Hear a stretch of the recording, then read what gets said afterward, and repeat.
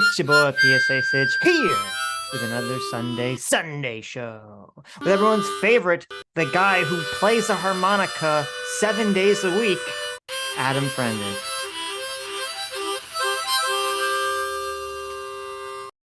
Thank you.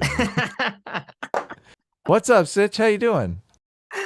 I'm doing good. How are you? What's on the today? agenda for this week? I look at this. It's your favorite aesthetic. Oh my god. What's going on here? My favorite aesthetic, the 80s. Is he a porn star or is he homeless aesthetic? Yes. Or is he a serial killer? Are you or about to die? Killer. That's right, the trifecta. Porn star, serial killer, or homeless. Yes. Right, yes. I mean, I can imagine the white van in the driveway as we speak. God, I hate Zoomers so much. I mean, not the ones in our audience. No. Okay, Well, so that's today, different. Yes, of course. Today, we're going to be watching, oh my gosh, 2 videos, actually 2.5 videos of Noah Samsen. Oh, okay. Cool. Noah Samsen. We've covered Noah before, the origin of Good Faith Gary. I don't think you're going to be seeing any Good Faith Garying today at all. From you or from Noah? From him, from Noah. Oh, really? Okay. Yes. So basically the short of it is that he got into a spat with another YouTuber called Think Before You Sleep. Okay. And well, actually, before we watch the Noah video, we should actually watch the Dove commercial. Look at that. Yeah. Just so everyone the original has Dove commercial. Yes. So now is this commercial? Look, I'm trying not to say the W word. Yeah.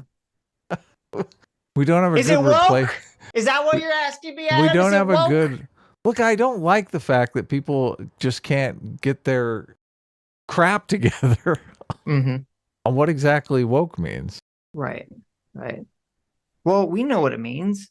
It means that you're pushing for cultural changes, or that you don't believe that liberal solutions to cultural problems work, so you need to go further to the left. You need a leftist solution to cultural problems. Some would even call that Marxism. Some would even call it cultural Marxism. Bum, bum, bum. But that's a naughty word. That's your interpretation, but I don't think most people mean that when they say it. You and James Lindsay definitely mean that. That's what people mean. What people mean. Okay. Right. What people mean when they say woke is there is a definitive change that everyone knows. And anyone that says otherwise is lying to you, because they know it. Everyone knows that somewhere around the years 2014, 2016, there was a shift in the online left and how the left behaved. You know, the left used to seem like they were the party of free speech and freedom and let people do whatever they want. And then it seemed to become somewhere along those time period of 2014, 2016 to become authoritarian, cancel culture, very strict, thought crimes, blah, blah, blah, blah, blah. And there was this big shift. And so when people say woke, that's what they're referring to. They're referring to that shift. Okay? The authoritarian shift. Right. Yeah, maybe that's sort of the easy way to define it, is the authoritarian shift in the left that happened around 2014. Okay, that'd probably be like the easiest way to define it.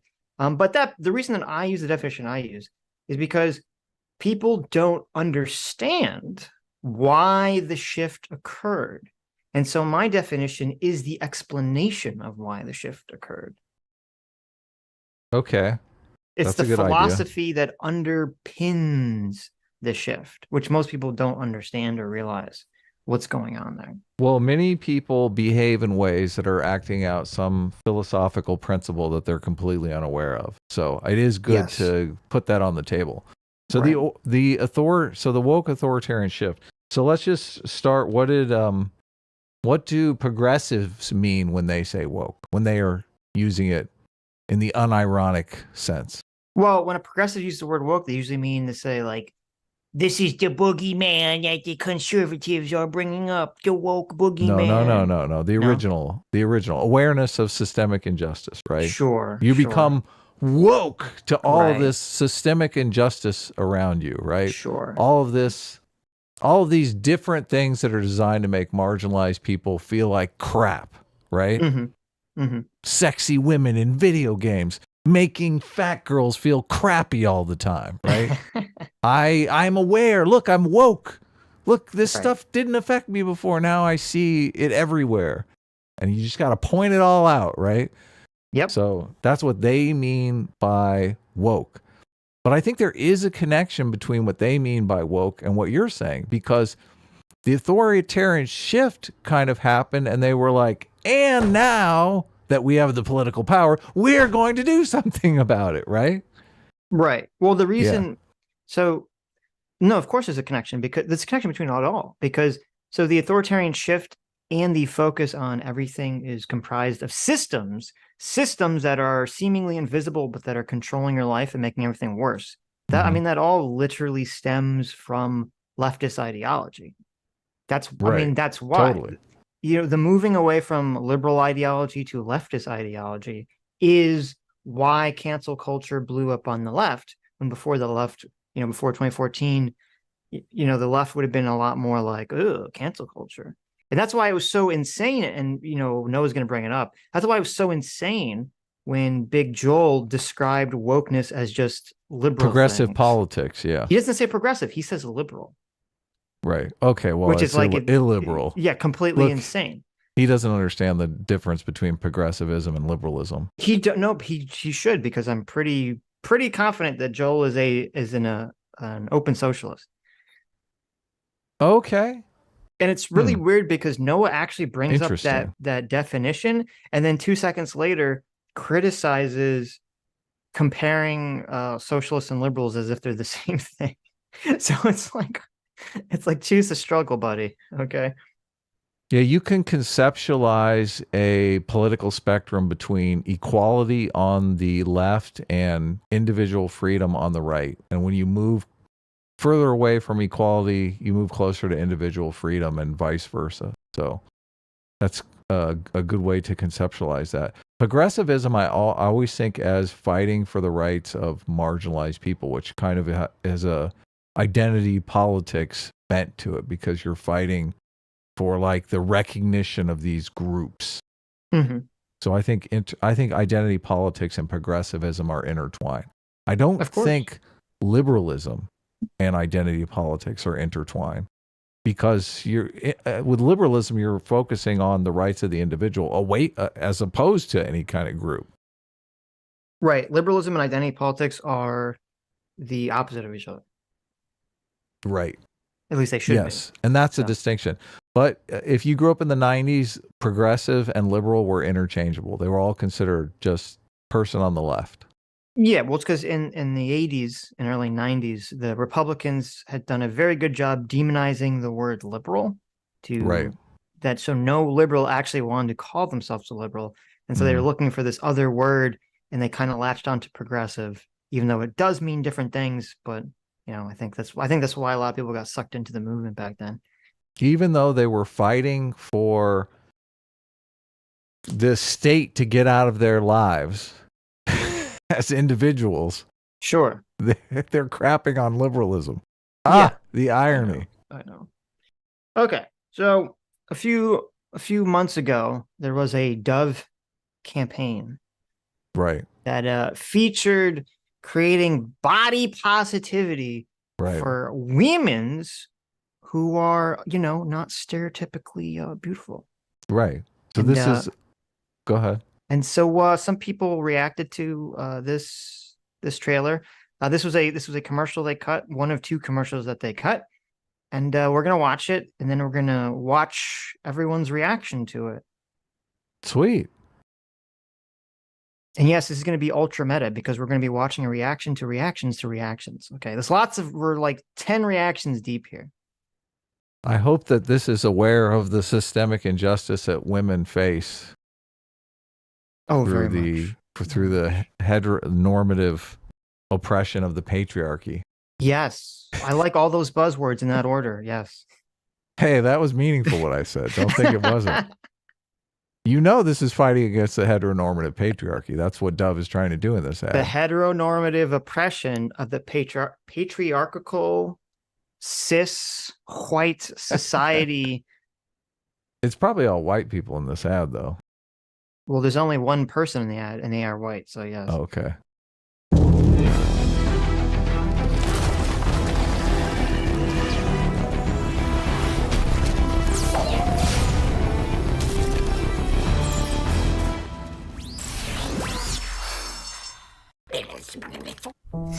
By the way, that looks like the worst game I've ever seen in my life, but all right, fine. Oh, okay. Look at this sad music.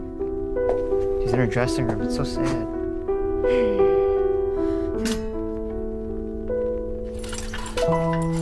Oh no. She's actually fat.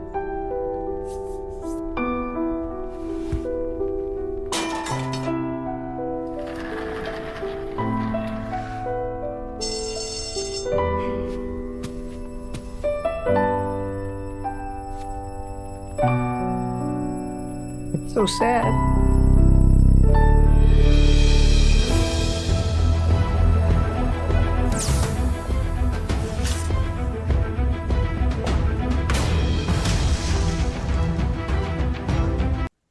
74% of girls feel underrepresented in video games. Look at that.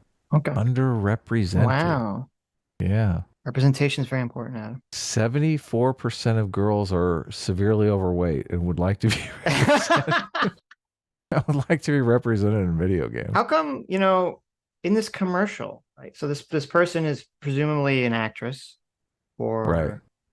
Well, it's kind of confusing because it looks like they're an actress for movies, but she's in a video game. So I guess she's a motion cap actress for video games or something. But they're an actress for this character that's very famous. And the character that she's playing, she's paid to play, that is her job to play, is this like skinny character. And yet she's allowed herself to get fat. I mean, isn't that a failing of her, like literally her career? Like if your career is to be an actor and actress, part of that is maintaining your body to to look like whatever the character you're playing. Sure, yeah. But I mean, we do have fat actresses and fat actors, so. Sure, but it's always like it's bad if you have, someone who's supposed to be an action star. Like, I don't know if you saw Blade 3. It was very obvious in Blade 3 that Wesley Snipes was not actually buff. Like, he was too lazy to get buff in that movie. Really? And like, when he takes off, so the whole movie, he's wearing this big trench coat. And then there's like one scene where he takes it off and he's wearing this like really tight red shirt underneath, but it's very clear that it's like fake muscles, like pads in the shirt. No way. Because I like in Blade 1, Wesley Snipes takes off his jacket and you see he's like, he's ripped. Yes. Yeah. Blade 3, he's like, you know what? He's like, Blade 1 was a good movie. Blade 3 is like, this movie sucks. I'm not even gonna get in shape for this. Like, just give me the fake muscles. Ryan Gosling in the Barbie movie, I was like, are those real? Is that real? Yes, he was his ripped. abs are like sticking out. Yes, he was so buff in that movie. Yeah. Crazy. I just think it's interesting that none of that plays in this conversation with any of that. Like, if you're being paid to be an actor and actress, part of that is maintaining a body weight for the character. Sure, and there's are video games aspirational? Do you really want to see, even if you are chubby, overweight, whatever you want to call it, do you really want to see the characters in your video game be chubby and overweight? I'm not sure I do. I can be unattractive and still like looking at attractive people, right? No, Adam Wilson, I don't know if you know this. Okay, you don't know this because you're beautiful, all right? So you've never experienced this. But like, if you're ugly, like me, all right, you want to make sure that all the people in your media are also ugly so that you feel represented. Look, first of all, I'm not Brad Pitt over here. There are people I live in Hollywood, okay? There are people that are much more attractive than me. You're a 5 in Hollywood, but anywhere else you'd be a 9, baby. But look, if I'm going out with my friends, I mean, I like hanging out with other guys that are attractive because it's like, look, it brings more attention to us. What are you talking about? Adam's like, listen, no uggos in my friend group. Well, look, we got some uggos in our friend group, but that's okay. No, the move is you got to get guys that are like, you don't want them to be so ugly that they put like people off from talking to you, but they're less attractive than you, so you look like the most obviously attractive person in the group. That's the move. People range in attractiveness, but you got to admit we live in a world where attractive people get attention. Of course. This is why they're used in video games, because they want to get attention on their video game.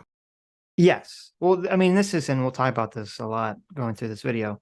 The central component of feminist ideas about objectification are scientifically nonsense. Right. Because the idea is that, like, oh, a man sees an attractive woman and he just in his mind, because she's attractive or because she's wearing a skimpy outfit, he just sexualizes her, and she is no longer a person. She is an object. She's an object. She is sexually objectified. And all psychological studies show that it's literally the opposite. That if a person interacts or sees a person who's more attractive, they're actually more likely to empathize with that person, trust that person, and care about that person just based on their attractive level. Right. Yeah. They see him as more human. Yes, exactly. They see him as more human, not less. And that's exactly why movies would try to, get, well, used to attractive protagonists. People. Yes, because then it makes it's like a cheating way to get you to empathize with the character. Yeah, immediately. Yeah. And it's so funny because we all know this. If you see, there's a really good Plinkett review of Avatar. Yes, I know. And what the little dog knows. Yes, right. I love dogs. Yes, and he kind of compares Avatar to District 9.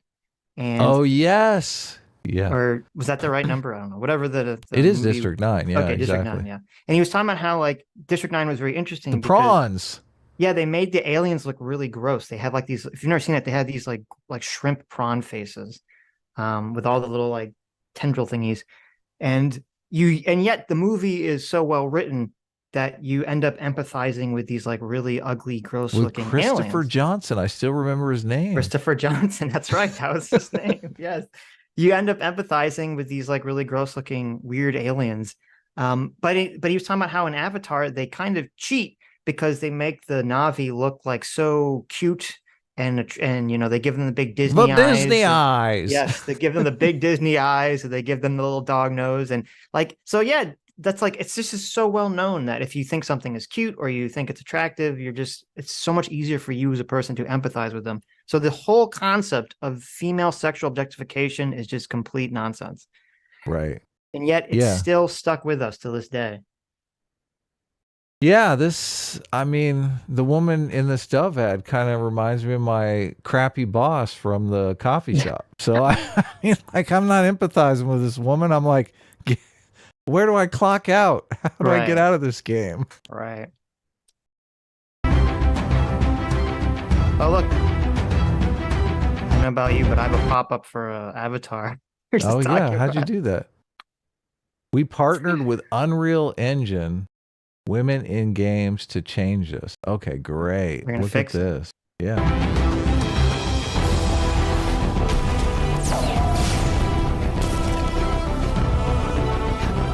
There you go. See, we got the fat version now.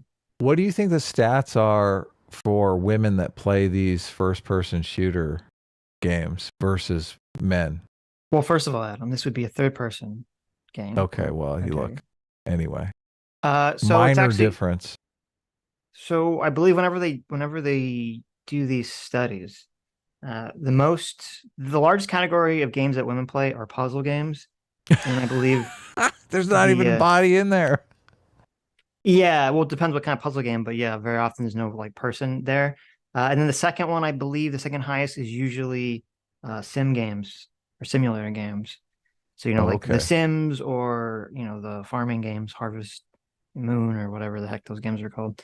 Right. So it's just kind of ridiculous that, this product here, if it was really a product, obviously it's not. This game would probably be 95% played by guys. Yeah, maybe 80, there's still 20% of women will play, third and first person shooters, but obviously, it's not the majority. Right. Cool.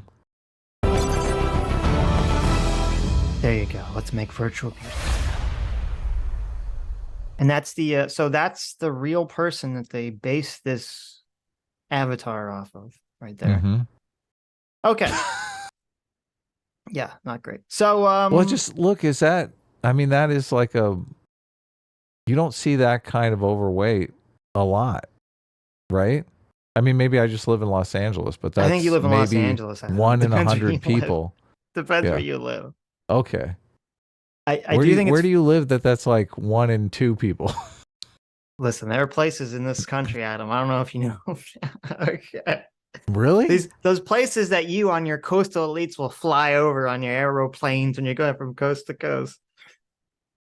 I mean, you don't see people that big, and I mean, you do, but I mean, it's like 1 in 100 people. Listen, It's look not. at it. I don't go to the grocery store and see that kind of chat. How do you feel about configuration. this? How do you feel about this, chat?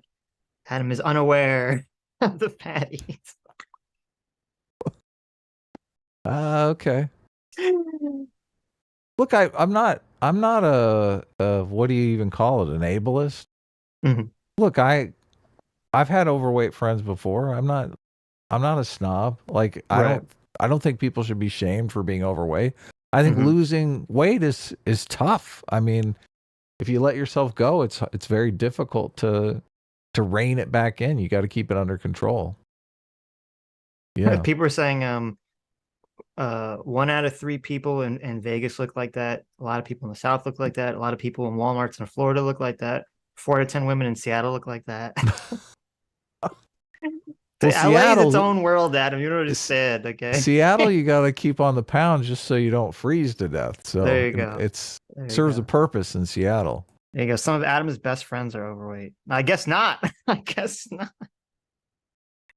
Did you like that even like in the, so this is supposed to be like a video game representation for body positivity, and yet they like kind of hid and removed her double chin.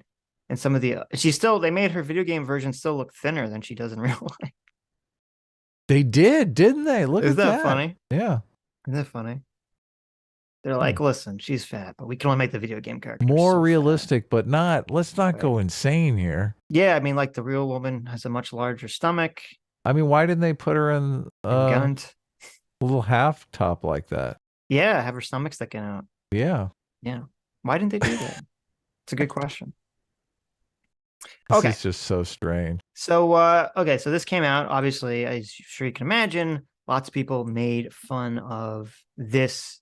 Because it's just a giant virtue signal here. Yes. Like, that's all it is. Look, Dove cares about these people. Buy our soap. How's it not? It is. That's 100% what's going on. Look, you don't play video games. You're too old for that. You care about moisturizing your skin while you're in the shower. Right. Yeah. Okay. Yeah. Okay. So let's watch. Hey everybody, what's up? Today we're going to be looking at a video called... Bring up a picture of Noah Samsen's girlfriend. I want to compare to that last I don't even know if he has a girlfriend. Look, I'm only kidding. I'm joking around. How dare you? But I'm just like, why does he care about this topic so much? Because he has to virtue signal too, Adam. Don't you understand? He's a woke warrior. By the way, this video is called "The Anti-Woke Content is Trash." Right. Well, this would be qualified as anti-woke content. Our content would be qualified as that. Yes.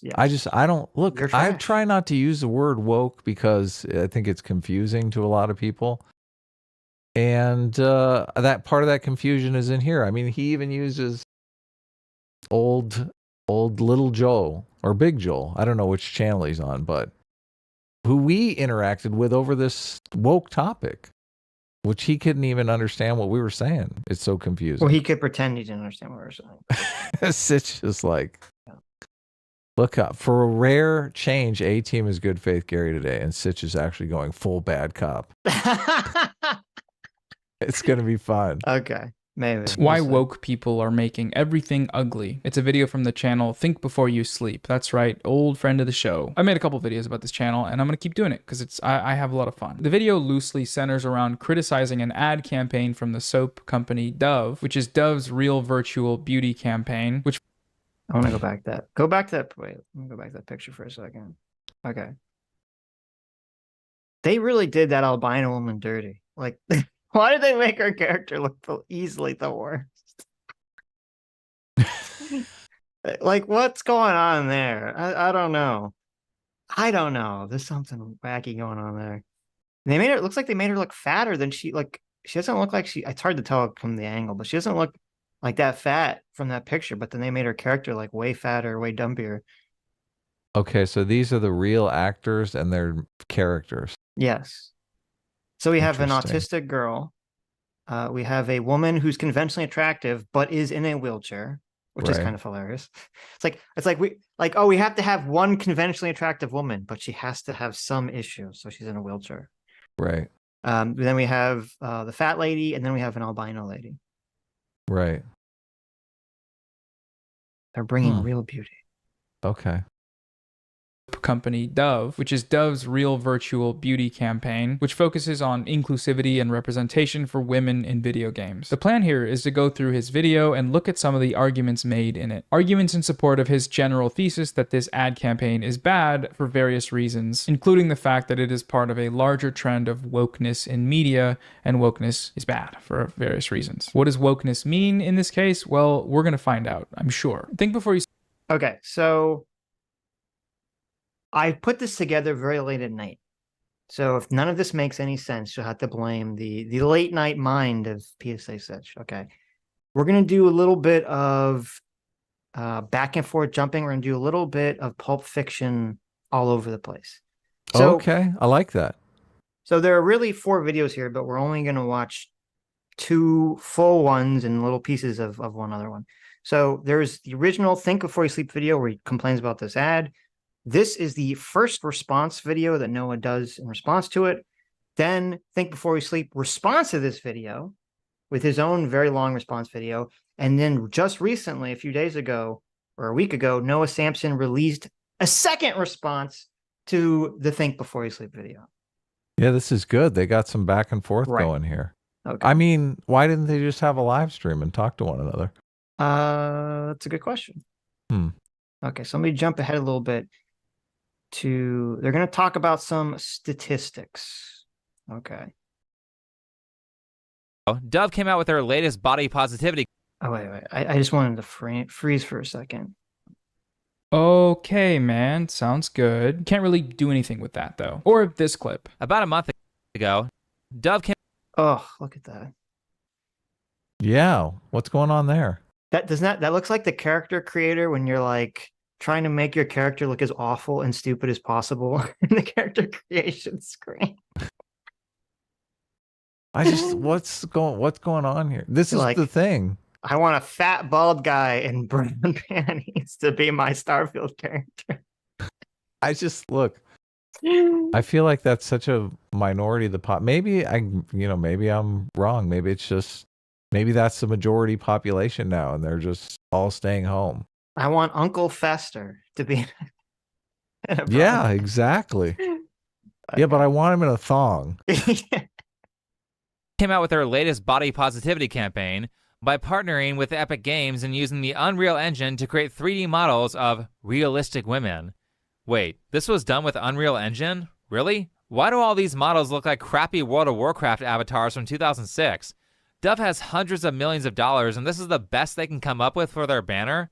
I mean, there are YouTubers working by themselves on no budget making full AAA quality playable renders with Unreal Engine, while these renders from Dove barely break the PS2 era. So Dove is a bad, lazy company because their graphics are worse than a Zelda animation that a YouTuber made with a fraction of the budget. The key word there is worse because, again, that's subjective. He's acting as if the objective barometer for a quality animation is that you need 10 RTX 9090s to render it. But okay, so this argument is so dumb. It has to be bad faith. Like this can't be a real argument, right? So you have these. Let's go back a second. Okay, so you have this like beautiful looking. Graphics are worse than. Okay, you have this beautiful looking fan made Zelda animation. Okay. And it's like, oh my gosh, this looks so amazing. Blur there. Look at that. Yeah. Little focal length. Right. You got focal length in the shot. Yes. Beautiful. Okay. Looks good. I mean, the ears, a little gross, but. He's got the elf ears. I know you don't like the elf ears, right? And you compare that to that thing that looked like baby's first Fortnite character, right? Sure. That the Dove commercial made. And Noah here is going to be like, well, better is a subjective term. It's like, come on. This is just disagreeing to disagree. There is that's no true. reality where any person who's honestly looking at this and saying, oh, wow, and then comparing it to let's see, where's there a shot of the dove people? To this, and to not think that the Zelda thing is just objectively better in terms of how it looks. No one thinks that. That's not real. That is not a real statement. Yeah, of course. I mean, Yeah. it's all just subjective. They're like, oh yeah, look at this. This looks great compared to that amazing Zelda animation. And it's so stupid. This is the dumbest argument. Better is a subjective term. No, there are elements in terms of what is better and what is worse that are subjective, but there are things that are objective. And we all know that objectively the Zelda thing looks better. And as Think Before You Sleep's point was, which Noah does not even talk about because Noah is not being very honest in his critique in any of these videos, is that his main point here is that Dove is being is kind of embodying the laziness of the entire movement of the body acceptance movement, which is kind of something that you brought up earlier, which is, should characters be aspirational or representative? Right. And the problem, I feel like the left or the woke left has kind of completely missed the mark on this, because you and I have talked about how it is important, and there's been a lot of research on this. It is important for people to have role models that they can identify with in order to say like, oh, I can succeed. I can do this thing. I saw it, someone else did this thing, and I can follow down that pathway. Right. Yeah. People on the right tend to fight that, but I think the evidence is against them. They say if you can't see it, you can't be it, and there's some truth to that psychologically. Right. Yeah, obviously there are people who are just very internally motivated that it doesn't matter, will succeed regardless. Of course, yeah. They're the pioneers that get into that role, and then other people can see it, and the more lazy types go, well, if he can do it, I can do it. Right. But at the end of the day, we have to remember we are all these, we're all primates, monkey see, monkey do. If we see someone do something, then we go, oh, most of us will say, oh, then it's possible. I can, it's easier to follow the road that's already, trodden and traveled. If there's no women astronauts, you think, I wonder why. Right, exactly. Maybe women can't be astronauts. Sure. Maybe wombs explode in space. Right. So that element of representation, I do think, is important. However, they kind of misunderstand, or they take it a little too literally, because, like, sure, you might say, okay, you want to have women or minorities in various places in life to show people that are women or minorities that they can accomplish these things. But it's not like they have to look exactly like you. Like, it's not like, oh, if I'm a woman and I want to be an astronaut, I don't need to see a fat woman be an astronaut if I'm a fat woman, right? Look, there's never going to be a fat woman astronaut. Yes, exactly. Because it's not possible. Look, you don't have that much fuel. Those rockets need to get into outer space. Listen, they got to squeeze you into that little suit, all right? And they got to cut down on fuel as much as possible. So, and you're going to be up there for a long time eating those little squeeze tubes, all right? Right, you need to be trim. You need to be trim. But the difference here is that there's like this weird misunderstanding of representation and of aspiration, because the goal is you still want characters, especially fictional characters. You want fictional characters to be aspirational models generally, right? Yeah, you want to empathize with them. You want them to be able to feel like, oh, like maybe I could be this person, or this person is me, or this person's literally me, for real, or something like that effect. But you generally want these characters to be aspirational characters, some character to kind of strive up to, go on the hero's journey. You're going to climb the mountain to become this, mythical great character. And too much of a lot of the woke movement is based around this idea of like, you are perfect exactly the way you are. You don't need to change. And this idea is the worst idea imaginable. Right. Because you suck. I suck. We all suck, and we could all do better, and we should constantly be striving to do better in our lives and to become better in our lives. And if you're just shove this message of you're perfect, you're perfect, you're perfect, then you lose all motivation to change. Because why would you? You're perfect the way you are. Yeah, yeah. There's no more desire to achieve some sort of human excellence. Yeah. Yes. I agree. That's the problem. It's so annoying too, because it's like, okay, yeah, people, we all human, and we all have things, physical disabilities or whatever that we can't change about ourselves, and it would be psychologically unhealthy to fixate on those things. Like there are, I hate to bring up the whole Alcoholics Anonymous thing, but it's like, give me the strength to change the things I can, and the strength or whatever it is to accept the things that I cannot change. And that's really God, give me the serenity to accept the things I cannot change. Right. Like the courage to change the things that I can. There you go. And the wisdom to know the difference. Beautiful. Exactly. Yeah, but see, that's a really good mantra to live by. That we should be kind of pushing for in our society. Look, and even the wisdom part is super important. The wisdom to know the difference. Yes. That's where they're falling down here. And they're not wise enough to know the difference. Exactly. Well, the problem is with a lot of the woke stuff is that it is the destruction of the aspirational, because it's like there is nothing to really aspire to except for, I guess, communist revolution. There's nothing to aspire to on a personal level because nothing's your fault. Everything's society's fault, and you're perfect the way you are. And it really, whether they realize it or not, they're really hearkening to this idea that humans are all born perfect. And it's really the evil society that corrupts them. Yes. Yeah. That concept is very new to identity creation. Yeah. Your identity is something that comes from within and society must accept. Which, it's funny because there are elements of truth, like it's this constant golden mean of you want society to be some level of accepting, but not accepting of everything. And you have to have this like struggle to figure out where the line is of good acceptance versus bad acceptance. Right. Yeah. And bestowing dignity on people who just can eat more cheeseburgers than anyone. Right. Not sure about that. Yes, exactly. I mean, that's not tough to do, right? The left, I think, has an idea that you should like just accept everything. Right. They're not even conceptualize the fact that no, there are things that we shouldn't really be accepting.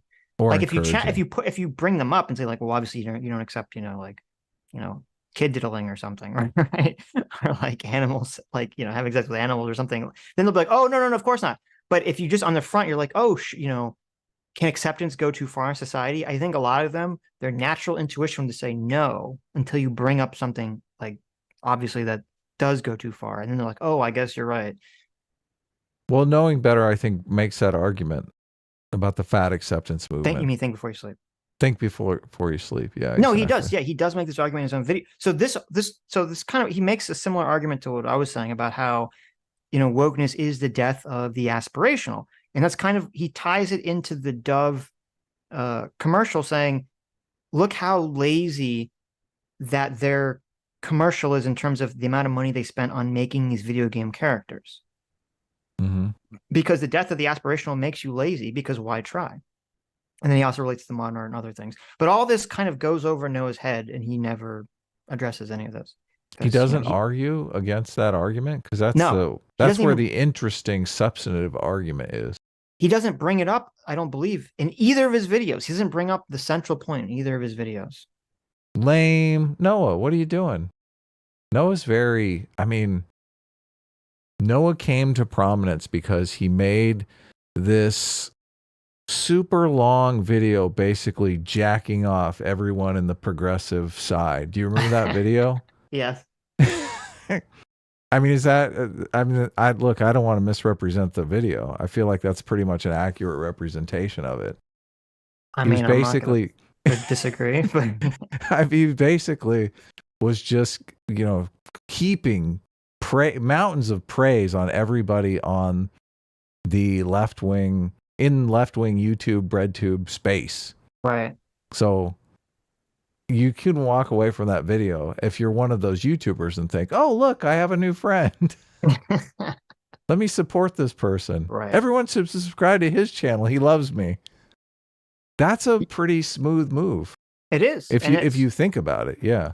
Hassan, it's funny, Hassan watches his videos regularly and gives like it's Hassan, so he gives literally the dumbest comment. So, right. You know, he watched this video and he's like, bro, it's a soap ad. Why are you so mad? It's a soap ad. Like, thank you, Hassan, for your brilliant commentary as always. Well, look, this is exactly what I'm talking about. Hassan is on the record that he's not going to give clout to anyone, but he breaks the rule because Noah Samsen made this video praising Hassan in the very beginning. Right. Like that was his introduction. And now the cognitive bias kicks in, and the cognitive bias is, I like that guy. I like Noah Samsen. Yeah, of course. How can I not like this guy? Look, he loves me. Yeah. Here he is worshiping at my feet. Listen, he might be a serial killer, but I'm not 100% sure. Okay. Right. Yeah. Nick but it's Foof, it's just a blindly partisan act. Of course. Which this is the way to get big on YouTube right here. Nick Fu for 20 pounds says, guys, you should really interview David Jaffe, creator of God of War. I saw him cite the debunked left-handed study when discussing trans issues on the Side Scrolls podcast. He's a nice guy, so I'm sure he'll say yes. Yeah, I'll check it out. Cool. I'll check it out. I'm curious to look into that. That's awesome. Good Faith Gary, look at that. It's Good Faith Gary himself. Already here. Amazing. Oh my God. For $20, says, look, I told both of these clowns that I was out on vacation when they were trying to make their videos. I told them to wait, but hey, while I'm at it, S-Class is the best class. Boo. Thank you. Ryan for $20. Thank you, Ryan. Says, can't watch today, but you guys always make my Mondays easier. Do you guys plan on breaking down some of the recent Ethan Klein stuff? He goes against Hassan and communism and makes some really good points. Actually, yeah, during the week, I believe we were planning on watching that interaction. There's a very interesting interaction between Ethan and Hassan, where Ethan kind of takes Hassan to task for defending China, simping for China. Nice. Yeah. There you go. China's, look, you got to be in a giant bubble if you don't see all these videos about China being in economic trouble. Sure. Being in dire straits. Well, they're really talking not really about that. They're really talking more about the, the humanitarian problems with China and, China trying to take over Taiwan and things of that nature. So. Okay. Yeah.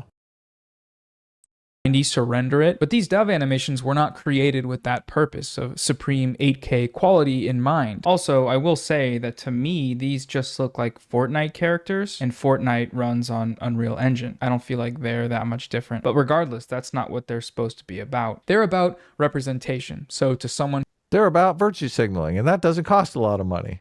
Who's interested in representation in games, the dove animation would likely be better. Think before you sleep. So this is very telling. I'm glad he said it. He said, well, it doesn't matter if this Legend of Zelda fan animation looks 1,000 times more beautiful. It's not about that. It's about representation. That's what matters. It's about representation. It's about tokenization. And doesn't that really just give the game away when you watch a movie or see some kind of story that's super woke? And you're like, this story is really garbage. And it's not just garbage because it's woke. Like, it's the story and the character elements are sacrificed at the altar of making it woke. Yeah. And that shows, because, and we've talked about this. We talked about this in our Spider-Man review.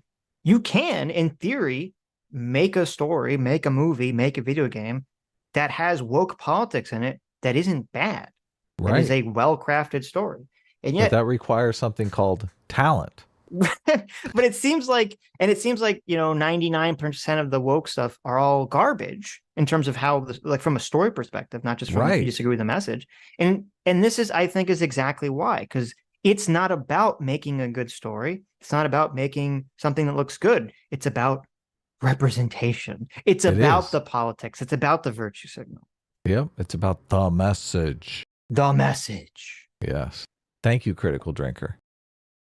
Is not one of those people, clearly. And so, all right, we can't really say anything about that. It's just how he feels and that's great for him. One last example that I thought was kind of funny was him saying that because the reason he plays games is to escape reality, characters in games shouldn't be ugly because he doesn't want to insert himself into an ugly character. Not to mention that video games are primarily about escapism, and if I'm playing a character, I want to play someone who is more attractive than me so I can self-insert and escape from my less glamorous life.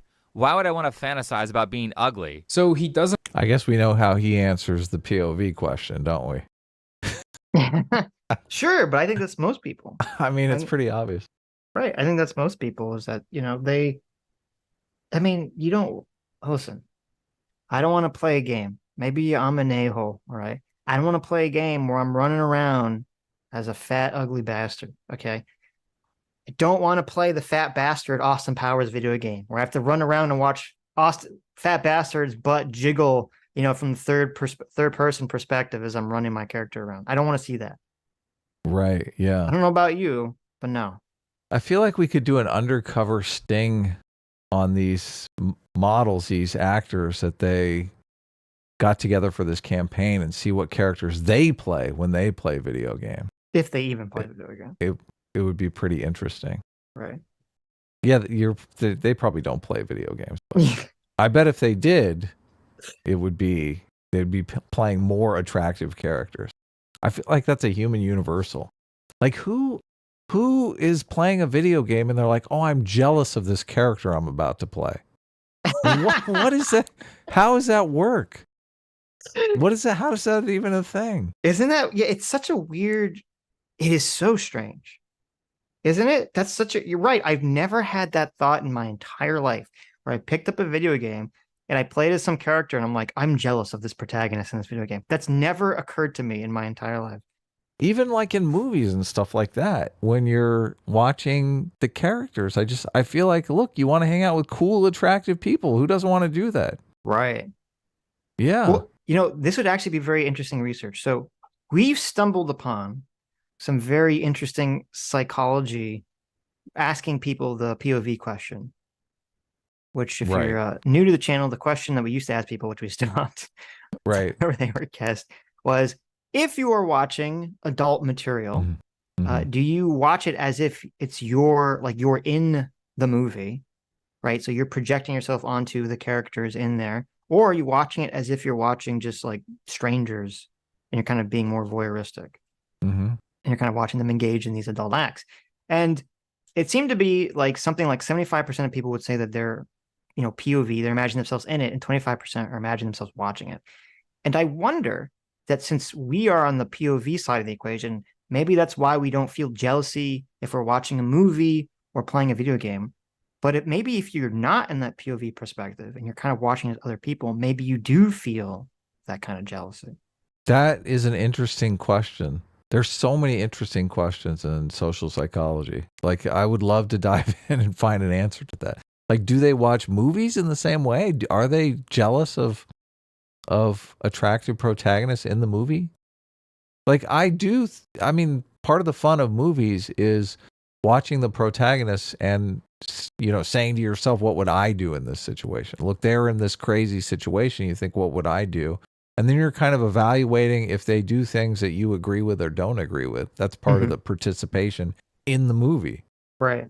Yeah. And one of the things that brings you out of a movie all the time is when they do something that you think no normal human being would ever do that. Like the classic example is in the horror movie when they're like exploring the house. It's like, no, get out of the house and run down the street. Right. What are you doing? Don't look in that closet. Yes. Don't split up. Yeah. Just get out. Stay together and run away. Yes. Yeah, exactly. Yes, exactly. Right.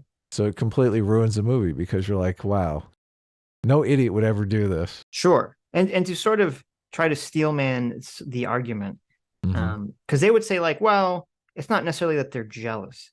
They say it's, you know, the argument is always, you know, a woman will play a game and they'll see these really sexy women and it makes them feel bad because they have some standard of beauty that is not achievable in real life or not achievable to that woman that's playing the game. No, I figured it out. I just figured it out as you were saying it.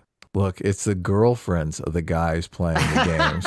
That's totally it. As True. soon as your boyfriend is playing the hot character, Yeah. and you're going, look, I want his attention. Right. And look at this. This Yes. game has his attention. Right. That's a great listen. They see their boyfriend playing Soul Calibur. They choose Ivy. She's got that thick thighs and that big booty, and she's wearing that Right. thong with the Yeah, tickle bitties, exactly. and they're just like, oh my God, this is what my boyfriend wants. And I'm We're not gonna this. look. And then they become running- jealous of the fictional character. They do, but they have Yes. political power, so they're like, look, we're gonna change my boyfriend's video games if it kills me. Right.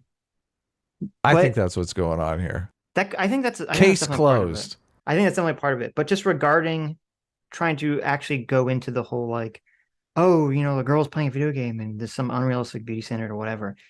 I don't buy this argument because this has been this is the same thing for men, and it's never been a problem at all. Mhm. And it's always been seen as aspirational. How many times do you see a male figure in a movie or a video game who is not only almost always a conventionally attractive male who's very muscular, but they're also like the most competent man on the planet. Every male protagonist is like John Wick or John Wick Jr. And do guys really walk around like, well, I could never be Kratos from God of War. I could never be that ripped. Like, is that really like the thought process? Or are men just so different biologically? They don't just walk around being like, well, I could never be, Master Chief from Halo, so therefore I don't like this game. And my life I think is there's ruined. less intimidation going on with men. Definitely.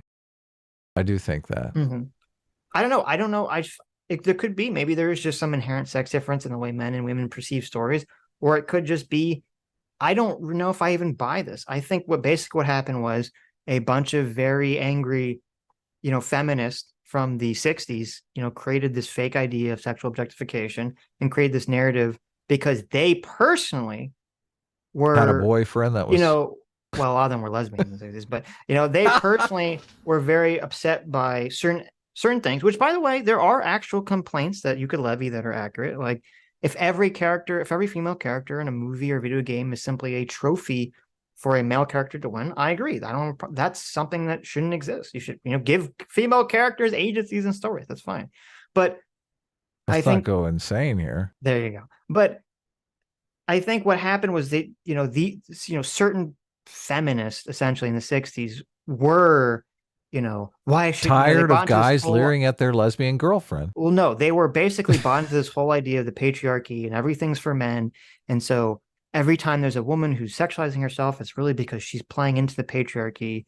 It's like if you were a feminist from, the second wave third wave feminist, you'd essentially view it like every time you see a woman who looks conventionally attractive, it's like a CRT person looking at Clarence Thomas overruling, affirmative action. They basically perceive it as women selling out to men. That's how they perceive it. Oh, you're right. Yeah. And They're so getting I think dolled up for the guys. right. And I think that's a lot of what's going on here is that mentality has been kind of passed down generation to generation. People forget the reason of the mentality and they just kind of repeat the performance. Does group superiority play a role in this dynamic? Do the feminists feel as though they are superior to men or want to be regarded as superior to men? I mean, I've definitely heard that idea. So okay. Doesn't want to fantasize about being ugly. He wants to instead fantasize about being the juicy thighs muscle mommy Chun-Li. That's fine, actually. I think that's totally fine. But once again, isn't it funny? So we have this like 10-minute conversation about, aspirational, what it means, how you interpret, character in art or movies or video games, blah, blah, blah, blah, blah. This is like a lot of interesting ideas to go on there. And then Noah Samsen, all he does is he just looks at this and he takes the most bad faith interpretation saying, oh, well, he must mean that he personally wants to be Chun-Li. So ha ha ha ha ha. Yeah, using it to insult. Like, which is, first of all, doesn't even make sense because Noah, even if Think Before You Sleep did want to be Chun-Li, okay, it's very transphobic of you to make fun of that. Even though you're going to say you have no problem with it, you obviously are calling attention to it in a bad faith way, because obviously if you looked at the screen, he was reading or he was referring to a post of a girl who was saying that she wants to, in her mind view herself as like Chun-Li. Not that he personally, Think Before He Sleeps, wants to do that. Right. So yeah. But I mean, it would be more fun to play a game looking at her than looking the at fat dove character. Yeah, exactly. Yeah, sure. I mean, if you got, you select your character, I'm selecting Lee. Okay. And that's his right. That video games are primarily about one thing, the thing that he happens to care about. All right, so since the opinions can't be addressed, we're just going to move forward and look at the arguments. I know I could have done this first, but I feel like the opinions are such a substantial part of his video that I needed to talk about them before moving on, but maybe that's wrong. I don't know. So first up, Think Before You Sleep makes the argument that Dove is a lazy company because they show a statistic on the screen that he doesn't believe is true. Real beauty takes effort, and everything about this project from Dove says, we put no effort into this. For example, 2 out of 3 female gamers in the UK say there is a lack of representation in video games. The screen says. You were not there. You don't exist. The things are not made for you. okay, It's not for you. I guess not. don't believe that statistic at all.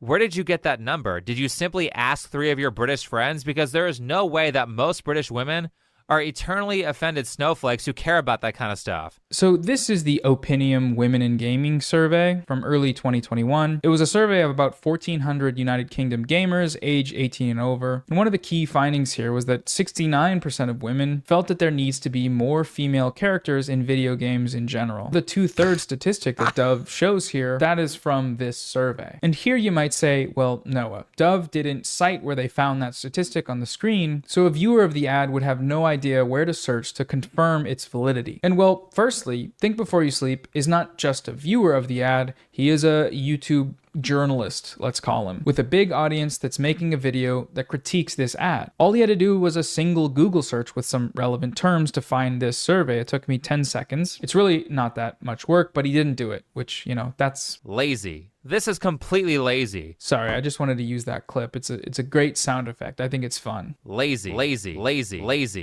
Okay. So I want you all to keep this in your mind. Okay. So Think Before You Sleep criticizes the Dove ad because they throw up this statistic with no citation whatsoever. And in his video, he talks about how, well, if they don't give you a citation, you should just hand wave it away, right? You should assume it's not real or whatever. It's their job to give you the citation. Okay. And Noah says that he was able to very easily find this study with a 10-second Google search. Right. How long did it take you, Sitch? Well, I'm not going to spoil it. Okay. Okay. So just retain that information. Okay. 10 seconds. Got it. Yeah. Lazy. Later in this video, Think Before You Sleep makes an argument about another statistic from the Opinium survey, arguing that the statistic must be bullshit because some people online didn't like it. Where exactly did you get that stat? This time it says 74%, so on this occasion, they would have had to survey at least 50 people. That's more than 3, but what do they do? Survey the office? How exactly do they ask the questions in the survey? Because there's no way that much of the general population agrees with this woke narrative, considering that in places like America, half the population are conservatives who don't care about this, and tons of liberals are anti-feminist too. So there's no way you got a vast majority on this one. The proof being that you had to censor the comments on the video. So his proof that the general population isn't with the wokeness is that the comments were turned off on one of these Dove animations. Now, let's just ignore. Well, okay. First of all, he said he reasoned, and then you can make arguments in favor or against. He reasoned that if half the population in America is conservative, half the population presumably would not be on board with woke stuff. Therefore, he would be skeptical of an unsourced claim that 74% of females had some opinion, some woke opinion. That's right. Reasonable. That was the claim. But Noah doesn't address that, obviously. or the fact that this channel actually has comments turned off on all of their videos, and just zoom in on the likes counter where we can see that it has 500 likes and over 16,000 dislikes. That's 99%. That's a pretty wild statistic, right? If you do a survey on a topic, it's very rare to see a figure like that, 99%. This isn't exactly a controlled experiment though, is it? There's a pretty important uncontrolled variable here, which is that hundreds of rabid anti-feminist YouTubers all made the same video talking about how the Dove ad is dumb and bad because it's woke, which might have some influence on the type of people that end up seeing the ad, given that the ad was only really talked about online by these anti-feminists. Just a thought there, you know? How come we didn't do a video on this? I know. Look we really at this. missed the mark there. We really missed the mark. We're All doing those it now. people. We're too late. Okay. So now we're going to do our Pulp Fiction.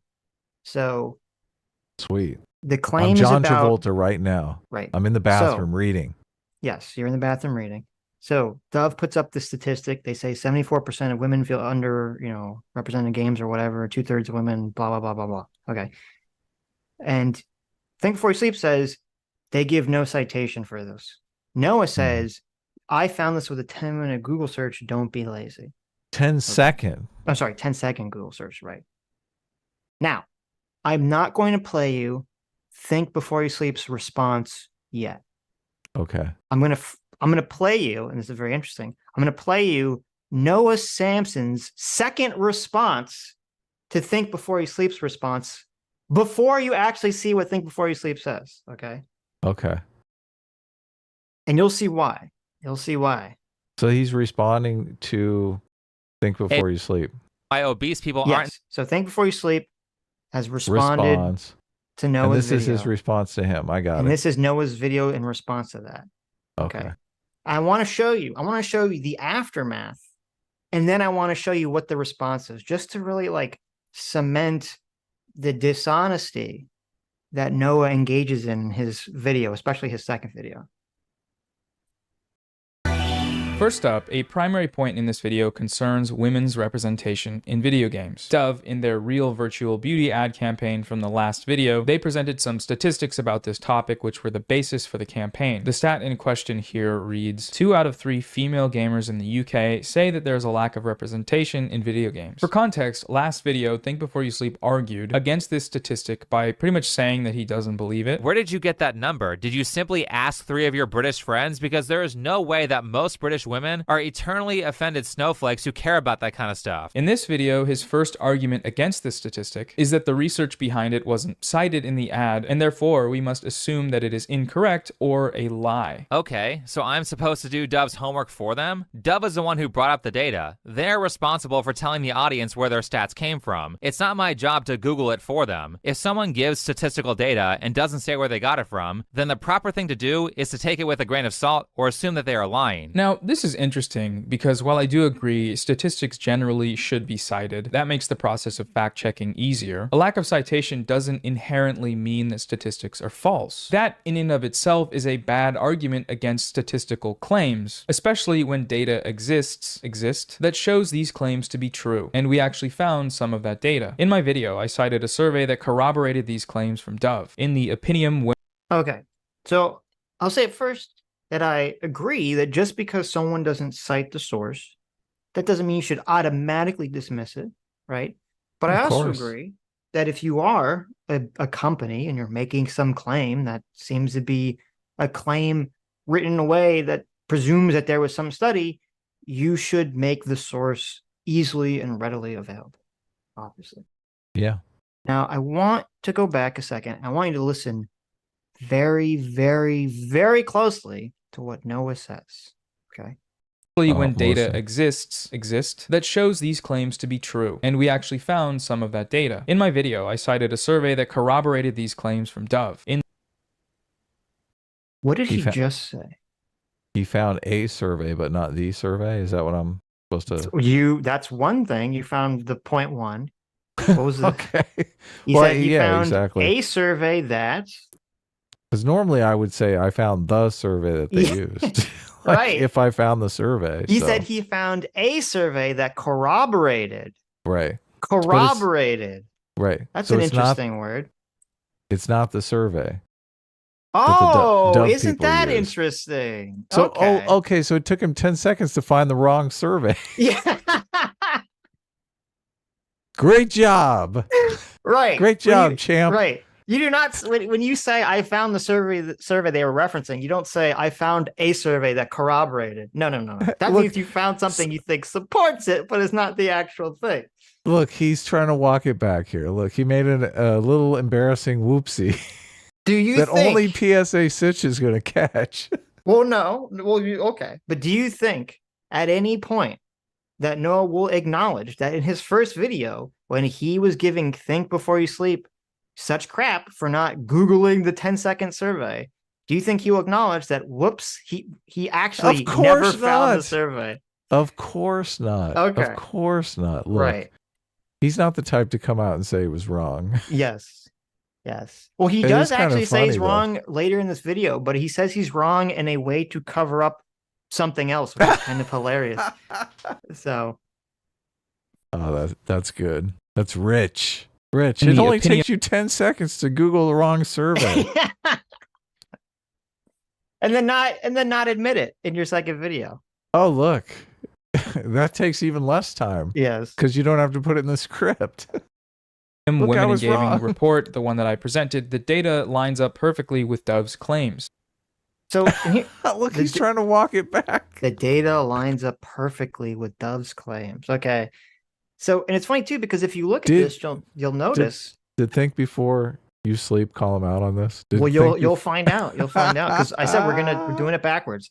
We're gonna see the response, and then we'll see what he's responding to. Okay. Oh, this is so good. Okay. And also, if Noah was like smart, okay, What a piece of shit. he could have brought up the study that he was claiming that the Dove study was based on, which I found you can find in 10 seconds. And remember, Dove said 74%. That was a statistic they pointed out. Okay. You can go to the study, you can hit Control F, you can type in 74.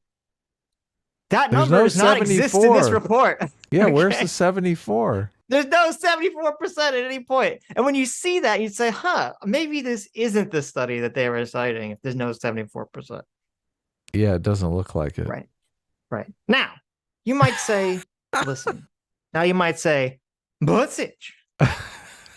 But Sitch. But Sitch, he found a study. Yes, but Sitch. Does it matter? Does it matter really if he didn't find the correct study? Yes, he was wrong maybe for making fun of Think Before You Sleep because he also found the wrong study. But does it matter? He found a study that seems to corroborate. Okay. Seems to corroborate the claim.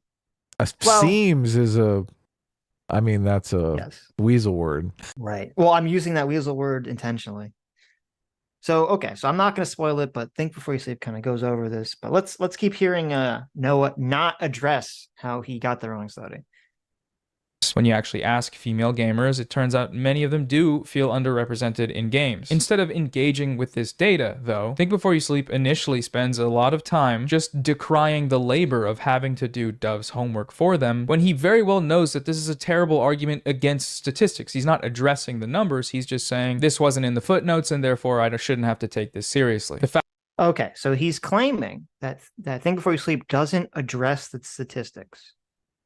Right. I have a feeling he does.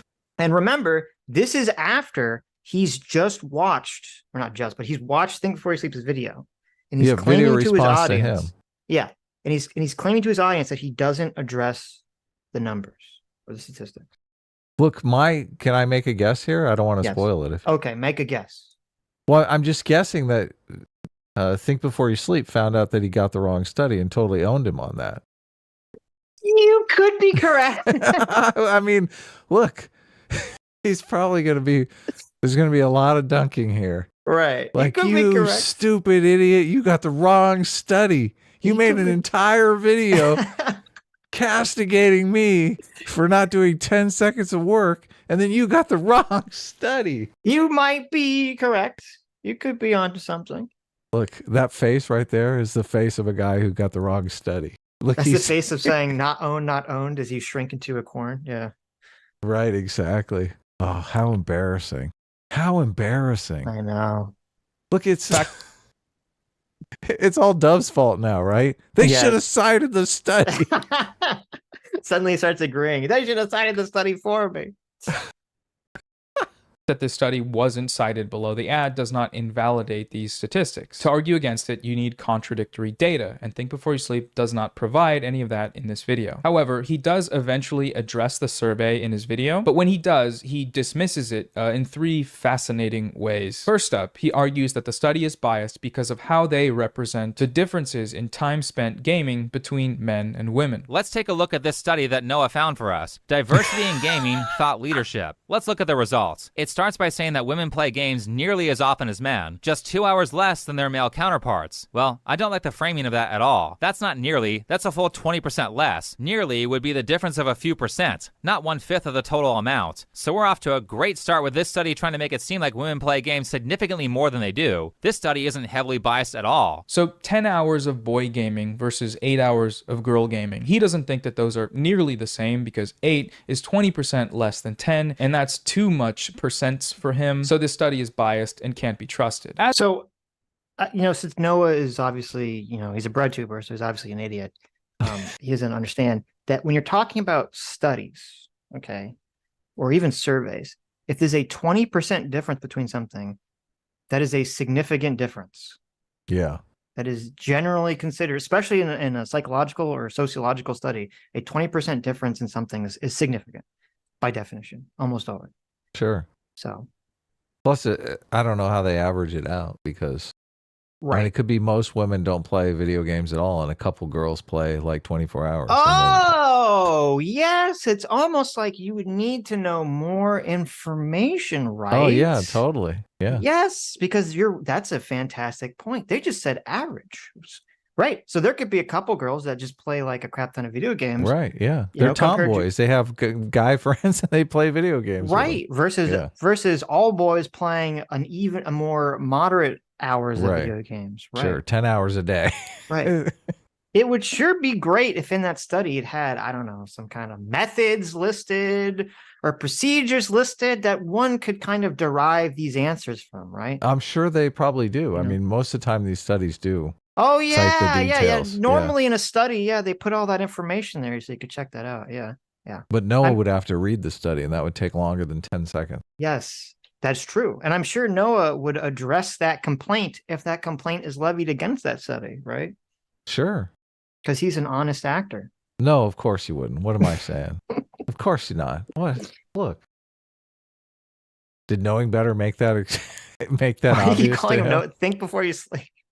I keep calling him Knowing Better. A completely different YouTuber. He looks like Knowing Better. Does he? I don't even know what Think Before You Sleep looks like. I know. I think he's anonymous. So okay. He doesn't even sound like Knowing Better. Yeah, you're right.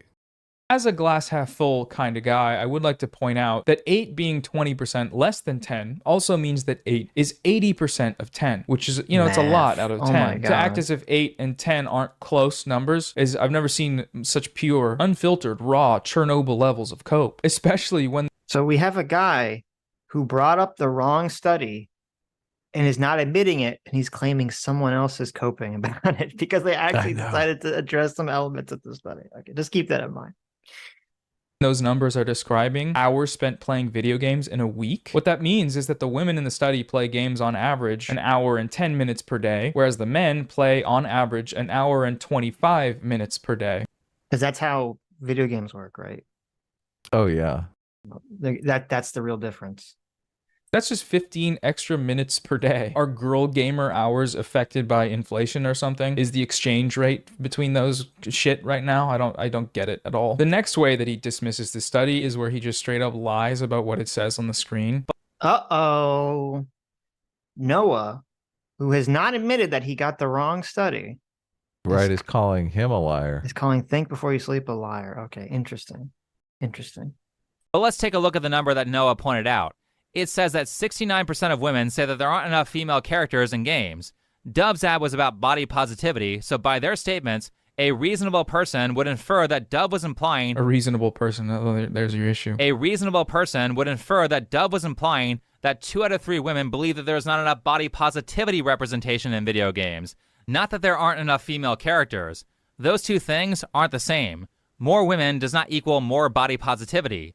If these are actually the stats that Dove used, then they are lying to you or wildly misrepresenting that study. See how he bakes in this assumption there that this number must be about body positivity, because that's what the ad is about, even though that's not what the statistic says, right? If you look on the screen, there it is. The statistic saying lack of representation, not body positivity. I genuinely can't tell if he's being dishonest here or if he just refuses to accept this because he doesn't believe it. But again, statistics are not invalidated by one's refusal to believe them. Okay. Yeah, what's going on here, Okay. obviously? This is insane. So, as you correctly predicted in Think Before You Sleep's response video, he realizes pretty quickly that the study that Noah brought up is not the actual study. Yeah, it can't Okay. be. Like, all the numbers are incorrect. The numbers are different. And right? also the body positivity versus representation. Like, more hot girls in video games is not going to be the same as representing exactly body positivity. Right. And so part of that is, and he says, like, well, if we were to assume that they were the same, right? Or if I didn't know that they were the same, you know, you would say, well, wait a minute, these seem to be asking different questions and they have different numbers. And that's what he just talked entirely about. different Right. questions.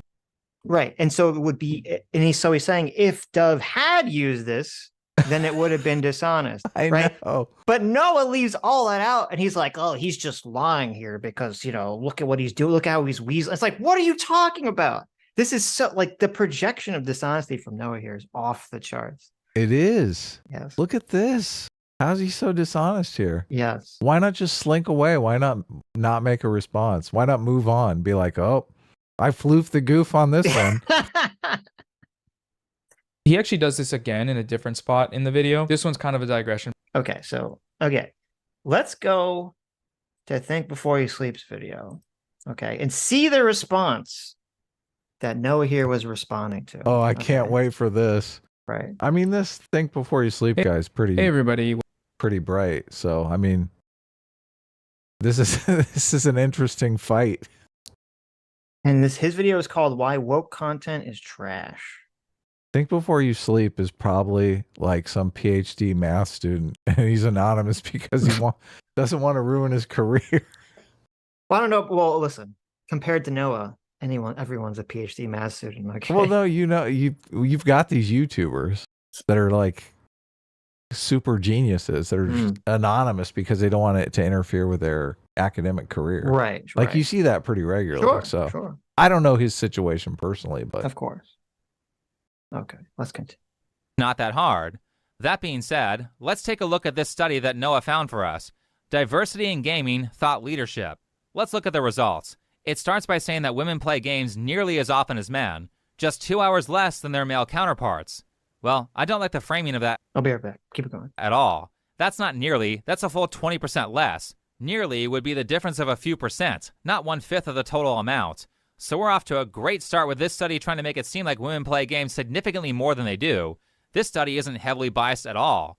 Now let's take a look at the stats that Dove allegedly was referring to. I say allegedly because Dove didn't cite their sources or make any reference to it, so Noah really has no idea if he found the correct study. Second, there are two stats here, 74% and 2 out of 3 women. Nowhere does it say 74% for any data point, so this very well could be the wrong study. Do you see the problem with Dove not citing its sources? Dove might as well have just made the numbers up. But let's take a look at the number that Noah pointed out. Oh, interesting how Noah left all this out in his response. I know what's going on. Fascinating. Why didn't he respond to this with a full apology about how he got the wrong study? Yes. How that 10 seconds of Googling should have been a little longer. And then, as he points out, the only reason he's fixating on this one stat is because this is the stat Noah pointed out in his first video. Right. And he's saying they're talking about different things.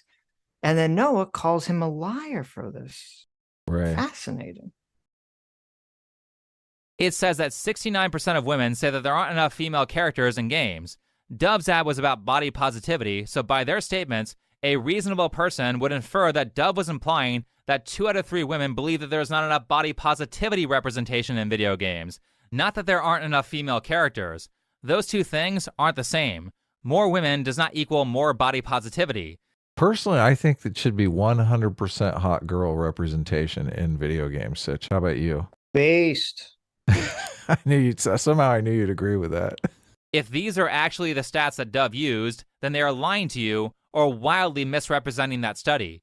On top of that, this report makes no mention of any of their methodology, so nobody can determine the validity of the measurement techniques that they use to get that data. For example, uh-oh. So you have a study that literally doesn't tell you. Yeah, it doesn't tell you anything. Yeah. And, you know, it's funny. You know, Noah said, Think Before You Sleep has 3 criticisms about this. And he doesn't bring forward the most important one. I know. Well, no, that you got the wrong study. Yeah, the most important one, that you don't have the right study. And then the second most important one, the study doesn't even explain what the methodology of the study was. Oh, wow. Okay. Crazy. This study is missing all sorts of important demographic data. Did they survey people randomly? Or did they survey a bunch of college kids? Colleges tend to lean very left, so you aren't going to get a very accurate representation of how the general population feels if you're only surveying people on the left, which is why you get nonsense like almost 70% of women saying that there aren't enough women in video games, when pretty much half the cast of every game these days is female, and it's been that way for a long time. So anyway. Well, and here's another thing too. It only said that they interviewed X number of gamers. It didn't say how many of those gamers they interviewed were women and how many were men.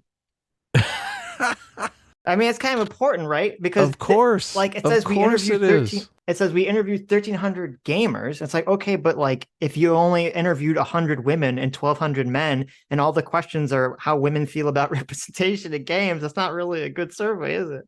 Of course not. Yeah. But no, it's not going to bring any of this up. After nearly this entire video and reviewing the information a bunch of times during editing, I decided that there is no way in hell that Noah got the correct study, so I did what I shouldn't have had to do and checked all of Dove's partnerships from the original article, which led me to this article here from Women in Games. Guess what? It turns out that Opinium did not do the survey. Oh, no! Oh, that's hilarious.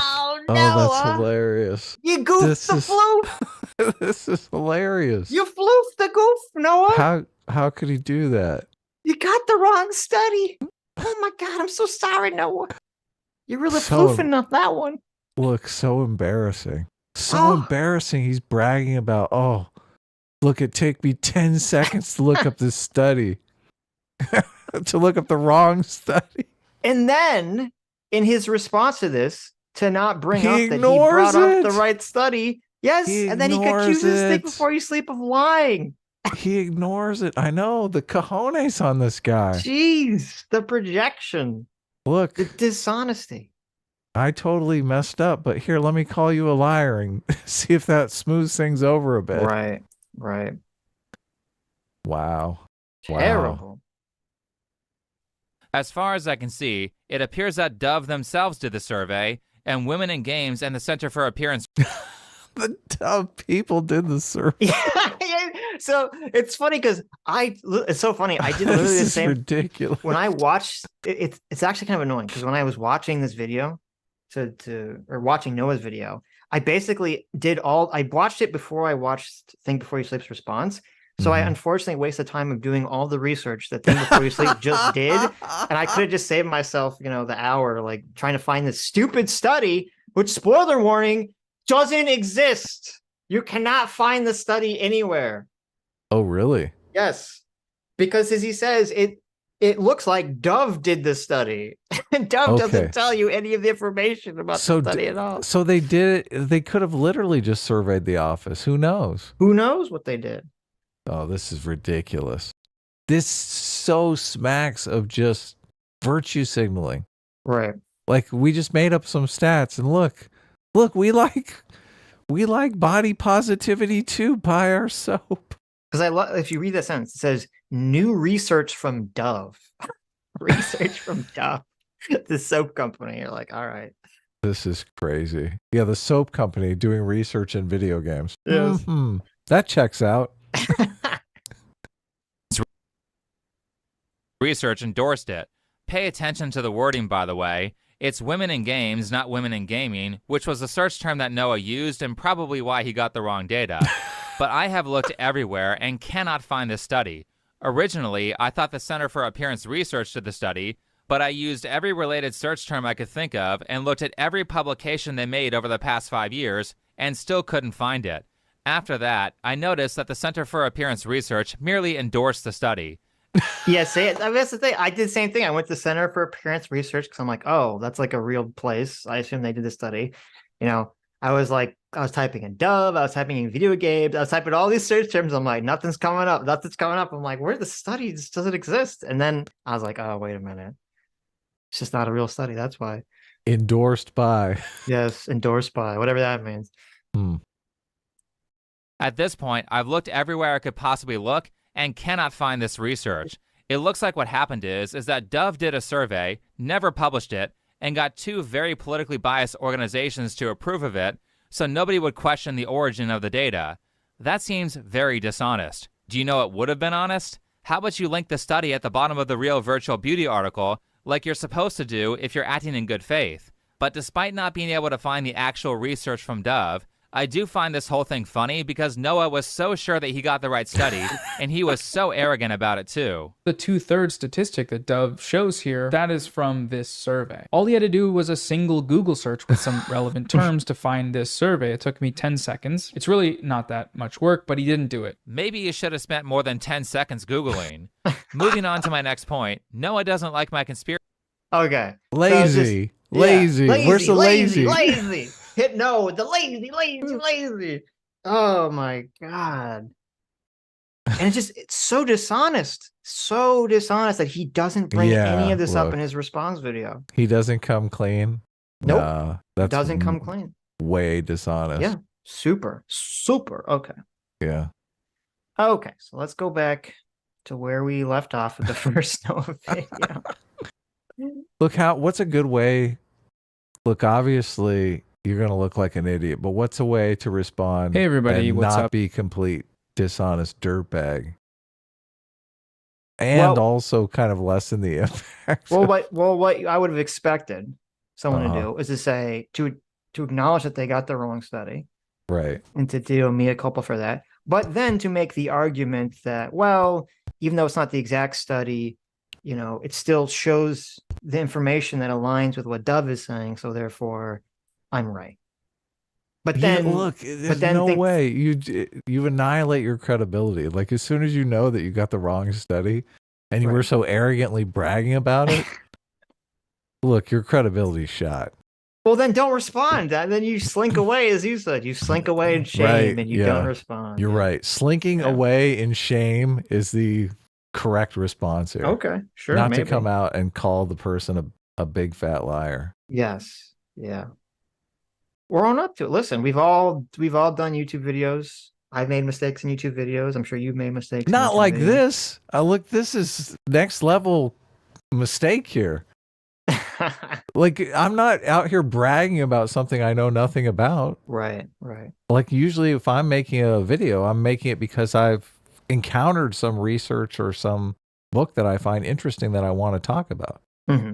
I'm not like Googling the internet to try to disprove somebody because I disagree with their politics. Right. Chuckle Des for $20 says, one of my favorite characters is Barbara Gordon, who, despite being paralyzed by Joker, still helps Batman fight crime as Oracle. She doesn't accept her disability as her end, but rather an obstacle to overcome. True. Yeah, there's plenty of characters that have disabilities. Listen, Chuckles, unless you're also a woman who's in a wheelchair, you're not allowed to like or aspire or see any good qualities of Barbara Gordon. I don't know if you know this. Okay. You can only aspire to or be motivated by characters that match your exact biological makeup, according to the rules. We had a girl in a wheelchair in Dick Smashers. And you could always tell the readers, because you get reading coverage when the different companies look at it. Right. You could always tell the woke people. Yeah. Yeah, because they're always super offended by the attractive woman in the wheelchair. Oh, they didn't like that there was a woman in a wheelchair. Yeah. Oh, okay. They thought it was tokenization. I see. Yeah. Right. But that was in the pre hyper woke era, so that would have been considered tokenization. Now it would have been applauded as representation. Probably. Well, I honestly think this was on the edge of woke. This time period. Right. You can't win. Varied for $20 says, look, I don't care if my girlfriend is overweight by social standards, but I do care if she's strong or agile enough to properly be a parent to her child. Other than that, you can get used to quite a bit. Yeah, I mean, that's the thing. This is why this is kind of annoying. And, you know, Dev is right when he always brings up the golden mean stuff, is because, like, yeah, there was a time period that I was, you know, lived through where I would agree that the kind of social pressure on women for the right health or the right weight level was too skinny, and was skinny to the point of being unhealthy, and I thought unattractive on top of that too. Right. Yeah. And so yeah, so that did need to be redressed, but then we've gone way too far. It's like we can't just like fix it a little bit. Like we have to go like 100 miles in the other direction. We have to go way too far in the other direction, from like too skinny of unhealthy to like now you can just be obese and it's fine. Yeah. There's actually, and I was going to bring it up later, but I'll bring it up now. There's an interesting study that they kind of talk about where they took, they basically had men and women look at silhouettes of men and women body shapes and types and rate them on how they thought the other sex would perceive the silhouette's attractiveness. And that's got to be good. And it was interesting. So the women, the men are like all of them. Good. No, the men were able to correctly identify what men the women would find attractive. Right. Based on their silhouettes. And shockingly, you know what, of course, one of the biggest factors for the attractiveness was height, of course, unfortunately, for all the short kings out there. It's always funny that like women complain about like how men can get buff and do all these things to change their appearance to make themselves more attractive to women, and yet height is like one of the most general things that is like attractive to women, and you can do nothing to change that. Right. Yeah. So I just think it's funny, but so men were able to pretty accurately, according to the study, pretty accurately hit the correct silhouettes for how women would judge attractiveness. Women, however, were incorrect in judging what men would find attractive, and generally overestimated the importance of being too skinny. Yeah, that's what I would guess. Right. So yeah, the men are like, they're all good. Well, give me one. Men, listen, men, you know, men want the, you know, they want the curvaceous women. Of course. So, and it's interesting that women have, you know, maybe this is what they can complain about. Kind of, there was that time period of like the model look where it basically looks like a walking coat hanger. Mm-hmm. And I don't think most people find that attractive. People are so susceptible to social pressure, though, because I mean, if you're in a group of guys and you're kind of looking at girls and comparing who finds what attractive, you're wanting to answer correctly for your friends more than you're actually wanting to say what you find attractive. That's a great point. Yeah. Great point. So like you could like big fat girls, but you're not going to say that because because you don't want to get ridiculed by your friends. Right. So you're here drooling over this big fat girl, and everyone's like, "Oh," and you're like, "Oh, yeah, oh." Yeah, exactly. No, that's a fantastic like trying to fake it. Right. That's a great point. Yeah. So I do think it's kind of weird. We are definitely a social animal that way. So maybe this is good. Maybe this body positivity stuff is good for the guys because they can say, "Yeah, I do find that attractive." Like, hell yeah. There you go. Sammy G for $20. Hey, Sammy. Says, listen, if you want to know what video game character nerdy girls like, go to a Comic-Con. See who is dressing as who. Final Fantasy VII, Nier, and Genshin cosplayers litters the cons. This isn't rocket science. People like pretty characters, LOL. Very true. Yeah. Very true. Yeah. Twitter Sucks for $20 says the father of propaganda, Edward Bernays, started feminism when he convinced a bunch of women to stand in front of cameras and smoke cigarettes during the Macy's parade. He's the guy that started this objectification crap. Really? I'll have to check that out. I don't know about this guy. Edward Bernays. I'll check it out. It is funny if there's just some guy create all this nonsense. People put too much emphasis on physical attractiveness, though, because, I mean, there is something endearing about the kind of geek love scenario. You know, the two people who are mid-attractiveness, even ugly, falling in love with one another. I like to think that there's someone out there for everyone. Well, it's all these people that want to hit above their weight class. Sure. Instead of finding someone that is right for them. Well, so there is a common thing where men will generally try to hit above their weight class, though with women not as much. What? In terms of physical, I'm just saying, according to studies. What? Okay. No way. Women are always trying to hit above their weight class. Always. Okay. I'm just saying, according to studies. According to those Tinder studies or whatever everyone talks about. So the Tinder, what do the Tinder studies say? It was something like women are more likely to settle than men. Is that what it is? Well, maybe you can argue that the studies are bad because I think it was sort of who asked who out, and so maybe that kind of means I shouldn't be interpreting it this way because obviously men are the ones that primarily ask other people out because they're saying like men were way more likely to ask out like women that were like quote way above them in attractive levels. Women would not, be as confident asking an attractive man out. Yeah, I'm talking about saying yes to the date. Sure. Yeah, obviously, if they're asked, they will say yes. Anyone that's below them, they're going to say no to.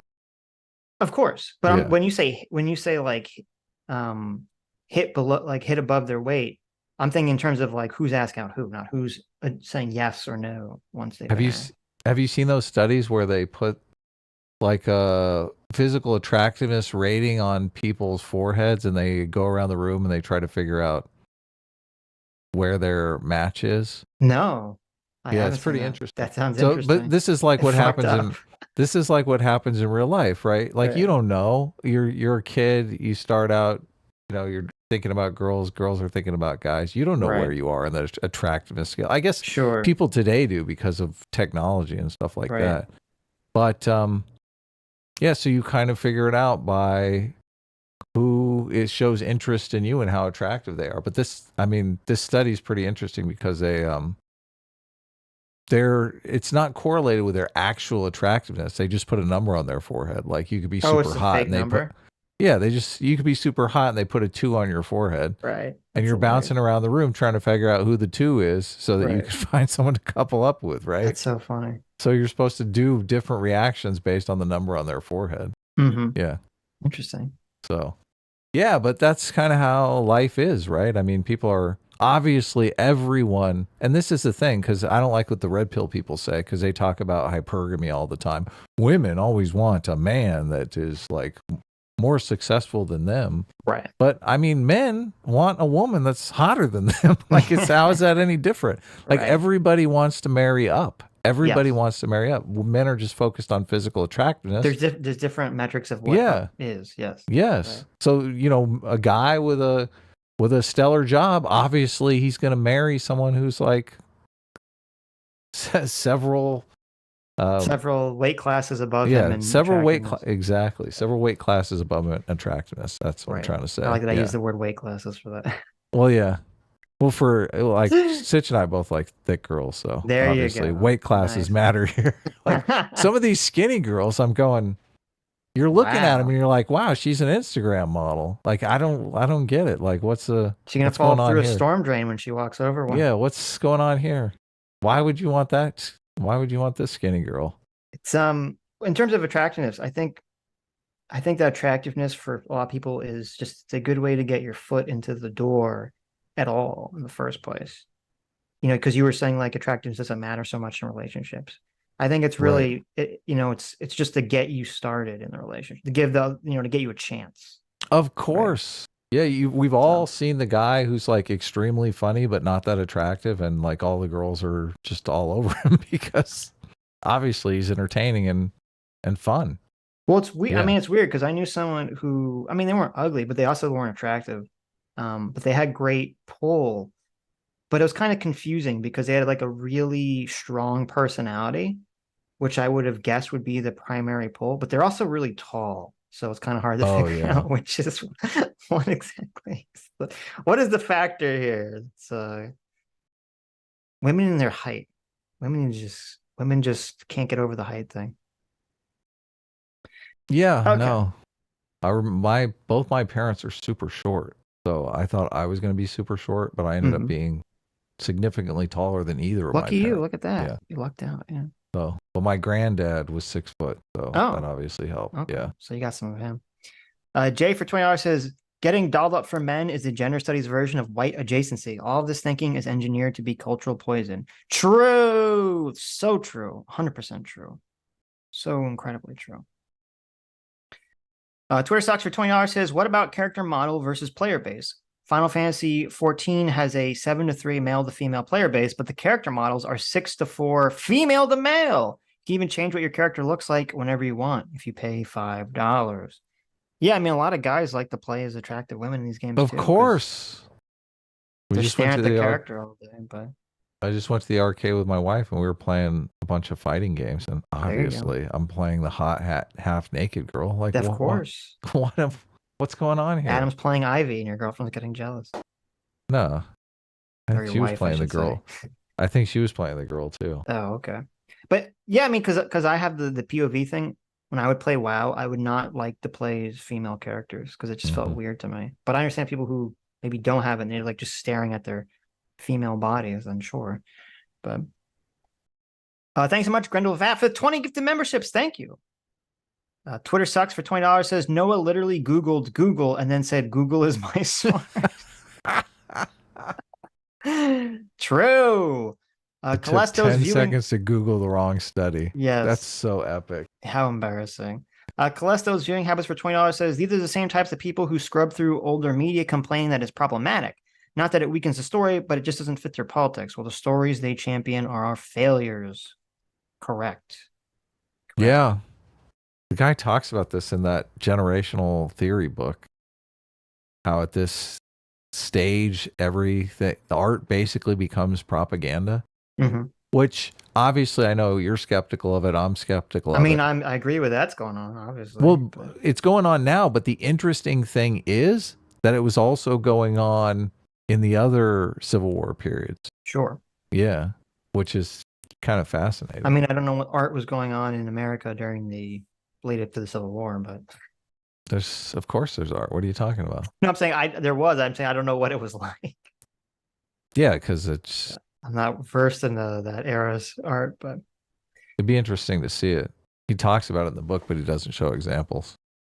Twitter Sucks for $20 says, Edward Bernays' cousin was the founder of Netflix too. Let that sink in. Flashback to Cuties. Wow. This guy sounds very interesting in a bad way, so I gotta check this out. Thank you, Twitter Sucks. Our surrogate god uncle, Twitter Sucks. JMac, our surrogate father, for $20. Thank you, JMac. Says, true enlightened alpha chads play female Torrens. Oh, Jay. Listen, Jay. I love you as my surrogate father with all my heart. But female Torrens are the worst. I can't believe, really? That's like the worst. That's literally the worst. I can't even, that is, the only thing worse than a female Torren is a female gnome. Why? That's hilarious. Why would you do this to yourself, Jay? Why? Come on. Anything is better than that. Female undead with no jaws are better than that. Come on, Jay. What are you doing? What game is this in? World of Warcraft. Oh, okay. Torrens are cow people. Yes. And the female versions don't look very great. I'll just say that much. Okay. Think of a cow in a bikini. I mean, you're not off. Listen, I'll send you a picture, Adam. No, I'm looking at a picture. I'm going to send you a picture. Okay. I don't know if you want to bring it up. It might be too racy to bring up. But let me see if I can get one that's not so racy to bring up. It's not great. It's not great. I'm not a fan. I got one. Okay. Come on, Jay. What are you doing here? There you go. Aiden. Hey, Aiden. Aiden says, I played female undead and female Torrent. There you go. No, it's funny. I said my friend. I mean, this isn't a bad character. What are you talking about? It's endearing. You think that's endearing? That's just so weird. Cow Mr. people. Mr. sees the elf ears and he's like disgusting. And you see that and you're like, it's endearing. I mean, it is a little weird. And they used to I look mean, much worse friendship than that, too. is okay. I'm not. They used to no, look no much worse than relationship. that, too. So, Oh, really? yeah. These are 'Cause the they're- good ones? Well, no, they updated the character models, back in the day. Female blood elf. True. It's funny so in World of Warcraft, there was the Alliance, which was all like the pretty races, and there's the Horde, which was all the ugly races. And then the first expansion came out, they gave the Horde blood elves, which were like hot anime elves, and suddenly it's like 50% of the Horde all became hot blood elf women. And it was like overnight. Really? Changes, yeah.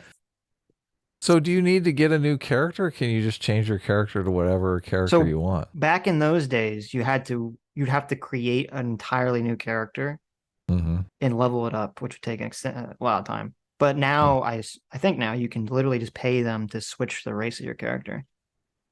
So only certain races can play certain classes on top of that. So my computer always does this. what?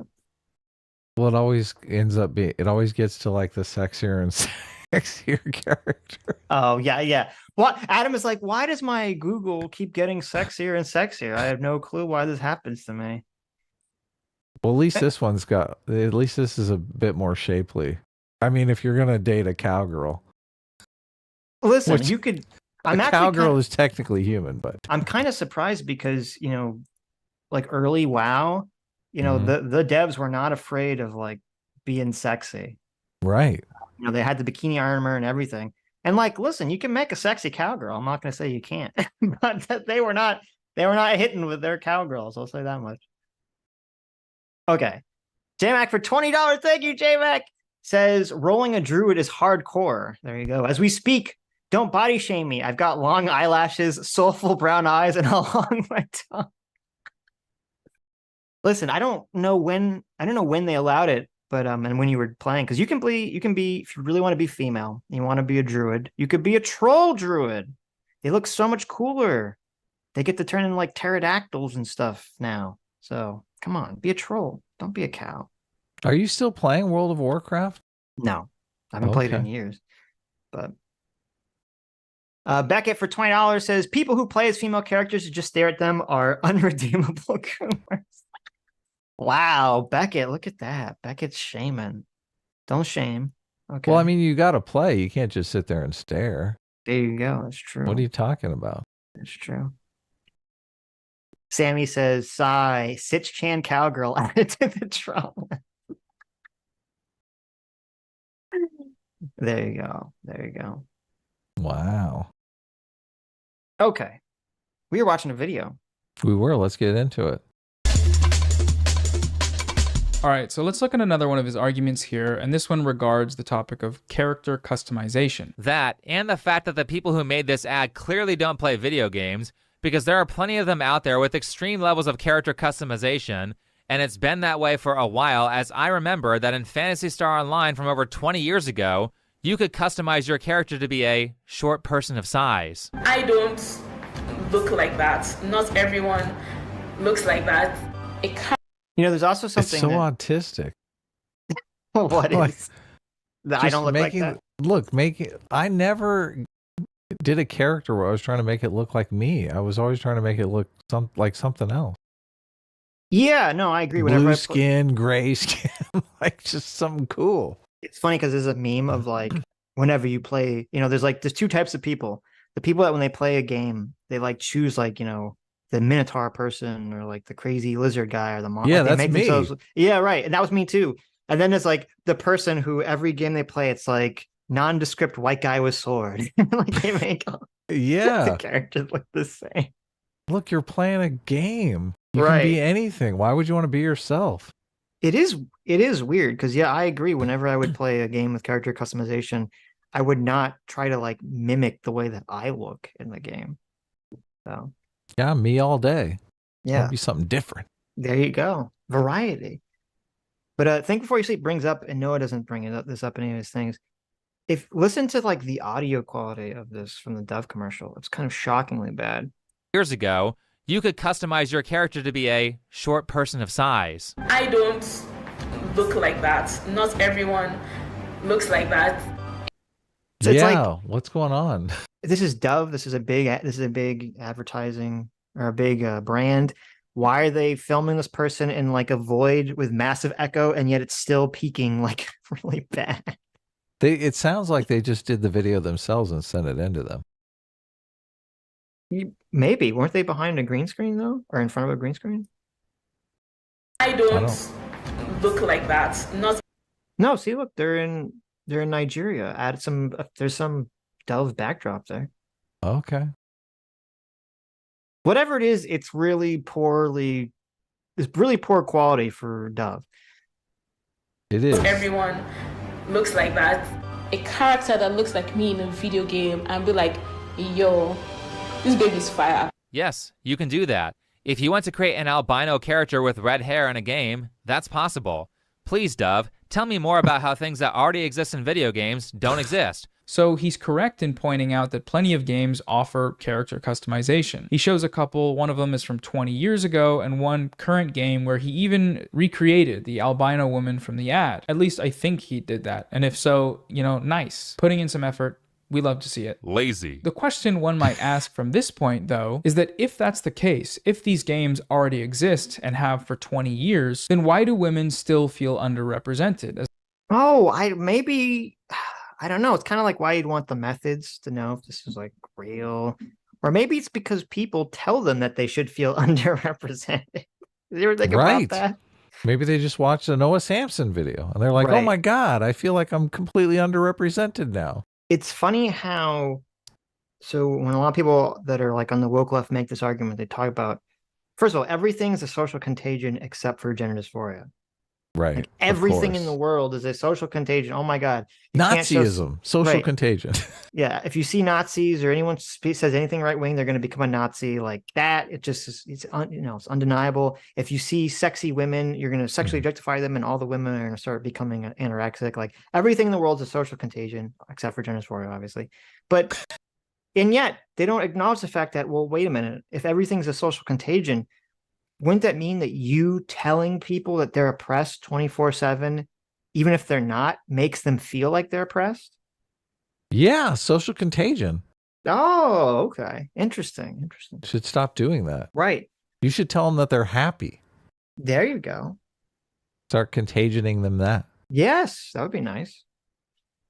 As the survey showed. And I know he didn't read the survey because he didn't Google the survey, but I feel like...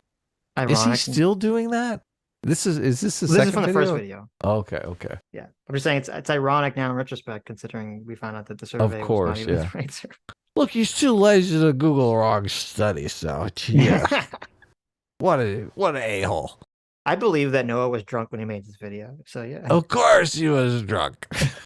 I think that's an interesting question to ask regardless, right? Just to give my own thoughts on it. Generally speaking, I feel like gamers play games that they want to play. How they decide on what those games are is multifaceted. Maybe they have friends that play them, or they find them in game stores, or they grew up playing similar games, they see advertisements, and so on. The stat... God, this video is so informative.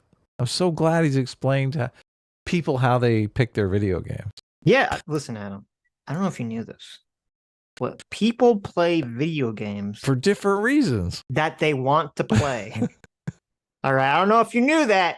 Yeah. Listen, you walk up to the video game store and you're like, okay, I've bought all the stonks in GameStop, but now I'm here to actually buy a video game.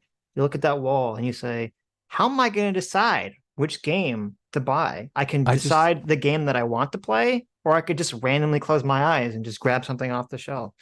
Look, I'm just a little shocked that anyone would think, I'm going to have a section of this video explaining why people pick different video games. Like, isn't that just obvious? Like, people have different interests. They pick the video games that appeal to their interests, exercise their interests. Right, yeah, exactly. Right. we have shows that even though women are choosing the games they want to play, probably, I don't see why they wouldn't be, other than maybe League of Legends addiction, the games they're choosing do not have the representation that women feel is adequate. And so, unless you want to push women to play games they don't want to play, just because those games have character customization, then one... Just, can you even imagine that? Being like, wow, this game looks really fun. It's too bad that it doesn't have representation for me in it. I'm not going to play it. Can you just, like, that doesn't happen ever. Mm-hmm. That never happens. That happened to me. Listen, I was very young. I turned on my PlayStation 1. Okay. I put in the game Spyro the Dragon. And then a purple dragon popped up on screen, and I said, wow.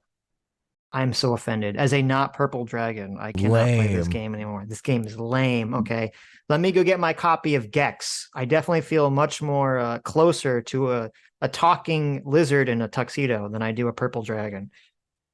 See, this is just not an issue for people who play games. This is an issue for people who don't like play games and virtue signal that they want to play. Exactly. Yeah, right. Exactly. What's so funny is, like, you know, for many years, video games were considered nerd stuff. You know, when I grew up, video games were nerdy. Girls were like, "Oh, you play video games? That's for nerds," right? Right. And then now it's like, "Oh, well, now it's become more mainstream." All of a sudden, it's like, "Well, we have to change." Listen, now that this thing has become mainstream, we have to change it. Okay, we have to change it for all these people that don't even play video games. Yeah, they see it as a propaganda opportunity. Yes. Like, oh, how can we get how can we work our politics into this video game? We'll teach these people. Right. We'll teach these people to accept us. And Noah's argument here is also really stupid, because even on the study he used, it said the majority of games that girls play are puzzle games. Of course they're not represented. It's Tetris, dude. Yeah, like, yeah, when you're playing a Candy Crush, it's like, are you represented because you're not like the right shade of cupcake or something when you play the game? It's ridiculous. All of this is ridiculous. The free market will fix the issue here. Because no, it won't, because the issue is that other people are chapped that the free market is not teaching their politics. Well, okay, I'm saying the real issue. Yeah, the free market will not solve the issue of the woke problem. Or what the wokes think is a problem. Yeah. It will solve the issue of whether gamers actually want whatever form of representation in their game. And it's funny because there was a time period many years ago where I played Myst. You got to force them to want it. Yes, I played Myst for the first time. I don't know if you ever played Myst. It's a very cool, like, puzzle game. Oh yeah, where you float around as a cloud of mist. No. Okay, I've never played it. It's like you like wake up on this island. I played a version. There's like a really old version where you have to click through the screens, which I can't deal with. And then there was like a new version. They remade it where it's actually like you walk around like a normal video game. Oh, okay.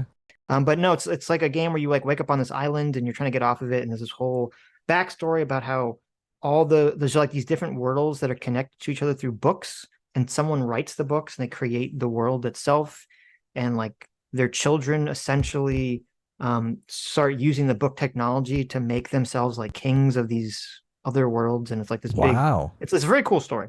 What's the representation like? I think I might get it. Well, seeing as it's a first-person perspective and you never actually see your body, the representation is ghost. So unless you're a ghost, you can't really identify with a character in this game. Ouch. Look, it sounded fun, but the representation is off, so I can't get the game. But so after I played Myst, I was like really into playing puzzle games like that for a while, and I found there's these websites, I don't even remember what they're called, but they're these websites that you would basically pay like $5 or $10 a month, and it had like hundreds of these similar puzzle games. Wow. That were like, go through, scenarios and try to find the person, or, whatever, blah, blah, blah. You know what I'm talking about. Sounds fun. And it was funny because I'm playing these games and I started to realize it was weird. There's a lot of similarities between these games where like almost every game, it's like, I'm looking for my lost sister, never my brother. I'm always looking for my sister. I'm like, why am I looking for why is my sister always missing in these games? Right? It's never my brother. It's always my sister. And then I started to notice like, oh, your husband's missing. I'm like, my husband's missing. I'm like, okay, listen, that's fine. I guess my husband's missing. And I'm like, why is my wife never missing this game? And I realized, right? And I realized as I'm playing these games, almost all the games are oriented towards a female player, even though you never see yourself, right? So it doesn't make that distinction. Because all the females play these games, Sitch. Right. And then I looked up the stats one day, and it's like, you know, the majority of women that are playing these games majority of people that play these games are women. I'm like, oh, okay. So that's why the stories are oriented and geared that way. The free market, right? They know who their audience is. But were you repulsed by the fact that your husband was missing, or did you just continue to play the game? I just still played the game. You're like, oh, okay, look, I'm gay in this game. That's fine. Let me find my husband. I was like, no, I want to find out the mystery of like the Rainbow Cave and why the aliens are stealing my husband. I am curious to answer this question. I'll be gay just for this game, all right? Oh, that's awesome. Pretty reasonable solution here would be to push for inclusivity in all games, just because it's all games have to be inclusive. It doesn't matter if it's in a game where you like, there's so many games out there like Starfield where you can customize your own character. It's an RPG, no one cares. And there's so many games out there where you can't do that because it's a normal narrative story and the main character is a character, and you're following them like you would in a movie. And so that character cannot be whatever you want it to be. It has to be something that makes sense with the story. Right. Yeah. That makes sense. But no, I guess we can't have this in modern times because every game has to be inclusive. You're talking about like if the main characters, like you're saying, if the main character is like a doctor or something like that, obviously can't be a woman, right?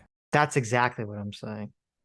Well, no, I'm saying if you're playing God of War, what are you saying?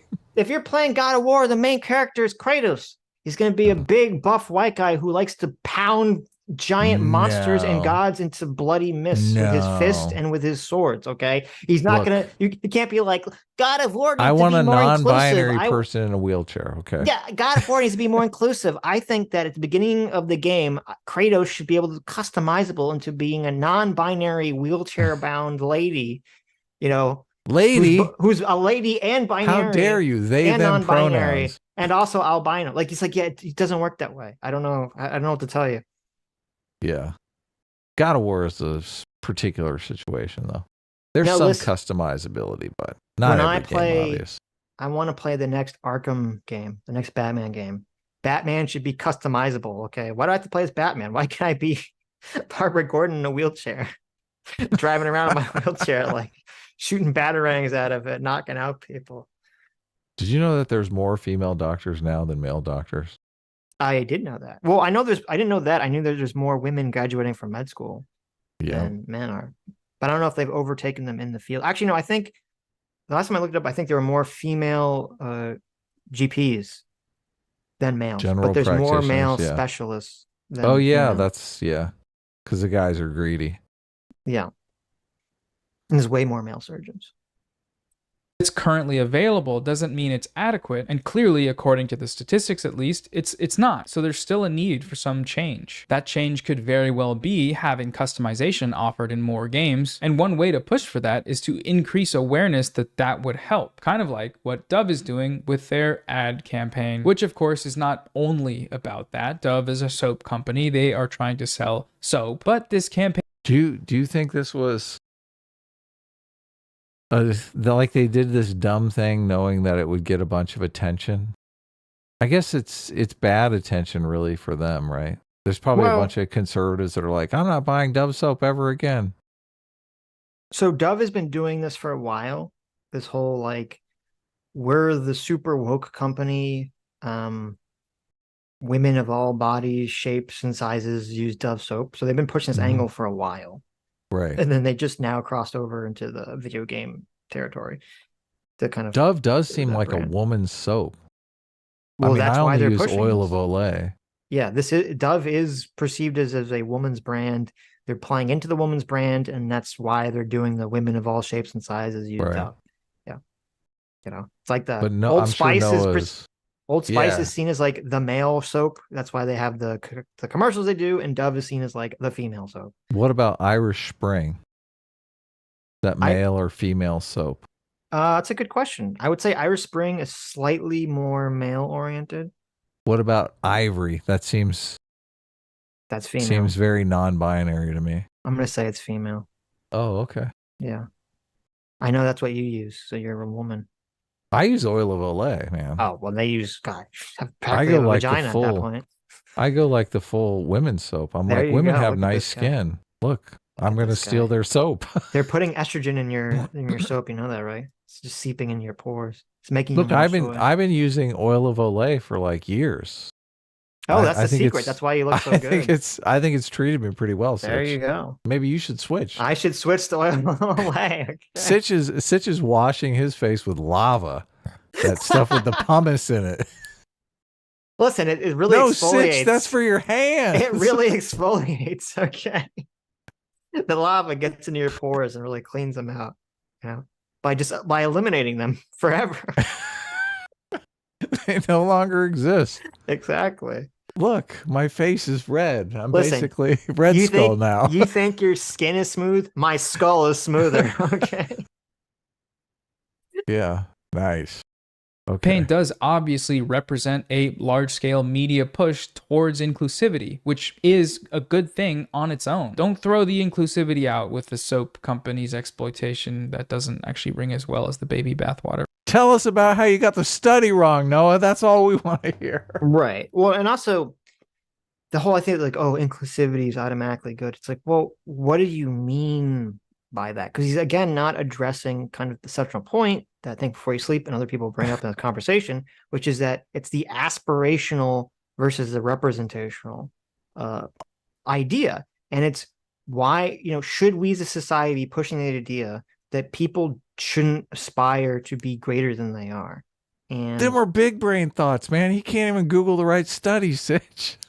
I guess, and I brought this up, and it's very interesting. I kind of brought this up when I complained about Invincible, where I said, you know, Mark kind of annoys me as a character because he's so desperate to be a superhero, and then when he gets to be a superhero, he just sucks at it and whines, and he's just a whiny baby. Right. And I was kind of comparing this to My Hero Academia, where it's like the opposite. The main character is like so desperate to want to be a hero, and then when he finally gets powers, it's like he like the whole thing is just him trying so hard to live up to being like this hero that is basically this responsibility. Spider-Man, he has like this great responsibility thrusted on him, and he's just struggling so hard to match that level of responsibility. And that's why I like the story so much more than I liked Invincible. And someone, I forget who it was, brought up the good point. He's like, well, like My Hero is an aspirational story. Right. You know, you have these aspirational characters in it, where Invincible is more realistic, where the characters are just kind of more realistic portrayals of how people would be in those situations.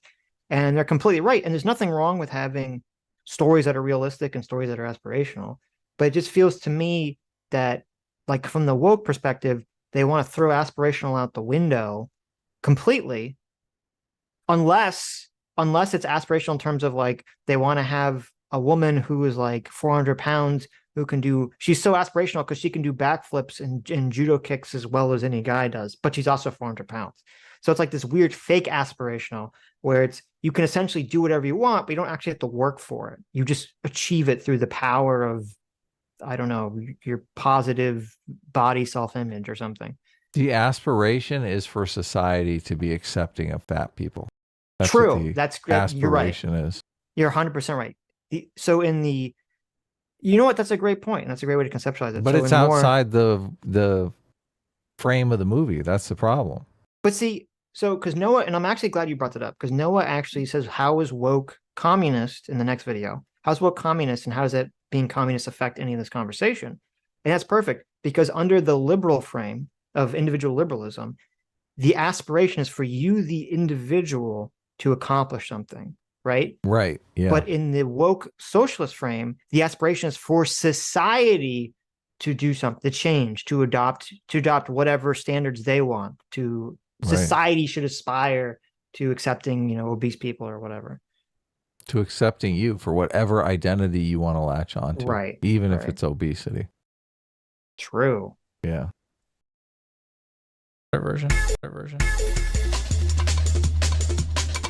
All right, so the next thing I want to look at is Think Before You Sleep's arguments about fat people. He makes the argument that the body positivity in this ad campaign isn't about accepting all forms of unconventional beauty. It's really just about fat acceptance. There's a second part to this Dove campaign where they decided to feature one of the models in her own commercial. Now, looking at this cast, if we're trying to promote body positivity, we have several people here who look a certain way because of how they were born, or they're in a situation that's no fault of their own.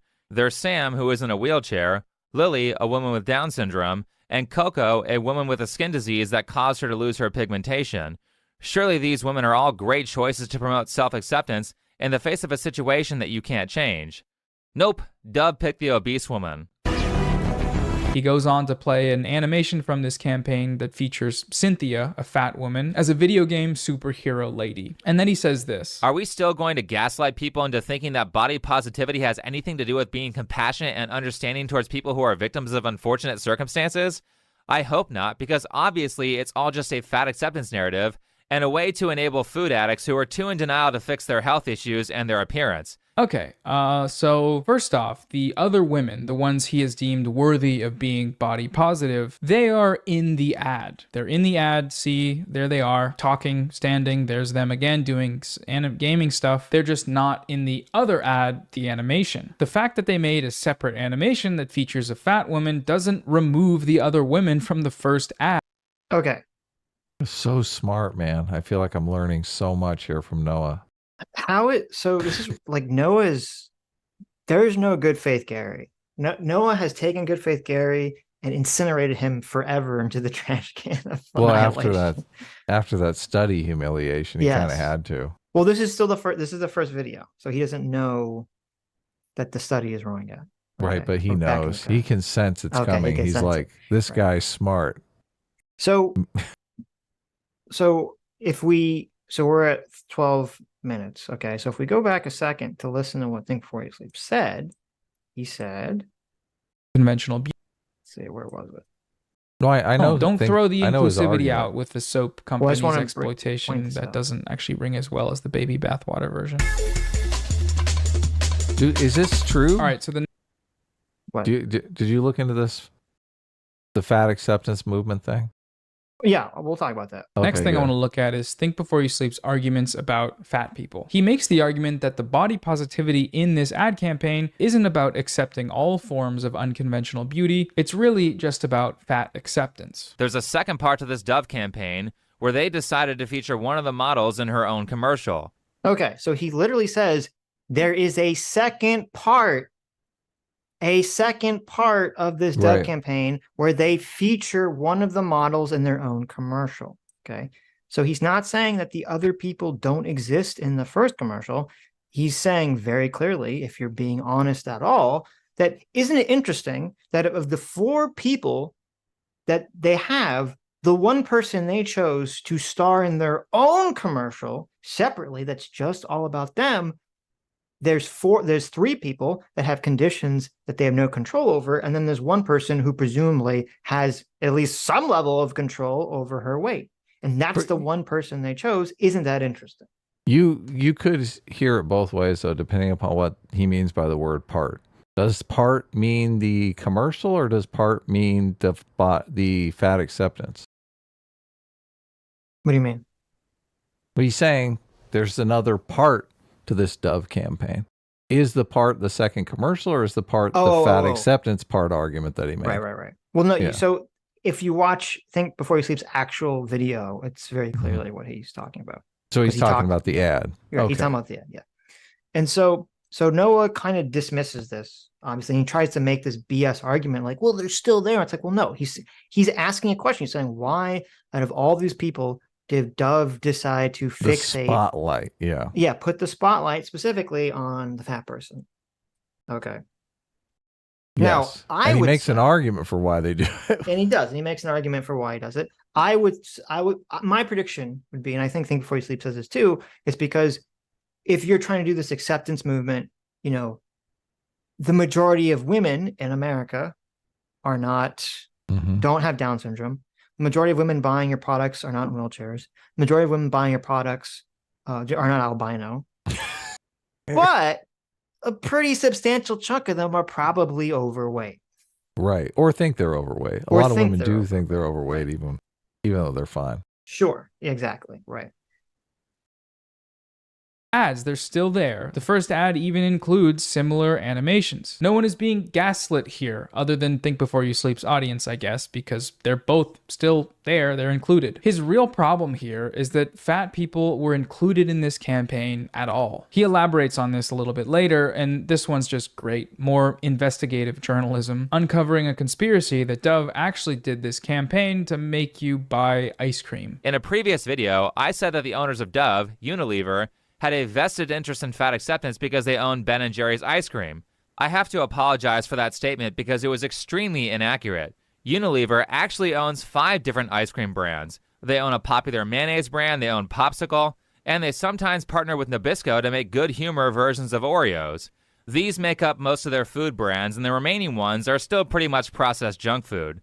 So is it a surprise that they would use their soap company to promote an ideology that causes people to buy more junk food like ice cream? No, it can't be about that. It's about over-sexualizing women. Okay, he's jumping to the next thing again. We got to stop him here. The first thing to notice here is that Think Before You Sleep is pulling a little trick on you. He's doing a gag and a goof on his viewers. He calls what Dove is doing promoting an ideology that allows you to buy more junk food. To promote an ideology that causes people to buy more junk food like ice cream? This is a... So, how do you feel about, before we hear Noah's a brilliant take, dumbass response. No, brilliant take on this. Okay, how do you feel about Think Before You Sleep's argument here? Well, I want to look. It's a solid argument as far as I'm concerned. I am skeptical of corporate power. It's always funny to me when you've got the right winger who's the one that's skeptical of corporate power, and you've got the frickin' socialist here who's like simping for for Wall Street. So yeah, look, if this is smart business as far as the Dove operators are concerned. Right. Yes, sell some ice cream. Yeah, my thought would be, it's probably not so much that like they're like, listen, we need to intentionally push fat acceptance so people eat our fat ice cream. It's more like if they had a lot of vested interest in making unhealthy foods, would they allow Dove or any of their other products to do campaigns promoting people to be skinny? Hell no. Healthy? Right. The answer is no. Hell no. Right. Obviously no. You know, financial incentives, especially in private corporations, are very important and matter. And as you pointed out, it's and kind will of align over time, obviously. Yes, like and if will they obviously were, align, if their side company was Weight Watchers, it'd be a completely different thing. Exactly. But so, and it's, as you brought up, it's just completely hilariously stupid and insane that because of tribalism, you know, we have the leftists here, the communists here, who's like, well, do I really think it's a conspiracy that corporations are doing bad things for money? Of course, that's not what's going on here. A corporation is literally a conspiracy. It's just like that's what you make a corporation to do, a conspiracy to make products and services and sell them to the public. Well, I don't know if I'd use the word conspiracy, but conspiracy usually has different implications to it. Yes. Right. I'm using it to make a point. I understand. Like it's hard to say, oh my God, look, all these companies working together is a conspiracy. Sure. Well, of course it is. Yeah, because they're all literally working together. Yeah, they're all owned by the same parent company. Yeah. Financially obligated to work together. Right. And it's just so ridiculous to me that this shows the power of tribalism blinding Noah here to something very obvious, something he should agree with. But just he can't agree with it because, you know, the other guy in the video he doesn't like said it, so he has to automatically dismiss it. And this is the first video too, right? Yeah, this is still the first video. Look, this argument is pretty, I mean, it seems obvious that that's what's going on. Like it's starting to make me question other aspects of the fat positivity movement. Is it all just a corporate scam? Yes. Is it just corporate shilling? I feel like maybe it is. Like that's a win-win for a corporation. It's like we get to virtue signal and we get to sell more ice cream. Sign me up. Exactly. Yeah. No, that's exactly it. Yeah. So yeah, if the incentives did not align, then I don't think you would be seeing this. Of course not. Yeah. A trick, because in doing this, he is grouping this specific ad campaign in with some vague notion of a fat acceptance ideology, which allows him to It's vague. What is vague about the ad? What is vague about the ad and the ideology that he's talking about? What is vague there exactly? Look, this isn't the first experience anyone has had with fat acceptance, Noah. This isn't like the first time this has ever come up. Like, Dove is not the novel inventor of fat acceptance by any means. No, he's acting like that's the case. But yeah, he's acting like we just like walked into the room for the first time and we're like James Franco is next to us, like first time, and we're like, yeah, wait, what? Then criticize that ideology, the totally vague one, through the medium of this campaign without actually addressing the content of the ad. In order to see how he does this, I think we should rewind a bit. This is so weird. You're literally simping for the ideology, but you're calling it vague. What's going on here, Sitch? Yeah, like we need to have all this. Listen, it's very important that we have this inclusivity and everything. Right. Wait, what ideology? I don't know what you're talking about. I'm just going to pretend like I'm just a completely new person in a new world here. We need fat representation in video games. That's your argument. Noah, what are you talking about? And then you're like, what? I know. All of a sudden you're being vague? Like, what's this argument that this is all vague now? Right. I thought we were debating whether or not this was a good thing or not. It's like peak. It isn't happening, but if it is happening, it's good. Yeah, it's so weird. I don't get it. Why don't you just... Yes, you're talking about something that's an ideology. If you object to it being called an ideology, if you're like, this is just a thing that I'm interested in. Listen, Noah has all the talking points, okay? He's following the NPC script. It's like, beep, bloop, bleep, inclusivity, good. Beep, bloop, bleep. Your criticism of my ideology is not real and is therefore vague because my ideology isn't real, even though I've been defending it for the last 13 minutes in this video. Right. Yeah, I don't think you could have a complex conversation with him about why it is good to have representation. Like we talked in the beginning of the video about the psychology of actually having representation so people can aspire to be certain things. I don't think he knows any of that is going on here. Right. Yeah. Watch the anime he's talking about to see if his reading of that animation actually supports what he's saying here, that it's pro-junk food propaganda. Is the secret agenda to put cookies in your mouth actually there? Let's find out. So the character here, Cynthia, after defeating this goblin guy, whatever he is, he's like an ice Balrog, she goes back into the dressing room, she takes her armor off, and when she does this, it reveals that she is actually fat. And the armor was constraining her body, forming her into a slimmer figure, one that's the default among traditional sexualized female video game characters. Once her constraining armor is removed, she can relax. She is comfortable. She sits on a chair, she kicks up her feet. Clearly, this is something that she prefers. Then when she... It's weird that he's saying all this stuff like as if this is real. Like this was a scripted cartoon that is making you think these things, right? Right. Like you could very well in real life have the woman who is wearing the tight corset armor who looks at herself in the mirror, and then when she takes it off and she's fat, she's like disgusted at herself. Yeah, depressed. She feels shame. Right. Right. It's like, but he's saying this like, oh, this is like because I saw a cartoon that a person wrote to do this thing, that means this is the way everyone acts in real life. Right. Okay. I don't think the Ben and Jerry's people would like it if she felt shame for being fat. I think they would like it if she felt acceptance. Yeah. Oh, what a good point. Yeah. If she went to the freezer and opened it up and there was just stocked full of Ben and Jerry's ice cream, I think that would be better. And she just smiled like, yeah, that's right. I eat Ben and Jerry's all day. That is a vague conspiracy, Adam, and I don't know why you would ever say this. Okay. Look, I would script it.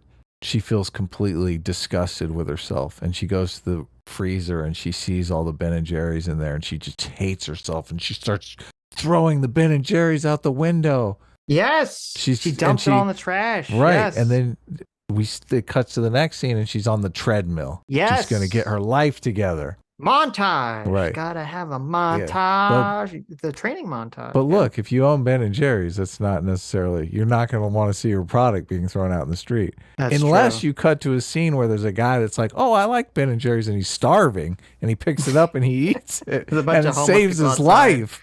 And they go, I'm about to die. If only there was a source of very unhealthy fat, milk, and sugar products to save me. And then like a mountain of Ben and Jerry's falls on him. He's like, thank you, God. Yeah. Another thing is he keeps giving a Then he blow gets by blow. diabetes and dies.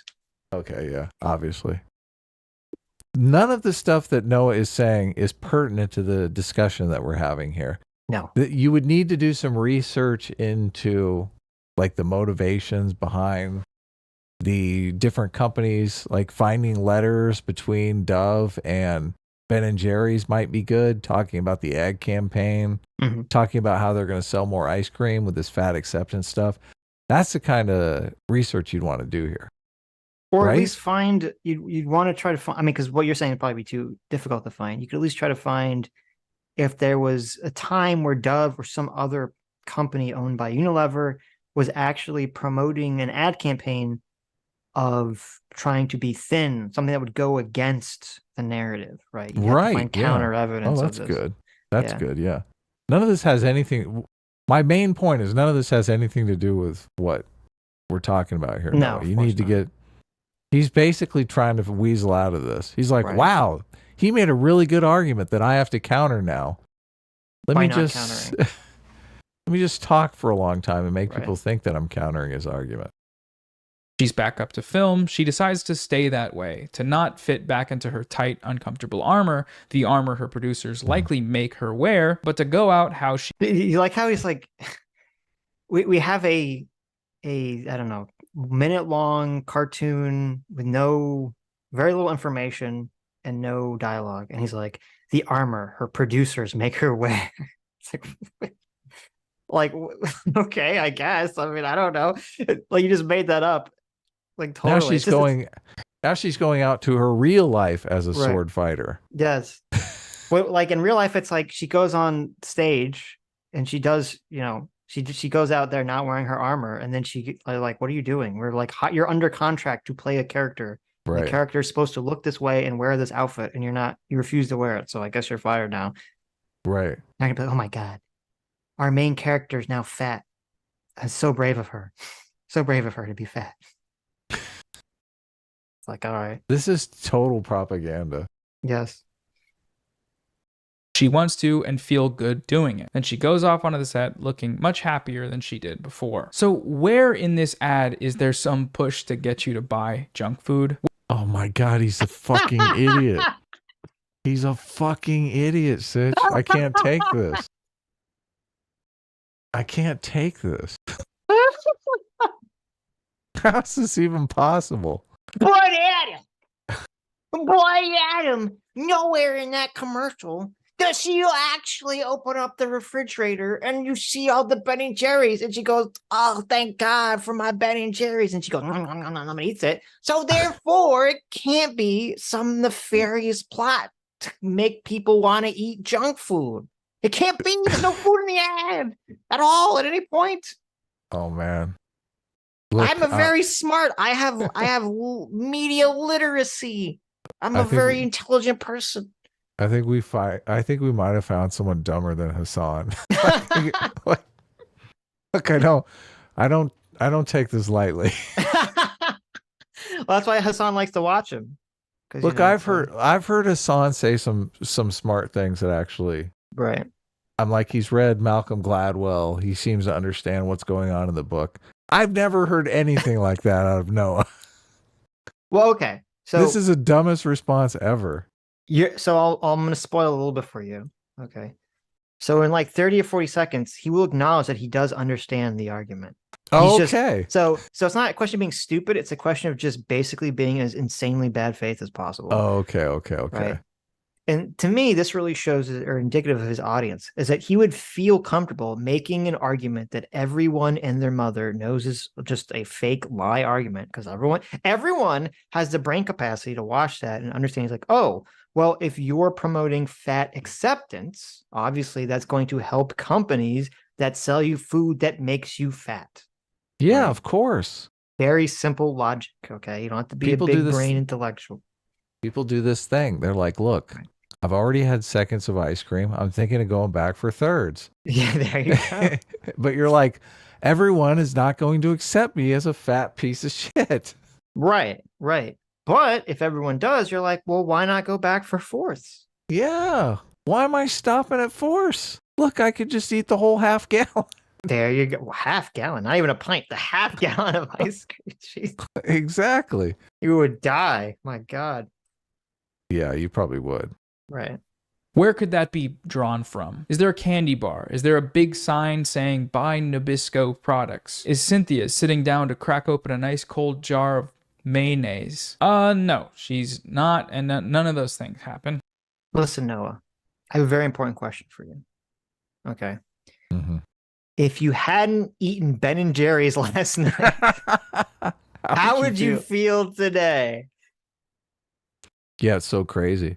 Because this is what's more insidious about it. Like if there was actual product placement in there, I think it would be more honest. This is like what's so dishonest about it. Right, right. Yeah. What there is, though, in this ad is a fat woman. Fat woman who, in the narrative, rejects society's constraints on her and improves her situation, alleviates harm because of it. Oh, such BS. Such BS. She rejects society's constraints Right. of being healthy. Is she going to reject her cardiologist restraints? Yeah, see, that's what's so insane. He says she alleviates harm. Oh, really? So just accepting the fact that accepting the fact that you're fat and unhealthy is how is that alleviating harm exactly? Yeah, it's not, obviously.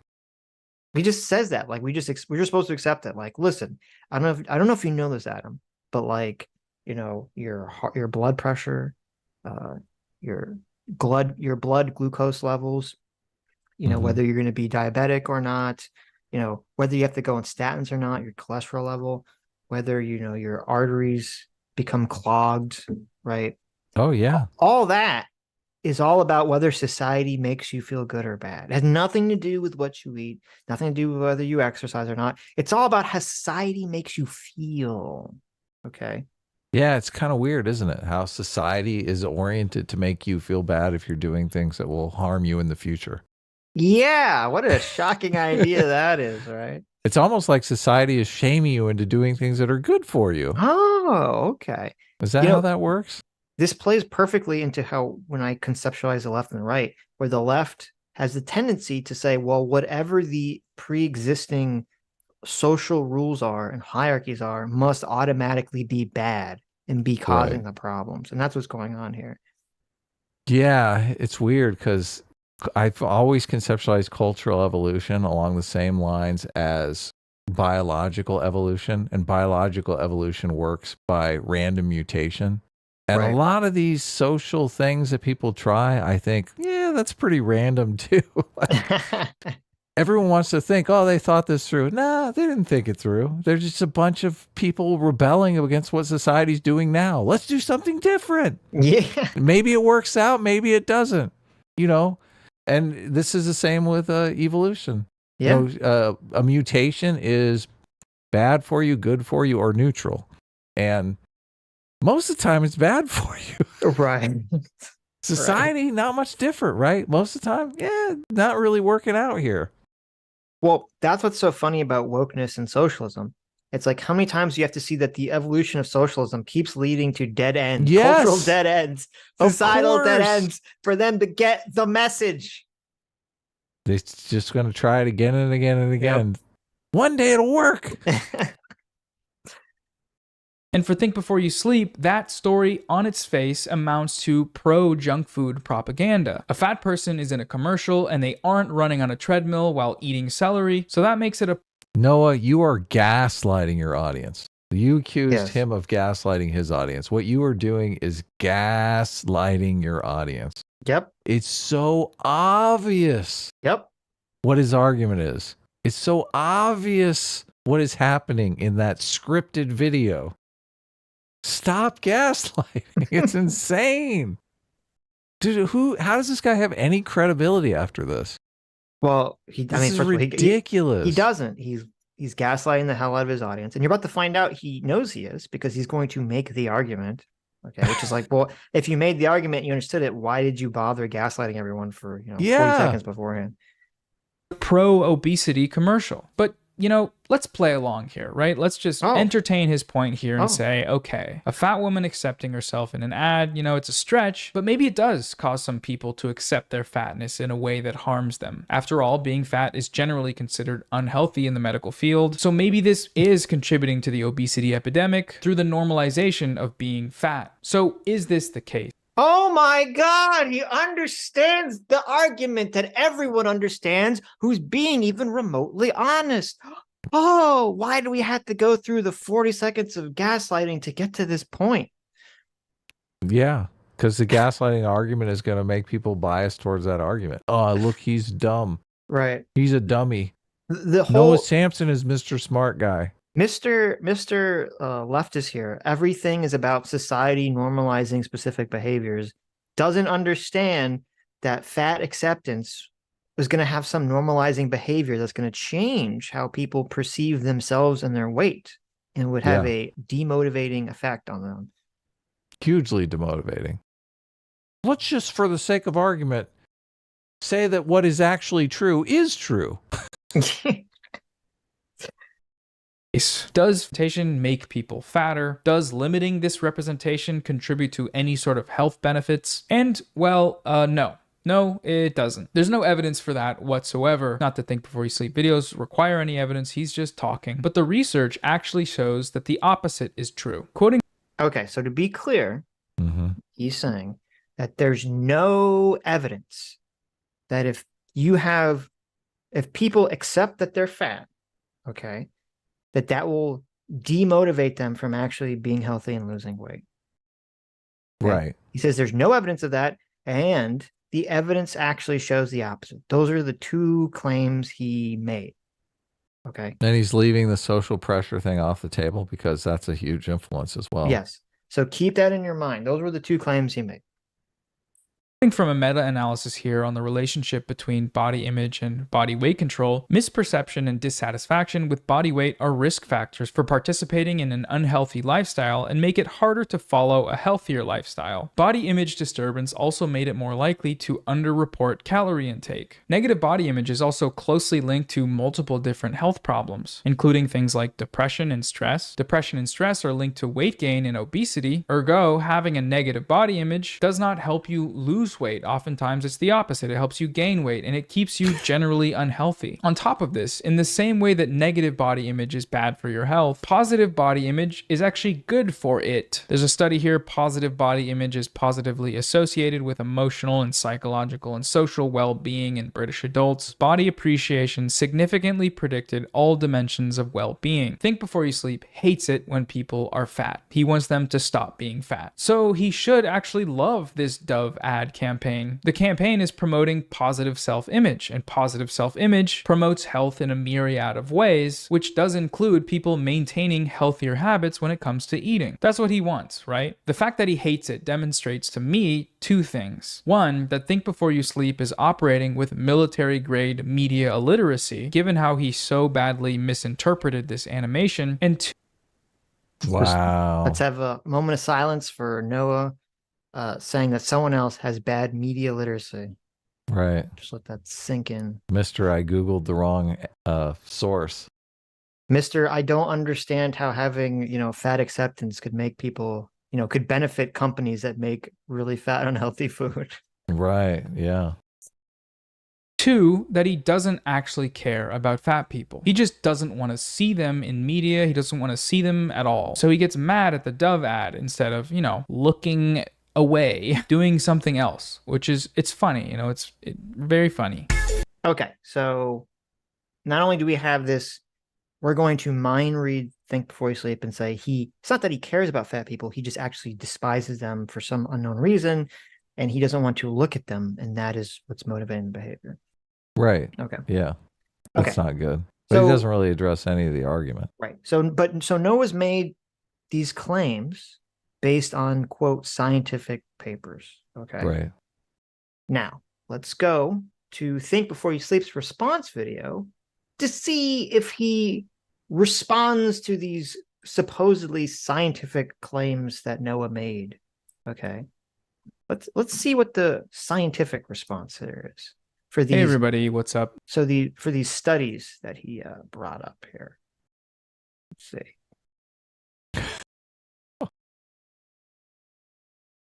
Okay. The relationship between body image and... Go back a second, just so you can hear his argument again. Not to Think Before You Sleep videos require any evidence, he's just talking. But the research actually shows that the opposite is true. Quoting from a meta-analysis here on the relationship between body image and body weight control, misperception and dissatisfaction with body weight are risk factors for participating in an unhealthy lifestyle and make it harder to follow a healthier lifestyle. Body image disturbance also made it more likely to underreport calorie intake. Okay, let's take a look. You're saying roughly that fat acceptance campaigns don't cause obesity. I read the whole study, and as far as I can see, it makes no claim that would allow you to call it evidence for your points. All this sentence that he highlighted here is saying is that obese people have unhealthy habits and are unhappy about the way they look.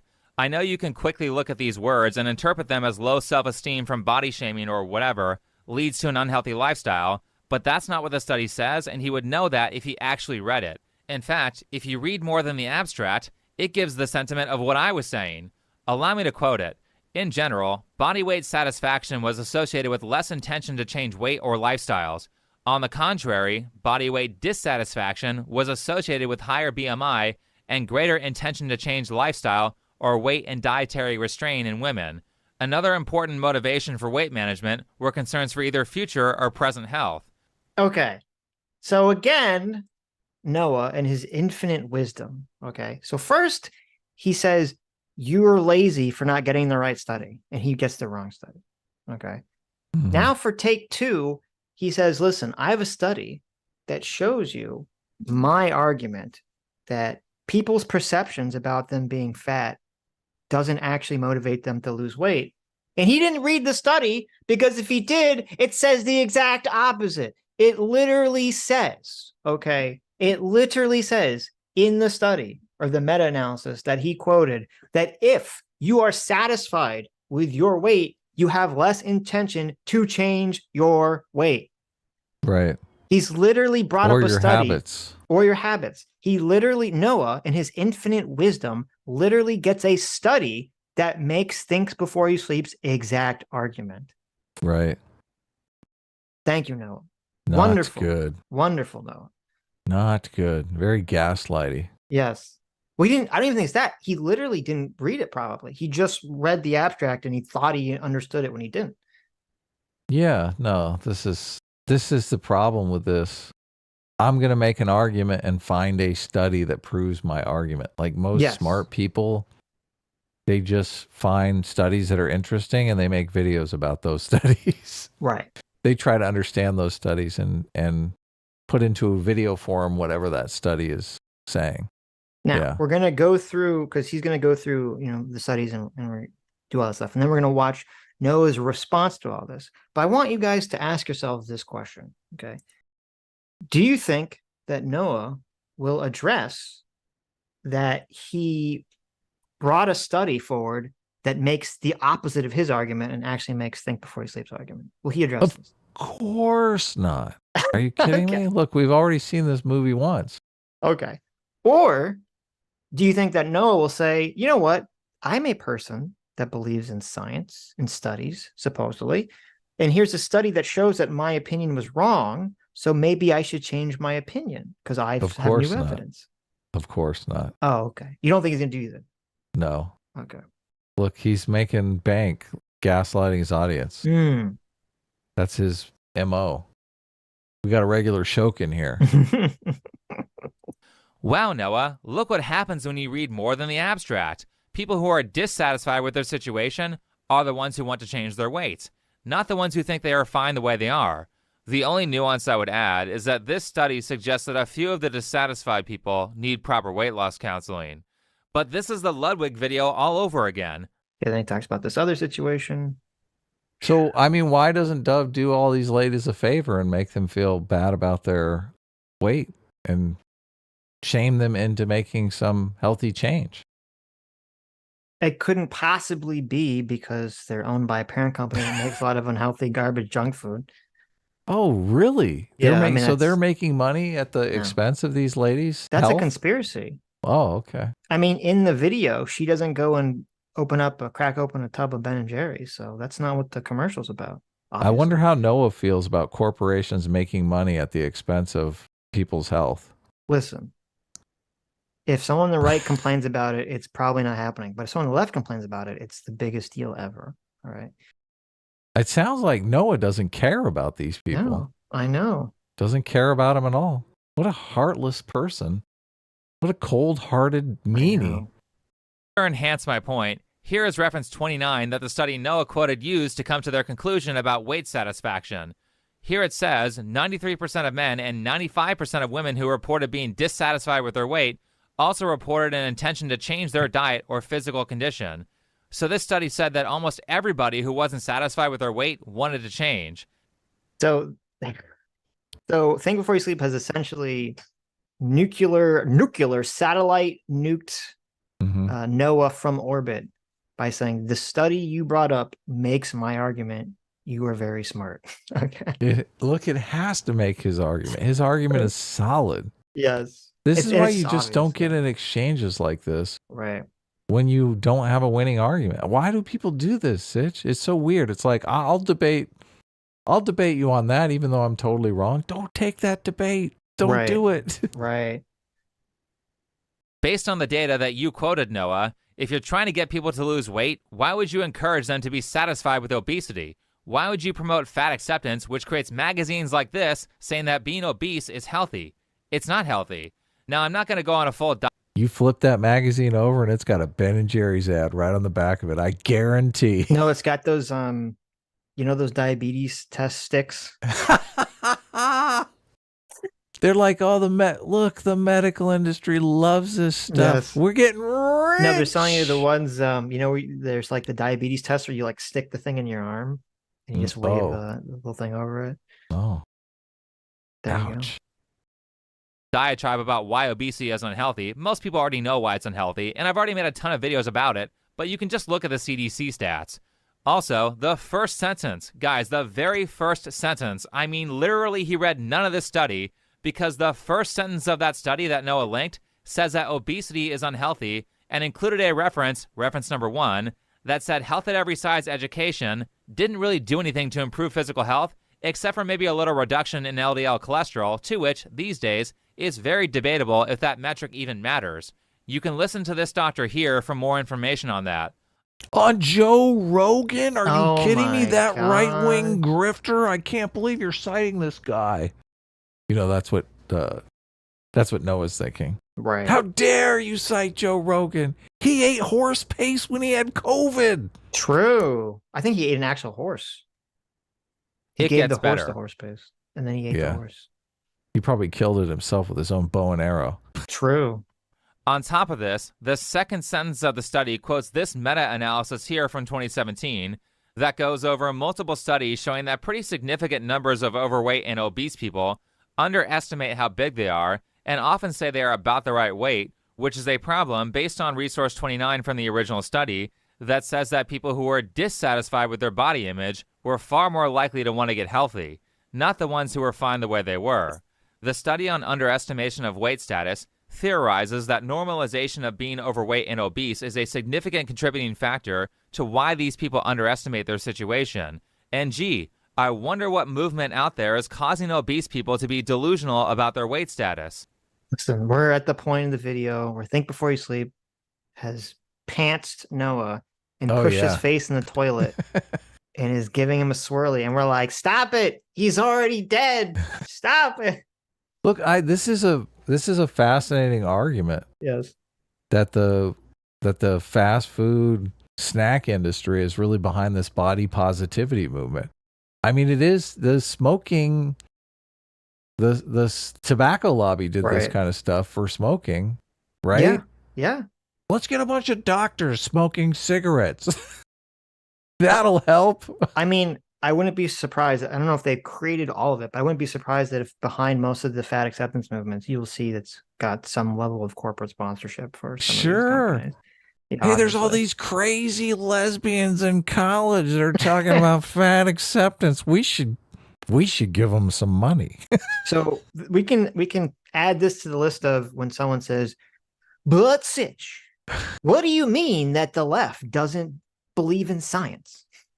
Oh, of course. Yes. And throw fat acceptance onto the pile there. Yeah, it's so weird. It's so weird. It's such a good look. I mean, as an entrepreneur myself, I mean, I'm kind of in awe here. I really am. But What a Sitch, great idea. What a only great people idea. on the right don't like science. People on the left love science, Sitch. That's why when Noah hears all this scientific arguments using studies, he's going to immediately say in his response, "I apologize, think before you sleep. You were correct. Now that you've provided me factual scientific information, I have will changed change my my opinion." opinion. Yes. Right here on the spot. Right. Thank you of disabusing me of this fake knowledge I had in my head. Exactly. I'm sure that's what the response to this will be. Look, Sitch, I'm conflicted here because look, I didn't like all this fat acceptance stuff when I thought it was woke politics. Right. But now that I see it's the free market working, I'm kind of in favor of it. Capitalism, baby. Oh, yeah. Look. Love it now. The fatties know what they're getting into. Yeah. And we got to sell some ice cream. There you go. Who doesn't like ice cream? Well, there's an interesting conversation about this whole thing with for food consumption, where does personal responsibility begin? Oh my, this is And hilarious. where does responsibility of the manufacturers of food being so healthy, where does that begin? Like, how do we balance these two things? Okay. Now, I don't buy, and I'll tell you why. I don't buy the whole everyone should just have personal responsibility, so food manufacturers should be able to make whatever unhealthy garbage they want. Right. And the reason I'm skeptical of that argument is because, as we now know, food has addictive qualities to it. Yeah. And not just food, but like, and when I say addictive, it's not like, like, oh, crack cocaine or something, but food has addictive qualities to it, and they know this. And this is a part of why I think everyone's getting fatter, isn't just because they're putting corn syrup and everything, which obviously is a big part of it. They're putting so much added sugars and so much stuff that don't need it, because it's easy to make cheap things taste good by just pumping it full of sugar, which is a big part of it. But there's so much food science now that these companies that make food literally know how to make it so that when you're eating their food, the food is temporarily addictive. This is why, if you've ever paid attention, you can be eating something that's very salty or very sweet. So you can be eating French fries or potato chips. Oh my God, they're so potato good. chips are the worst, right? Or ice cream or something. But potato chips are probably the worst, where you can be eating it, and when you're eating the potato chip, it's like you just feel compelled to keep eating the next one. Oh, right? yeah. Yeah, you got to eat the whole bag. Right, but then, but I don't know if you've noticed this. If you are interrupted or stop, and you have to like put it down. Someone calls you to the next room, so you have to put the potato chips down. You walk and do something. Okay, when you stop eating them for like a minute or 2 minutes go by, you'll notice that you feel full and you no longer want to eat the potato chips. Right. But Oh you yeah, didn't notice- because it turns off the satiation button. Exactly, but you didn't notice it while you were eating it. Wow. And that's done intentionally. There's some biochemical It's reason. like a Harry Potter spell they're spinning on you. Yes, that while you're eating it, you don't feel satiation. It's literally stopping you from feeling the satiation. Oh. But then when you're interrupted and stop, suddenly you're like, oh, I'm not hungry. I have no more desire to eat these potato chips. And to me, that's where I say you can't just say it's personal responsibility, because they are literally screwing with our brain chemistry and our biochemistry when they make these foods. I love soda pop. I can't buy it. I can't keep it in the house because I will just drink soda all day long. It's the same thing. Yeah, it's the same thing with soda. Delicious. Yeah. Oh, it's so good. Sometimes I wake up in the middle of the night and I dream about soda. I'm like, oh my God, it'd be so good to have a soda right now. Right. But I don't. Yeah, I leave it out of the house because I mean that's the key right there. Yes. If you are dealing with a weight issue or anything like that, the key is just make it difficult to actually get your hands on that kind of stuff. Right. As soon as it's in the house, it's like, right. Yeah, Yep, and see, but that's the you problem. got to resist because, at the store. You know, because the problem is like, even when I used to drink soda, I've never been addicted to it the way that you were addicted to it, right? So I'm not saying it should be illegal, but I do think that there are certain practices in how they manufacture food that should be illegal or talked about in terms of the biochemical addiction that they intentionally put into these foods. Yeah, a lot of people were complaining about the giant size cups that they wanted to make illegal. Right. Sometimes I just sometimes you can't get like a reasonable portion of soda, which is kind of a problem, because if you bought the thing, you're like, well, I'm going to drink it. Right. Exactly. Yeah. And that's another big problem too, is that, if you look at, especially with fast food, if you look at fast food portions keep getting bigger and bigger and bigger and bigger. Of course. Yeah. Like maybe not the sandwiches have gone bigger, but like, the drinks get bigger, the fries get bigger because that's cheap. And if they need to increase the price, they want to make it look all bigger so you feel like you're not getting ripped off. No, the drink costs, like a penny for them to make. This is the problem right here. Right. Like you want to buy a reasonable portion. So you go, I want the small. And they're like, that's $1.59. Oh, well, how much is a large? The large is $1.69. Yeah, exactly. You're like, so instead of so you buy 3 times as much soda because it's a dime more. Yes. Yeah, exactly. Like, and also you feel like you're getting ripped off when you get the small. You're like, $1.59. This is like look, it's a Dixie cup here. What am I doing? Exactly. But really, everyone would go with the small if it was like 50 cents. Yes. You'd be selling smalls out the door. Like everyone will buy a small. If it costs what it actually should cost. Yeah. Yes. Yeah, yes. Everyone would buy a small. Everyone would drink a small, and we all be 10 pounds lighter. Yeah. Right. It's so ridiculous. We're all being manipulated here. Yep. And the fact that Noah, like the socialist, anti-capitalist, can't even say any of this just because he's arguing with some right winger on YouTube is comical. Yeah. This is the comedy part of the show right here. Honestly, Noah has fumbled so many times in his research that I'm starting to think that maybe I should hire Noah to Google my research for me. He's very good at scoring in his own goal. Now, going back to the meta-analysis on health at every size, by the way, meta-analysis is a research term for we reviewed a bunch of studies on a particular topic, but the interesting thing about it is that they primarily focused on studies with a control group. A control group is the placebo group, which means they didn't get the health at every size intervention. The experimental group is the one that gets the new intervention that's being researched. This methodology is used so they can test if the thing being researched is actually more effective than simply doing nothing or simply doing what people would typically do. In these cases, the placebo group got standard dietary advice, and guess what? The results for the health at every size education and the standard dietary advice were pretty much the same. Now, fat acceptance groups always like to mention that health at every size education is good for people's self-esteem or other psychological metrics that don't prevent diabetes. However, standard dietary advice was also good at improving people's self-esteem. This situation is really funny because the whole study that Noah quoted completely contradicts his narrative right from the beginning. He obviously didn't read any of it. This is why you don't just read the abstracts, Noah. The abstracts are just a summary of the findings of the study as a way of filtering which studies are relevant to your research and which ones aren't. In order to determine if the study is actually valid, you need to figure out how they came to that answer by reading their methodology. Just like math class, researchers need to show their work or their answers and data don't count. That's why I poked fun at Dove for not citing their resources. Okay, so let me jump ahead a little bit here. This guy is so obviously like a PhD student. Well, I mean, I don't know what his background is, but Noah's not in the right weight class for any of this. I know, okay. It's hilarious. It's hilarious. Yeah. Look, some people I know are obviously smarter than me. I feel like, look, I could learn from this person. Right. Noah, on the other hand, is like, I'm going to go out and pick a fight with this person. Listen, we're sitting here at the adults table trying to have a conversation, and Noah's over there at the kids table playing with his mashed potatoes. Okay. Yes, totally. Standing at the table saying he wants his drinky and his apple juice sippies. Okay. Yeah, exactly. Give me the sippy cup, mommy. His commentary comes right from the abstract. I'm actually a little disappointed.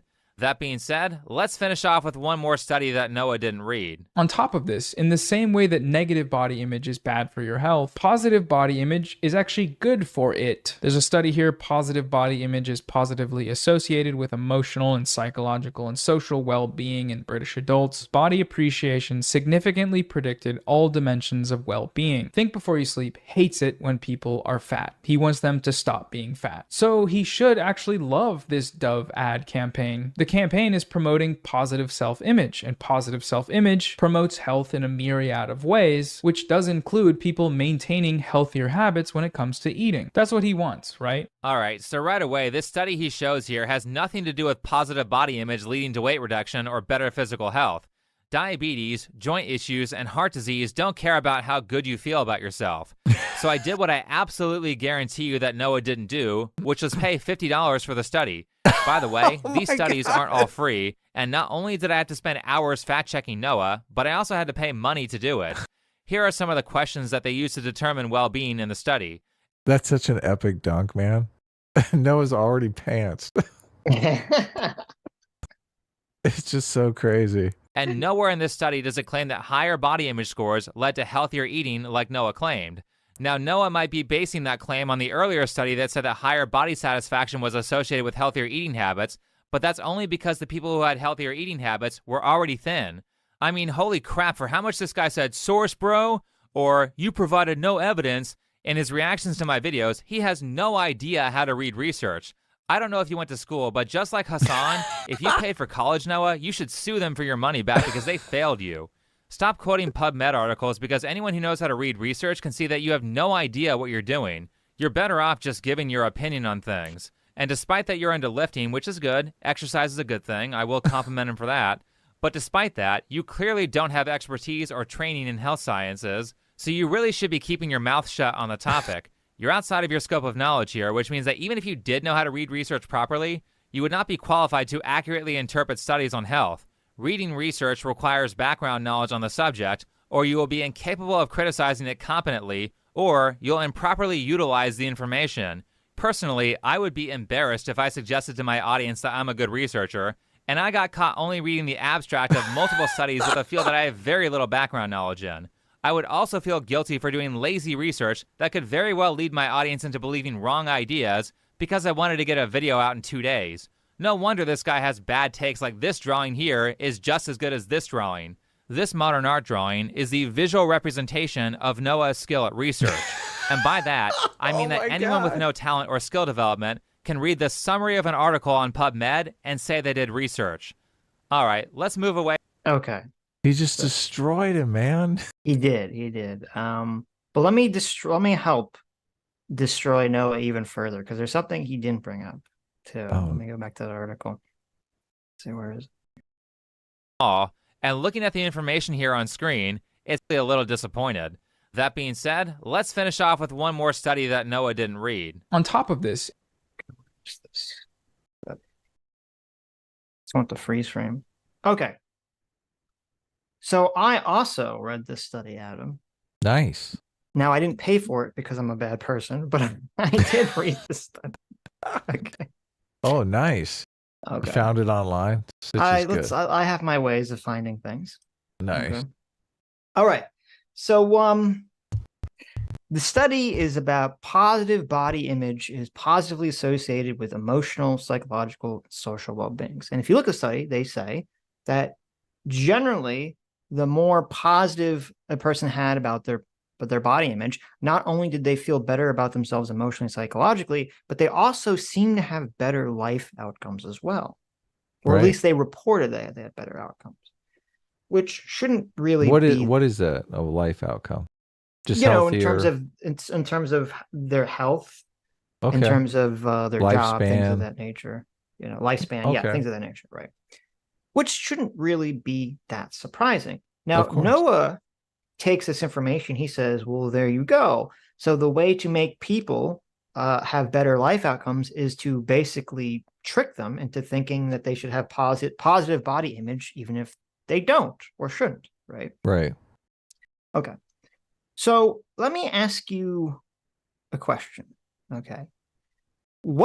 In the study, what do you think would lead someone, would be a significant factor that they would talk about in the study, that would lead someone to have a better positive body image? If the person regularly exercises or is a reasonable body weight or has good eating habits. Okay. Gets regular sleep. Right. Lives a healthy lifestyle. Interesting. Yeah. So you would guess, without reading the study, that if people that took care of themselves probably on average have better positive body images of themselves than people who don't. Right. Fascinating. Yes. Interesting. Yeah. Well, since I read the study, or at least I skimmed it, and Noah didn't even do that much, if he did, he would have found out that the study says one of the most significant factors in predicting whether a person would have a positive self-image and a positive life outcome was entirely correlated to their BMI. Okay. Mm-hmm. So they're saying the fatter the person was, the more negative body image they had of themselves, and the skinnier and more healthy the person was, the more positive their body image was of themselves. Right. Yeah. Okay. So again, this study completely annihilates Noah's own point, because it was saying that the most significant factor they found for someone to have positive body self-image was not being fat. Right. Yeah. Yeah, you would think that. There's a causation difficulty here, though. Sure, there is. I agree. Yeah. Because you'd say, people that feel better about themselves are going to be more motivated, and thus probably be more motivated to keep themselves healthy, right? Yeah, that's exactly right. Sure. Yeah. Does the motivation come first? Does the satisfaction come first? Right. Yeah. But if you I would argue that for a lot of people, the motivation comes first. And so it's more difficult for people that don't have the intrinsic motivation. But as we know from the other study that Think Before You Sleep annihilated Noah on, it shows that if people have a perception that they're satisfied with their body weight, then it kills their motivation to change their body. Right. So you basically, you get a virtuous cycle or a vicious cycle. Yes. Like if you're happy with your body weight and you're overweight, you get a vicious cycle because you continue to eat, you get fatter and fatter. Right. But if you are happy with your body and you continue to exercise, it's a virtuous cycle. Right. Okay. So that was Think Before You Sleep, annihilated Noah's studies, like in the most annihilating way possible. All the studies that Noah brought up show the exact opposite to what Noah's point is and make Think Before You Sleep's point. Okay. So let's look at Noah's second video. How do you think he responds to these claims? Do you think that he says, as a man of science, maybe I should change my opinion? Well, that's how he should respond. So obviously, Noah responds the opposite. Oh, okay. Well, let's find out. Let's find out how he responds to being wrong about the science. God, his channel is just all partisan stuff. Yes. How's he? What were you going to say? Well, I don't have the video up. I'm just looking at his thumbnails. I saw this one girl that she makes great videos. You responded to her.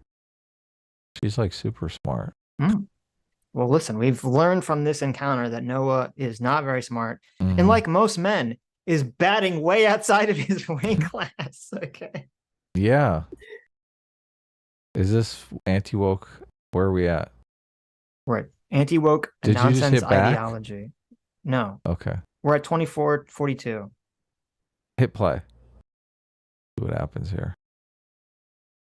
I don't see a big reason why obese people aren't in the point about sexualization that I want to talk about. Okay. What's going on? Looks good on my end. Okay. Let me you're at the wrong time code though, so let me fix it.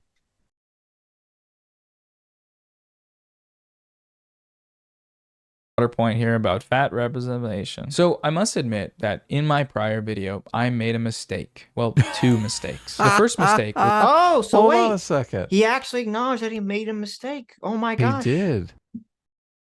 He Look, he made progress. Maybe we were too hard on Noah. He admits that he made a mistake. I'm sure he will admit that he actually posted studies that prove him wrong and that was the mistake he made, right? Well, since you're saying it that way, you're making me think, no, that's not what he does. But oh shoot! maybe. Oh darn it! I'm At least so he admitted bad he made at a not mistake. spoiling things for people. What's he gonna say? What was the mistake that he recorded without audio in the first take? We'll see.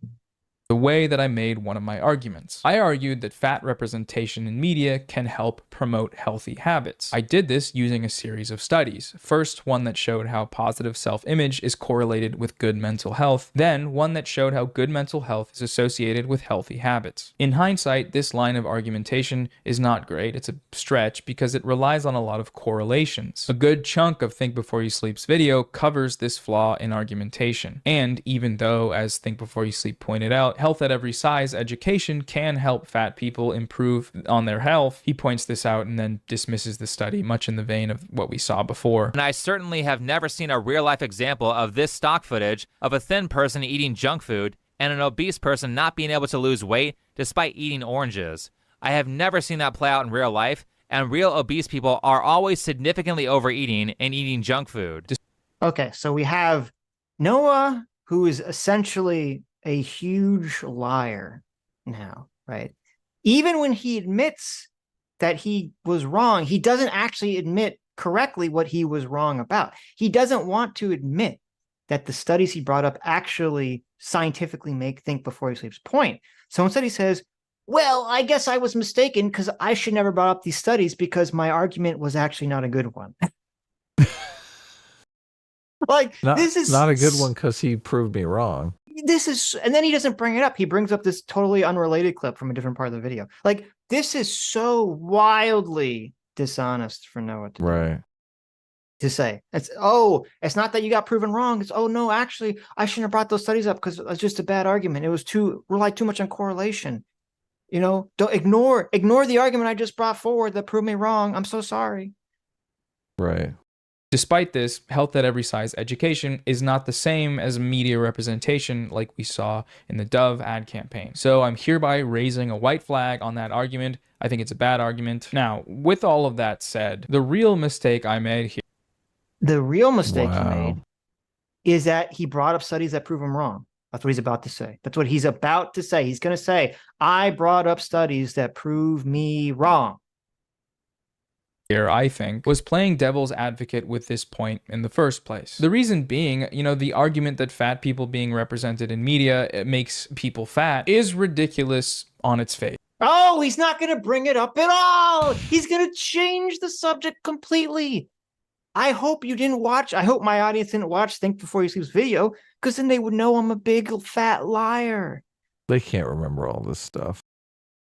That's why, listen, that's why he's in favor of this body positivity. Noah's planning to get so fat because he's going to be filled with so many lies. He's going to be so filled with lies, he's going to be so fat. Let me just change the subject to something completely different. Sad.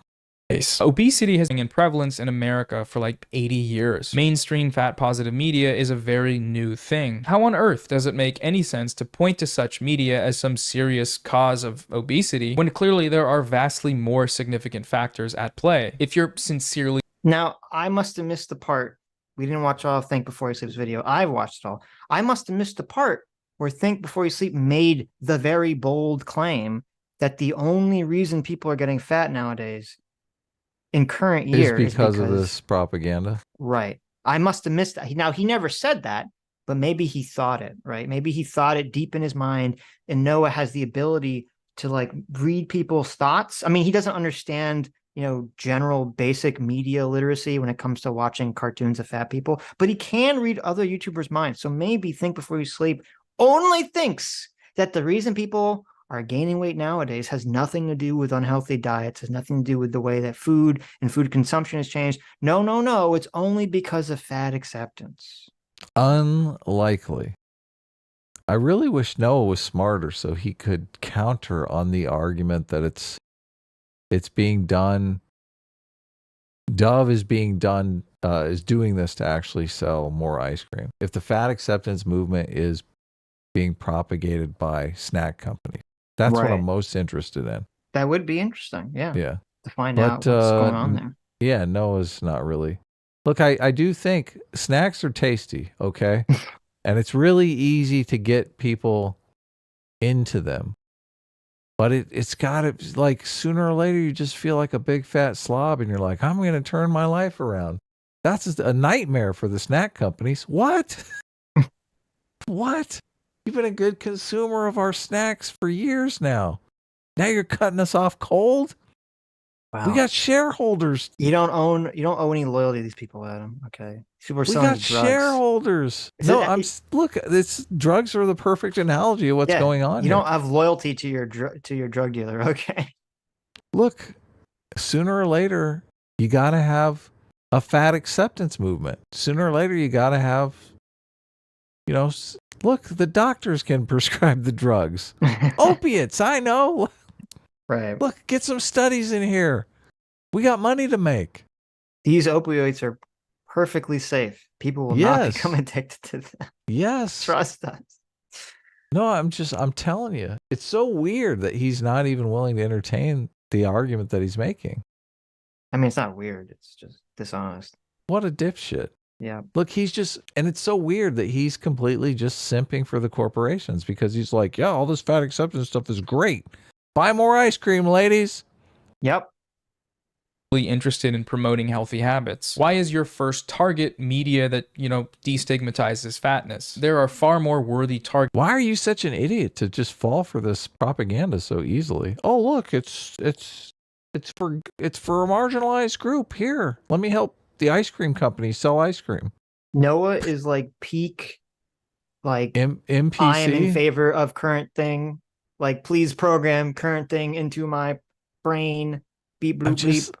Look, show just a modicum of skepticism here. No. I don't see why it's impossible to do, especially if you call yourself a socialist or an anti-capitalist. You're the one. This should be like manna from heaven here. Oh my God, look. They're making people fat on purpose. Yes. But someone on the right said it, so, These capitalist pigs, they're literally turning people into pigs. It all makes sense now. Yes. Why is this not a big revelation? Look, you could do a whole series of anti-capitalist videos on this. Yep. But you're too interested in arguing with this right winger. Like, you might actually do some good in the world. Maybe there'll be some regulation or something of these people. Just look at this. It's so sick because Adam. What? But Adam, you don't understand. Okay. It's ridiculous to say that wokeness has anything to do with communism because I have to defend these corporations. I know. From this evil right winger, all in the name of woke fat acceptance. This is, if this is true, this is so insidious because it's like, you tend to form your eating habits when you're a kid, and they are marketing this at kids. Of course. It's video games. Of course. So if you're saying, look, it doesn't matter. You can be a fatty little kid at 10. You can be a fatty little girl at 12. You can be a fatty little girl at 14. Look, those eating habits are going to be impossible for them to overcome. And they don't care. They want to sell snacks to your entire life. They don't care if you die at 40. They don't care if you have a heart attack at 39. They don't give a fuck. This is so insidious. But he doesn't care. And he's the one just standing here going, look, I care about people. Well, I'm the one who cares about people. He's the one, that guy is the one that can't stand seeing fat people in video games. Look, you've totally fallen for the propaganda, Noah. You need you need some smelling salts so you can actually get woke. Actually figure out what's going on here. Well, this is how you know that this is a cult. This is of an course. ideological cult. Yeah. And when we watch his second video from the beginning, I want to get into part of why I think this is happening, even though Noah and these other people are too stupid to understand the philosophy that they're parroting. Look, I heard this argument relatively recently, maybe 6 months ago, maybe a year ago. And ever since I heard it, I thought, I wonder if there's some truth here. I wonder if there's this is like the smoking stuff. Mm-hmm. 4 out of 5 doctors smoke cools. It's like, I mean, what's going on here with this fat acceptance movement? It makes perfect sense in the context of capitalism. Mm-hmm. I've said this a lot on the trans stuff, and they hate it. They're like, what? The medical industry is making money off of this? What, they would lie? Yeah. Is it a coincidence that all these companies are pushing fat acceptance, which helps them make more money? Is it a coincidence that all these doctors and medical institutions are pushing transitioning, which makes them money? Like the incentives, like just because the incentive lines up doesn't necessarily mean it's happening. But when the incentives line up in a very specific way, you should be eyebrow raised at the very minimum. Well, that's the whole concept of regulation. You have an impartial third party come in and saying, look, are people being taken advantage here? Right. Are you teaching little girls to be fat their entire lives? Whoa, Adam. I don't want the government getting in between my doctor and me, okay? Well, listen. My doctor can never, ever, ever be motivated by anything other than just helping me out of the pure kindness of their medical heart. The medical industry is one of the most regulated industries in all of mankind. No, the government shouldn't be involved in any. I'm on the left, and as a very known classically left-wing position, I don't think the government should be regulating anything in the medical industry. Look, that's what's crazy here, because Noah is basically, and a bunch of trans activists are making the far left libertarian argument, or far right libertarian argument. Yeah. The free market capitalism argument. Right. The anti-government regulation argument. They won't come right out and say it.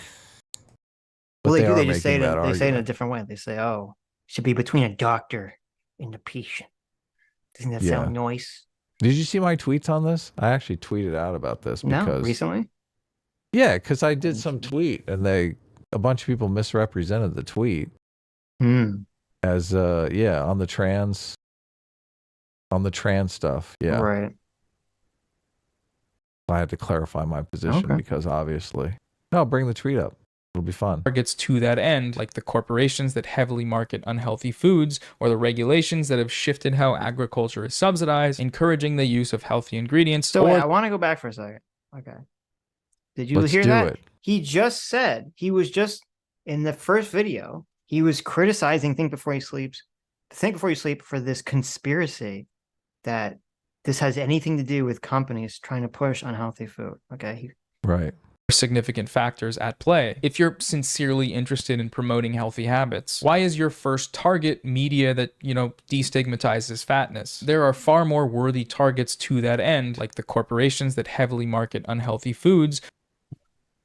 This is part of marketing unhealthy foods, you moron. You moron. That's his entire argument. Oh my God. Look, it's more insidious if you can trick some useful idiot to go on their YouTube channel and virtue signal about fat acceptance. Like, more people are going to fall for that than a Ben and Jerry's ad. But see, this really shows you the power of the elephant, okay, and framing.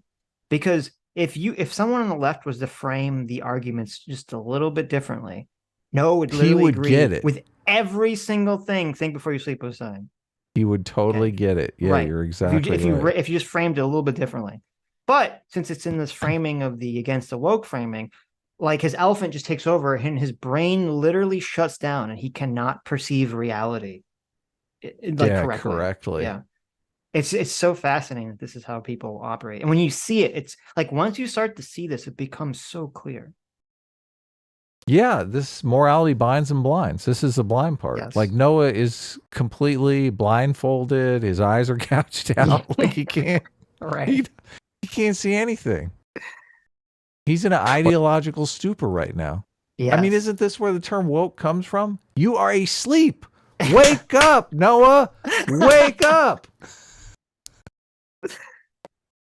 The regulations that have shifted how agriculture is subsidized, encouraging the use of healthy ingredients, or the lack of access to healthy organic foods in places like food deserts. Now, in his first video, Think Before You Sleep does bring up Dove's parent company and how they also own a lot of junk food companies, but his critique is not actually about those companies. It's targeted towards body positive media, which again doesn't make much sense considering how little sway, basically none, that actually has in regards to the change in public health over time. But he's such a moron. Do you like that? So he basically brought up studies last video that showed that if you don't have a problem with your weight, you're not going to change it. Okay. Right. Yeah. And Think That's Before You body Sleep positivity. Right. And Think Before You Sleep pointed out and said, you made my argument for me. And then in his response video, he says, how could you say that if you make everyone feel fine being fat, that would make them more likely to keep being fat? Right. You brought up that evidence, idiot, last time. And now, you see, this time he's afraid to bring up any studies. So he doesn't even try. Right, because he knows, look, I'll probably get this wrong. Yes. He's just afraid. He's like, well, listen, people were getting fatter before before body positivity movement. It's like, okay. Well, that's no one that's said that was the argument. yeah, no one was saying it was the only thing that was going on here, obviously. That's why this is interesting, because I do think you can get people to a certain weight just off the snacks tasting good, not even really advertising at all. Right. But if you want to sustain that level of consumption, when people wake up and realize, look, I'm 400 pounds, I'm going to Jenny Craig, I'm going to the gym, I'm going to get my life together. You got to be like, oh no, how do we fight back? Exactly. The body positivity movement.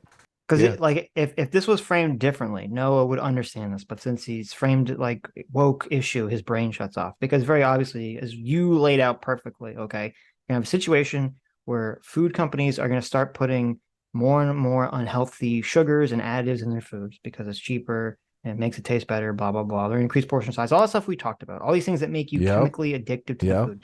They're going to start shoving all this stuff in the food first. People are going to start eating it more and more. They're going to start getting fatter and fatter and fatter. And someone's going to say, hey, wait a minute. We're all getting fat. Countermeasures. What the heck? When I go and I look at a picture from 1950 and I see a bunch of people standing around, they don't look as fat as we do now in current year. We need to change this. And that's when all of a sudden the body positivity, fat, don't fat shame people thing comes out. Ben & Jerry steps in and says, we ain't changing nothing. Yeah, exactly. They're like, Ben & Jerry's sitting around like, the jig is up. We got to do something to stop this. Yeah, but that's what I want to see. I know it's got to be out there. People have got to be openly talking about this. Someone is talking about this. Hey, listen, you got to get the Project Veritas or whatever they are now because everything fell apart. No, go get some lady. Okay, they're gonna go get some hot lady to go seduce the vice president of Ben & Jerry's to talk about how fat, and secretly film them talking about how the fat acceptance movement is really like part of the evil Ben & Jerry's grand plan to make all the dumb woke virtue signaling idiots on Twitter except eating big tubs of unhealthy Ben & Jerry's ice cream. I see the smoking gun more like some lesbian social justice academic who's coming up with the body positivity movement and a check for like $2 million from Ben & Jerry's delivered into her account. Right. No, that is the way it actually happens. It wasn't created by Ben & Jerry's or anything. That's the way it actually happens. Is that you have a bunch of these annoying socialists who sit around and they have their lens stupid ideas. Yeah. Right. They have the dumbest, like Noah, have the dumbest lens at which they view the world, which is that whatever exists, whatever is considered normative right now must actually be bad. Okay. Right. So if people are Let's saying, imagine a society of all fat people. Yes. If society is telling us that we should be skinny and healthy. Well, that must be bad because we all live in a liberal, white, cis het patriarchy that's super oppressive. So we have to just do the opposite of everything they say. So actually, being fat must be good. Exactly. Oh, I'm such a genius. And then Ben & Jerry's comes along and says, "Great Scott, you've got an awesome idea. Here's a check. Here's a big bag of money. Here's a big bag of money. Why don't you spread this idea around to Noah Samsen's YouTube channel?" Yes. Only it's no. So what Ben & Jerry's does is they're like, "Oh, I'm just a random concerned advocacy group." He puts on like a mustache. They put on like a mustache. Exactly. I'm Ted and Larry. Ted and Larry cares about women. Yes, here's a big bag of money that I just randomly got, not connected to anything corporate whatsoever. Here you go. Exactly. They form some nonprofit. Yes. A society for fat acceptance. Yep. That's exactly it. Yeah, you can't have a Ben & Jerry's check. What am I thinking? Yes. It's got to be a nonprofit. It's Ted and Larry's care for the acceptance of body positivity movement. Yeah, exactly. There you go. Yep. And Noah, you didn't get any of that money. You're I just know. simping here for free. And this What a dumb dumbass. idiot right here sitting. Yeah. Slurping on the Ted and Larry teats without actually getting any. If Noah wanted to actually put a funny joke in his video, he would be eating a tub of Ben & Jerry's. True. There you go. That would be great. It is that would funny be great. how Noah's not into he doesn't know the joke though. That's what's sad about this. It is funny and also disturbing how Ben & Jerry's is so despicably woke online.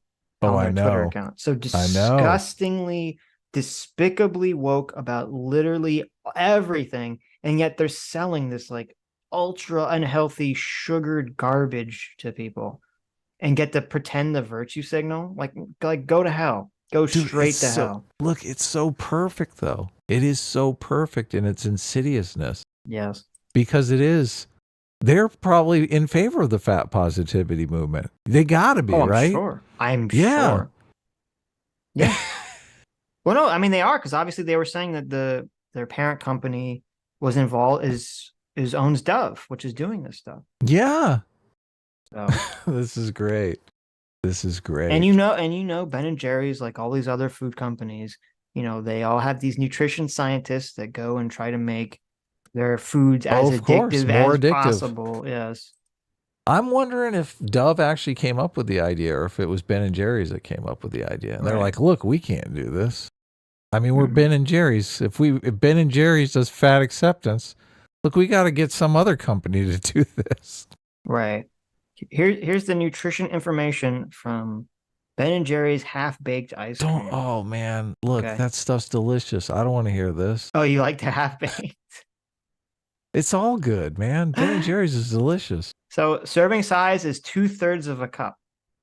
Okay. Which is not that much ice cream. I used to eat one of those pints just in one sitting, and everyone would freak out at me. They'd be like, "Oh my God, Adam, did you just eat a pint of Ben & Jerry's?" And I'd be like, okay.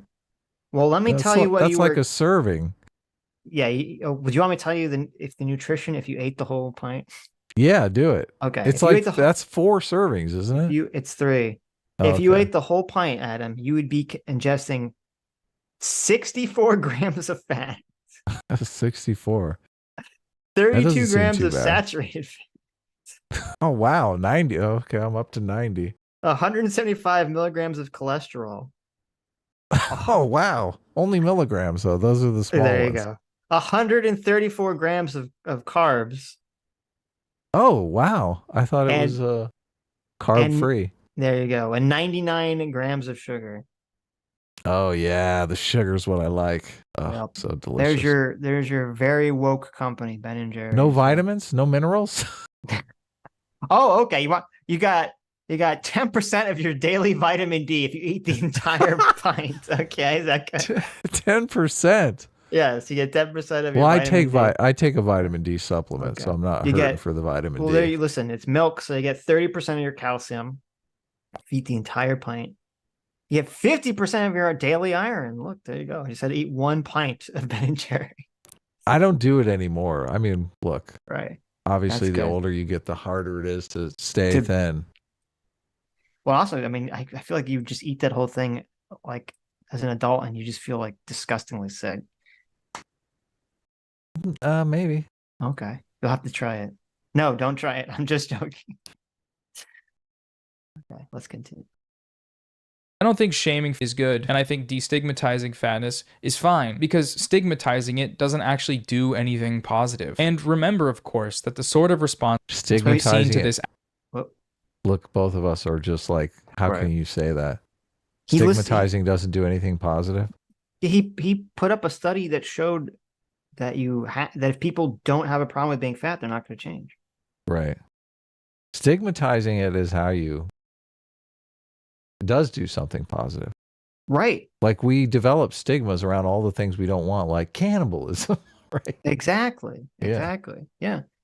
Why do we want people like there's ways to do it. I'm not saying that you should go up to like fat people and just start like spitting on them and mocking them, right, for being Right. fat. No. Right. I'm not Well, saying it to be mocking like them, okay. right. Well, I'm not saying you have to be a jerk about it, but there's a huge difference between saying like, well, maybe there are good ways to motivate people to lose weight and bad ways to make people lose weight. That's very different than saying, you're beautiful as an obese whale. Like, no, you're not beautiful. Lizzo's not beautiful. Lizzo's disgusting. Okay. But we got past it with smoking. Remember, smoking was cool. You'd see it in movies. People realized, holy cow, smoking is bad for you. Yes. And then all of a sudden they took it out of the movies. They started making these crazy commercials where you'd see someone in the hospital dying of lung cancer. It's like they found a way to take care of it. And it was shaming. A lot of shaming took place. Still, shaming is taking place with smoking. People look at you like, oh, you're smoking? What a loser. Yeah. Well, so like, what is wrong with shaming? Nothing. Yeah, you should. You should. Oh my like God. You're having seconds? Look, you're a big fat pig. Like, put it down. If Lizzo was a normal weight, she would probably be pretty hot. Look, this is the thing. But no, she's like, I'm obese and I'm proud. It's like, well, that's not something you should be proud of. They're not proud forever. All these celebrities do it. They're big fat pigs. They become a billionaire. They're like, oh my God, it would take 4 lifetimes for me to spend all this money. I better lose some weight. I got to live long. Yes. I got all this money to spend. Are people going to be saying, yes, Queen to Lizzo in 10 years, 20 years when she has to get her legs amputated because she has so bad diabetes? Lizzo is going to get thin. This is exactly what happens to all the celebrities. They lose a bunch of weight. They get healthy, and everyone's like, oh my God, you're such a turncoat. I can't believe you gave into the system. Right. Yeah. Right. I can't believe you gave into the system to be healthy so you could spend money into your late 80s. Terrible. Yeah. Lizzo thin is going to be interesting. Mm-hmm. Oh, those pictures are so horrendous. Every time somebody says Lizzo, that one picture that everyone is spreading on the internet. That's so bad. Ad from the anti-woke crowd is not about promoting health. Obviously not. These are... Oh, look. I know some of these YouTubers. There you go. Oh, look, it's Blair White. There you go. Who else do we have here? Aren't health channels, they're... Oh, look. It's Bill Maher. There you go. He didn't talk about that, did he? No, he did. Well, not. Oh, it's Ryan. Look, it's Ryan Kennel. But anti-woke channels, which are political channels. Anytime they're talking about health, they're just... Oh, our channel's not political. Look, we're centrist. We're completely neutral. Yeah, but so this really shows the binds blinds morality thing here, because like he's literally conceptualizing it of, well, I don't have to side with them or agree with them because they're my political opponents. Even if the people that you disagree with on politics about everything have a take that you agree with, even if you don't agree with why they have the take, they can have the take for a terrible reason. That doesn't mean they're wrong. It doesn't mean you should have the opposite take. You could totally say, listen, I think that Dove maybe is doing this fat acceptance things for completely cynical reason, right? But that doesn't mean that he has to necessarily be in favor or against it. Or he could say, I don't agree with think before he sleeps politics. But that doesn't mean that being fat is healthy and that we should accept it. Like, this is the NPC brain right here. Instead of responding to him saying you're wrong about everything, why don't you respond and say, look, wouldn't it be great if we had some government regulation to do with this? I mean, you've already agreed that it's bad. Yeah, there you go. There you go. I don't know if think before you sleep is a free market. Yeah, I don't know person if or politics not. enough to comment one way or the other, but He might just come out and say, yeah, that's a great idea. Let's have some Right. regulation. Wasn't Yeah. it funny when you looked up that wrong study? What an idiot. That was funny. Noah Samsen will forever be the wrong study guy to me. Oh God. It's concern trolling study to wrong. continue their political project of decrying degeneracy in media. Fat people are real. It's There you just go. like Look. degeneracy in media. Yeah. Look, he doesn't even know why the shaming exists. Well, but okay. I'm gonna tell you. Here's the real black pill, Noah, because I know you're listening. And for everyone else that's listening, No out way. there, okay. Most people don't actually care about things for the right reasons. They care about things for the wrong reasons. Okay? Of course. That's just the reality of the situation. It's So sad, it doesn't but matter. true. It doesn't matter why someone cares about whatever reason, what their motivation for caring about it is. You can talk about it, you can bring it up, but you actually have to address whatever it is, the thing that they're talking about, whether it's real or not. Yeah.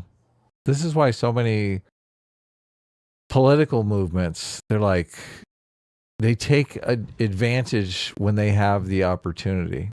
You know, something happens and then all of a sudden they're like, wow, people care about this now. We've been trying to get movement on this legislation for decades. Yes. Yes. That's what I always said. There's all these people that are pushing all these political causes all the time.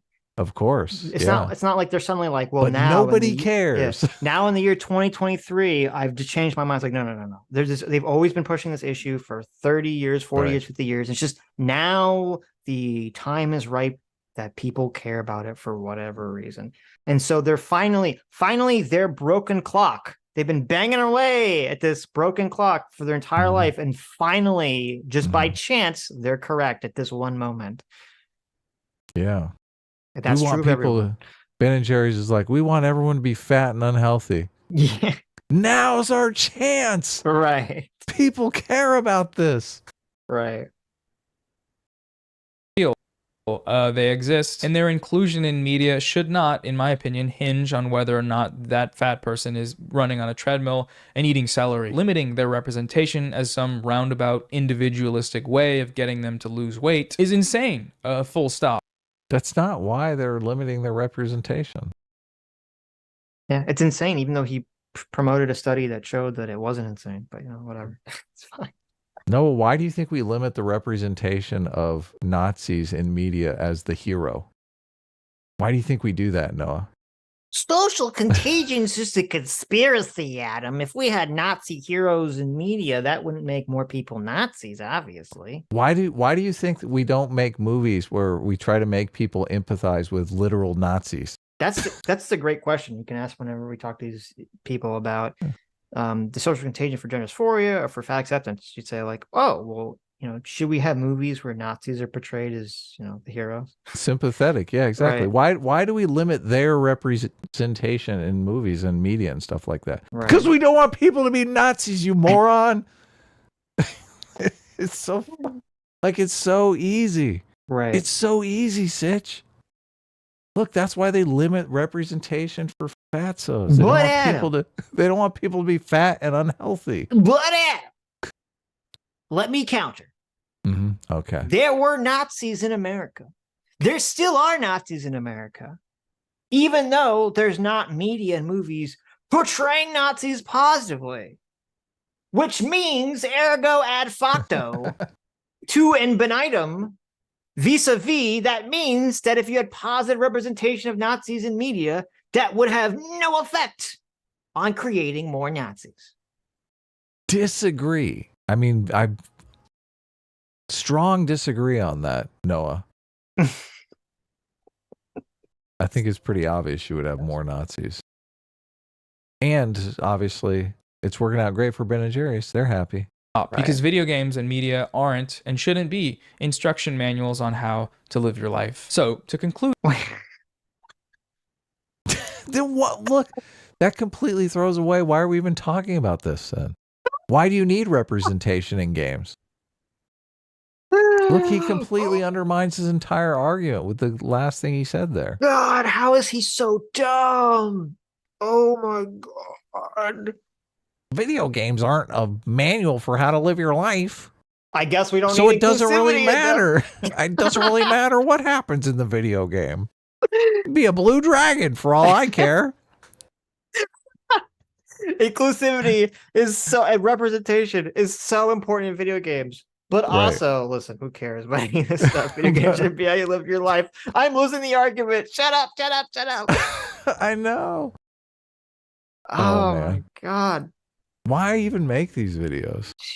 Because I mean, this video has a crap ton Oh, of I views know. at it. Yeah. Look, His audience, okay, this video has 400,000 views. His audience is literally brain dead. do you think they're watching the video just because they like Noah Samsen, or Of course. like they like his pedo mustache? What is it about this? I could Or be do you that. think they like the advocacy? They like the advocacy. This is how Right. this is the other sad black pill. A lot of black pills today. Okay. The sad black pill is that a lot of people that consume political content are all retarded. Not our audience. Our audience is made of big brain geniuses. Thank you Mhm. for supporting us. But everyone else's audience are all made of stupid baby brained retards who only want to see someone in their echo chamber regurgitate whatever moral system they want to virtue signal. Right. It's like And a religion. Right. They're preaching to the choir. And so all you have to do is make like not even a coherent. You just have to make some barely coherent argument where you pwn someone in a dismissive way with a dismissive tone of voice. You have to go, look at me. I look like a Zoomer kid. I'm going to destroy you with facts and logic with my dismissive tone of voice. And then I do it calmly. I must be right. And the audience just assumes that's what happened because they don't understand they're not smart enough to understand the actual arguments that are being, Right. talked about back and Pure forth. tribalism. Right. And they're not curious enough to go and listen to the actual source material and say, well, wait a minute, actually, this doesn't, it kind of got Noah got kind of totally annihilated from orbit by Think Before You Sleep and didn't really address anything. Right. But is Think Before You Sleep's audience smarter, or are they just, why did they listen to him? Obviously, Well- both these guys are making huge views off of these videos. Right. Yeah, no, Yeah. Think Before You Sleep is a giant channel too. So, Yep. well, I'm going to say this. I'm going to say when Think Before You Sleep's audience agrees with my positions, they're all intelligent geniuses. But if they ever disagree, hypothetically, because I don't know, they ever were to disagree with anything I said, that's when that just must be their tribalism at play. Yeah, this is just extreme cult-like behavior. They have a cult of progressivism that they're just basically, there's a list of things to believe, and if you believe those things, and just, you can make arguments as long as those arguments are in favor of those things, those cult axioms, then it doesn't matter if the arguments are good or bad, because the axioms are already true by just being declared. Yeah. Right. Here, yeah, would Think Before You Sleep that I failed to make my case about body positive media helping people lose weight. But my clarification here today is that I shouldn't have to, because it doesn't need to. Media doesn't need to be helping people lose weight all the time. Just media like this can and should exist on its own, and proving that shouldn't require that some weight loss contingency be implemented. It's silly. Chill out, everybody. Leave fucking fat people alone. Damn. So now, I mean, that was just complete incoherent babble. Yeah. That was just him saying nanny nanny boo boo. Yeah, what the hell was that? I don't even have to address it. Yeah. Look, this is a cliffhanger. I want to know what's going on here. I feel like people are being duped. True. Okay, let me read some super chats. Still got a lot more video to get through. Oh, okay. I'm cool. I'm chill. How about you? Good. How you doing? I'm doing fine. I thought you might be getting spoiled by these 2-hour streams. A little bit, but I'm okay. Guys, we've done some 2-hour streams. You should check them out. You should. Well, if you have time. I know we have. Obviously, people are like, you guys are producing so much content now. I know. What a shock. Well, no, we've got a lot of new viewers that are just they don't want to view the long streams. So I feel like we're building a completely new audience on the shorter streams. There's been a number of people who've commented Really? that said, thank you for, I can't watch a 10-hour stream. I can't even contemplate clicking on a 10-hour stream. Right. Thank you for doing these short streams. Yeah. Well, we'll never. So if anyone's where we're not going to stop doing these. Yeah, we're not going to stop. The Sunday show is like our mainstay. What do you call that? Yeah. Yeah. Our main property, our main brand. Right. Yes. Right. You get harmonica on Sunday, and then during the rest of the week, you just got to deal with it. Right. Well, I assume that there are people that will watch our short streams, I should say, because they're still like 2 hours. Our 2-hour streams during the week that would not watch the Sunday 8-hour, 10-hour stream. But I would assume most people that will watch the Sunday stream would watch the shorter 2-hour stream. There is some people that are like, I don't have time for all the content, so they're picking and choosing. But that's a good thing, because we do a stream on something that you're not interested in, and you're like, I can pass on that one. No. Don't listen to that. You have to watch all of our content. You have to like all of our content. You have to leave a positive comment. You have to hit the bell. You have to become a member, and you have to donate a super chat. That's the only way to be a true Sitch and Adam fan. Look at this. This guy's starting his own cult over here. The cult of S-Class. No, come on. Get this. I would encourage you to the cult of free will. What do you mean? I would encourage you to have a life in addition to the Sitch and Adam. No. Don't listen to this guy. Okay. Twitter sucks for $20. Thank you, Twitter sucks. Twitter sucks says, see, this is what questionable mods are for. True. We know. Yes. Twitter sucks was using some questionable mods when he was playing World of Warcraft. Well, modifications, not mods. Like nudie mods for characters. Oh, okay, I gotcha. He wants his female Torrens to be not have underwear, if you know what I'm saying. I played some naked Half-Life one time. Wow, with those pointy bits? Yeah. Those polygons? Yeah, I'm sure it looked real hot. Half-Life 1 with the... It was Half-Life 1, yeah, and we downloaded just a bunch of different mods, and one was a naked girl, so you could run around with a machine gun as a naked girl. You're like, I'm crazy, look at this. That's right. I'm killing everyone. It literally looks like fuzzy felt graphics back in those days. Oh, yeah. Mark Twain's Revenge. Thanks so much, Mark Twain's Revenge, for the $100. Thank you so much, our surrogate uncle, Mark Twain's Revenge. Says, I sometimes wonder if you guys like Noah are just bread tubers to tap into the pool of crazy college-age online leftists that these guys seem to pick up on the regular. Noah can't be the dumb one, right? This has to be about taming strange. It could be. It's all the sneaky effort, nice guy strategy. Maybe it is. Yeah, that could be it. It's always a male feminist. I wouldn't be surprised. Jay for $20 says, I need to let my wife know that she hated the 6,000 hours. Oh my God. That she's put into a Legend of Zelda Tears of the Kingdom because Link doesn't represent her. True. Oh, yes. Of course. Of course. True. I mean, the idea that people are looking like that's high on their list of must-haves in video games, representation, laughable. That's right. Laughable. But I'm playing Tears of the Kingdom, and I'm stomping around in my mech suit, shooting lasers at goblins, throwing little forest spirits off cliffs because they annoy me. I'm thinking, if only I wasn't this little blonde elf character that looks nothing like me, then I would be having real fun. If I was a shadow man in a suit, then I'd be having real fun. Okay, let me tell you. PC for $20 says, if Dove wants more representation in games, why make a commercial? If the general population feels underrepresented, they don't need Dove to tell them. Why not work directly with a company to make a game and see if people like it? Because that would cost a lot more money and wouldn't be as good a virtue signal, PC, because they would make a product and no one would buy it. And they have Fat Lady Space Marine Fights Demon game and nobody wants it because it's garbage. This is kind of a risk campaign anyway. I don't know. I mean, you don't necessarily know how the response is going to be. The response was obviously horrible to this idea. So Mhm. I can't imagine dropping a $5 million advertising budget on something like this. Right. It seemed very shoestring to me.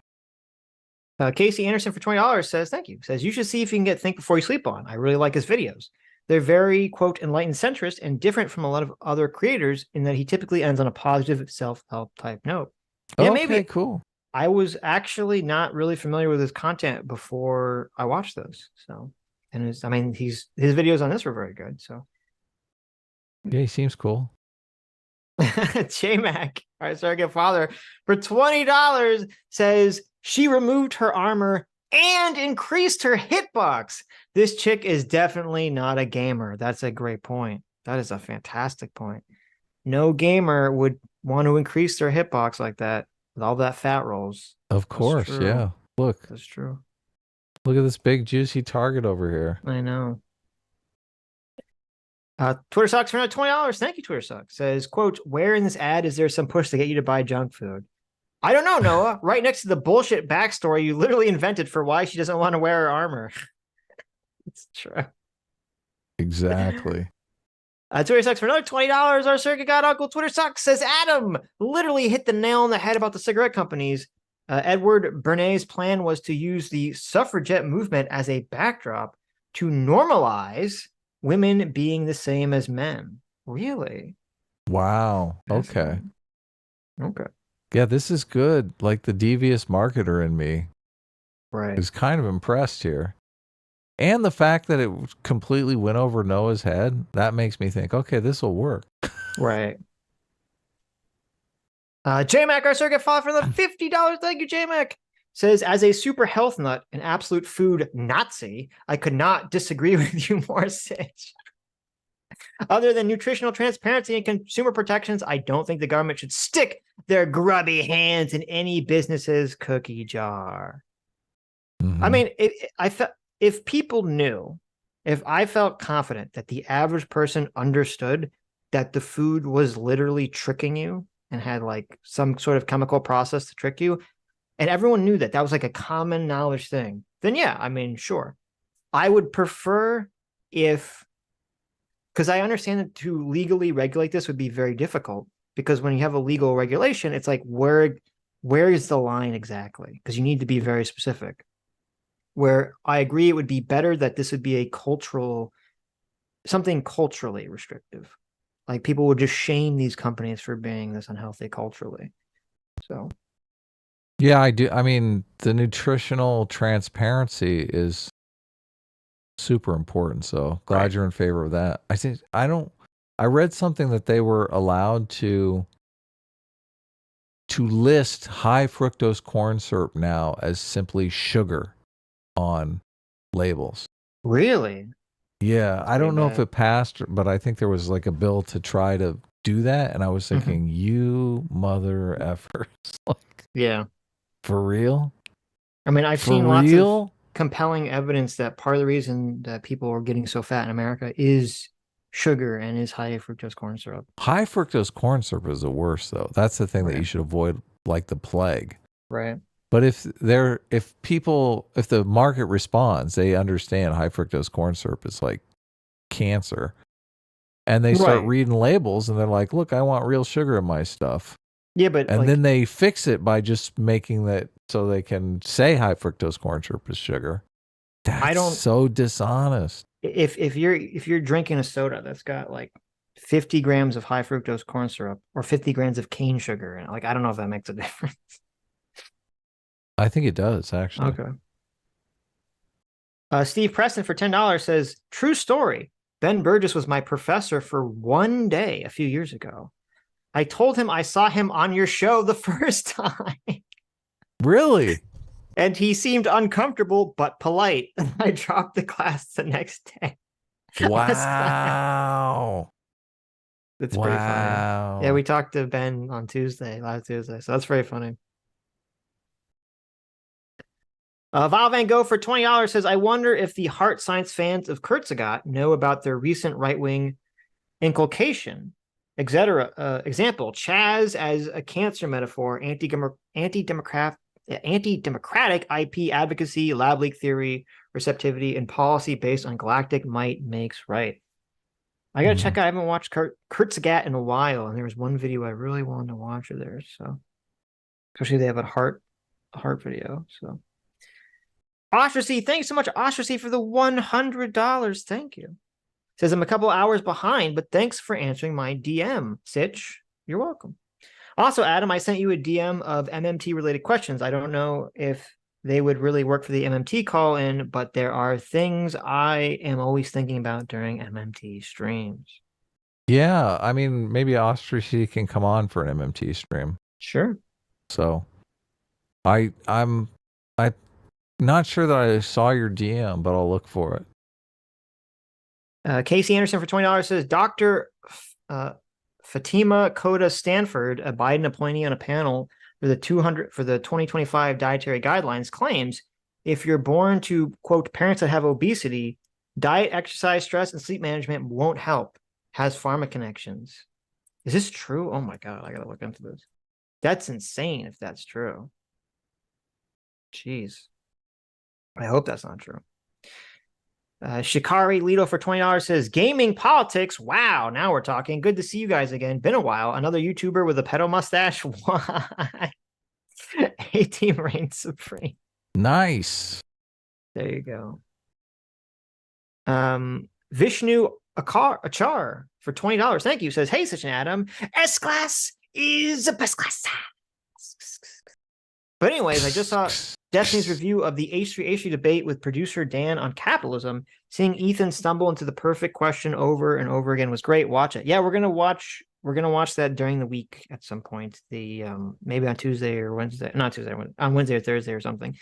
It is a great conversation. We might be able to watch it on Tuesday. I don't have a guest lined up for this Tuesday. Well, then we'll just watch on Tuesday then. There you go. Dr. Fire. Dr. Hey, we are. I don't know if you guys like Your Movie Sucks, but we're talking to him in October, I believe. Nice. So he's coming anything on. Specific? No, but I mean, you saw him on EFAP, right? Yeah, he was critical of Critical Drinker, so yes, I mean, we can talk about that stuff. Critical Drinker. Yeah, should be fun, but I like his video, so we'll check it out. Nice. Dr. 5 for 20 Canadian says, not necessarily against watching a 12-hour live stream, and I do on occasion, but damn, boys, it's Sunday and I have to work. Sometimes I only can catch a couple hours, fall asleep, and just watch the other portions later or in clips. Well, no problem. Yeah, thanks. Thanks for the super chat. Yeah, we love you. Okay. So Sammy sent me a DM, Sammy G, our resident degenerate artist and author, also nutritionist. Yes, also nutritionist. Non-degenerate nutritionist. Yes. She saves all the degeneracy for the arts, but not for the nutrition. Says it regarding why the potato chips, like you don't feel satiated. She said, it's the insulin.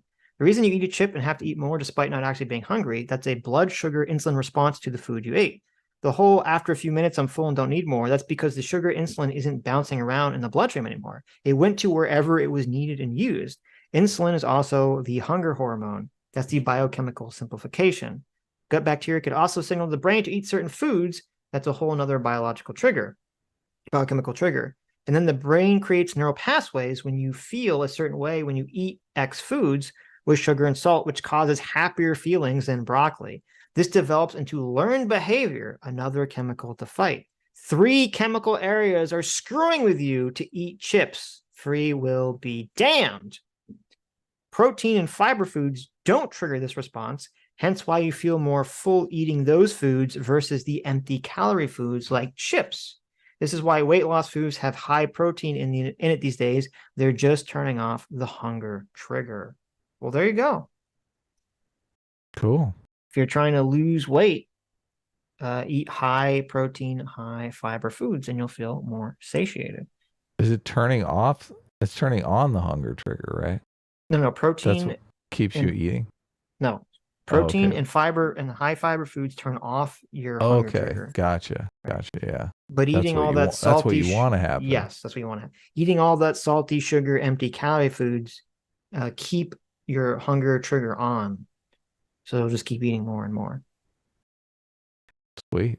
Dr. Diddle also just sent me, he looked up this lady, the Fatima. I keep letting her name. I wanted to say Fanta. I reached out to her. She's great. The Fanta Cody Stanford. You didn't reach out to her because this is the health department lady for the Biden administration. Oh, okay. He sent me a picture. This is from her Wikipedia. It says Stanford's research focuses on the utilization of anti-obesity I can't say that word after some kind of surgery and outcomes and utility of the surgery. She also conducted interviews with the New York Times, US Today, NPR, blah, blah, blah, blah.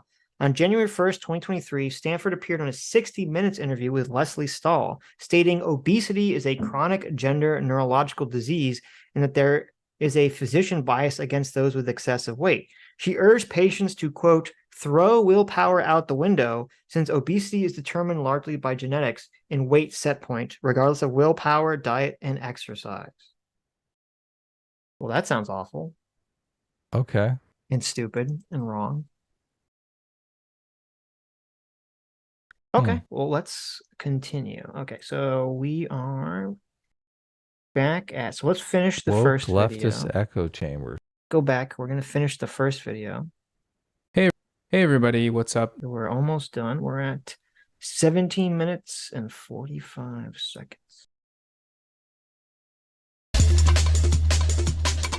The final point I want to talk about today concerns the idea of sexualization. Think Before You Sleep doesn't like it when characters in games are wrongfully labeled as sexualized. Había dos personajes, mujeres, nada más. Los dos eran dos personajes súper sexualizados.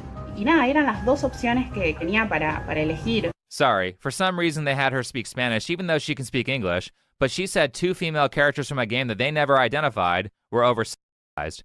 Whatever that means, because they'll call Laura Croft hyper-sexualized for just standing there and doing nothing sexual. So he doesn't think that Lara here is being sexualized. Laura? Why do Lara? they keep Spelled doing Lara, that? but I thought it was Laura. I don't know. His reasoning for that is that she's just standing there. Okay, so first off, does he think that a character needs to be butt naked and doing the splits in order to be sexualized? There are other factors that go into this definition. You can say butt naked doing the splits, but you can't say sexualized? What's going on here? Yeah. Listen, the algorithm makes no sense.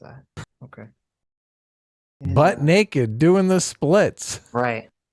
Sex. Beyond what a character is doing. In the case here, Laura is wearing short shorts and a tight crop top, revealing her legs and midriff.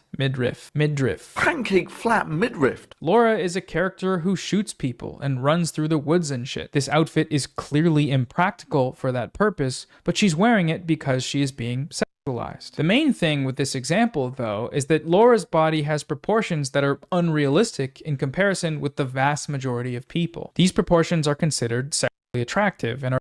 Okay, so I do agree that Laura Croft and many other female characters in video games are dressed in very sexy ways to show off their sexy bodies. Right, provocatively. Yes. Yes. And there's absolutely nothing wrong with that at all. Of course. Sex sells, and that's fine. There's nothing wrong with that. You have to actually show why that's bad. Right. Now, I don't buy, and you're going to have to show, this is the thing. If you want to make this argument, this whole, oh my God, men are going to look at Laura Croft and they're going to treat her like a sexual object. And therefore, they're going to treat women in the real world like a sexual object. Or, oh my God, all these girls are going to pick up the Tomb Raider game and they're going to play it. And they're going to say, I can never have my tits be this pointy as Polygon era PS1 Laura Croft. My entire worldview is shattered. I have fallen into a depression that I can never look like Laura Croft. Sorry, I don't believe it. I mean, there is some jealousy that goes on there. Sure. Yeah, but as you said, I think it's people's girlfriends, not the people playing the game. Yeah, totally. Well, that's the situation. Right. They're like, look, I don't want this in my game. Sure. I mean, how many, and let's be real, when Tomb Raider was made, it was a game made for young boys to play, obviously. Yeah. And so they made some Go hot... Laura. Right. They made some hot bombshell lady for boys to ogle as they were playing the game.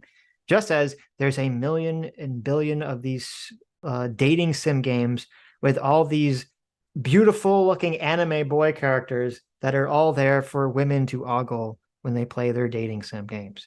And no one's complaining about that. No one is saying, wow, all these insanely attractive anime boys or insanely buff, anime dad boys have bodies which most men don't have and will never have, and no one is complaining about this ever at any point in time. It's totally fine. People can play games that have attractive people in them that they can fantasize about. It's not a problem. Just get over it. Get over it. Yeah, it's so weird. It's like such a prudish culture. Yes. Most cities have like a local pool. In Los Angeles, we have beaches and stuff like that. Like there's people running all over in bikinis and stuff. It's not right. Like we don't have like the burqa culture here. So I don't get it. It's like you can see this in regular everyday life. But you can't have it in a video game? But this is why they're not naked. Right. But this is why it's so stupid, because it's like, again, as I said, I agree with the critique that you shouldn't have women who are just sex objects in games. Like if every video game was just, the woman gets captured and the man has to save her, I'm like, okay, like that is probably not great for young girls in our society. If that's the message you're telling them something not about the way they look, but about their character. That all they can do is be damsels in distress. Fine. But the problem is like, okay, well, we don't live in that world anymore. We haven't lived in that world for quite some time. There's a million women who are all super kick-ass superheroes in all these movies and all these games, but now though they're not allowed to look attractive either. I know, it's so weird. It's like they can be just as kick-ass as the men, but they're not allowed to be attractive or sexy. They have to be ugly, flat chest. They have to basically look like the guys. Yeah. Even though all the guys that were all super hyper competent, super kick-ass guys all generally looked conventionally attractive and reasonably buff, that was never a problem. But for some reason, for girls, it's a problem. Okay. The male characters all look like men. Yes. And the female characters all look like boys. There you go. There's going to be a certain subset of the population that's really into that. I know. What's going on here? You guys are catering to the wrong audience. Are thus created by... and it's funny, too, because so they had the picture. It's at the top. It says, here's what our most memorable female video game characters look like as average women. In the top of it, we have Riku from Final Fantasy X-2, which it's so funny because I think I talked about this briefly with Aiden when she was on one of these times. In Final Fantasy, so Riku's a character who you can't really tell because it's blurry, but she wears she's wearing like basically a bikini and kind of a skimpy outfit. And in Final Fantasy 1, like there are sexual characters that are like very heavily sexualized in it. But in Final Fantasy 2, the characters are all even more sexualized because a big part of the game is about the way you gain powers is by changing outfits and changing your clothes. And girls like that game so much more than the first one. Because it's all about changing clothes. Girls love outfits. Yes. Even though they're all changing into skimpy, sexy outfits. And there were characters in Final Fantasy X2 that are sexualized way more than they ever were in the first one. They love that game more because they all like the sexy outfits characters that they all get to change into. So I don't buy this whole concept is utterly bullshit. My wife just yelled out from the other room. Yep. Yeah. It's true. Why is it that... Well, okay, I'll save that for later. By the developers with the intent of appealing to the male gamer gaze. Those are the arguments in favor of the idea that this character is being sexualized. Okay, so now let's roll the next clip of this guy, what this guy's saying. But I get it. Video games sexualize women way too much. Let's see how Dub intends to remedy this problem.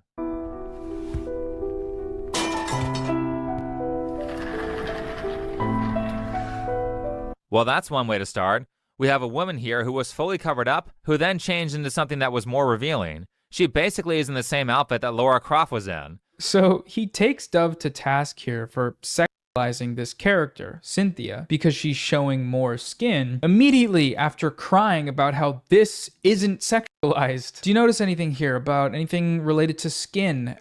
She's showing it, a bunch of it. His definition of sexualization here has changed. To him, this is sexualized, but this isn't? Okay. Why is he such a dumbass, man? It's like so idiotic. This is performative stupidity. Like, Look, it's does he understand the character design aspect of this? No. It's like, so Think Before You Sleep says, you know, he questions the aspect of, you know, is Lara Croft sexual for just what she's wearing, right? And he says no, and you could disagree with that, that's fine. But then he says, well, using that criteria, how do you not also levy this at Dove? And then Noah, Big Brain Noah here says, wait a minute. You're adopting their framing to show that they're being hypocritical. That means you're changing your definition. You're the hypocrite. And it's like, oh my God. Yeah, it's annoying. Like, Noah is really dumb. Or he's just so, he's just so NPC brained about politics. He cannot perceive reality at all. He lives in this perpetual baby bubble of understanding. Yeah. Or he's just lying. I mean, it could be that because obviously he lied repeatedly in his response video. So to hide up the fact that he got everything incorrect. And he admitted he knew he got everything incorrect. So you know he's lying. Right. Look, all she's doing is sitting there. Or just standing there and doing nothing sexual. That doesn't make any sense. It does, though, when you realize that his definition is entirely dependent on whether or not it helps his argument. A major... The irony... It's a pause for the irony there one. Pour one out for the irony on the floor. Okay. I mean, at least he's not Googling studies just to make his argument. The major theme of this ad is that Cynthia is closer to this body type, but is required to wear armor that squeezes her into this body type. The armor is the sexualized one, dude. Please, I beg of you, go take a media literacy course. There's another pause for the irony here. Mr. How does this video promote people to eat unhealthy foods? Because he's not actually eating anything unhealthy in the video. Right. Please take a media literacy course. A media literacy course would solve all of this problem. Yes. Yeah. Now it's got to be a critical media literacy course. You understand? I know. I know. Okay.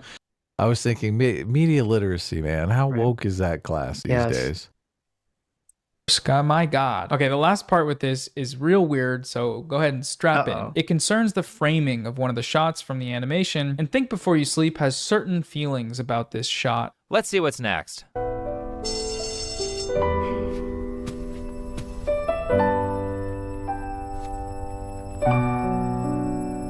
So now we have a bent over ass shot that is center of the frame that adds nothing to the story. They went full-on anime camera angles, and somehow they're going to claim that it's not an attempt at sexualizing the character. Buddy, you're real worked up. You gotta relax. When Think Before You Sleep sees this shot here, to him, it's the same as this shot here. Now, do we notice anything different about these two shots? I do. Well, this is blurry. But one is an attractive anime girl, and one is an unattractive fat girl. Mm-hmm. That's the difference. Oh. Right? You're saying it's a character design? Well, that's the difference. I see. Right. I'm sure that's what Noah's going to say, right? I mean, if you're using, you can't really say it's a character design if you're actually using an actor or actress. I guess you could because you cast whatever actress you want. Yeah, of course. Yeah. To design the character with. So, but yeah. Well, the anime is just one thing. It's someone's butt, it's a low angle of a skirt, and it's very sexualized. That's all that's in the frame. But the shot of Cynthia has other information in it. Media literacy. Wait a minute. The Media other shot, literacy. I mean, listen, if the argument we're going to make is, but there's other visual things in the frame here, okay? Like, it's like, well, wait a minute. In the anime shot, Adam, I don't know if you saw this, there's cherry blossoms. There is. And there's some guy's legs. I'm assuming that's what those are. That's not a chair she's about to turn around and sit in? I think she fell in someone's lap. Oh, okay. Okay. And it's supposed to be his point of view, like looking up at her. Like, oh my God, this hot lady Oh, she's facing the other way. Yes. Oh, okay. Yes. Oh, interesting. So I guess because there's other things in the frame, that means she's not sexualized? Is that the Media literacy. Okay. I mean, just listen, those cherry blossoms, let me show you. Those cherry blossoms represent, you know, like the purity of spring. Why is the blur like way outside on the cherry blossoms? What's going on up there? Because whoever blurred this did a very lazy job, is the answer to the question. The skirt, Okay. and it's a very sexualized. That's all that's in the frame. But the shot of Cynthia has other information in it. Namely, it shows her standing between two posters of herself in the armor. Now, this is up for interpretation, of course, but my reading of it is that she's constrained and sandwiched in the frame between these posters, just like the armor constrains and sandwiches her body. And so when she leaves, she's breaking away from it or something. Head cannon. I always love it. Always love a good head cannon. But even if Think Before You Sleep wanted to have an accurate reading of this shot, he wouldn't be able to, because when he looks at this... Okay, so Noah's argument is she's not being sexualized because on either side of her are these two posters, and it's supposed to be like she's being pushed between them the way that she's being pushed between her armor. Okay. Mm-hmm. So let me just I will accept that that was the intention of having those posters being the shot. Okay. I'll accept that. 100%. I will not accept that. I will accept it 100%. I think that's probably true. What's going on with the chalice of Christ over there? Right. What's going on with the Holy Grail? Yeah, we got the Holy Grail. You got a chest full of gold for some reason. Yeah, there's a lot of things going on in this shot. Okay. Okay. If I accept Noah's interpretation, that doesn't explain why you would have a low angle ass shot of the character looking at themselves in the mirror at all. Why would you not have a flat straight on angle at waist level with this at the same distance away, so you could see both posters, and then you would actually get more information because you would see their face as they're looking at themselves in the mirror. And you could even have them maybe looking at the posters out of the side of their eye. Right? Oh, yeah. That'd be great. What is the point? And this is why, like, Mr. Media Literacy here is a total dumb fuck. Okay? Right. It was a decision to have a low angle ass shot for this character. They could have 100% accomplished everything Noah said without having a low angle ass shot at all. Right. So I would stipulate that no, it is. I think the reason they did this low angle ass shot is exactly because it's supposed to be this idea of normally this would be a sexualized angle for an attractive female character, but since she's not the body type you like, it's not sexual to you, the viewer, and you are supposed to think about these things as you're looking at this shot.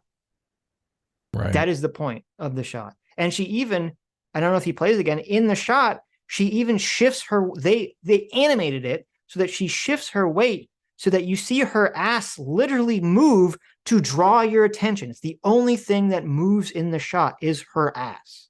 Yeah. So I'm sorry, Noah, that you fail even the most basic media literacy to even think in a shot where nothing moves and the one thing moves in the shot is where you're supposed to draw your gaze. Do you think they're trying to make her sexy in this shot? Do you think that's No, what's I think going on? it's supposed to be like a critique. If this was a person of conventional attractiveness, this would be the cheesecake shot, right? Of their nice ass. The camera just for no reason panned onto their ass just so you could see it. But since she's not, and since she's fat and not attractive, it's like supposed to make you think about those things and think, well, why is the camera like looking at her ass in this way when I don't necessarily enjoy what I'm looking at? It's supposed to make you uncomfortable? Yes. Subvert your expectations? Yes. Okay. I like it. Shot, all he sees is this. He's so worked up about seeing a woman from behind that his brain fails to render the rest of the frame, causing him to miss some key information that would help him interpret this image more accurately. This He is only ridiculous. he only sees the giant ass that's literally in the direct middle of the frame. The only thing that even moves in the frame that's obviously meant to draw your attention. That's all he could see. That's all he could see. What an idiot. It's just so weak. Weak sauce.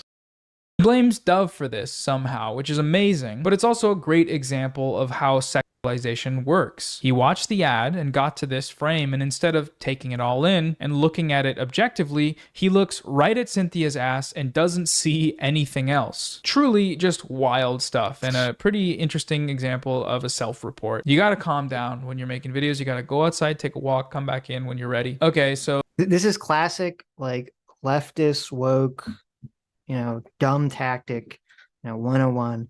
You point out something that you don't like that they're doing, and they say, what, that wasn't the point. You're the one fixating on it. This must be a self-report for you. Yeah. Yeah. I've had this trick played on me before. It's not fun. Why do you care so much? Why do you care so much about children that are transitioning? You must be into children's genitals or something. You're some kind of sick pervert. You're like what? You're the one telling kids to do this. What are you talking about? So those are all the arguments I wanted to look at today in the video. Let me know what you thought of this. I had fun looking at these and breaking them down. Think Before You Sleep has already said he doesn't want to respond to my videos, and that's totally fine. I'm allowed to do this because I'm the smaller creator, so I'm not, dogpiling a little guy. I'm just clout sharking, and that's good. There you go. Okay. True. So what? Okay. So that's Noah's dumb video. I'm not sure I buy into all that media literacy garbage. You don't buy into media literacy. Look, I understand. Just take some media literacy. Okay. I understand that directors. A big reason why. They're trying to put little hints of what you're supposed to think in the shot. Right. But you know me. Look, if you're not hit over the head with it, it don't matter. Sure. Half the kids in the movie theater are texting at the same time they're watching your movie. Yes. So this whole idea that we're going to put the posters on the wall and it's going to be, her existential crisis. Like, I don't buy any of that shit. Right. I think Noah's pulling that completely out of his behind, and it's completely meaningless. I feel like they're like, I mean, why didn't they get in there for a close up if they really wanted to make you uncomfortable? Or why didn't they just, you can make the argument, say, if they wanted to make, part of it's like, you don't know how good the filmmakers are. They could just be really terrible. Because you could say, if they want to do the point that Noah brought up, it should have started, now obviously the budget constraints here, but it should have started as a wide shot from that wide back, but and not at her ass. Slowly pan in on her ass. No. It should have been a wide shot from behind, but at waist height. And it's her looking in the mirror, and then you see she looks at the poster, and then there's like the cutaway shot of the posters on each side of her, and then it cuts back to her, right? That would be to tell that information, to make that information more to make it completely clear, yeah. Right. So sure, but my point was that even if we accept Noah's argument for that's what the filmmakers are trying to do, that doesn't explain why they have a low angle ass shot at all, where her ass is directly in the middle of the frame, when they could have very easily accomplished exactly what Noah is saying without doing that. The low angle ass shot is irrelevant and unnecessary to what Noah was claiming the shot is trying to do. Yep. That I accept. Right. But Noah's an idiot, and so he doesn't understand that when he makes this argument. Well, and it's just arrogant to say, look, if you had a media training class, media literacy. If you had a media literacy class, you would know this stuff. Look, if you had a media literacy class and the professor said, look at this shot, give me your feedback on it, you'd have 30 different responses. Right. Like, there's no correct answer to that question. Right. That's why, look, I don't. I love art, and I understand the subjectiveness of it, and I understand there are certain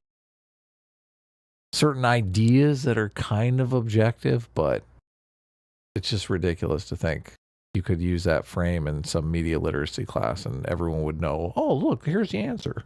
Right. as is necessary. This video from Think Before You Sleep has 4 main arguments. We're going to go through each of them, but before we do, I want to start off with a smaller point concerning the term woke. I think this will be helpful to frame what this channel is sort of all about. After that, we'll get into the meat and the potatoes and the broccoli and sour cream for the rest of it. But for now, let's go. Okay, let's go. Oh yeah, There Sitch we is go. so happy right now. I know. Woke equals communism. So in my first video, I made a sarcastic remark about the vacuous nature of the term woke as it is used by conservatives. What does wokeness mean in this case? Well, we're going to find out, I'm sure. When conservatives attempt defining that term, the definitions they give are almost always incoherent and contradictory. Think Before You Sleep, though, was kind enough to provide a very simple, direct definition for us, one that I thought was interesting, so let's hear it now. Roll the clip. Well, we're going to find out, I'm sure. Communism. Woke means communism. Now, the bread tubers love to say, that's not what that term means. It used to mean something else, as some sort of gotcha on the anti-woke crowd, but words change meaning all the time, and it was the communists who were using the term woke, and thus, that's what the word means now. Okay, so the first question to ask here is that if the Dove ad is woke, according to him, that means that it's communist. Where is the communism in that ad? How exactly is it communist? What are you talking about? This point goes totally unexplained other than him talking about who used the term initially, which is not a definition of that term. Now, with that said, So I do agree with this critique, even though I do agree that calling woke communism is totally fine. But I would say the issue is that would be the video that Noah was responding to was 51 minutes long. To get into a whole thing about why exactly the communists, if we want to call them that, would be pushing the fat acceptance movement would tack on, I don't know, what, another 15, 20 minutes of the video to an already very extended video. Okay. So, but I want to... To Before I whose respond, video? though, To our video? Or no, to Think Before You Sleep's video. Right. So But, he's got a 50-minute video. He's got a 51-minute video. Right. Noah But, is responding to his original video against the Dove ad. No. Oh. Stop. Okay. What are The we video watching here, Sitch? Okay. Okay. I should have explained this from the beginning. Yeah, well, Right. look. If I don't know, the audience I doesn't know, obviously. Right. So this video that we're watching right now, this is the second video that Noah's made on the subject. This is his video that's in response to Think Before He Sleeps video. Okay. Okay. So you know how we watched parts of this earlier where he did not, where Think Before You Sleep blew Noah away out of the water by saying the studies you showed were We're A, wrong. not the studies that were even being mentioned, and B, actually proved my point. Okay. Right. And we watched Noah not address any of that. Okay. This is the rest. We're going to watch now the rest of Noah's response to Think Before You Sleep. We watched the end of that video. Now we're watching the beginning. Yes. Gotcha. So this is the second video Noah put out. This is his response to Think Before You Sleep's video. Right. in a sense, Think Before You Sleep is not wrong here. To conservatives, the words woke and communist are extremely similar in the way that they are used. These terms mean roughly stuff that I, as a conservative, don't like. Little Joel, the linguistic research channel, his definition is spot on here, I think. As woke, meaning just left-leaning politics, liberal stuff. Whoa. Okay, so we responded to this video. Yes, of course. Well, Joel is not very intelligent, so. Well, he responded to us. We had like a back and forth over He this. did, and he didn't address anything that we said because he No, of is course also a dishonest, bad faith liar. But like all these people seem to definitely be, but you know, it's fine. Well, I mean, he might be just slow. Or he's just stupid. That's true. He could just be stupid. I don't know, Joel. I can't understand. I can't understand if Joel is just stupid or bad faith. But so just to be clear, Noah says he agrees with what Joel's about to say. Okay. He agrees with this definition. Right. Woke, it means liberal. It means being a liberal. It means having liberal politics. No, stop. Progressive stop, politics. Stop it. Stop it. You are wrong. I don't know why you're saying this. You are wrong. He is not saying progressive. He's specifically saying liberal. Okay. Okay. I disagree, but go ahead. I know you disagree because you're not an idiot, but Joel and Noah are both stupid. Well, hold on. It's important because is he stupid and does he mean progressive or does he mean liberal? He's not going to tell you. But we have, look, they're very different things. we can't go forward with an accurate understanding what the hell he's talking about. Just put a pin in that. And Okay. Just watch. Okay. Woke meaning just left-leaning politics, liberal stuff. Woke, it means liberal. It means being a liberal. It means having liberal politics, particularly about race and gay people. It means liberal. Conservatives' inability to coherently define these terms doesn't make them meaningless, far from it. They can mean anything conservatives want them to, because they are catch-all terms. And how do we know this? Well, just look at all the things that they use woke to describe. Identity politics, climate change, getting vaccinated, political correctness, communism, liberalism, two ideologies that are definitely the same thing. Just ask any communist on Twitter what they think of liberals. They're going to say a bunch of really nice things. Okay. Can we go back to Ben Shapiro's We can. tweet? Yeah. So he literally brings up Joel here and says, I like Joel's definition of woke. And Joel's definition is woke just means liberal. Okay. And 10 seconds later, he says liberals and liberalism is not the same as communism, and communists and bread tubers don't like liberals. Okay. Okay. So what is it, Noah? So does that mean that you're anti-woke? Is Noah suddenly anti-woke now because he doesn't like liberals and woke just means liberal? Is that what's going on here? Like, how is Noah so stupid that he plays this clip and then instantly contradicts himself 10 seconds later and doesn't catch this in editing at any point? Maybe when he hears Big Joel say liberal, he translates it to progressive in his mind. So when he hears Big Joel say liberal, he hears progressive. He translates in his mind without telling anyone in the audience. But then when he uses the exact same word 10 seconds later, well, that's difficult. He means liberal in a completely different context. That's difficult to square. Definitely. Okay. Yeah.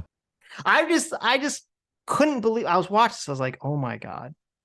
And that was our criticism of Big Joel's video, was how stupid it was, is because obviously wokeness and liberalism, or being liberal, are not the same. There's obviously a difference that's occurred. I've talked about this. Whenever we ask this question to them, they try to weasel out of it. And that's why I always started to frame it in this very specific way, which is, do you acknowledge that the left, the online left, changed in 2014 to 2016? And only the most dishonest people will say no. If you imagine that wokeness is about fighting for the rights of the oppressed. Yeah. Doesn't that mean progressive politics? Fighting for the rights of the oppressed? It can be, sure. Yeah, so you're saying, though, like, I'm fine using the word progressive in the context that you're using it. And I think that's the way most people use it, but there's not even an agreed upon definition of what progressive means. Most people have used progressive and liberal interchangeably. We I know. see this all the time. Okay. Well, I think they kind of don't. I think they kind of use progressive to mean someone who's like a little bit more to the left than the normal Democrat. I think that's how people conceptualize progressive. Right. Even though it probably means something very specific that people are not using, correctly. But you said you want to go back to the Ben Shapiro tweet. So look at all the things that they use woke to describe. Identity politics. Wokeness. Ben Shapiro. Wokeness claims Western civilization and its institutions were all were and are discriminatory and serve the purposes of those in power, typically white, straight men. Okay. Number 2, that discrimination is both historic and ongoing, and all group disparities are explained by it. Discuss. I mean, those are two central claims of wokeness. I don't disagree with that. But isn't that, I guess that is different than progressivism, right? Progressivism is kind of fighting for the rights of the underclass. This is making an assertion about the structure of society. I mean, using your definition, yes, that there would be a difference. But where the two shall meet is that essentially, like, the way you're describing progressiveness is basically just someone who's motivated primarily by care harm foundation in a way that's utilized in terms of oppression versus oppressor. Yeah, that's the way I see it. Right. And so then the explanation as to why that dynamic exists would be what Ben lays out here. This would be the philosophical explanation of why that dynamic is occurring. Right. Politics, climate change, getting vaccinated, political correctness, communism, liberalism, two ideologies that are definitely the same thing. Just ask any communist on Twitter what they think of liberals. They're going to say a bunch of really nice things. Black Mermaid. So, but he's saying that because the guy said wokeness equals communism. Like he's completely constructed this section only to debunk the guy saying wokeness is communism. But he just proved his point, which is why this makes no sense. This is why Noah's an idiot. He says, ha, ha, ha, ha, ha. He's so dumb. He said wokeness is communism. Right. Here's Big Joel. He actually says what wokeness is. Wokeness is liberals. Right, but then he's saying liberalism and communists hate each other. Right, but that would mean that Noah is anti-woke. Mm-hmm. Right? Maybe, I mean... If he's saying... If Big Joel is saying that woke just means liberal, and then he turns around and says liberals and communists don't like each other, shouldn't he, as a commie, and all the other bread tubers be anti-woke by that chain of logic?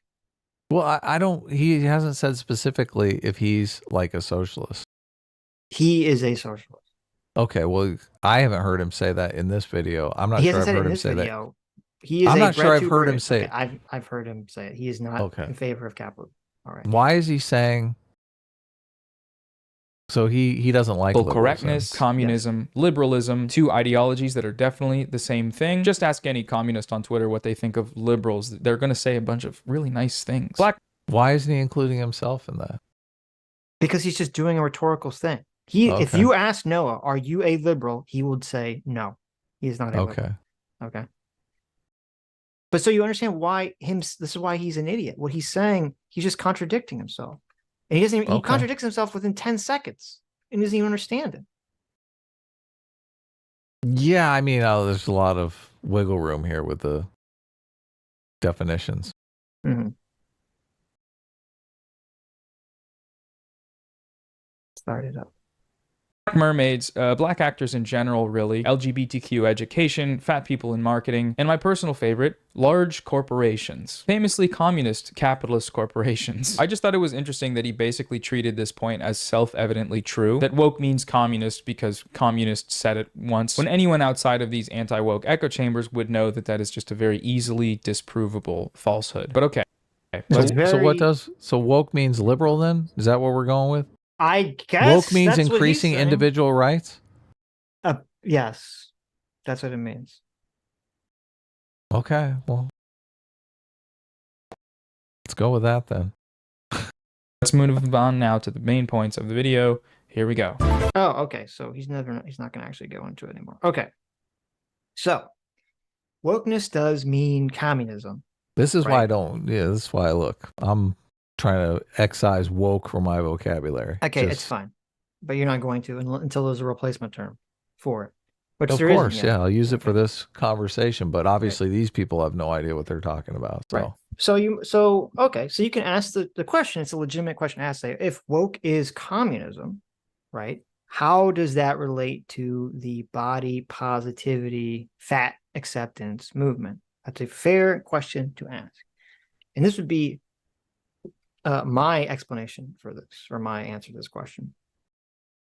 The entire, if you actually know any of the things that you're talking about, if you actually looked into the Frankfurt School or any of the cultural Marxist theories or any of the cultural theories, critical theories, queer theories, gender studies, third and fourth wave feminism, if you look at any of this stuff, okay, it's all rooted in anti-liberal principles that stem from taking socialism and playing Mad Libs with it, taking the core frames and the core claims of socialism, removing class and replacing it with gender or race or sex or whatever you want to replace it with. Right. And one of the key components in all this stuff, in all these cultural claims, as we've talked about many times on this channel, is sort of the idea of cultural hegemony. which Gramsci lays out and other socialists have laid out, which is that the reason the socialist revolution did not come in all these liberal countries is because the culture is so indoctrinated with aspects that promote liberalism and capitalism that people would never turn to the revolution because they're just swimming in this ocean of social control. Okay, that is from a top-down structure. So the way to fix that, the way to throw off those shackles, is to infiltrate these institutions of both knowledge and cultural production and subvert and replace the liberal ideas with socialist leftist ideologies. And what are those ideas? And one of the big ideas and one of the big pushes for all this stuff from a socialist perspective is, okay, if we want to push socialism, and the big problem is that you have a bunch of these liberals in liberal countries where everyone's kind of happy-ish, right? They're kind of happy-ish with their liberal systems. Well, we need to make people unhappy.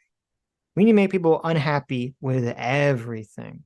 Because if people are happy, they're not going to have a revolution, right? They need to be pissed off to have a revolution. So we need to deconstruct all elements of society, everything that society says is good and everything that society says is normative, we have to invert or smash with a hammer.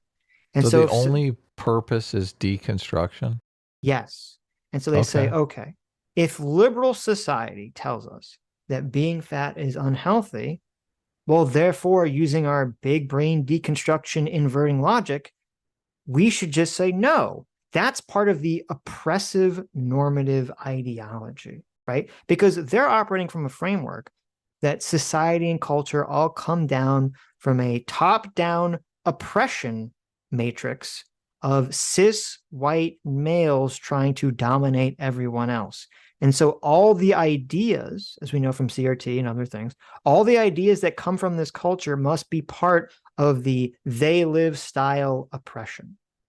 Right. And so you, as a good advocate, as a good warrior for revolution and freedom, if you want to throw off the chains of your oppression, you need to just destroy all of the norms that this oppressive society has pushed down. Don't go through them. Don't try to figure out what things are good and what things are bad. Just go total burn it all down. And we see this very heavily in the gender studies. This is why all the gender studies people and all the queer theorists have a big problem within their literature with them kind of being soft on pedophilia, because they're operating from an idea that everything normative is bad. They're not really taking the time to piece through every moral claim a society makes. They're just saying, well, whatever is normative is bad. We need to invert everything. We need to queerify everything. We need to turn everything on its head. And the fat acceptance thing is exactly that. It's we need to destroy normative beauty standards because they're normative, and they're normative in a liberal capitalist society. So therefore, they must be oppressive and bad. This narrative comes off as destruction for destruction's sake. But that's literally what it is. Well, I think there's another way that you could look at this. I think of the communist lens as being the oppressor-oppressed dynamic.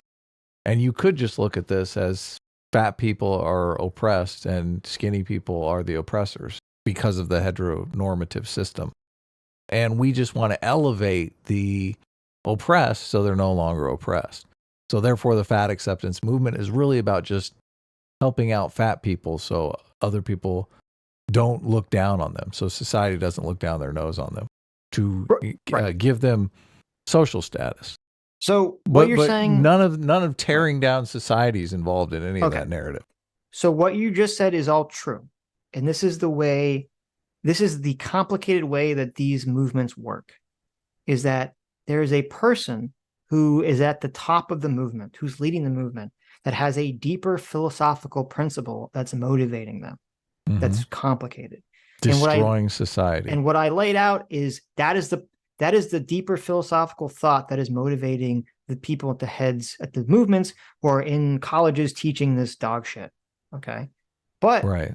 obviously, all the people pushing this, and probably Noah himself, and a lot of kids taking these classes, don't necessarily understand or even agree with that kind of complicated philosophical framework. They are motivated more likely by what you're saying, which is, oh, I'm just motivated by care harm. Right. And they're saying that fat people are being harmed by this, right? Right. Yeah. And therefore they support this. Now, you can say, well, wait a minute. It's got to be deeper than that, because if you were to bring forward studies that says, well, you're actually harming fat people by doing this, they don't change their opinion. Because of the oppressor-oppressed thing? What do you mean? So Look, if you say the science was never on their side to begin with. I understand that. So if they really care about, nobody changes their opinion based on science. We both agree on that. Okay, so it's just a question of they've dug in, right? Of course, this is their ideology. Look, they and Stug for $5 says, I think it's more accurate to say that the communist lens is that there is only oppressor and oppressed. And thank you for the correction. That is true. That is true. Yes. So. I mean, they really just can't see past this super, super basic lens. So maybe a better way to simplify it is to say that is true. So the socialists believe all the relationships in society between groups of people power dynamics. Power dynamics between oppressor and oppressive, or oppressor and oppressed, right? And so they say hierarchies. Right. And so they say, well, whatever dynamics that exist in our society must be reproducing those oppressor-oppressed dynamic. And so we have to destroy it. So they look at beauty standards and they say those beauty standards must be reproducing this oppressor-oppressed dynamic. We must destroy these things. Yeah, but it's hard for me to follow this chain of logic I'm about to make the argument. Okay, Why? go ahead. Because here's the problem. It's very selective to the point that it seems like it would be hypocritical. Because you'd say, why is it that we look at Laura Croft and the woke people like Noah will say, this person is sexualized and bad. This character is just sexualized and bad, right? That's what Noah will say. We agree. Yeah, she's oppressing all the people that can't live up to those oppressive beauty standards. Sure. But then they turn around and they look at something like Cardi B and Megan Thee Stallion in the WAP music video, which is just a series of them sexualizing themselves as overtly as possible. Right. And they have body types that most women will never have. Okay. Right. With gigantic tits and asses. And they're wearing these highly sexual outfits, singing a song about how they're literally whores. Oh man, you're making me think of the She-Hulk thing again. Don't do that. I know. It's painful on the eyes. But think of the WAP music video. I don't know if you've ever seen it. I've never seen it, no, but I've heard a lot about it. The WAP music video features What's Cardi WAP B. stand for? It stands, yeah, exactly. You got Megan Thee Stallion. No, what's it stand for? It stands for wet ass Pringle chip can. Okay. So really, why is like it you dropped your Pringles in the gutter you got on your a rainy day? You know when you put like the Pringles in your mouth to make the duck face? Oh yeah. It's like that, but wet. Oh. That's what it looks like. Duck face is pretty wet already. So here's the problem. Why is it that when you look at Laura Croft, that is sexual objectification and oppressive to women, but Cardi B wearing a thong with nipple pasties, shaking her butt, talking about being a whore, is empowering for women? Well, I can explain that. It's very easy. Explain. Well, that's because she is the oppressed person in the slut heteronormative society situation. So it's the slut shamers that are oppressing her, and she's the oppressed, and we have to lift her up and let her be as slutty as humanly possible to lift her out of her oppressed state.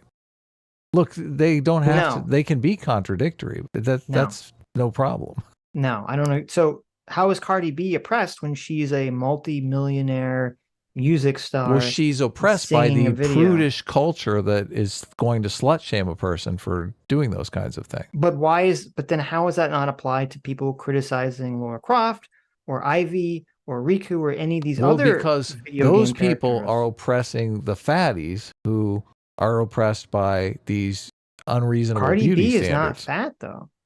Look, there's an look, these aren't overlapping oppressed dynamics. That's why I understand what you're saying, but the ideology doesn't have to be consistent. No, it is. It doesn't the have to ideology be is consistent if you understand what is being pushed here. okay. It's the same reason why Lizzo, who is fat and unattractive, can sexualize herself as much as humanly possible, and they applaud it, right? Well, yeah, but she's on the bottom of both. Exactly. She's oppressed both by the skinny people and by the slut shamers. Right.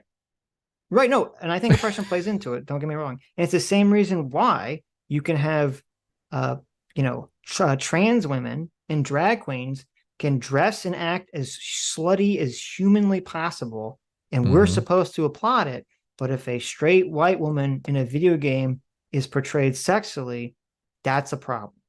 Because she's the oppressor. As long as you can place anyone in the oppressor role, they are the problem. There's something much more simpler that you're overlooking. It's so simple that you're overlooking it. Okay. It doesn't. So Noah's answer to this question, which he brings up in this video, is really stupid. He says it's because men made Lara Croft. Right.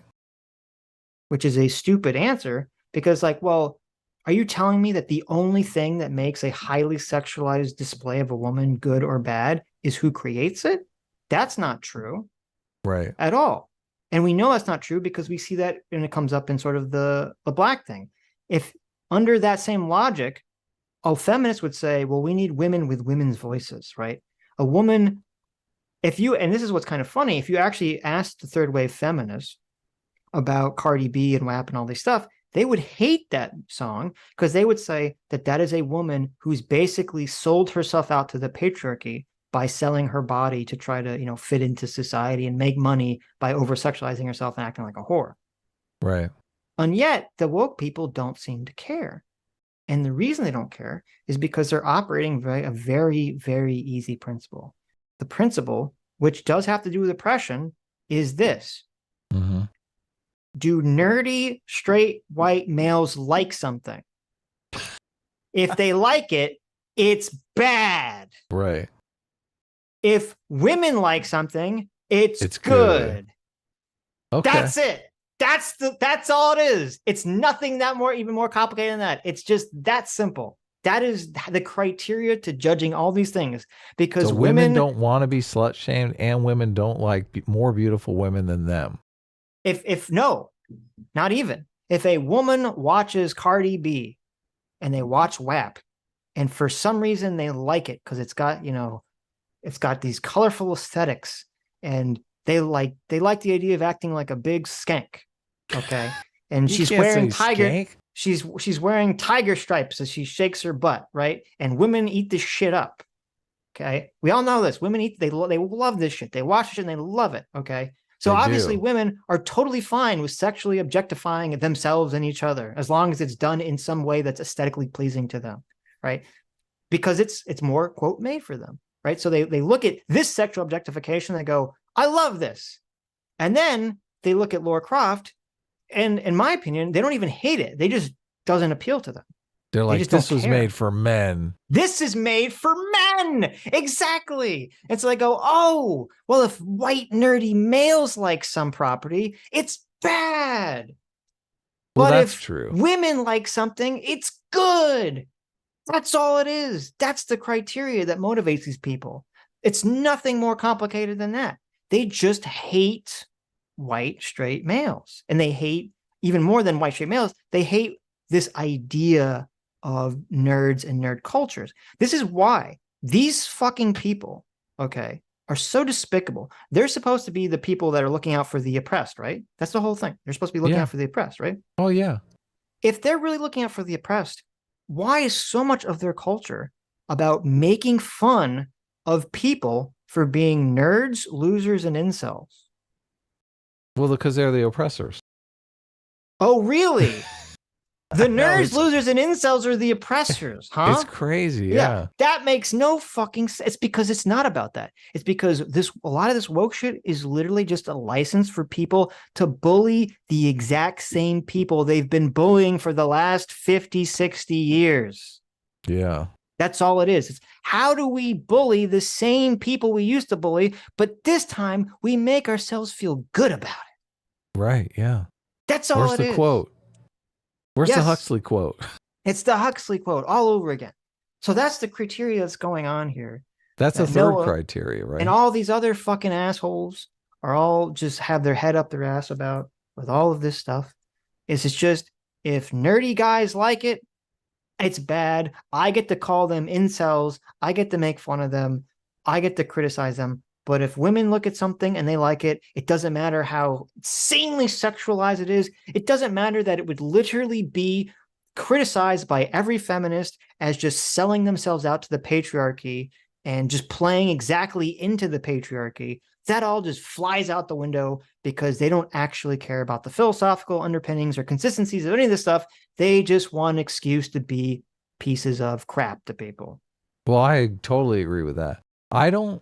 I honestly don't think no one knows the difference between progressives and liberals or liberals and socialists. Like, I think if we asked him, like all he really knows. No one doesn't know anything, Adam. So that's an easy bet. I know. Look, all I know is he's probably only heard people on Twitter, communists, socialists on Twitter, bitching about liberals, but has no idea what they're bitching about, just that they don't like liberals. He doesn't know what they don't like about them, none of that stuff. He just knows they must be different because they hate liberals. Right. Yeah, I don't think you could have a conversation about any of this stuff. No. I'll be right back. Okay. You can play the video. I'm going to read some super chat. Okay. Let's see. Where was Twitter sucks for $20 says, I really hope that Sitch adds the clips of TBYS showing that Noah, by not blurring out the chubby Lara Croft, is admitting that people don't consider it to be sexy. Paraphrasing. Yes, we will get to that part. And Noah gives his explanation for why that is the case. Aiden Powden. Hey, Aiden. Aiden for $15. Thank you, Aiden. Says, the quote, sexy women equal feel bad thing is based on a dissertation I worked to disprove. Laura's dress is context appropriate. It does not make women feel bad to embody sexy women. Look at Second Life. Yeah, Aiden, if you have stuff about, disproving the whole women feel bad about looking at and playing a sexy woman, like DM it to me, because I'd be very interested in seeing that research. So, and also Aiden says, sexy armor issues is about appropriateness, not that women don't want to be sexy. It looks weird when a normal woman does flips and heels. That's all. Yeah, obviously there is a level of it that I agree gets silly. There was one thing, like when I played World of Warcraft, people used to complain. I mean, they didn't complain when I used to play back in the day, but they complain now because you could have a situation where a male would wear like a set of armor and it looks like normal armor. And when a woman would put on the same set of armor, it transforms itself into bikini armor. And so people would complain about that. Oh, that'd be great. That never really bothered me because, again, I understand it's for artistic purposes and people like to look at attractive women, and that's fine.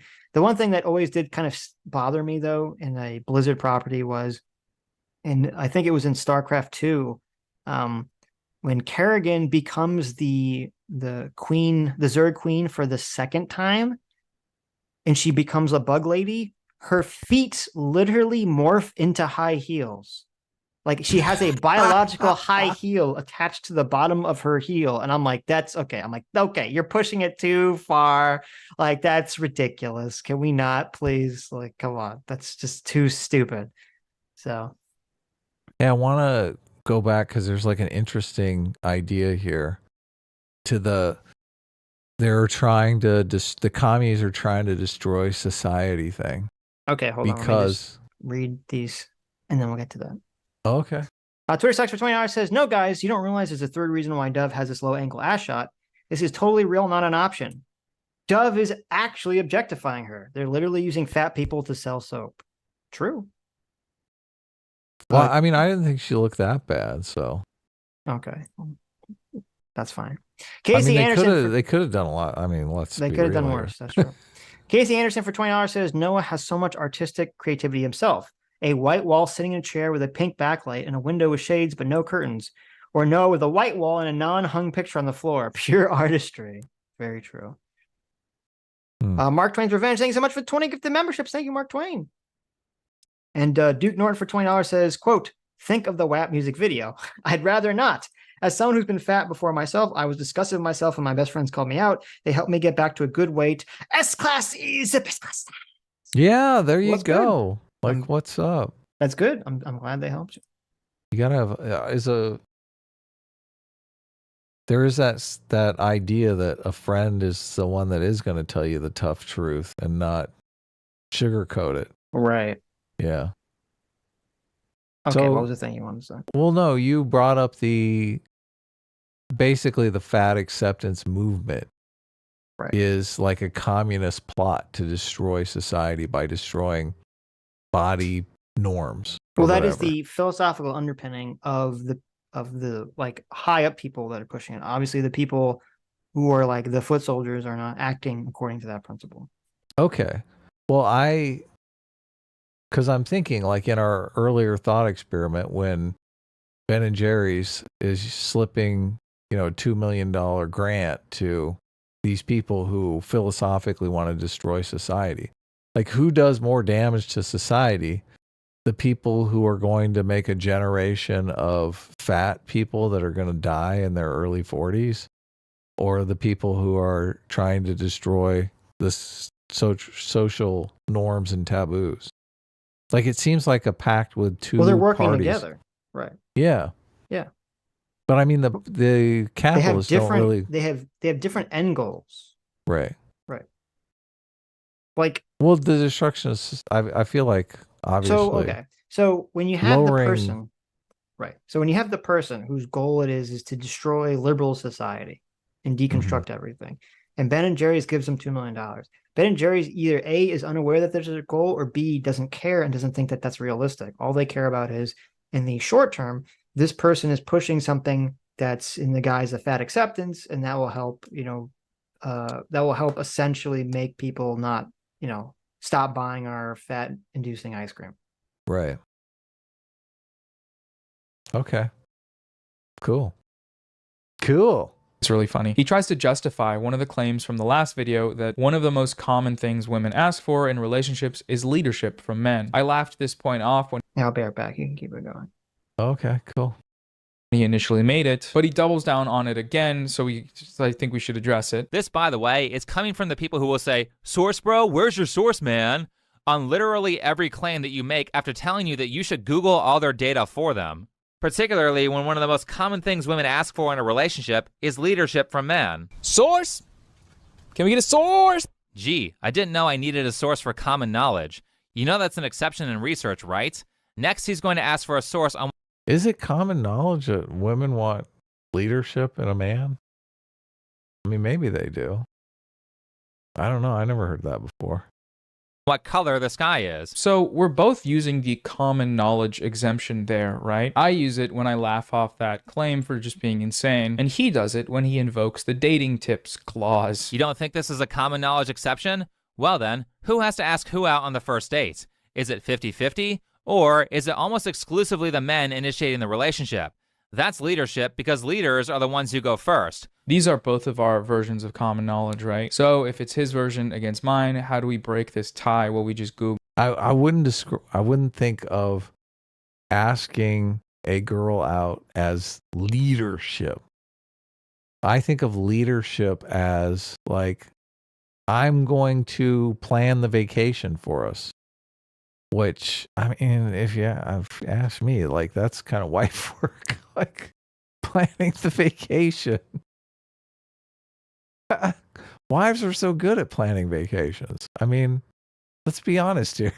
Maybe they should have more of a leadership role in certain situations. But asking a girl out, obviously. Guys, don't be wimps. Ask the girl out. If she says no, no big deal. You ask a different girl out. But don't sit around and wonder, if she likes me. Just ask her out. It's the quickest way to find out. Google it, right? And what do you know? Look at that. When you actually ask women what they want in relationships, leadership isn't even in the top 5. I think he underestimated. Hold on. What's he saying? It's mine. How do we break this tie? Well, we just Google it, right? And what do you know? Oh, they Google it. Okay. We ask 64,000 women what they look for in a partner. Most important thing, kindness. Look at that. Leadership isn't even on the list here. Like, why would it be leadership? What the hell? You're in a relationship. It's a partnership. You're not looking for, it's not a military platoon. Leadership, Adam. Kindness, supportiveness. Look, often leadership is the opposite of supportiveness. Like, do your job. Well, and intelligence, education, confidence. I can't believe confidence is so low. Look, this is what women. You don't trust this. This is a problem. I wouldn't trust this either. This is what women say they want when you ask them. Right. But confidence, I think, is actually number 1. Is what women actually want. Yeah. Yeah. Well, that's part of what's funny about him saying this is why we know he's wrong, is because, like, okay, I think most people look at this chart and they say, yeah, this isn't real. Of course. It's not real. Yeah. What do you think was driving all those women to have sex with Russell Brand? Was it kindness? Was it kindness? He said he was having sex with 80 women a month. Talk about you think it was kindness or you think it was confidence? I think it was confidence. Right. It's funny. It's actually, I was kind of looking through, I'll take a brief aside here. I was kind of looking through, I read the article. So did I, yeah. Oh man, it's a page turner. Yeah. And it's funny because, like, the underage girl who's accusing Russell Brand of sexually assaulting her and being in a relationship with her, she says she kind of puts out 2 personal stories. She puts out the first personal story and I say, that doesn't sound credible to me. That makes me think this isn't true. But then she says the second personal story and it sounds so true that I'm like, oh wait, maybe this is true. And the first story that made me skeptical was she talks about how when she took a taxi or an Uber or something to his place, the taxi driver literally tries to beg her to not go inside because he has such a bad reputation. And he's like, I have a daughter your age and, blah, blah, blah, blah, blah. Right. Right. And I heard that. I'm like, that kind of reads to me like and then everyone stood up and clapped, like in the tram kind of story. Right. It could happen. It could definitely happen, but it just seems to be a little bit too cinematic. Taxi drivers have regular routes, and this guy's shagging 80 women a month. That taxi driver probably drives 50 of them over there. So, yeah, okay. So I'm just saying this is my perception. So you could be totally right. The taxi driver could be real. He could be just used to driving women. Yeah. Definitely possible. But then I read her second story, the story about how they met. And to me, it reads so realistic, but unusual enough that like I wouldn't perceive as a random person to just create it from nothing. And the story goes is that she was outside and he was filming something and he sees her and he comes up and he starts talking to her and she had just bought a bunch of dresses. And he does this move where he opens her bag, he takes her bag from her. She knows that it's Russell Brand, even though they never interacted before. He takes her bag from her and he starts critiquing the dress choices she just purchased. And I'm like, oh, okay, this is very interesting. This is a very red-pilled negging technique. Then he picks out one of the dresses and says, you're going to wear this on our date. Yeah. Where's the confidence on this list? And I'm like, and guess what? That move 100% worked on her. And I heard that. He is an international celebrity. Yes. So, it's how much... I understand. But I read that and I said... What girl is going to say no to that? I understand. But when I read that and I said, that seems so realistic to me. that interaction. Now, that doesn't necessarily mean the sexual assault happened. I'm just saying that interaction felt so real that someone like Russell Brand would do that. I was like, okay, it brings up my confidence level in some of her claims. Right. So I just brought this up, and I'm sure we'll talk about the Russell Brand thing more on Tuesday or something. I just brought that up because to me, and you brought, as you said, confidence is the top of the list. Confidence is the top, at least in terms of how relationships start. Confidence is so high up there on the list. Oh yeah, of course. If it was just kindness and supportiveness and intelligence, there wouldn't be all these hashtag nice guys walking around, right? Who are like, can't get dates. Yeah, true. And it is interesting that he says he's criticizing Think Before He Sleeps, because Think Before He Sleeps says leadership, and he says leadership isn't even on this list. When leadership and confidence, that's what he's talking about when he says leadership. He's talking about confidence. Confidence to take charge of a situation and a person and tell them, what's what. Yeah, leadership's just a bad word for that. Yeah, I agree. I wouldn't use the term leadership. It's not confusing. It is confidence. Leadership makes it sound like you're enlisting her in your army, which is just not a good way to start a relationship. Look at that. When you actually ask women what they want in relationships, leadership is... They don't know what they want, so they answer incorrectly on their surveys. Typical women. Isn't even in the top 5. I think he underestimated Noah. Listen. I wonder if Noah has a girlfriend. Listen, if when I ask a girl, where do you want to eat? And they can't even answer that simple question. Okay. Right. What makes you think when I ask them, what traits do you look for in a man, that they're going to be able to answer correctly? Have you gone on a date and ordered for the woman? Have you just like said, oh, you're going to have this and this and this? Yeah, sometimes. Oh, you've done that? Really? I've done that. Yeah. Oh, okay. Some girls really like that. Now, I don't like you to order do the that. Steak and you're like, she's going to have a salad with the dressing on the side. Now, I would never do that with someone I didn't actually know what they want. Yeah, obviously. Because even though I know that there are women that like that, I don't know if I want to be with a woman that likes that. Yeah, I want a woman to be like, listen, I'm fine to assert confidence and dominance. I don't want you to baby me. Like, I'm not looking to be someone's father in a relationship. I know that's an unusual thing for some women, but I don't want to be your dad. I think the player move would be to ask if they want you to order for them. And if they say yes, then you're ready to go. No, you've already, no. Listen, I'm surprised. You usually have very good advice for women. If you have to ask. Look, I'm not giving advice to women. I'm giving advice to men. No. I'm saying you usually have very good, you're right. I mean, usually have very good advice on women. Right. If you're trying to do the confidence move and you have to ask them permission to do the confidence move, then you've already lost the game. No. Some women, if you order for them, you're going to come off as a schmarmy asshole. I agree completely. So, but the woman that wants you to do that, they're going to be turned off by you asking in the first place.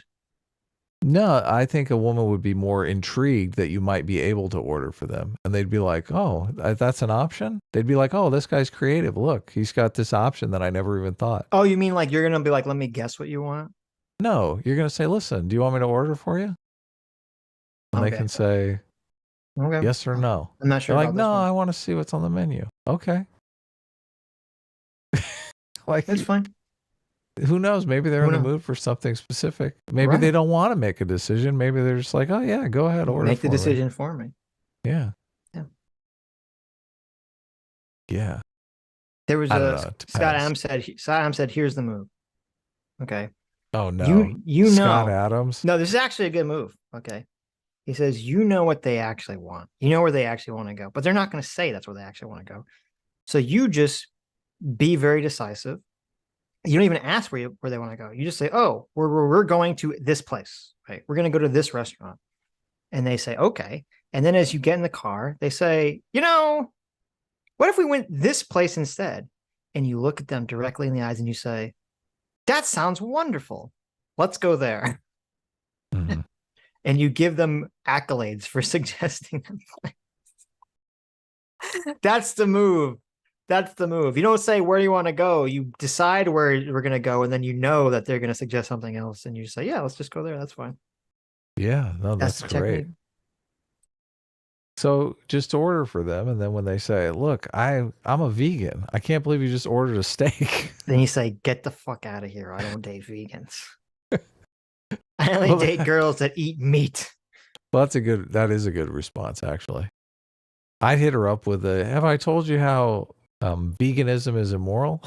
There you go. Estimated just how bold of a claim he was making there, because he compared an easily disprovable falsehood with knowing that the sky is blue, which, you know, that's fun. It's very sassy, very catty from him. Ooh, meow. Stop saying the sky is blue. Stop saying, duh, the sky is blue. 50% of the time, it's black with white polka dots. Wow. Look, why do people say that? It's such a fucking idiotic thing to say. 50% of the time, it's not blue. Look at this fucking guy over here.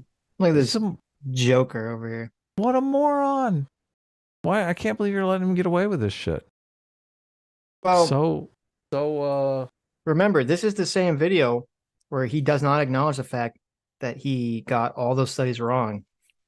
And he's criticizing Think Before You Sleep for making this claim about leadership. Why you let him oppress the black sky like that? Listen. Oh, ooh, meow. These unsubstantiated dismissals of statistics are made because at his core, Think Before You Sleep just doesn't believe stuff. How could women care about... This is from the guy who quoted studies that showed that he was wrong. Oh, yeah. And then lied about it. Representation when he and the people around him do not. Of course, women want to be led in relationships, like kindergartners, you know. Being a line leader is a masculine trait, because that's what he thinks they want. Does what they say actually matter here? No, of course not. Because his knowledge is common knowledge, and, you know, that's all you need. If a survey says women feel underrepresented in games, it must be one of those woke gaming surveys, where they ask a bunch of... Well, okay.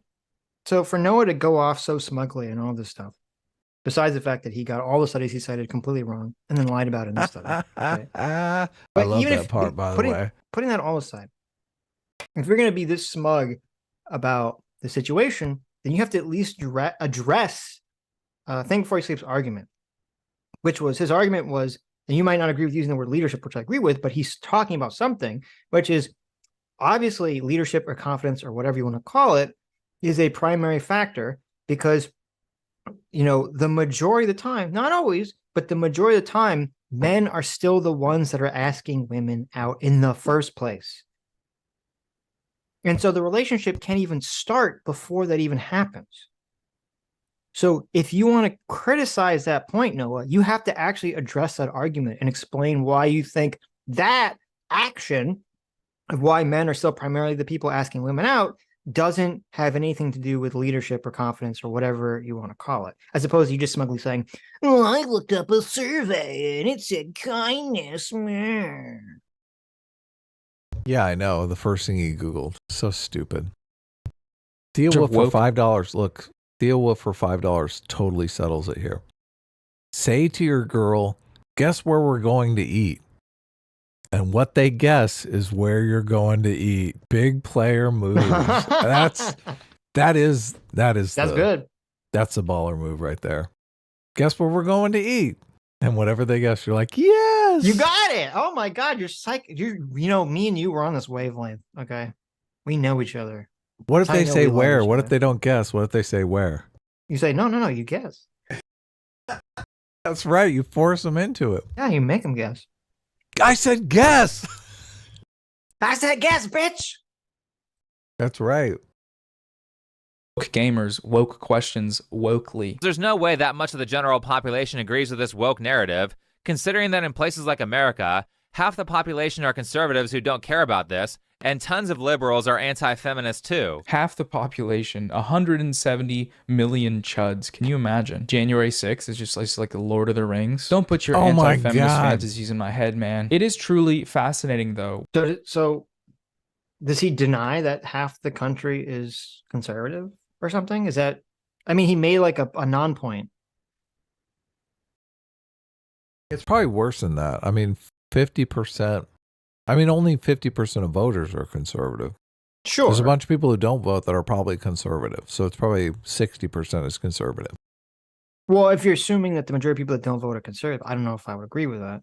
I think more likely people that don't vote are more left-leaning because they would be less likely to vote anyway. Oh, you're right, because they're lazy. Yes, exactly, because they're lazy. So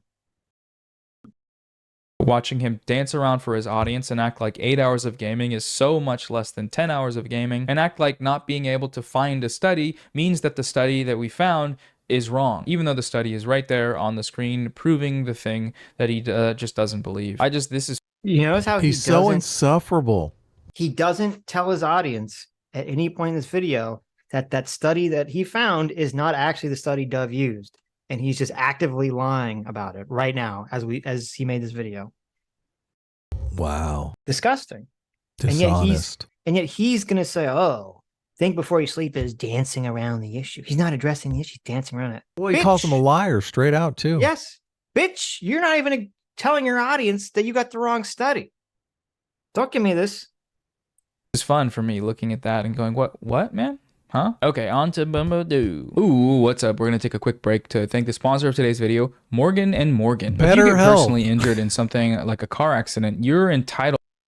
Can't believe he's doing an ad for a ambulance chaser. Isn't this like, okay, when I saw the description of this video and it said Morgan & Morgan, I thought, oh, this is like a meme.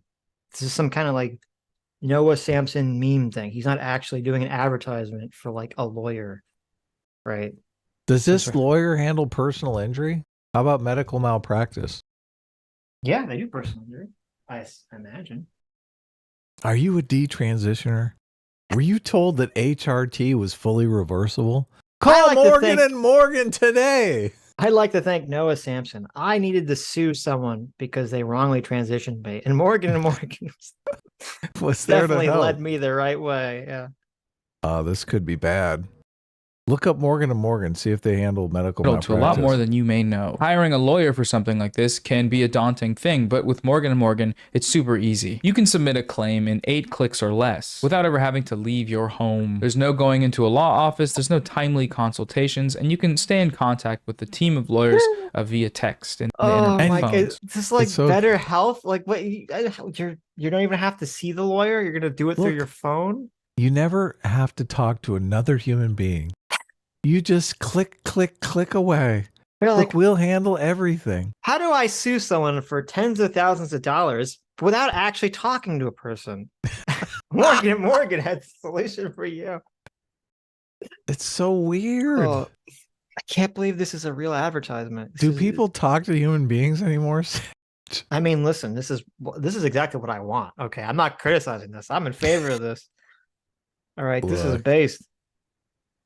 Man, I've been out to lunch with my attorney. Right. Ew. You can do this all from your phone, and that includes uploading documents. For more information, go to forthepeople.com or dial #law, that's #529 from your cell phone. Okay, back to the video now. It's just so amazing. We have our bread tuber here is doing ad spots for a law agency for some reason. He's a prosecutor, though. That's like... No, he's not. What do you mean? Oh, I mean, yeah. Yeah. Right. He's not a state. He's not a state prosecutor. No, but he's getting even for the injustice in the world. So to answer your question, so they do medical malpractice. I knew it. They do motor vehicle accidents, insurance disputes, fire and burn injury. Jump over to his comment section and say, "Look, I'm a detransitioner. Can Morgan help me get my nuts back?" Oh, here you go. Listen, you're going to want to call this guy. Okay. Medical malpractice. I'm on the FAQ section. What can I expect from my dental negligence lawsuit? Oh, perfect. I'm over there. Yeah. Look, I'm all settled up now. I'm worried more about the detransitioners. Well, let's see. I'm curious if it comes up on their website. No, sorry. There's nothing about transitioning on their website. Of course not. You can be the first case, though. Sure. I just want you to leave a comment in Noah's comment section. I'd like to thank you for the Morgan & Morgan representation. It really helped me with my lawsuit against my gender clinic for wrongly transitioning me.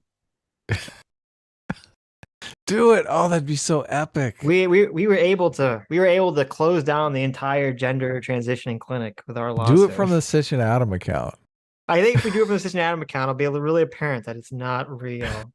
But it'll be fun. It'll be funny. It would be funny. It would be funny. Listen, if you want to do that, you can do that, okay? I might. Okay. I'm not gonna lie. I might do that. There you go. The second main argument in this video is about the sexualization of female characters in video games. His first point on that concerns the practicality of Lara Croft's outfit from the game Lara Croft Tomb Raider. And yes, we're going back over this. I'm sorry. I'm very sorry. This feels like an apology video with how much I'm apologizing to you guys. I should have just wrote the script down on my notes app and posted it on Twitter or something. He doesn't fully clarify why he claims this outfit isn't practical, but it sounds like he's saying it's impractical for physical activity.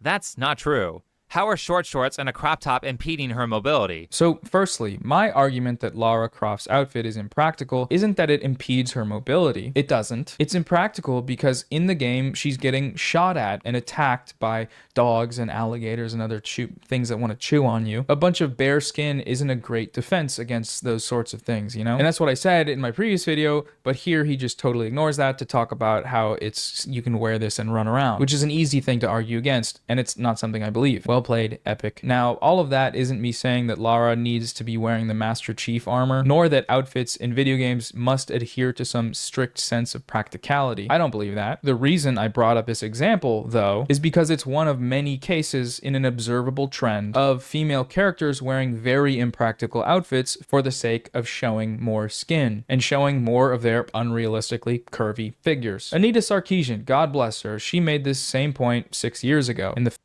Oh my God. I know, I can't believe We're going back. It's never ending. We have to go back to the Dark Queen. The Dark Queen, Anita. Oh. These guys are such loser Puritans. Like, what the heck? Yeah, well, that's what... It's a video game. This is why it makes no sense, because he keeps saying, well, I'm not a Puritan. I'm not a Puritan. Then he makes the loser Puritan arguments. You are a loser Puritan. Right. You're like, oh my God, look, they're showing too much skin. Well, and it's funny because very offensive. He has the thumbnail that Anita brought forward of this character. This character, the artist that designed this character was a woman. Yeah. For Bayonetta. Look. Yeah. I follow a lot of artists that I like. A lot of them are women, and a lot of them do sexy ladies. Yeah. I don't know if they're lesbians or what, but I mean, they draw nice women.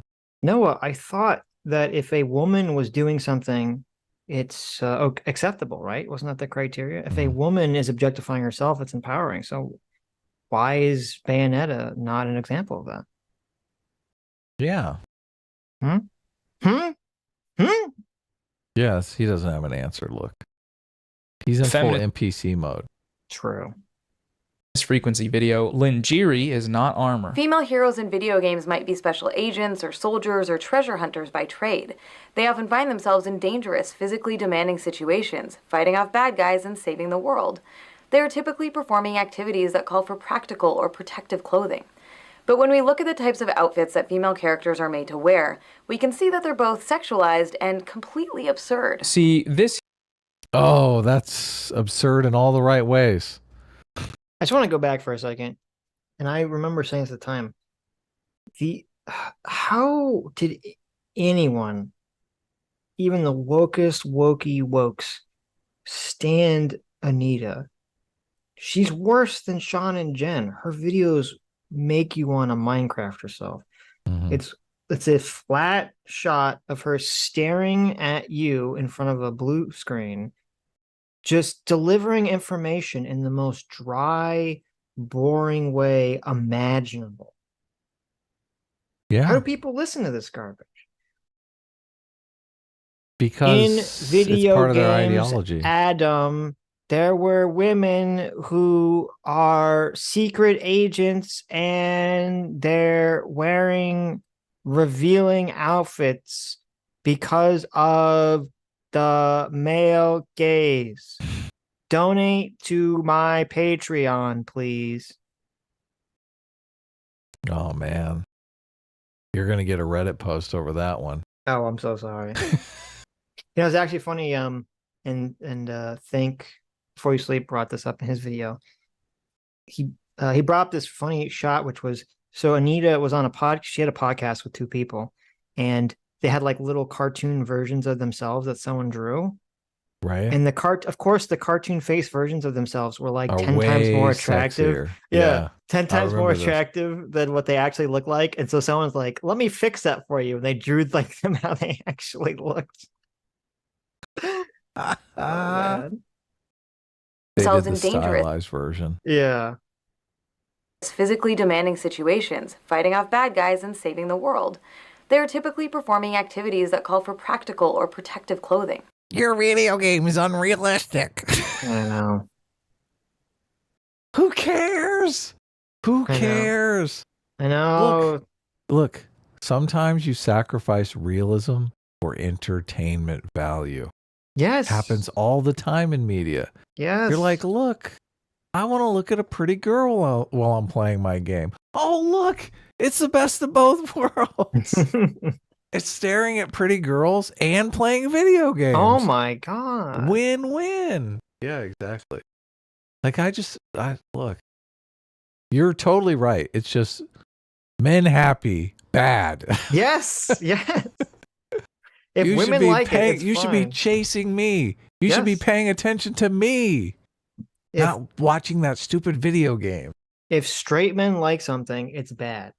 If women like it or gay men like it, it's totally fine. It's okay. It's so It's dumb. great. That's literally the criteria they use to judge all this stuff. Right. But you can't say that, so you got to come up with this big Nonsense. long nonsense explanation about why I see female academically the objectification of the female form. Yeah, shut up. scientifically, we've done a study here. This is how we make men unhappy. That's really what's going on. How do we make straight men unhappy? But when we look at the types of outfits that female characters are made to wear, we can see that they're both sexualized and completely absurd. See, this here, all of these absurdly revealing outfits. Nice. Sitch, why aren't we playing this game? Look, we need a game night. We do. Just for this game. Is this the game you're playing with your wife? Actually, this was very similar to the game we were playing at the arcade.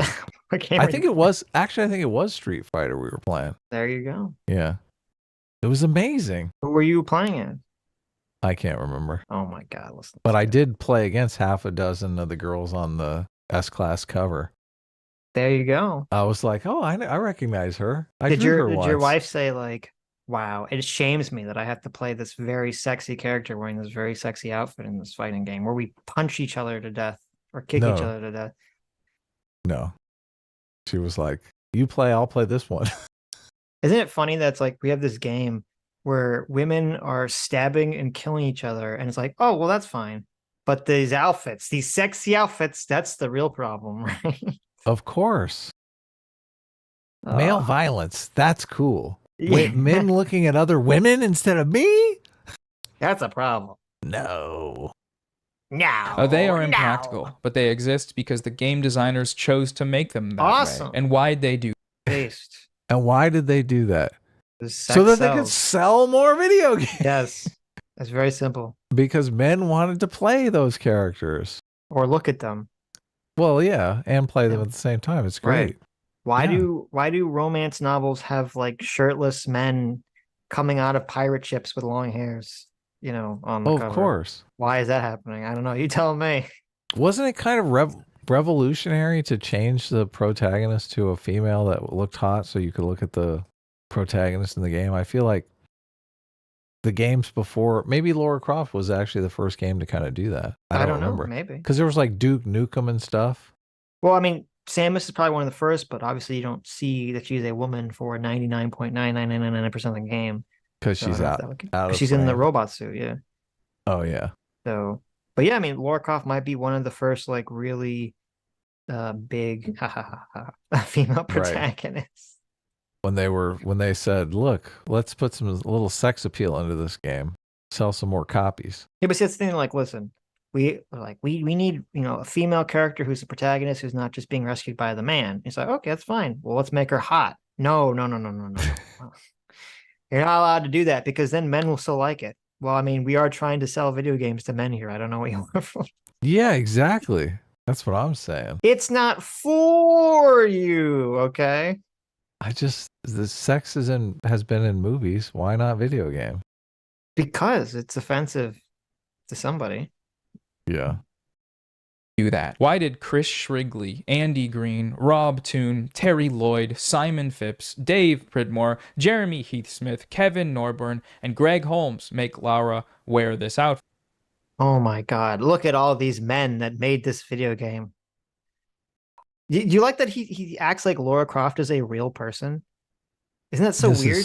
This is so stupid. Why did you make this fictional cartoon character wear this outfit? Look, you monsters. Why are you even asking the question? You're doing it because for guys that want to look at this while they play. It's just so weird. Why is he referred to this fictional character as if they're a real person? I mean, if you want to make an argument, why? Well, I guess it's switched. It's so funny. The argument that the Christian conservatives used to make was like, this is going to lead to the downfall of society. It's improper. It's prudish. Men will become animals. Yes. But now it is women will hate themselves. Right. Because they won't be able to compete with Lara Croft's assets. You know, it's funny. So I just looked up on Wikipedia, WAP. Mm-hmm. Oh, nice. And the producers and director of the music video. Men. All men. Nice. All men. All men. No, I wonder about that with female artists sometimes, because there's artists that draw really hot ladies, and I think, right. Are they sexually aroused by that? Because they've done a very good job of drawing that character in a sexually arousing way. Look, I'm not sure that you could. I guess you could, as an artist, you could draw like guys that you know would be sexually attractive for women. Yeah, I guess you could do it. Sure, of course. If you're an artist, you say, okay, like, you know, you look at those romance covers. Yeah. You know what's going on there. Yeah. Exactly. You're not necessarily sexually aroused by it, but you know, like, this will get them right here. Exactly. Yeah. Makes sense. Well, I mean, it's like you can go to a person. You could say, you know, you can go to a straight guy and be like, okay, which one of these men is, you know, do you think is the most attractive or the most conventionally attractive? Well, women also tend to figure out what their biggest assets are and tend to highlight them with what they wear. That's a great whatnot. point. Yeah, that's a great point. And so they know what's working and what's not working. Right. So CT, I believe, went to somebody's comment section. Went to Noah's comment section and said, "Thank you so much for recommending Morgan and Morgan, Noah. I just successfully filed a claim for medical malpractice against the gender clinic that encouraged me to transition when I didn't have gender dysphoria. The team is very helpful, and it was super sympathetic to my situation. I felt silence for so long, and I feel like I finally have my voice back. Thanks again, heart emoji." You're gonna get us in big trouble for that. Well, there you go. That's beautiful, CT. That's beautiful. That's wonderful. That's perfect. Thank you. Horrible.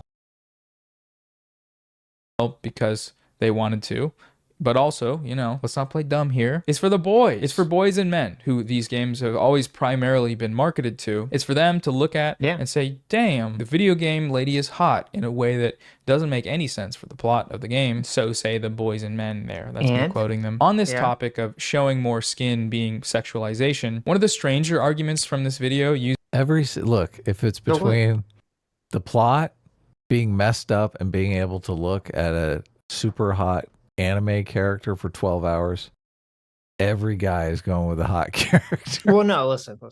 I don't agree. Okay. I mean, I think you're right. I think you're right that most people would, but I don't agree. I don't think the plot should be sacrificed for like sexiness. But usually it's not. Usually it's just, people are like, people Metal Gear Solid, people in fighting games, they're all wearing wacky outfits, right? It's not, the plot of these games is not ruined by someone wearing a wacky outfit. Everywhere Lara Croft is going has to have tons of mosquitoes. I'm just thinking, like, she's got to be getting eaten alive. Sure, but that's what I'm saying. Like, that doesn't ruin the plot. Like, you also don't, Kind of does. Okay, well, maybe for you, you're like, I mean, if you're like itching the whole time, oh my goodness. Well, also, it depends too on these sort mosquitoes. I think it also depends on the medium, right? Because I think if you're watching a movie, you might be like, like, you see Lara Croft running through like this jungle in this outfit, you might be like, okay, that seems kind of silly. But if you're playing this video game where everything looks cartoony and silly, it's kind of easier for your mind to just disassociate it from reality, because things seem to be more like hyper representations of reality rather than reality itself. True. So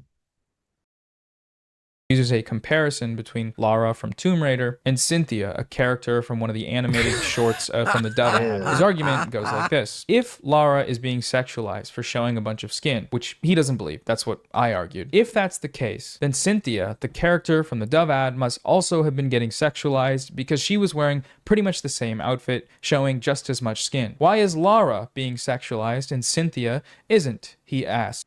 So it's interesting. In the first video, he didn't understand this argument. Now, it took him like a month of reflection, and he suddenly understands it makes sense to him. He's like, oh, I finally get it. Okay. I understand now. Nice. He's going to explain it.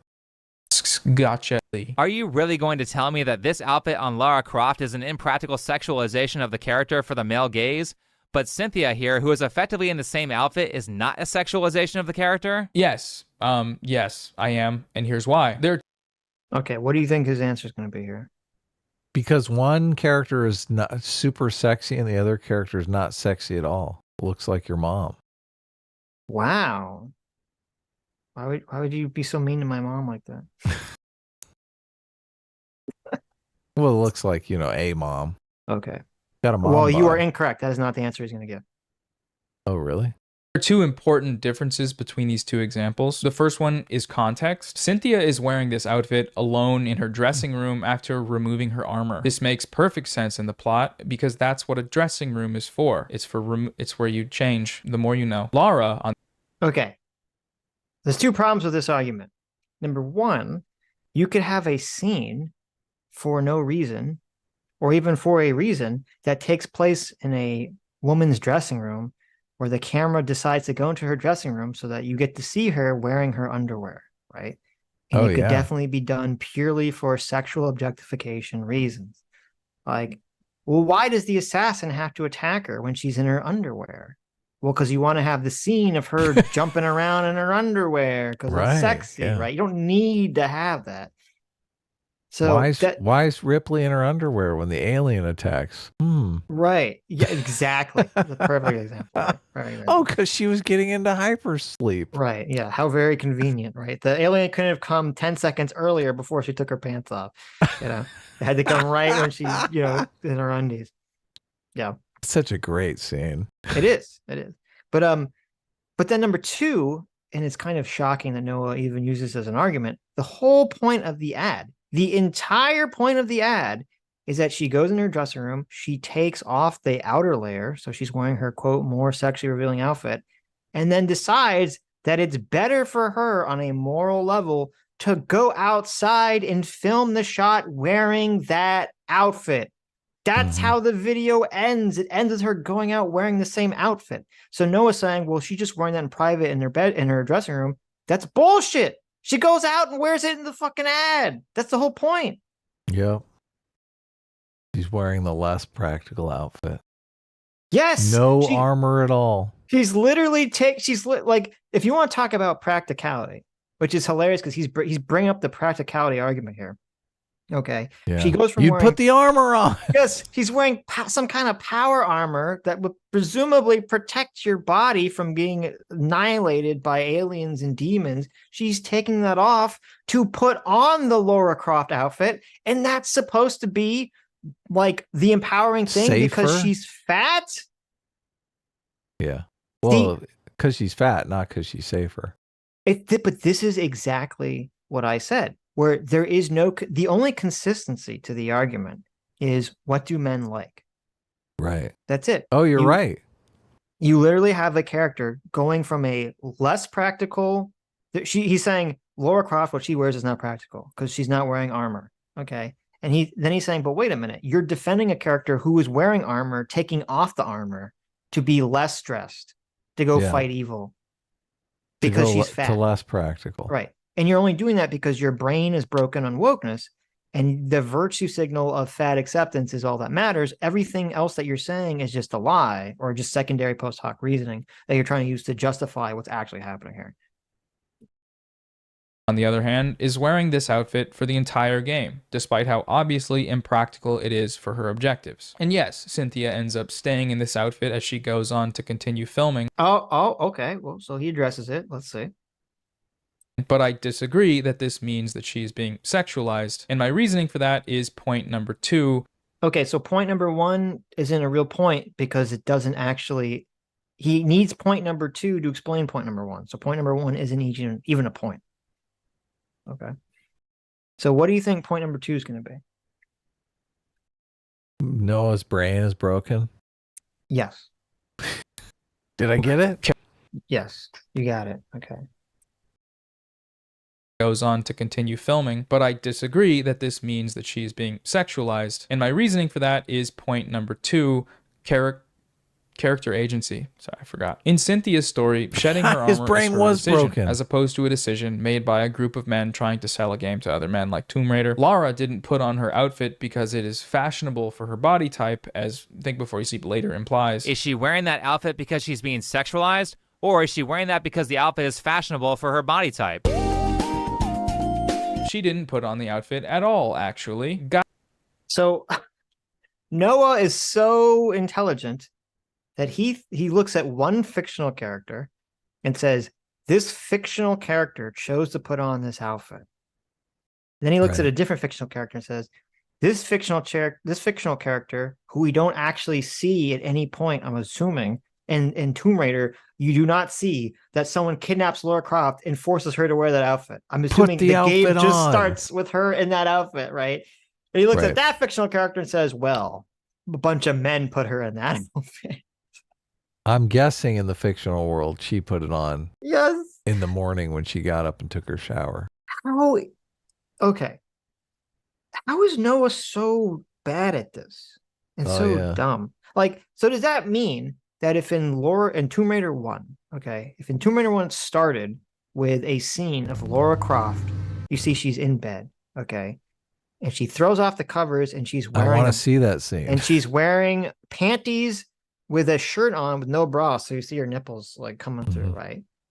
And you see that, okay, so she chose to wear this to bed, right? Right. And Lara Croft is very rich. So she's like in this gorgeously, decorated house.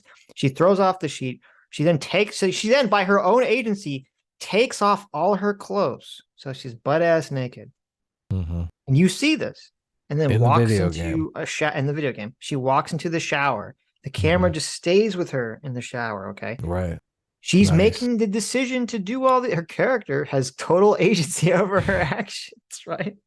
Then her character walks over, dries off, opens her closet, and you see it's just like all these different outfits. There's like a bunch of body armor, there's a bunch of camo, and she decides, screw it, I'm gonna go with the short shorts and the crop top. And she chooses that, and she puts that on. Right. Suddenly she's not being sexualized in any of that because the fictional character decided to do these actions. None of this was sexualizing the character since it was all her own agency. Oh, no, wait, I'm sorry. It's because whoever wrote that scene was a male. Okay. So if a woman wrote that scene, then that changes everything, right? If a woman wrote that scene, suddenly by magic, it becomes not sexualized. Note to self. Hire female writer for overtly sexual scene. Yes. Because there's some magical quality that when a woman writes a scene that's overtly sexual, it suddenly becomes fine. It's acceptable. Yeah. Exactly. Okay. I dig it. This is some very interesting logic we're laying out here, Noah. Thank you. Some guys did. Cynthia has agency in the story for her outfit, unlike Lara, and using that agency to wear clothes that show. Unlike Laura, it's so weird. How can you make that declaration? More skin is only sexualization if you make the choice to sexualize her. Remember that scene in Tomb Raider, in the PlayStation 1 Tomb Raider, where Lara Croft says, I wish I could take off this outfit, but unfortunately, because of the graphical quality, there is no model underneath this outfit. If I were to take out this outfit, I would just be floating body parts. Because the outfit is my body. Woe is me. True. I have no agency. Let me go shoot some more alligators. You might wonder, why is Lara Croft so angry? Why is she doing backflips shooting all these alligators and bats and other men? It's because she's so angry that she can't take her clothes off. Yeah, it's tough. Got to shower with the clothes on. I know. Showing more skin. That is what Think Before You Sleep does in this video by making this comparison. And then he does it again in a more intense manner at the next thing, which is the whole bent over ass shot scenario. So now we have a bent over ass shot that is center of the frame that adds nothing to the story. They went full on anime camera angles, and somehow they're going to claim that it's not an attempt at sexualizing the character. Now it sucks that we have to do this again because this part makes me honestly pretty uncomfortable. But we do, because Think Before You Sleep here tries to weasel his way out of the perv allegations, and I just cannot let that happen. I'm gonna play this whole build-up clip. So we have Noah here, who in the first video brought up a study that was the wrong study, and then also brought up multiple studies that actually disproved his point, which he is now not telling his audience at all, and yet he's accusing Think Before You Sleep of being the weasel in the situation. Wow. Interesting. Okay. Fascinating projection. For context, but just watch how he tries to justify his observation about the anime camera angle. When Think Before You Sleep sees this shot here, to him, it's the same as this shot here. When he looks at this shot, all he sees is this. He's so worked up about seeing a woman from behind that his brain fails to render the rest of the frame. Actually, I didn't even notice this when I first watched the ad. I only noticed it because I was watching a woman review it, and she pointed out that Cynthia's outfit was sexualized. So here she is, in less clothes, wearing less clothing, mind you, more revealing outfit. See, that's another part that really says to me that they don't care about sexualization. This isn't a modesty thing. She's wearing basically the exact same outfit that Lara Croft is criticized for wearing. Notice that this lady doesn't ever say anything about the horny camera angle. She's talking specifically about Cynthia's outfit and how it shows more skin. Think Before You Sleep is the one bringing up the anime backshots thing, but he's sort of laundering that take in with the fact that this lady mentioned the outfit as well. He's like, I would never do a pervert thing like that. See, even a girl agrees with me about how her outfit. So, okay, so this is just so insanely dishonest. So in Think Before You Sleep's video, which Noah cut out the part, he says that Melanie brought up this thing about the clothing actually being more revealing and more sexualizing. And he specifically says that made me rewatch the thing with that context and look at it in a different light. And that's when I came up with this idea or thought about the thing that her bent over is sexualizing her more. Okay. So he never said, she said this thing and I'm just, stealing her idea. He just said she talked about her wearing less clothes and how that's making her sexualized. And that made me rewatch it and think of it differently. And that's when I came up with this idea. Which is fine. Which is totally fine. And by the way, is true. Is a true point, which Noah in his original video never actually countered whatsoever. He pretended like he did because he said, listen, there's other things in the shot. Which Think Before You Sleep brings up, by the way. He said which Noah doesn't address. He says, oh, so if there's a girl bent over with her ass out, but the Mona Lisa's on either side of her, is that something mean that it's not sexualized because there's other things happening in the frame? Yeah, that's what my take was. Like, right. It's such bullshit. It's an insanely stupid argument. But Noah is a weasel. Right. Fit is revealing. So mean that seeing her from behind is inherently sexual. That's sexualization right there, what he's doing. If this is his defense against the pervert allegations, well, he should have went to Morgan & Morgan, because right now it's looking like a life sentence in horny jail. So stupid. Stupid joke. The last point about sexualization that I want to talk about here, it regards body proportions. His argument here goes something like this. Slim, curvy women exist. So, criticizing that body type in female game characters as being sexualized is a way of sexualizing real women that have that body type. There's nothing inherently sexual about this figure, and if you consider it sexualization to see it in a game, then you're the one doing all the sexualizing, you little creep. Is she wearing that outfit because she's being sexualized? Or is she wearing that because the outfit is fashionable for her body type? Allow me to clarify this because Noah's line of thinking is something that many people use to attack women for how they were born. Two different women can wear the same outfit, and whether you're a slut or not is determined by your body type, not by the clothes you're wearing. These are similar tops, except one girl has curves and one doesn't. Can you tell me which girl is going to get called a slut? So Think Before You Sleep here acknowledges that there is a stereotypically sexualized figure in our society and culture, the slim woman with curves. As he says, the person on the right is more likely to be sexualized by society because of her figure, and this is something we actually agree on. However, he doesn't... Well, to be clear, he didn't say they'd be more likely to be sexualized. He said which one would be called a slut. Right. Different, a little different, but okay. Stop to wonder why that figure, the one he is admitting is more likely to be sexualized or called a slut, as he puts it, why that body is so overrepresented in games. All of these characters have some variation of that body type, and that might make a more self-aware person wonder if the video game industry has a sexualization problem. I don't know. I mean, Noah's being very generous with the clips in this. Yes. I mean, you're picking the clips, right, Noah? I don't see you blurring anything out. He hasn't, for all this stuff, he hasn't explained why he hasn't shown in his scientific endeavors here. Why is it actually a problem? Yeah, I know. That's the big thing. Why is it a problem? What is the problem with having sexy women in video games? Well, that's why I'm watching the video, to find out. Right, but we don't find out? It's just, we're just supposed to accept it. We are just supposed to accept that having sexually attractive characters in movies and in video games, both men and women, has some kind of societal harm. We just have to accept that on its face. It's harming the video game characters?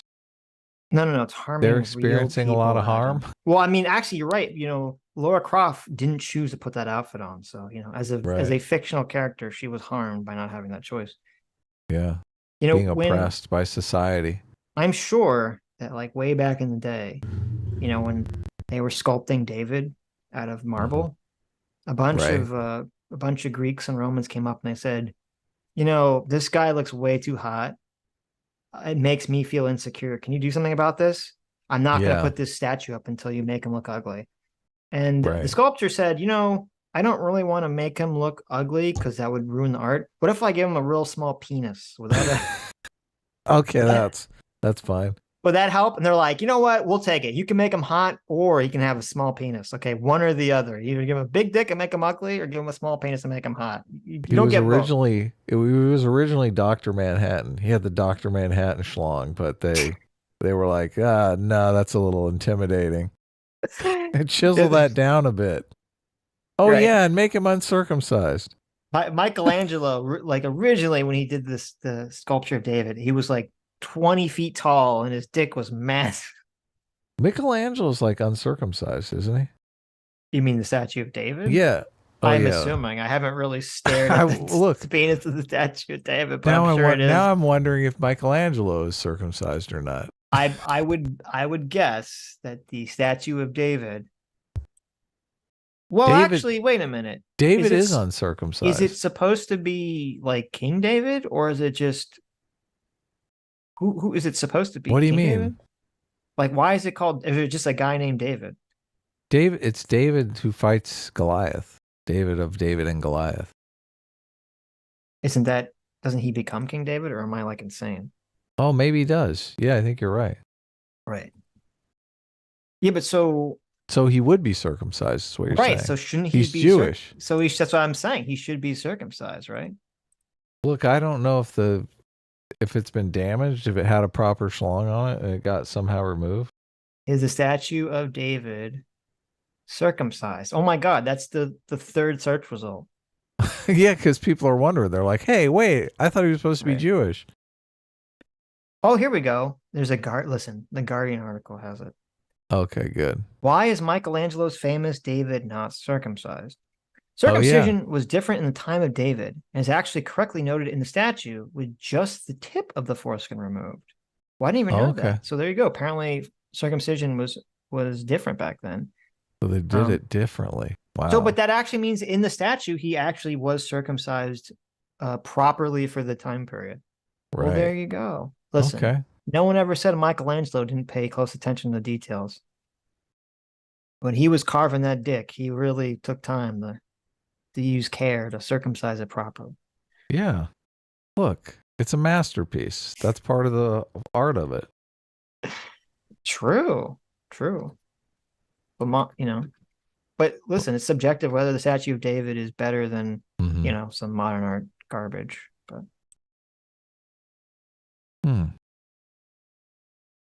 okay, let's go. The last thing to touch on in this section is where he accuses me of body shaming thin, curvy women for the way that I edited my video by censoring thin, curvy Laura and not average-bodied Laura. Wait, did he censor thin Laura but kept fat Laura fully in view? Do you not understand that you're body shaming curvy women? This is a body type that real women have. Noah, even you're doing it. I initially thought this was a mistake and he just forgot to censor it because everything else was censored, but this specific image was referred to multiple times and only thin Laura was censored. Unless he doesn't watch his videos for mistakes before uploading, this was done on purpose. Do you not see why I say that body positivity in the cultural zeitgeist is solely about obesity? Noah spent the whole video saying it was wrong for me to criticize obesity because it's air quote, body shaming obese people and that will make those people depressed. But then he straight up body shames thin, curvy women. Yeah, gotcha. I see. You said this and you did it. Gotcha. Briefly, to his last point there, that body positivity is only about fat people, remember that this ad campaign also represented disabled women. Sam, who is in a wheelchair, and Lily, who has Down syndrome. It's not just about fat people. Why lie here? Why? I think what is happened... Is he not answering that? Did he censor her or what? He did. He does answer. But I think what's going on here is that Think Before You Sleep so annihilated Noah, so thoroughly shellacked him in his response video by pointing out the fact that the studies and the fact that he got all the study stuff wrong, that Noah here is just so cope spiraling that he's just like projecting everything. Oh, why are you lying? You're lying about everything. Look at him. He's weaseling here, right? And nothing he's presented is a lie or a weasel. Because as Think Before You Sleep said in his original video, as he said, which you dishonestly edited in your first video, Noah, that it is unusual that if they had two ad campaigns or two commercials, and one commercial had the four of them, and then one specifically chose to highlight the fat person, right? And not the three other people that had, some kind of physical disability that was not their choice. And they went with the one person that did have a choice to change their part of their body. That's interesting and that's unusual. And you are lying to yourself, Noah, and you're deceiving yourself if you want to pretend that that doesn't mean something. But there's not something going on there. Ben and Jerry sales. Right. And so since Noah got so totally annihilated in the response video, now he's bitter and he's like, he's lying. He's weaseling. Blah, blah, blah, blah, blah. Yeah, he's shooting. He's swinging for the fences here. Trying to discredit him as much as possible without actually addressing any of the arguments he's made. Yeah. And it's funny because it's the same thing with so many of these video essayists where when you hear them in a live stream, they're just so different. Like in the video, confidence is down at a 4. Yeah, like in their video, they're like, I'm like the most calm, cool, collected. Everything I say with a super authoritative, tone of voice. I know everything. And then you hear them in a live stream and it's like, well, no, I mean, listen. Like there's a completely, totally, it all goes out the window. And it's funny because in his conversation with Vosh, that's what happens to Noah. It completely breaks down on all things. Because it's the same thing with Joel. And it's like, and it's actually worse because not just they lose their confidence and all this stuff, which is fine because obviously you're going to be more confident if you're talking alone in a room to a camera, but it's like they try to do this thing where they try to come off as like, listen to how relaxed and agreeable I am. I'm just such an agreeable person. And then when they're on a live stream, they're like a fucking bat out of hell. they're like a demon on they're like a demon that's been doing cocaine for the whole weekend. They're just so hyper aggressive and a completely different person. You're like, oh, okay, so this persona that you've created for your videos is just a total lie, essentially. Yeah, it is. It's funny because even when I did my scripted videos, I feel like the person that I was in those videos and the person I am in the live stream seems almost identical. Consistent? Yeah, in terms of like the energy and the personality that I was bringing to the table. It does not feel like I'll have to chat. It didn't feel like I was like doing something completely different in those videos than I'm doing on these live streams. I mean, I would use my movie voice in a lot of videos. It was not really. Sure, but your personality was the same. I mean, yeah, sure, I'd make jokes and stuff, obviously. Because it's fun. Right.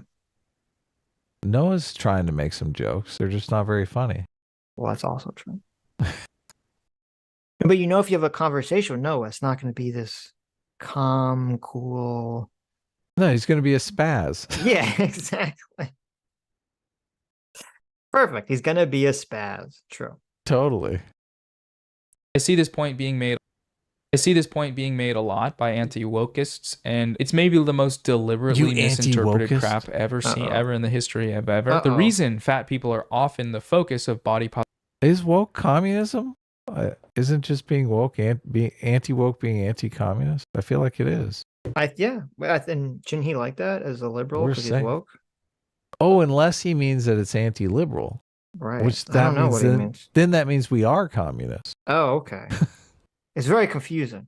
It is. Positivity campaigns is that their representation throughout history has been very bad, obviously worse than people who aren't fat. Fat characters are played for laughs, or they are used as plot points for being at their lowest, being defective, needing to go on their glow-up arc, etc. Addressing these stigmas is not the same as shaming people that are not affected by them. And that seems self-evidently true, but in woke bad land, the woke badlands, you can't be doing that sort of thing. You can't be doing all that. To address the other. So wait, what is his argument? Did he make an argument?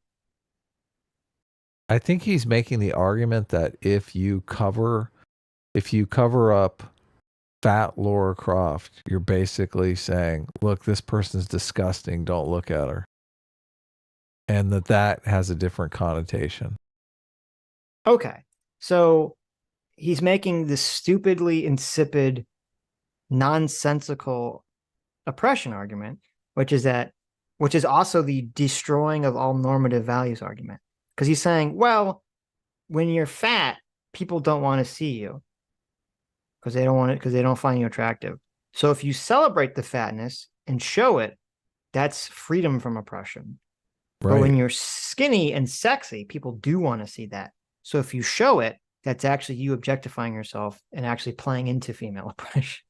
Well, unless there's a bunch of slut shamers who want you to cover up, then you have to show it to put them in their place. Well, okay. Well, otherwise you're oppressed by the slut shamer. It depends.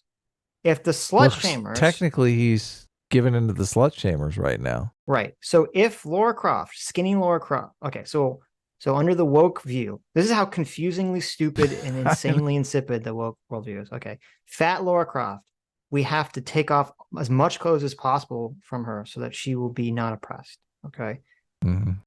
But for skinny Laura Croft, you need to put a bunch of clothes on her and Master Chief power armor on her to make her not oppressed. And then you say, but wait a minute. What if they're being slut shamed? And you say, well, it depends who's doing the slut shaming. If Anita Sarkeesian is there and saying, that outfit is not practical, that outfit is sexually objectifying women, then Noah Samsen has to run over and put the Master Chief armor on her to save Laura Croft from being oppressed because Laura Croft didn't choose to put on that outfit.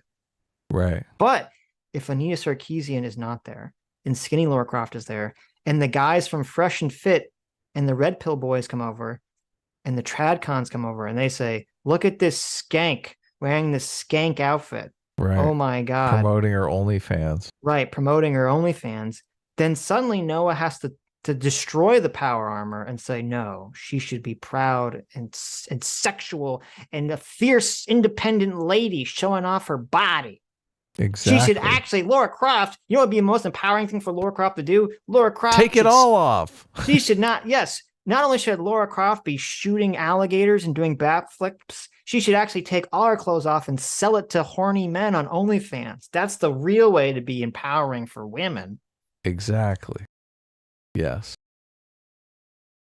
It's so weird. funny how this ideology is so horribly inconsistent, except for the fact that if straight men want it, it's bad. That is kind of the key to everything, isn't it? Yes. Yes. Look, I just wouldn't Catholics want to cover up Lara Croft too? Wouldn't Of course. Catholics do that little blur on her? Right. But that's the for thing. different reasons, right? Right. If the right wing want to cover up, then Noah's gonna do an hour-long video. Who am I kidding? He doesn't have it into an hour. He'll do a 30-minute long video about how it's good that Lara Croft should be uncovered. And if a if a left-winger wants her covered up, he's going to do a 30-minute long video on why she should be covered up. Because he doesn't actually care, because the principle is, I have to do the opposite of whatever my political opponents are doing. Right. Yeah. The thing he points out there about my censoring. To understand this one, we need to take a little peek behind the YouTube creator curtain. This video on upload kept getting demonetized. The reasons were not specified with a timestamp, as is often the case. So I just started censoring stuff that I figured YouTube might consider sexual content or inappropriate. Much to my annoyance at how it affected the video's presentation, I censored all of these characters, but after uploading that version, it was still ad restricted. So I censored Lara, the one referenced in this same section with all these other people. Interestingly, the video was then cleared with the censors that I applied, despite neglecting to censor average size Lara. And no, that wasn't intentional. It was a 3 a.m. please clear so I can post this final pass in a few hours editing mistake. Much like the one with the forehead being censored with that I was wondering about that. You don't have to believe me. I was wondering. Whatever. But whether it was intentional or not, why the to hell me, did she plays censor the second forehead? fiddle to the fact that it was cleared with only one of the Laras censored. So doesn't this... That's hilarious. Okay. Doesn't this perfectly, again, make Think Before You Sleep's point? It does. The YouTube algorithm, for some reason, is so woke that if you censor the, conventionally attractive lady showing skin, that's what it wants. But if you have a fatter woman showing skin, then that's acceptable. That's not sexual. Yeah. That's fascinating. That's very fascinating. It's a woke algorithm. Right. But Noah doesn't even acknowledge that or pick up on that at all. Or think that's fascinating or interesting. I think it's interesting. He did a little test and he doesn't even know it. He participated in a little test. See, like if that was me, I'd been like, wait a minute, this is so weird. And then I would have tried to upload it again with just the fatter Laura censored and the skinnier one not censored to see what would happen. Right. To confirm. I say for sure, because again, there's no timestamp given, but potentially what this might say about here is that the bot only clocked sexualization with the thin, curvy Lara. The one on the right wasn't considered. This is which is interesting, right? Again, this is speculation, but I am having trouble coming up with any other reason as to why this might be the case, other than, the YouTube system is a little bit broken. And of course, that's also true. Could just be that, but maybe it isn't. Maybe it is, but maybe it isn't. I don't know. So wait, that's hilarious. So he acknowledges it, and he would realize that would make Think Before You Sleep's point. But then he just says, well, I guess it's just broken. I don't know. It's just broken. Don't think about it. It's just broken. He doesn't realize anything. And it's like, okay. All right. The third main point today concerns fat representation in games. To start off, let's look at a smaller argument about this. How fat people aren't usually in games because they're too fat to be doing the stuff that characters in video games do. On that note, speaking of realism, a big reason why obese people aren't in these kinds of games is because they can't actually do the physical activity that the characters are doing. No one who is 400 pounds is doing the kind of marathon running that video game characters do to get from place to place, nor can obese people jump around like an acrobat to slay demons. Yes, of course, the most unrealistic aspect of a fat video game character slaying demons is that the character is fat and not that they are, slaying demons. Okay. Anyone who makes this argument in any context is a fucking idiot. Okay. We've heard this argument a million times, not even in a political context. There's some movie, right? There's some movie, it's a science fiction movie, it's a fantasy movie, It's and something unrealistic. stupid happens in the movie. Some weird plot hole or some weird thing that doesn't make sense the character would do this. And you say, why? You go, I don't think it makes sense that in the Hobbit movie that the character behaved in some way, or in Ring of Power. It doesn't make sense to me in Ring of Power that, everyone was dismissive of this character, or that this character would behave in this way. This seems unrealistic that a character would behave in this way. And then you have the total idiot, the biggest, dumbest person on the face of the earth, who's a Ring of Power simp, come up to you and they say, "Oh, really, Sitch? You think it's unrealistic for a character to behave that way in a movie or a TV show that has goblins and dragons and giant eagles and magic? That's fine. That's all realistic, but a character acting in this specific way, that's where you draw the line. That's the unrealistic thing, Sitch." And you just look at them and they don't look like a real person. They look like a Muppet, and they're just flapping their mouths and they're just empty and hollow inside. Right. And you just weep. You just weep for the stupidity of this person. You wonder how this person walks around in life and is able to feed themselves without choking on all their food. Because whenever they open their mouth, they're just used to breathing. Okay. And you're like, it's amazing that this person is able to survive long enough to feed themselves. And here we are again. Here we are again with Noah Samsen. Noah, I want you to take a media literacy class, which apparently Noah has never taken a media literacy class in his entire life. Because, as I'm sure you know, Adam, as a person who has done creative endeavors for most of your life, as a person who I'm sure has also taken media literacy classes, there's this thing, I don't know if you've heard about it, okay? It's a thing that basically anyone that reviews movies or TV shows or anything knows about. It's called suspension of disbelief. Yeah, I love that part. Yeah. That's why I got into writing. Right. Suspension of disbelief. Now, this idea is that there are certain things in stories that we as an audience can willingly suspend, okay, our disbelief and just accept it on the premise. Yeah. So for example, we're willing to suspend our disbelief when we watch Lord of the Rings that they have magic and goblins in that universe. We accept that, right? Or in Star Wars, we suspend our disbelief and say, okay, there's this thing called the Force that gives the Jedi telekinesis, right? Or they have this science fiction technology. Now, there's a huge difference between, and I had a screenwriting teacher once that said, the way that he described this was, when you write a script, you can convince, or he says, everyone will accept one big lie in your script, and that's it. What he meant by that was, if you're writing like a fictional story, they'll accept one big lie about the nature of reality. So we accept in Star Wars that there's this thing called the Force, because the movie tells us there's this thing called the Force, and then it tells us the rules of how the Force works, right? Mm-hmm.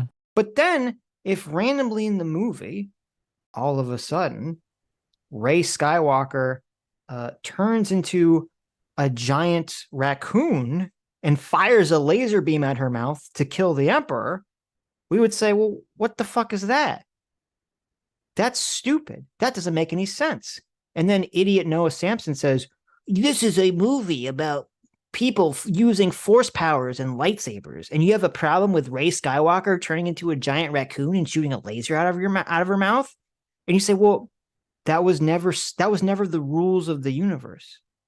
The universe set up very specific rules about what we would accept as possible things in the way in which these powers work, and it violated those rules.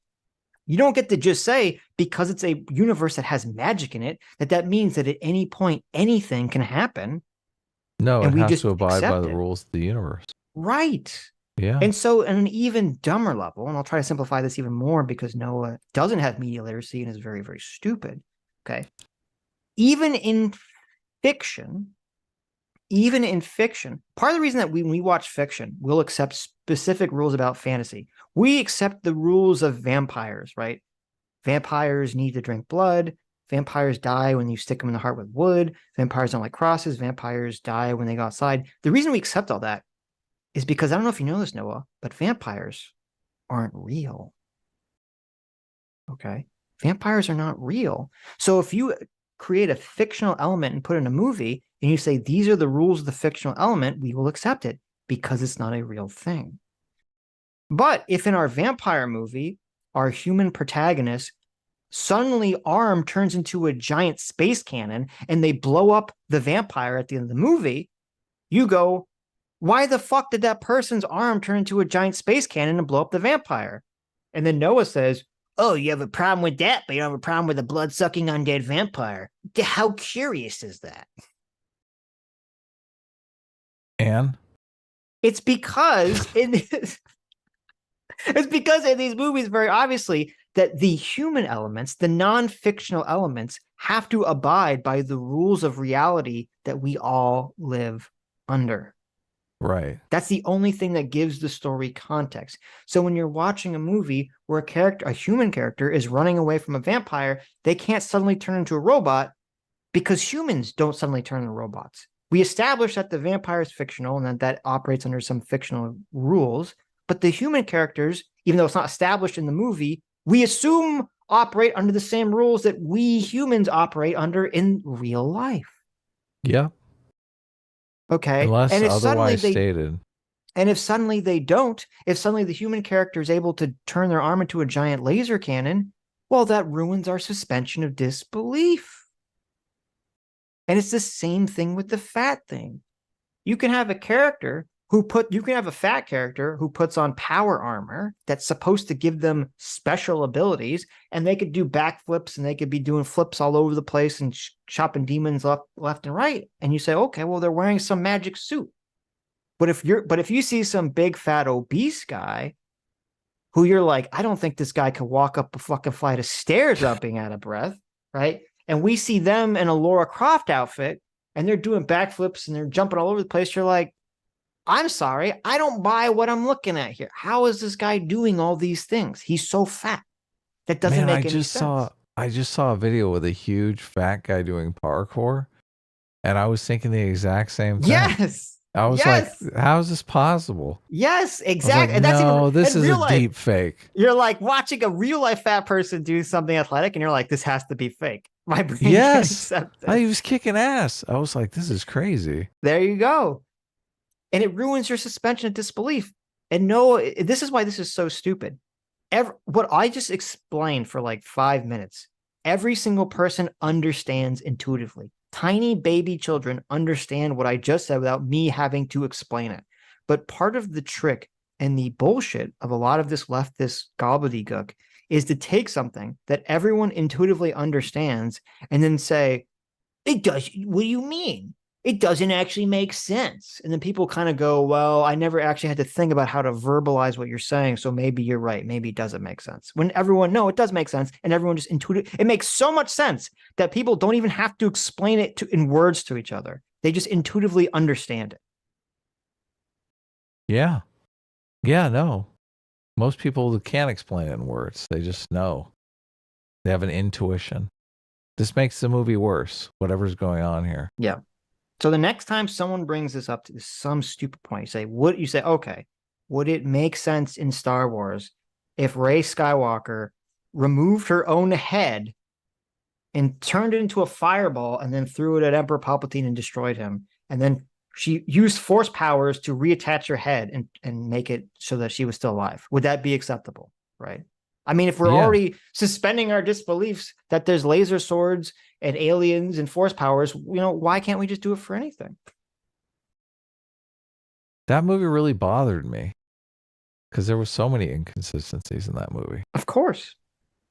Oh, but this movie has fictional elements in it, Adam, so nothing should bother you. Anything's possible because it has fictional elements in it. Who cares? I mean, if she can levitate the rocks, why is she climbing up the side of the building? Why not just levitate yourself up there? There you go. There you go. I don't know. This famously realistic and existing demons, the same critique could then also be applied to the demons themselves, right? Like fat demons shouldn't be a thing, not because they're demons, but because they're too fat to be doing all that demoning all over the place. Midway through fighting Ornstein and Smog, smoke starts blowing out of this guy's ears because Smog isn't taking water breaks. Well, I mean, okay, again, this is like the retarded baby brain logic. You have some magical creature that doesn't exist according to the rules of reality, when we're able to say, well, okay, well, we don't know how the magical demon fat guy in armor operates. So we're not necessarily thinking like, oh, well, it doesn't make sense that this fat demon guy is able to jump around without, being tired. Because it's magic. It's already established that it's magic. Unless you're saying that the person who's fat, who's the protagonist, the human character, has magic, then no, I'm sorry, Noah. It doesn't make any sense, you dumb fuck. Is also magic. Yes. If you said they have magic, then suddenly, yeah, you're right. Then none of it matters. But if they don't have magic, then it is kind of you saying, well, wait a minute. How does this make any sense? Yeah, it doesn't. Nobody wants to. Well, I mean, I might play the fat character just for fun. There you go. After I saw that parkour, I'm kind of like, maybe. There you go. Maybe I should be fat.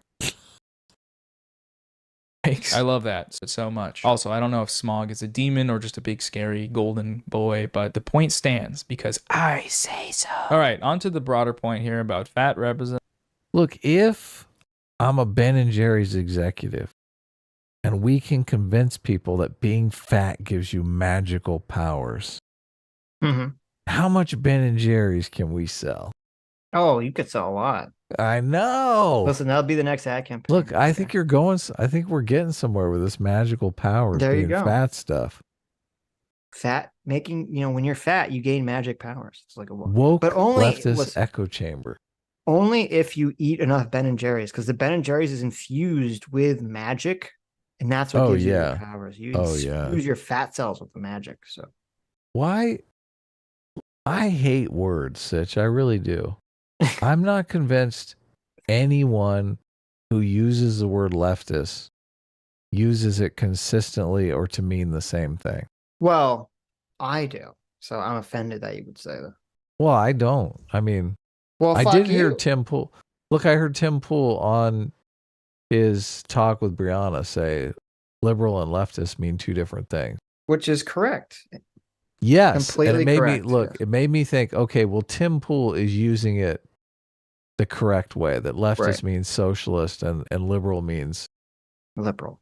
Liberal, yeah. Yeah. But Brianna thought that they meant the same thing. Sure. So she doesn't know. Well, and to be fair, there are lots of people to write that think they're the same thing or use them interchangeably. Yes, and progressive. Right. Yeah. That's His final point in this video is a call to leave your internet politics echo chambers. His lead up to that is making the case that my channel and other left-leaning channels like it are echo chambers that discourage you from seeking other perspectives. There's so much evidence that Noah doesn't see stuff like this because he lives in an echo chamber and doesn't actually listen to the opinions of people on the opposing team with an open mind. Now, to start off... Now, Think Before You Sleep is saying this in reaction to Noah bringing up all those studies that he got all completely wrong. I know, it's crazy. And it's not only is it true that Noah exists in an echo chamber because he would bring up all these studies that prove him wrong, but then it's even further cemented that he still exists in the echo chamber because instead of looking at those studies and saying, oh, well, this is scientific information that should make me change my opinion, he doesn't. He doesn't change his opinion at all. So Noah here doesn't actually give a crap about science or care really about science at all. It's all just post hoc reasoning to try to justify whatever moral virtue signaling dog crap that he wants to justify. Yeah, science is always the first thing to go under the bus with anyone. Yep. I do want to point out that whenever I've done these types of response videos, I've always told my viewers explicitly to go watch the stuff that I'm critiquing, and if they're going to engage with it, to do so in a respectful manner. I did this with my response videos to him, and with all the videos of mine that he cites as examples of my echo chamberingness. I feel like that on its own is the opposite of echo chamber behavior, but perhaps, mayhaps, that is not enough for you. Maybe you're saying here, well, Noah, only a small number of people are actually going to do that. Most will just watch your video, and if you're misrepresenting the source material, and then they'll have no idea, and that's an echo chamber right there, and that's fair enough. So okay, now that we know that he's hyper misrepresented all these studies and hyper misrepresented think before he sleeps arguments, we now know why he put this section at the end of his video. He's trying to do some kind of weird giving himself cover to say, well, I mean, I'm not being dishonest. I put links in the description that link to his video. Right. Go watch where I made a complete fool of myself and got Right. everything wrong. Right. I'm not going to say that because hopefully you won't go watch. Yeah. Because no, Nobody I'm sorry, will. Noah. It's your response. You got all that information wildly wrong. He destroyed you. You can't then do a response where you don't bring it up. That is dishonest. That is just straight up dishonest. There's no way around it. Look, he even looks dishonest in the screen cap. There you go. He looks like he knows he's being dishonest. Yep, he does. This is the cope section of the video. This is the most massive cope here. Good, I guess. like but it. also, that's sort of a problem inherent to this platform. This is just how people consume content and how they subscribe and watch creators that often just agree with their political views. To some extent, all channels will have echo chamber tendencies because of this. So look, he fully admits it. He's like, look, this is my business model, okay? You know what he's saying? He's looking at you and he's saying, listen, don't hate the player, hate the game. It's He not kind of my is. fault. It's not my fault that I cultivate an echo chamber. That's what everyone does. That's what everyone wants. Don't hate me. True. Let's see Your how sleep many is no- videos he has of Tim complaining about Tim Pool being an echo chamber. No exception either. A bunch of people came straight from his video to comment on mine, either regurgitating his arguments all over my face and mouth verbatim, or telling me to kill myself. Wait, let me I should read what that comment says. Think before you sleep destroyed your argumentation. You didn't read any studies carefully, and most of what you said is so badly put together that it gives very wrong interpretations to your public. Try to get more deep in your research next time. I feel bad for everyone that watches you without knowing how bad your research is. True. I mean, he nailed it. Completely nailed it.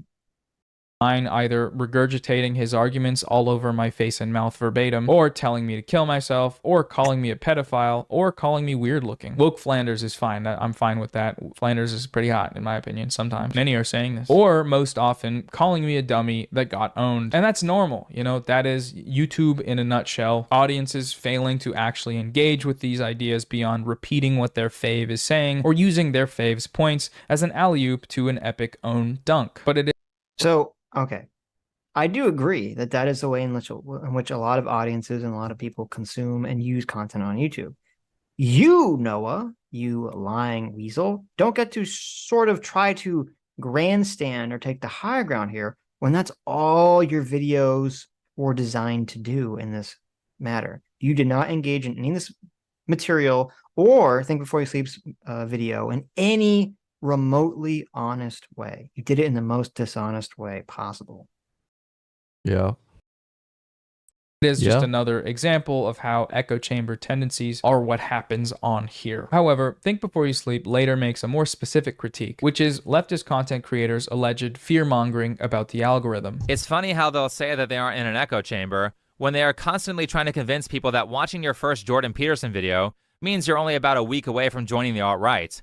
Statements like that are called fear-mongering. That's someone who doesn't want you to look at opposing viewpoints. What he says there is a misrepresentation of what we mean when we talk about algorithmic radicalization. The point... Look at this. Think Before You Sleep's argument is a good example of the echo chamber, is the argument about the alt-right rabbit hole, where they say, you can't watch a Jordan Peterson video, or you shouldn't watch it, because it will then make you watch, you know, some other person's video who's more extreme, and then you watch someone else's video who's more extreme, and down and down and down the Next thing you rabbit know, hole you're on the Daily Stormer message Right. boards, You're on posting Nick every day. Fuentes and the Daily Stormer, website. Right. Exactly. Okay. Now we'll hear what Noah says. Noah says that's a straw man of the argument. Okay. That is, first of all, that is not a straw man of the argument. I don't know what the fuck Noah's talking about here.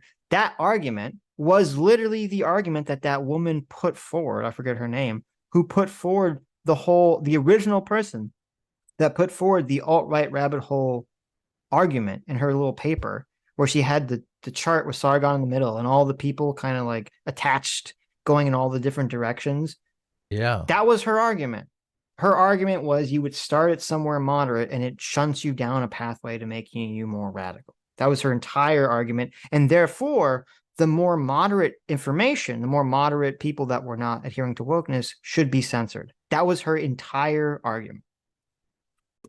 The Alternative Influencer Network on YouTube. That was it. Yeah. What was the lady's name? I don't remember. I was trying to see if I could find it. Alternative. What happens? There is a Wikipedia page on it. Right. Well, I'm assuming the woman would be. It's the Wikipedia page is the alt-right pipeline. There you go. Rebecca Lewis. That was the That's name. it. Yeah. Rebecca She Lewis. blocked me. She blocked me too. I don't. Why? And I it was wasn't weird. mean to her. I was kind of mean to her. Oh, you were? Oh, well, that's why. I got blocked just for being friends with you. Well, even though I wasn't on the list, my Gamergate video was in her report. Oh, I know. So You're famous. She knew. She was like, oh, it's that Sitch guy. The evil Sitch guy. Rebecca Lewis. Yeah, I do remember her.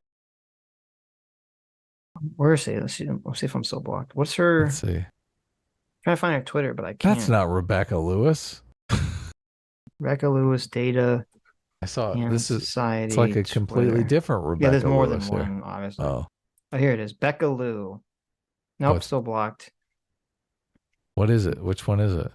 It's Becca Lou at Becca Lou. Oh. BECCALEW. But it's funny. The reason I want to look it up, she still has the same creepy Twitter banner that she always had, which is a bunch of security cameras, security Golden surveillance security cameras. camera. Yeah, in like a kaleidoscope fashion, which is very funny and really kind of indicative of what like she wants Big Brother, looking down at you. Yeah, well, I don't get it. What's up with that? Right. What's up with the security cameras? Let's see. I'm blocking her back. Okay, you shower. Now You she's shower blocked. what's for. Don't mess with me, Becca Lewis. But so I just want to be clear. He's saying that was a straw man, and that was literally Becca Lewis's argument in her paper. Yeah. That She kinda aimed at started this whole us thing, yeah. unfairly. Right. Let's see what he Okay. says. Ready? Isn't that people are incapable of viewing alternative perspectives without turning into extremists. I've never argued that, and none of the leftist channels he's probably talking about, I've never seen them say this. The real argument is that the algorithm does play a role in how people discover political content, and that role can be very harmful and shouldn't be ignored, especially when young, impressionable people are the target audiences. I have similar gripes with... Yeah. He basically says it. Like, what's different about that? Okay. How's that any different? It's not. It sort of is. It's not. Here's if he wanted to make this argument and he wasn't alive. They're young, impressionable minds. Right. If he wanted to make this argument, or Becca Lewis or anyone wanted to make this argument and not be dishonest the way he's being right now, this is what they would say. They would say, listen, I'm not saying that. They would say, I think Jordan Peterson and whomever else that they consider to not be, a writer, that their content should be allowed on YouTube. I'm only talking about the algorithmic tendency to then refer those people theoretically to some more extreme content, and the extreme content shouldn't be allowed on YouTube. Because then they would be saying, I'm protecting the person who's not an extremist right to say what they're going to say. And I'm only saying that I don't think the extremist who's actually breeding hate or racism or bigotry, like, you know, Richard Spencer or something, that person shouldn't be allowed on YouTube. Where Noah's lying here, and why this is a total BS argument, is because the entire intention from day one of the alt-right pipeline narrative was used to not do that. It was used to criticize people like me, people like Adam, people like Jordan Peterson back in 2017, to say, you shouldn't be allowed to be moderate and criticize wokeness, because even if you are not racist, even if you are not a white nationalist, even if you are not an alt-righter, you will inevitably lead people down the pathway to become that thing. Right. You're the first step in the path. Right. So you shouldn't be allowed. And this was so incredibly apparent with Jordan Peterson back in 2017, when Jordan Peterson was very obviously acting as a gatekeeper for people, preventing them from becoming white nationalists. And yet every single one of these BS publications put out these BS articles somehow saying that Jordan Peterson was some big star among the white nationalists, even though in reality, all the white nationalists actually hated Jordan Peterson, criticized him, said he was a Jew lover, and criticized him for preventing people from becoming white nationalists. Yep. So don't feed me this gaslighting bullshit narrative, Noah, that you're trying to create here. I was there when the magic was formed. Don't speak of me, of alternate influence networks. The right-wing radicalization pipeline narrative, I think it's pretty overplayed. I think the primary push to detail this wasn't actually from any of the creators people have decided to label BreadTube, but from think pieces with anecdotes that often relied on wishful thinking about the function of left-wing content on the internet. I also think that the YouTube landscape... Okay, every single left, even before they were called BreadTube, all the lefty tubers, all the leftist YouTubers at the time that this was all going on, every single one of them jumped on that bandwagon. They still use it to this day. And they still use it to this day. Yeah, So I it's hear like, it all the time. So please spare me. Spare me this. Well, I don't know who you're talking about. Has changed a lot since, 2016, with the platform cracking down pretty hard on the more extremist channels, the so-called ends of the pipeline. With that said, though, to act like the algorithm isn't still a problem, isn't still something that leads people into harmful, regressive rabbit holes, that is just an uninformed perspective. Just look at the kids getting brainwashed by manosphere content. They're quoting Andrew Tate in class, they're displaying extremely misogynistic behavior, they're sexually harassing their classmates. All things that teachers weren't reporting before kids started watching this crap. I agree. We got too many kids watching Andrew Tate, who is a probably rapist, sex trafficker, degenerate. At the very minimum, he was, a peddler of smut. Yeah. and a pimp. liar. Right. He was the very minimum was a digital pimp. And that's true. I think it's bad if little kids are basically consuming this dog shit Andrew Tate content. Right. I think it's just as bad if little children are consuming your dog shit leftist content, Noah, that basically you and other content creators convince them that sex and gender are completely separate, that all these things are just social constructs meant to be deconstructed, that anyone can change their sex and gender, and that if they're feeling unhappy, it's probably because they're being oppressed by society or because they have gender dysphoria or some other thing. So they're either going to transition when they don't need to, or they're going to waste their life essentially trying to fight for some, you're going to brainwash them to fight for some cause that's going to bring them no joy or no happiness in their life. And they're going to one day be 30 years old and wonder what the hell they've been doing with their entire life. Yeah. Yeah, that's the problem right there. So look, as long as you're brainwashing them to go ahead and chop their breasts off at 14 or 15, then then you're okay. Right. And then you're doing it right, according to Noah. How about we just not have any of these extreme ideologies, or at least acknowledge that they both have dangers. Before kids started watching. Right. Right. We don't want the little boys to be pimps. We don't want the little girls to be boys. Think that they're boys. Right. watching this crap. If Think Before You Sleep's individualistic logic is to be applied here, then problems like these will only grow in prevalence. No, I don't think you turn alt-right after a week of watching Jordan Peterson videos, but a week of Jordan Peterson videos is going to right-wingify your algorithm like crazy, and this algorithmic change is an echo chamber, its own form of echo chamber. And unless you are really taking into account how this is shifting on your page, which I think for a lot of people isn't an easy thing to do, read tons of comments from people that have been into these spaces. That's not good for people, you know? Most viewers will see a perspective and not become a psycho from it, but the ones that can't, they are not helped by this pipeline. This argument is made under the guise that everyone logs into the tube as an unbiased centrist consumer of content, when they don't. You know, obviously that's not the case. This stuff affects people. Studying and outlining the harmful effects, I don't think that's a bad thing. It's not fear-mongering, it's just being responsible. In my opinion, that's just my... Okay, the problem isn't the concept that, you know, the algorithm keeps promoting specific content that puts people further and further into an echo chamber. Now, you could talk about that, and I do think that is a problem, but that's not what Think Before You Sleep, and that's not what you're talking about, Noah. The problem is that it's this, and that the media and Noah basically agree that the whole echo chamber rabbit hole thing is only a problem as long as it goes in a right-wing direction. If it goes towards a left or a more extreme left direction, then it's totally fine, and they're never going to complain about it. Yeah. Of course.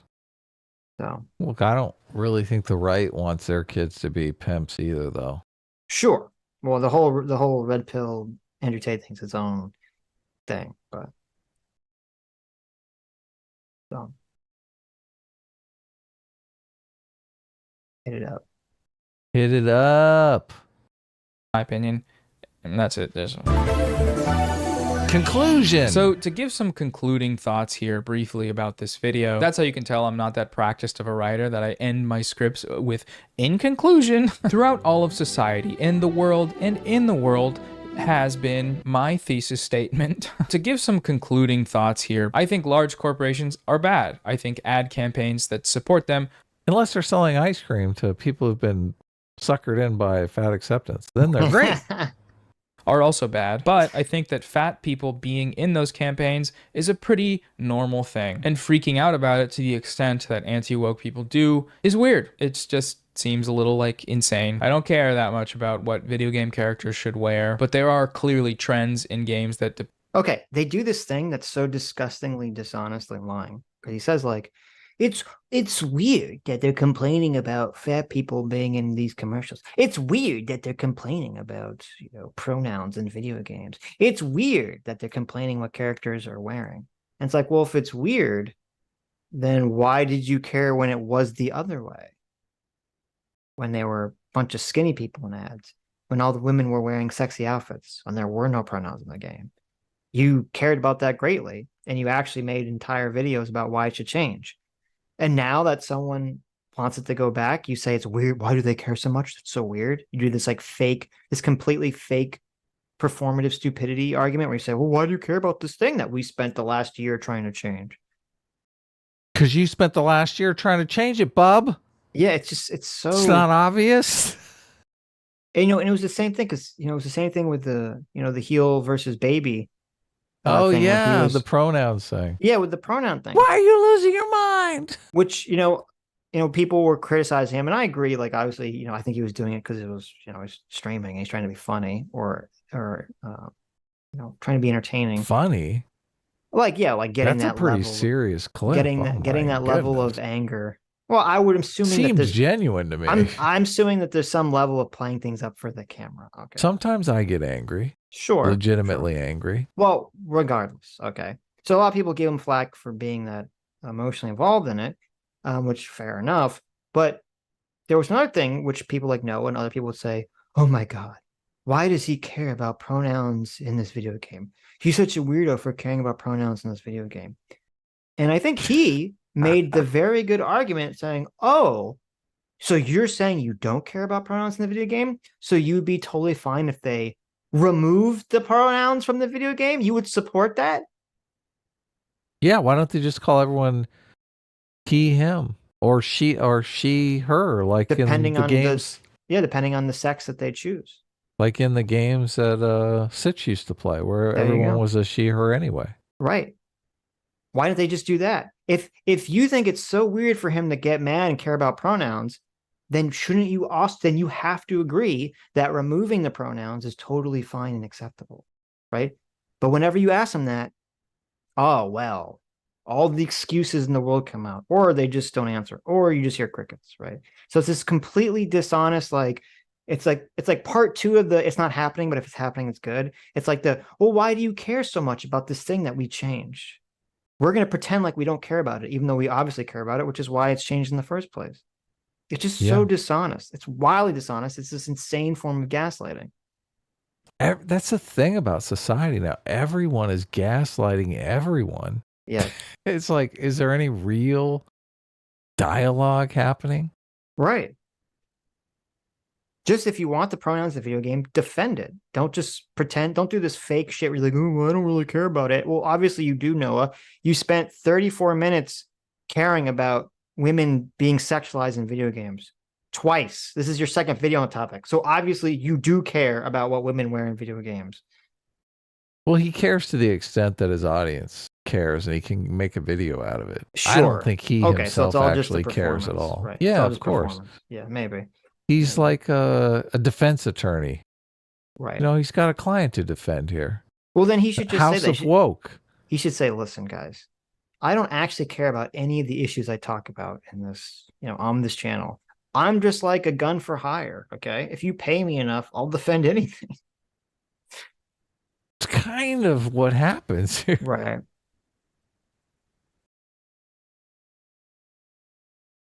Hit it anyway. Hit it up. Hit it up. Shake it up. Depict women in an overtly sexual manner for no real reason. And whenever anti-woke channels deny this, it's silly and doesn't make any sense as an argument. So, that's why I talk about it here. All the other points. See, everyone already agrees with him on that. They're like, oh yeah, I hate all the anti-woke channels. Right. Noah, you don't have to make a good argument. I hate them already. Mm-hmm. Where's my corn outfit?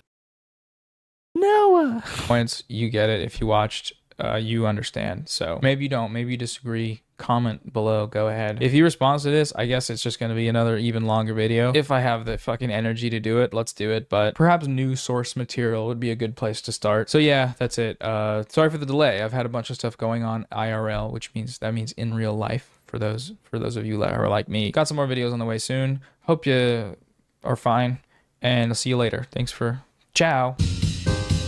How exciting. Turn this off. Okay. All right. There you go. We did it. We made it through this slop. This crap. I loved it, man. This was a lot of fun. This was a great video. I learned a lot. I learned about human nature. I learned about wokeism. I learned about liberalism. I learned about leftism and progressivism. I learned about communism. Well, I learned about anti-fat acceptance movements. Mm-hmm. There you go. Well, that's thanks to us, though. That's not thanks to Noah. Oh, I guess you're right. Yeah. Right. I learned how to pretend like you got something right in a video when you really Googled the wrong study. Just call everyone a liar. Right. You're a liar. Oh, I Googled the wrong study? You're a liar. Solos for $20. Hey, Solos.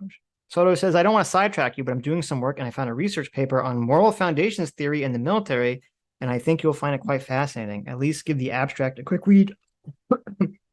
Sent it to DMs. What's it say? Why do I gotta look at it? Because you're the better reader than me. Okay. I was trying to figure out if they ever labeled high fructose corn syrup sugar.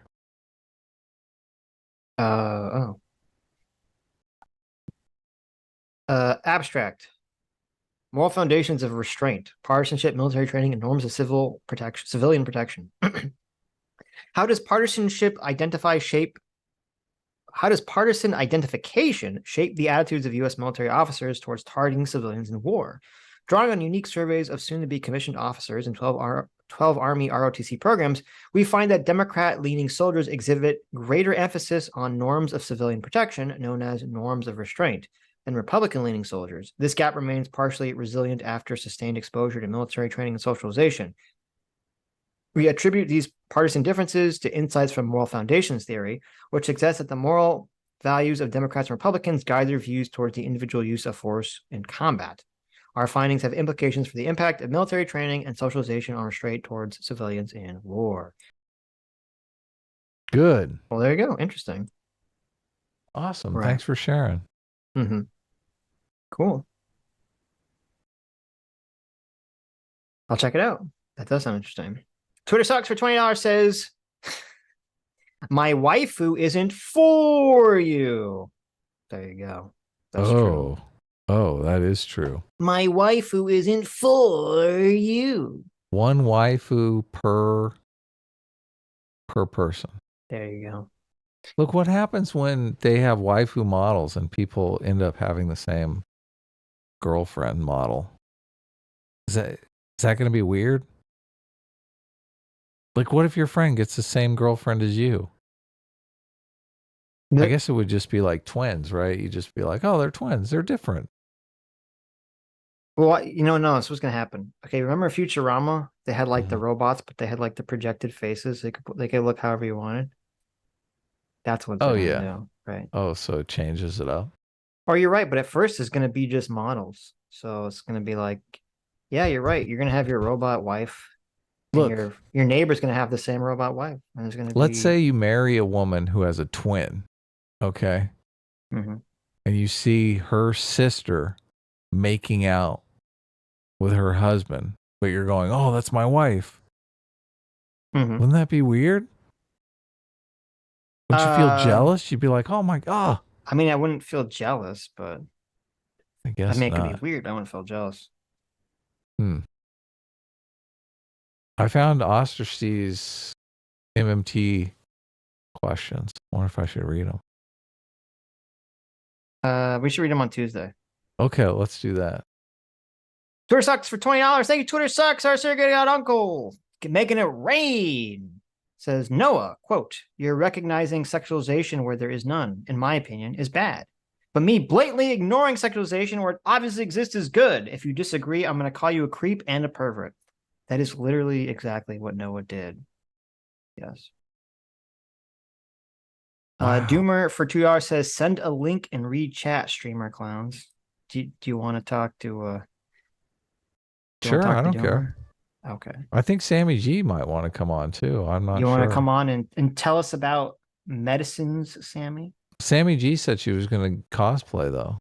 She said, hey, I should come on and cosplay while you're talking about cosplayer girls.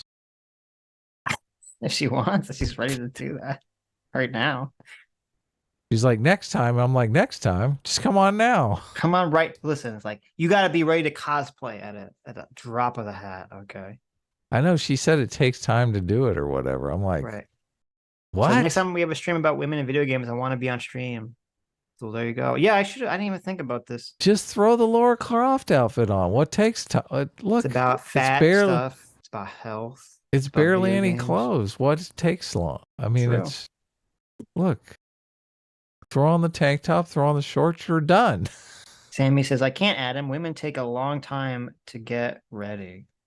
True. Look, any person that's married knows this, okay? Look, also true. I've been ready to go to dinner for 4 hours. Waiting patiently. Oh, we're going to leave any time now. I can feel it. Mm-hmm. I mean, we've missed our reservation by 2 hours, but... And why is Doomer being a total suandre? Okay, he knows he could just send us a DM on Discord if he wants to come on. Well, I'm not always checking my Discord during... I have it open, so... Okay. So, okay. Sometimes I do open it up and I'm like, oh, look, they've been DMing the whole time. I didn't even know. Yeah, no, okay. I sent Doomer a link. So, okay. I didn't. Is he gonna I'm be not- nice or what? I don't know. I don't know if Sammy wants to come on or not. I'm not We sure. can argue about the other thing. So What were we arguing about? what were we arguing about? Doomer and I were arguing about something in DMs here. You're always about the language thing. Yeah, I just ignored when I saw him going over that. I just ignored him because Right. That was the correct thing to do. See, there you go. Perfect. Exactly. What did you want to talk about? I don't fucking remember. It was like an hour ago. No, it wasn't. Okay, yeah, it was like an hour ago. What? What do you want? I don't know. I'm just too tired to work. I'm like, I don't know. Okay. Come hang out, I guess. How you doing today? You doing good?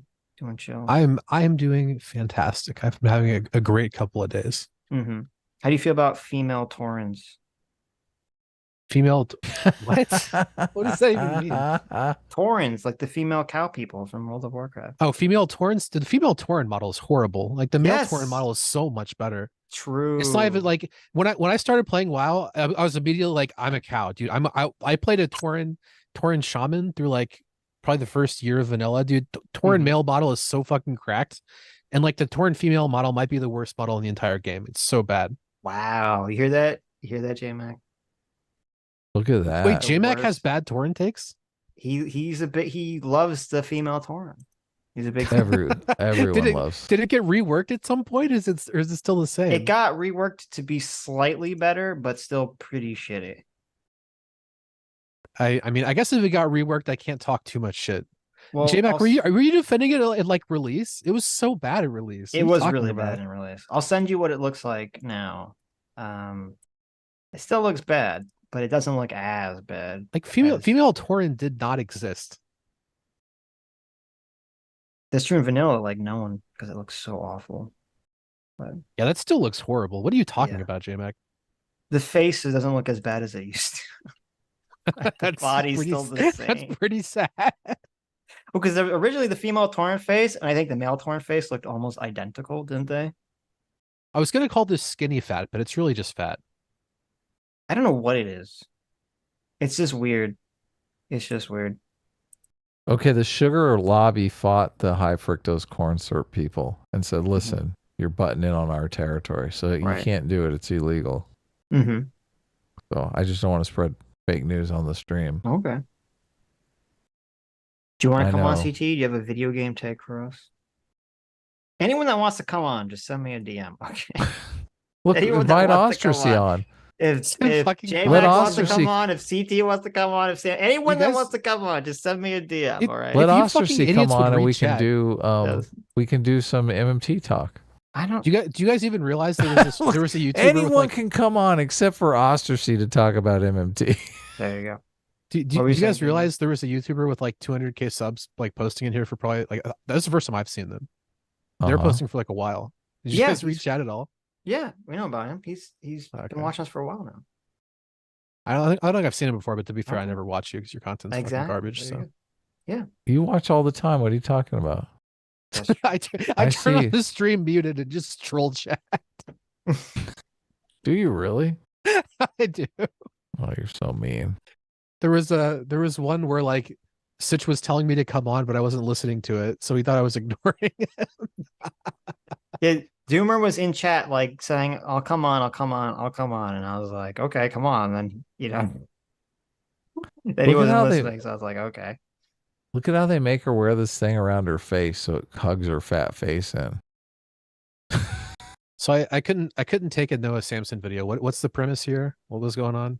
I'm not going to explain to you the whole video. You are. Oh you're about to. You're in the middle of it right now. I'm not going to. I refuse. We just watched. Everyone just watched it. What the fuck? I'm more important. Oh my god.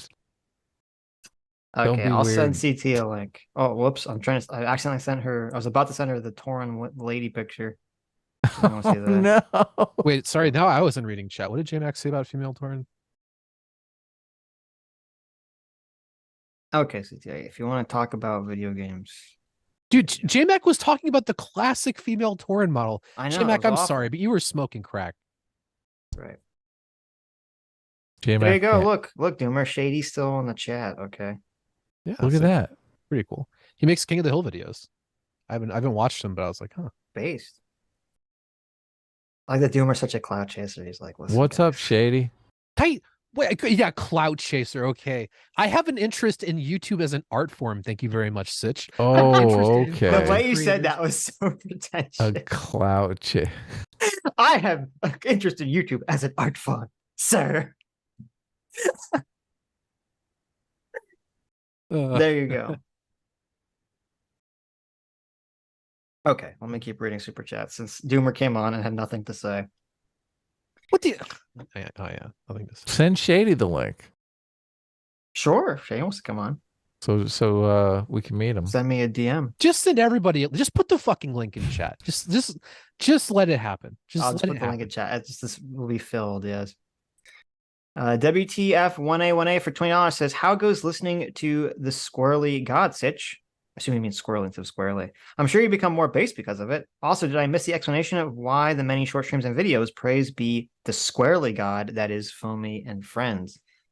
I mean, there's no explanation. It's just something we decided to do, and people seem to enjoy it. What was that? Why we were doing short streams. Oh yeah. Just try something new. I mean, usually there's a lot of content we want to give our opinions about during the week. Right, and we get a lot of people that are just they don't want to watch long streams. So right. I mean, a lot of channels are a lot bigger than us, I think, because they do short streams. Right. Yeah. We're not having Vinny on. I'm sorry to tell you that. Uh-oh. Listen, I like Vinny in the chat, okay, but I don't know if I like him like in the audio. I'm scared as to what he'd be like in the audio realm. You're not curious? I mean, I'm curious to hear him for like 30 seconds. Just hear screaming for 30 seconds. You know, it'd be fucking hilarious as if you invited him to fucking come in the VC and it was Elon Musk. Hi guys, how you doing? Elon Musk has just been spamming your chat. It honestly wouldn't surprise me that much. I'd believe it. That'd be pretty funny. Hello, CT. Hello, CT. Maybe your mic's not working because it's connecting forever. Okay. For the record, I know what Vinny sounds like. How does Vinny sound?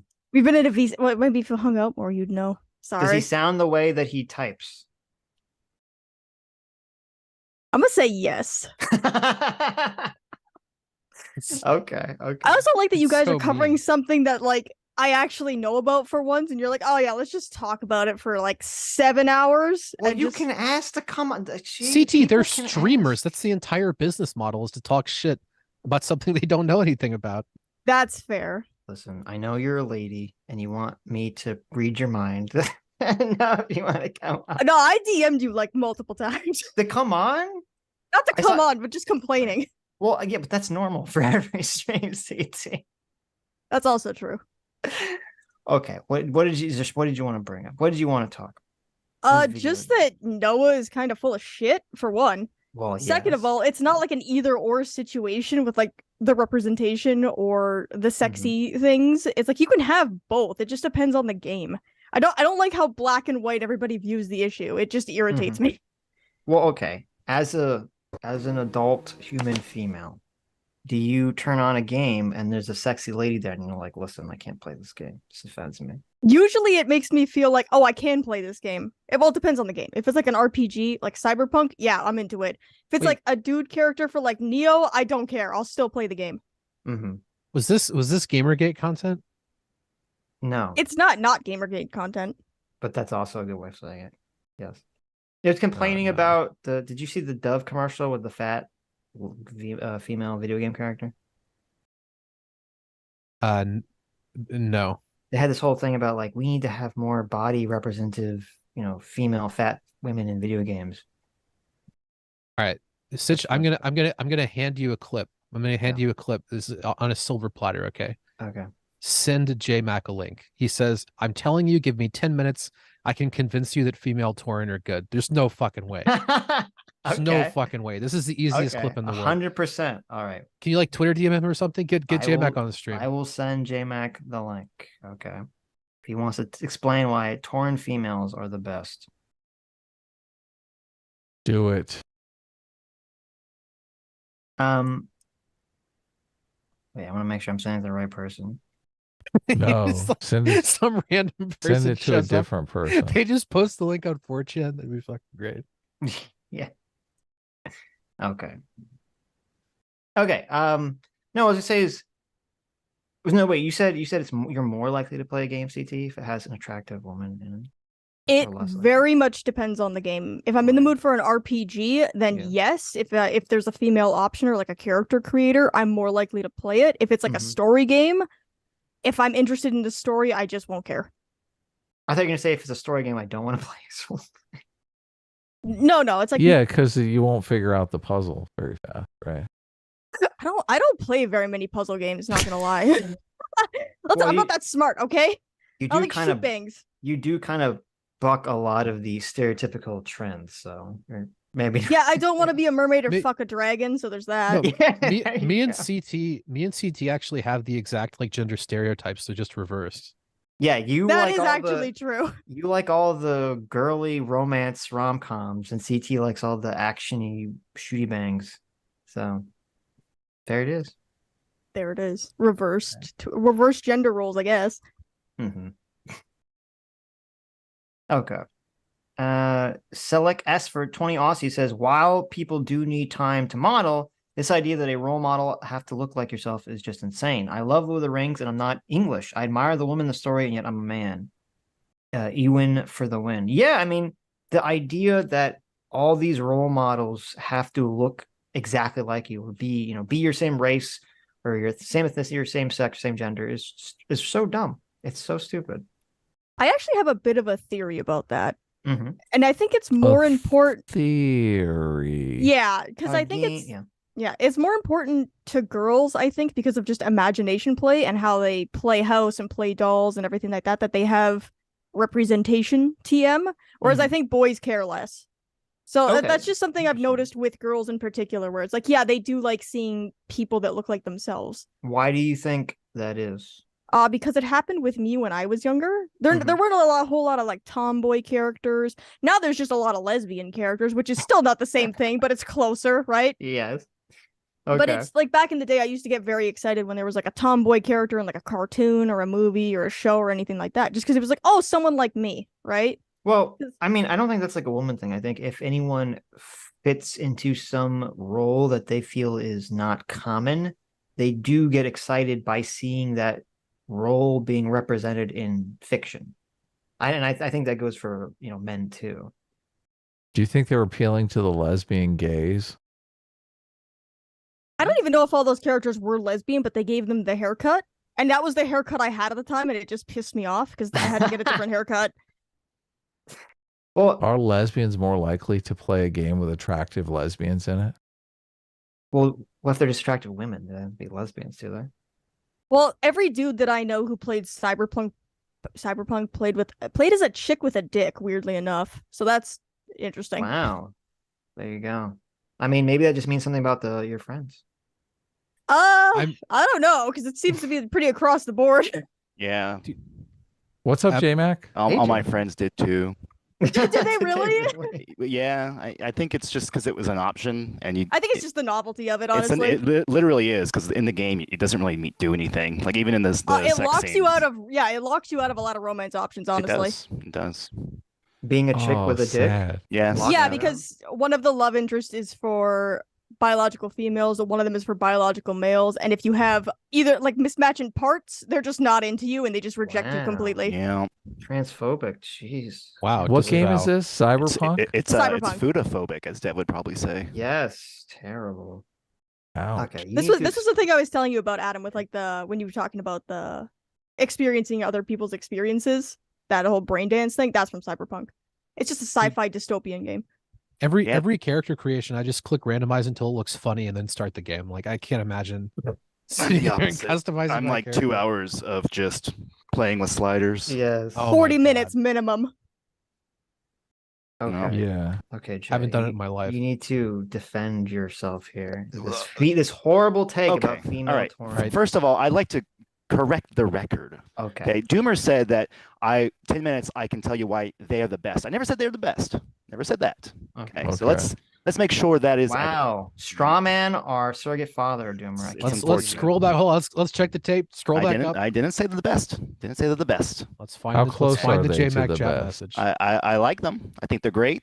I think they've got a lot of positive qualities, which I can go over. As your wife played a female Tauren. That's okay. No, actually, no. She laughed at me when she. Oh wow. Okay, I don't understand this take now. Yeah. Okay. No. So, well, it started as a joke because back in Classic when it came out, you know, in the way before times, I was an altaholic and I kept, you know, getting to 40 and making a new character, new class, getting to 40, rinse and repeat, and then BC was coming out, Burning Crusade. And my friend at the time was like, dude, you got to get to max before BC comes out. And he's like, what's your favorite race? What's your favorite class? And I was like, I like the Tauren, because like druids. Because at the time, so look, no, Adam, this is the thing. Druid is it's locked to one race for each faction. Alliance has Night Elves, which Night Elves are great. I love them, right?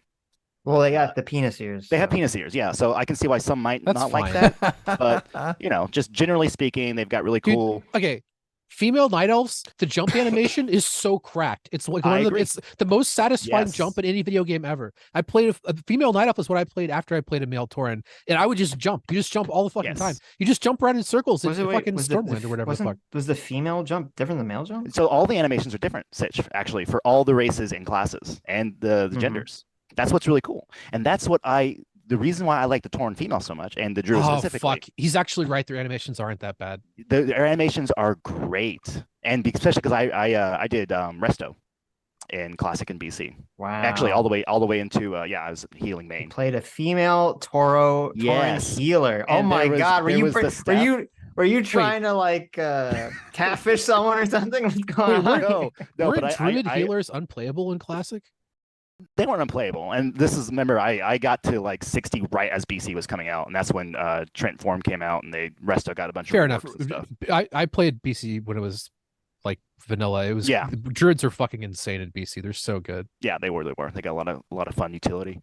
But as far as like the aesthetics too, the reason I didn't play male Tauren, I think male Tauren were great as shaman. They're super awesome as warrior because the pauldrons, because of the way the character, armor models, they scale and they're huge and bulky, and that was really cool. But because I played caster and healer, I wanted that more kind of sleek aesthetic. And I didn't want this big beefy Tauren guy, you know, running around with like a stick with like flowers on it, casting, you know, restoration on people. And it just didn't feel right.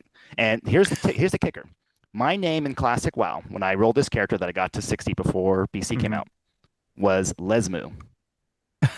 And it stuck. It stuck all the way through until finally someone reported me when like we were running raids in BC at level 70 I finally got reported and had to change it, but I had that name forever. So, you know, there's some nostalgia baked in there. I like the animations, the way the armor scales with the character models, you know.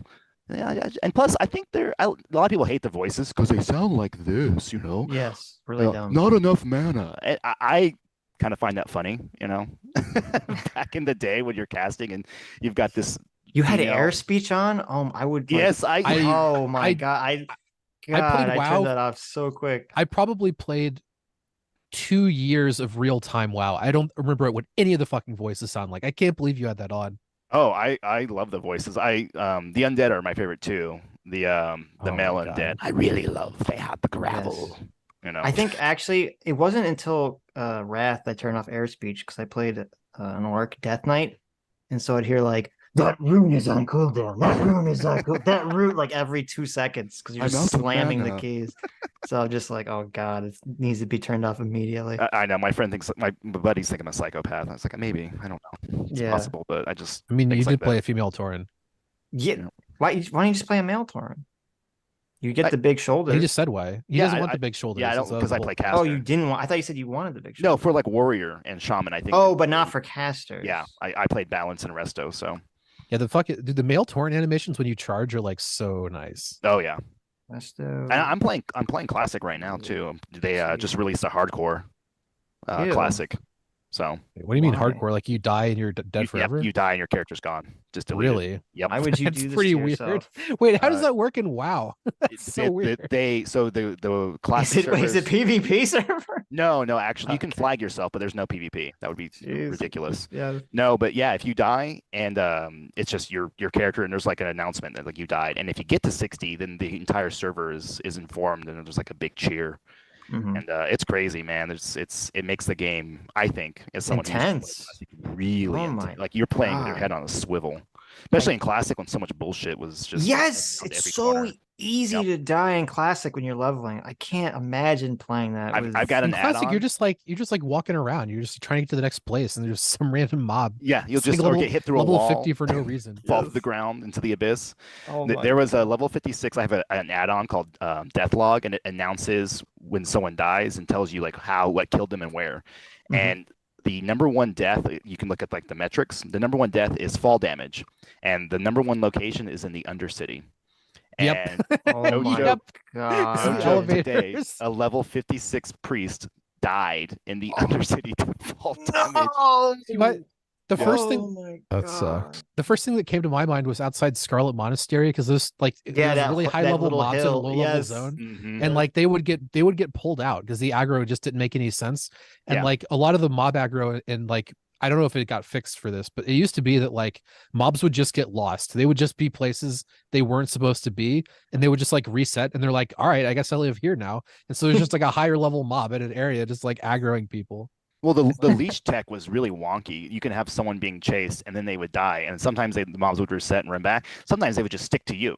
And so you've got some guy who's running with 6 mobs after him. He'll die, and then you're just kind of caught up shit creek with 6 guys on you hitting you. And just dead. Oh my God. It's well, you're braver than I am. I don't think I'd play. I mean, I agree, it would be exhilarating to play WoW at hardcore mode, but yeah, level 26. So exhilarating. Exhilarating, yeah. Because you'd be worried about losing your character so badly. If you die, you just wasted all that. You'd just be wimping out, though. You wouldn't want to. You'd be like, oh. Adam. There is a sense of accomplishment when the risks are great, and the greater the I get risks, it. I totally the get risks. And the big thing too, because I played permadeath in other games, but on solo games, there's not as much of a weight because whoop-de-doo, you get an achievement on Xbox, you can check your achievements, and okay, great. But in this, there's like the community is really involved because everybody's trying not to die.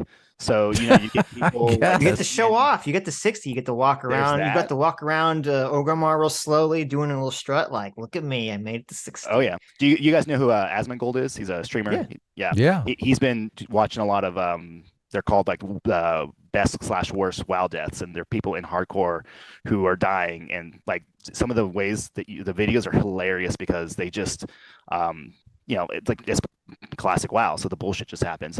But there's another. You asked about PvP, so there is no open PvP. You can flag yourself, but there's no world PvP. However, you can duel to the death. You can do a Mak'gara, which is orc for duel to the death, basically.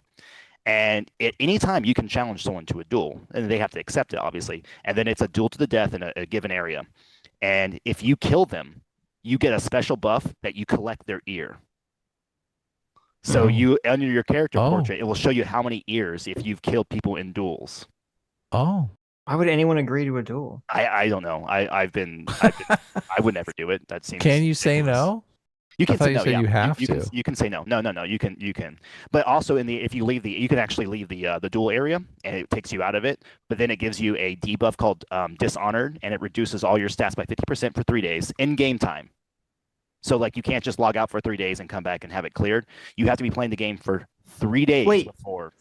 72 hours. You have to have the game on for 72 hours. Yes, and all your stats down 50%. Your speed is reduced by like 10% or 25%. Like it completely nerfs your character. You're just useless. That is horrific. It's crazy, man. Crap. What? Okay, wait. What class are you? Are you Druid? I'm Druid. Yeah, playing Druid right now. Jeez. Nope. If I had to do this, I don't even know. I don't know what would be the safest class to play. The metrics right now, the number one is Mage, because Mage was just so broken in Classic. I never played a Mage in Classic, so I don't. I don't like mages, but they can make their own food and water. They can have blink. They have crazy AoE, so like AoE farming from 45 to 60 is It's Yeah. I would think that rogues would be the safest just because you always have vanish ready to go. You Though I guess do. actually in vanilla it was a lot more like the mob would still accidentally punch Yes. you, so Yes. so vanish wasn't so good. And having stealth gives you a false sense of security because you're like, I'll just stealth past these guys. They're only No, 2 you levels. won't. Yes. And all of a sudden, they just look at you. No, that's why they can see me. Right. Pop out and hit you, and then you're just dead That's because you're in the true. middle of a cave all the way in the back. Right. That's a You, good point because you're gonna try to like stealth through some cave to just kill the guy in the back, and then someone sees you, and you're And like, then "Oh, you're screwed. I'm You're just done. dead." Yeah. Sitch, check Twitter DMs. Okay. Nice, but yeah, or maybe just be a paladin, so you always have your bubble hearth ready. Bubble hearth, yeah.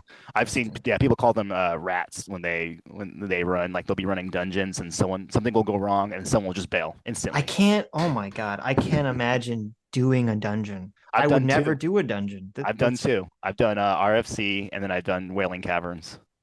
And I healed for. You know how stressful it is for a healer to know that if I fail, their so- character's gone. Oh my god, They're just doing gone. Like, anything. yeah, yeah. Why would you do it?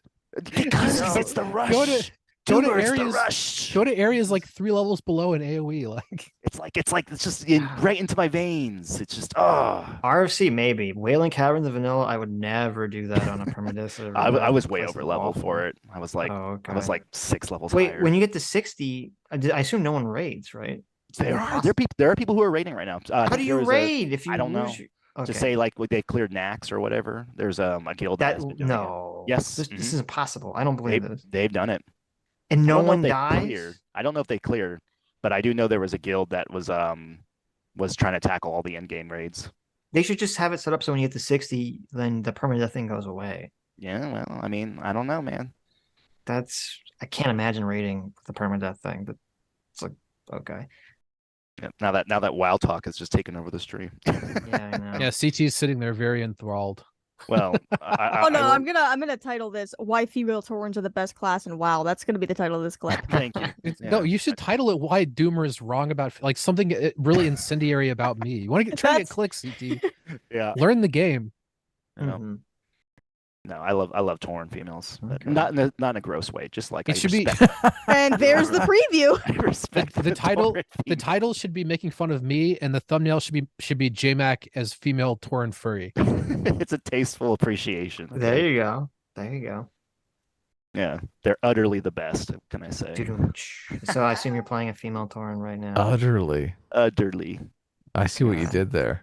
Yeah. Is it on the vanilla server now, do you have to play Tauren? They don't have the troll available? No, because that wasn't in Troll didn't release until I think Kata. I think it was Kata. Okay. So yeah, I'm locked. Wow. But Disgusting. I'm fine with it. I'm okay with it. Disgusting. Yeah. So your main character that you've had forever is one of these cow ladies? It was. I haven't played actual retail in forever, like in God knows how long. But when my friends are from high school and stuff, they every now and then whenever Blizzard releases, like when the classics came out in 2019, they're like, hey, we should play and whatever. And when this came out, I think it was like last month, and one of my buddies was like, yeah, I'm playing it. It's really fun. And so I was like, all right, maybe I'll look. And that's Jump in. Worst. It's the worst. Dust off the cow. Yes, and then I'm already like putting in hours and staying up too late, and it's like I gotta find that balance because it's gonna suck me back in. I don't even know what expansion they're up to. Yo, JMac, do you have an MBA? I don't actually know what you do. Do I an MBA? No, my wife does. I don't. Oh, okay. So I just started reading about like business and marketing and shit. It's actually fascinating. I'm shocked at how interesting it is. It's very. I've been looking at courses. I started when I was actually getting an education before I dropped out, but I've been wanting to go back. I just to balance work and everything on top of school, and kids and everything else. I bet it is kind of funny that in WoW they now have like all the classic. They have classic. They have classic Burning Crusade, classic Wrath of the Lich King. Oh, and to bring this back to the conversation about women and representation, I don't know what this guy was even talking about because there are no men and women in games anymore. Anyways, it's type A's and type B's. So I don't know what he's freaking out about. Like, what do you mean? So in Classic WoW, the whole thing was they didn't change anything. Yeah. Except when you make your character, it's not male and female. Remember, it was like the male symbol and female symbol. Yeah. It's now, it literally says type A and type B, and has like a masculine. That's how they. Yes. That's how they avoid it. Yes, They're like, look, we're not getting into any of this politics crap. Hilarious. You don't even get to be male or female. You got A or B, bitch. With like a masculine, Take like your an pick. obvious guy silhouette, and then an obviously girl silhouette. Dude, if you really want to have progressive games, it should all just be Excel spreadsheets. Yeah. It shouldn't even be graphics. Ones and zeros. That would be big blobs. my ideal world. I mean, that's what WoW is. It's just an Excel spreadsheet that looks prettier. Yeah. Are you the A or the B? Yeah, that's why I said my type Bs. I represent my Torren type Bs. Mm-hmm. Oh, disgusting. Even though I think that she's in- got double Ds. Wow. Nice. No, it's like that J-Max. in Elden Ring too. I never really thought Hey, about it until now, yeah. but it's not like a gendered thing. It's just like, would you like type A or type B? And one is just very clearly male and the other is female. Yeah, yeah. It's just because that's why when we look at this kind of stuff, I never think the people on top are actually ideologically dispossessed. I think that you might have middle management, you might have some of the lower employees, but the actual people at the top, they don't care about any of that. They just, all right, what's going to cause the least amount of friction and generate the most amount of profit. That's all they care about. I know what J-Mac does. Okay, he How takes much his ice female cream Tauren. can we sell? He goes to Ogrimmar. He takes off all his armor, and he slow walks around watching the jiggle. Okay. No, baby, I go to Goldshire because I'm exotic over there. That's a lion's. Oh, it's no territory. PvP, so yeah, I guess you could do that. You go to get on the Goldshire tables and dance for. You guys gonna greet your guest? Oh, hey, Shady, what's going on? Talk about fucking WoW. We're talking about naked Taurens. Okay, this is a very important conversation. How you doing, Shady? What's up, Shady? Shady's Nice to gone. meet you. He Oh. ran away from the conversation. Did he? No, he's His audio's not even working. Yeah, He's trying to fix it. he just said trying to fix audio. He says. No problem. Okay. I want to hear more about J-Mac dancing naked. In Contrast did a meme So- here that I think is supposed to be making fun of me, but So, Sitch, was it Sitch or Doomer? One of you guys asked if I ever catfished someone. Yeah, that was me. So I don't judge me, okay? catfished in WoW or No, just no, no. catfished It wasn't. like Now, Sitch, you remember the game City of Heroes? I never played it, but I know what the game Okay, is. Yeah. so it's like a superhero, and it's like World of Warcraft, but superheroes. Right. And look, I was young at the time, and I didn't think it was anything crazy, but it was actually my girlfriend's idea because she was playing with me. And in the game, we decided we would tell all the people in our equivalent to a guild that we were a lesbian couple because I was playing a female character, and people believed it, right? And we weren't on voice chat or anything at the time, so it's like whatever. And we were in this guild, and my girlfriend stopped playing because she actually wasn't really into it. She was one of those things like, "Oh, I want to play a game with you," and then she started, and it's like, "I don't like this." that always happens. It does. It does. Next thing you know, they're like, "You finished it. I want to see the story." Yeah, Like, exactly. you're not even Give me playing. the highlights. Like, just go to YouTube. Why'd you play that cutscene? I was like, well, because I wanted to play the game. Yeah, exactly. But so the guild leader of the guild that we were in, he was always like talking to me and everything like that. And he actually, I remember, I felt so bad because he just bared his soul one of these days. Like, I'm really struggling with my wife at the time, and I'm like, oh my god, this is going way past the point of where it should have ever gone. Oh, that sucks. That Yeah, sucks. so- They're trying to confide in you, Yeah. trying to get some of your womanly advice. Yes, yes. And I felt so Honey, bad. get over here. Talk to this guy. He's having marital problems. Can't believe you do this. I know, and I remember How talking terrible. to my girlfriend. I was like, "This, our guild leader, the guy, he's thinking this, and It was your guild leader? Yes, yes. That's how you get perps. No, I look, I That's never, just I the, never got that's gold. the strat.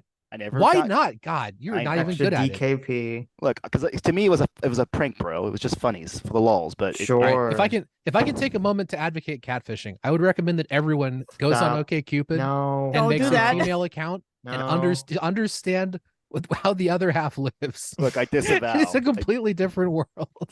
like I said, I was young and naive, and I didn't realize. I just wanted to harm. loot. I was I young and didn't naive. realize the harm my actions would befall of others. But Terrible. yeah. That's the way it always begins. A little tiny deception, and the next thing you know, Yeah. you're the total asshole. Yeah, so I changed servers and just made a different character. You just And ghosted then this he- guy. Yeah, And then his wife left him, and he committed know. suicide. Shut up, Adam! Don't put that on me. Come on. Just ghosted. Come Just on. ghosted it. You're like, no, it's he gone too realized- long. He realized where his life had gotten, and he he said, "Oh my God, I'm confiding in this probably guy who is telling me they're a girl," and it's like I need to fix my life and turn it around, you know. And that's how I'm writing history, and that's how it happened. Yeah. It's As like an someone who episode has of had men confide in me randomly for no reason, that is not what happened. As soon as you left him, he realized how badly he'd been to his wife, and he patched things up and got things back thank together you, Adam. again. Thank It's you. like an episode of Seinfeld. You're like, I'm in too deep, Jerry. I'm in too deep. I gotta leave. Woman, Jerry. I gotta leave. Just Chat tell her did the not truth. Just tell him the truth. You're like, nope, gotta go. What do I do, Jerry? He's asking for nudes on AOL. What do I do, Jerry? Hey, So Shady, chat did not Is like your, my catfishing take. is your mic working? I didn't like your catfishing take very much either. Agreed. To be fair, No Yeah, one it's likes pretty your base. catfishing take. listen like to that me. You don't like changed your name Okay, to- first of all, it's called market research. Okay, you want to have an understanding Yeah, of the sure. world. Sure. you This don't picture, like fish. You're not allowed to advocate for catfishing. That is true. You hate seafood, don't you? That is true. Oh my gosh. I You know. like seafood? Yes. Straight up, packet- McDonald's is better than the best sushi in the world, dude. Oh, Sushi is Doomer. disgusting. Oh No, my I'm disgusting. not. I'm not Kick gonna Disgusting. Would This rather is why have I a came on McChicken. the stream. Would I'm not rather falling for have the a bait. reheated No. McChicken. What the fuck? Nope. You degenerate. You child. Look at this little baby palate. Why would you want to eat slime? It's nuts. If you're okay, look. If What you're is thinking sushi has absolutely slime slime. on it? What Sushi are you does fucking- not Are you at have slime. Nickelodeon? What are Dude, you seafood- doing? Seafood people are the biggest copers. It's like alcohol people that like some disgusting IPA, and you're like, no, just try it. You'll like no, it's disgusting, and so is seafood. They're like, oh, dude, I swear this disgusting slimy fish that smells like crap. This one tastes good. No, it doesn't. Okay, no, Doomer, it doesn't. You're supposed to go to a restaurant, not pick Yes. sushi out of a dumpster. All Yeah, right, you need that I know what you're Safeway doing. at like 9 p.m. getting Yes. the sushi. It's not. Yes. It's not what we're talking about. We're talking about proper restaurants, okay? Okay. All right. Are we? With It's like slime on my it? whole life, everyone's like, "Oh, how could you not like seafood? It's so good." Or you come to this place. We'll get sushi. It only costs $75 for 3 little rolls. And it's really, and then it is nasty. And then it's nasty. Worse than McDonald's. Would rather have a reheated McChicken than $100. Okay, I'm of not going to go sushi that easily. far, but I do agree with Doomer that I don't like sushi. So Look, there's that. You're gonna my try daughter, some. my daughter who is 5, she'll be 6 in October. Yeah. She will eat sashimi, Doomer. Her shrimp, one of her favorites. Okay. So I would just like the record to show that my 5-year-old daughter has a more refined palate than Doomer. Why would you want to refine your palate to be able to eat garbage? No, And yes, you yes, don't Sammy, I am refine from it to Florida. eat. That's a No. good point Sammy brings up. I am from Florida. I have access to the good seafood. I'm in the good seafood part of Because you have America. and it's access still doesn't mean you're terrible. getting it. Are you sure? I don't know. Apparently, From you're what eating you're slime. saying. I mean, I don't know what's going on with that. It's all slime. But it's Oh. not. It's What not does that like, even oh my mean? god. Dude, like imagine being in the ocean and be like, oh, what is there to eat here? Oh, there's an eel. Let's kill and eat that. It's disgusting. Why would you want to Unagi eat is it? delicious. Oh, Okay. no, Whoa, listen. whoa, whoa. Oh, look at You that can say that about octopus, man. anything. Oh, I'm Man, look walking around as a little look at pig this- eating its own shit. Oh, I'm gonna Look kill at and this eat this. slimy That's Cthulhu disgusting. monster, Like man. you said I about can't anything. wait to put this in my mouth. What are you Oh, look talking at this! about? Look at this little bird walking around. I'm gonna kill it. I'm gonna do I'm gonna people take eat this egg. oysters? I'm Do gonna people take eat this oysters? egg that Love came out slime of this people. bird's Answer the question. Do you cloaca, eat oysters? I do. and I'm gonna crack it open and eat it. Disgusting. Okay, disgusting. Like you can say about Disgusting. anything. Dude, oysters taste like WD-40. What I'm are not. you Listen, what? I'm not defending oysters. Who's Oh my tasted gosh. WD-40? A tumor J-Mac. apparently. He slurps that shit up. That's probably why his tastes are so. He dribbles it What on his the suit. hell? Sipping on WD-40. Hey, Shady, how you doing? Disgusting. Can I be heard? I don't know. Yeah, Yes! there you go. Nice. There you go. Welcome How do to you the feel about stream. sushi? How do you feel about How do I seafood feel in about general? sushi? Oh, it's disgusting. Oh, Based. come on, But to be Shady. fair, I have the taste palate of a 10-year-old. So. That's Okay. also based. That's also Twinkies. based. What do you think of Oh, what do you Twinkies? need? No, You I need hate mac and Twinkies. cheese, mac and cheese, peanut butter and jelly sandwiches, and chicken stir fry. What else is there in life? Those And things are burritos. great. Those things are Well, great too. There's Taco I Bell. mean- Doomer, come on. Taco Bell's There's- pretty good. There's a lot of other things, but you know, I'm black, so when you say chicken, like my eyes just widen up whenever I hear it. Base. Terrible. Okay, but I'm assuming there's some seafood that you like. Okay, maybe not. Me? No. Yeah, you. Everything in the shrimp, ocean. crabs, lobster. Okay, so you just don't like sushi, but you Actually, like no, seafood. I don't like lobster. But shrimp and crabs, yeah. Yeah. Okay, but see, Doomer doesn't like any seafood. That's No. how broken he is. Take Lobster's everything in the delicious. ocean and throw it in the ocean and set it on fire. Get rid of it. How do you not like fried shrimp? What? It's nasty. It's also expensive. Oh my Like a crawfish boiled. Like, oh man, now I'm Yeah. hungry. I Crab probably legs? haven't had a crawfish boil because I have standards and I eat food for adults. Like a cultural McChicken standard. sandwiches and mac Yes. and cheese. Yeah, reheated Yes. McChickens.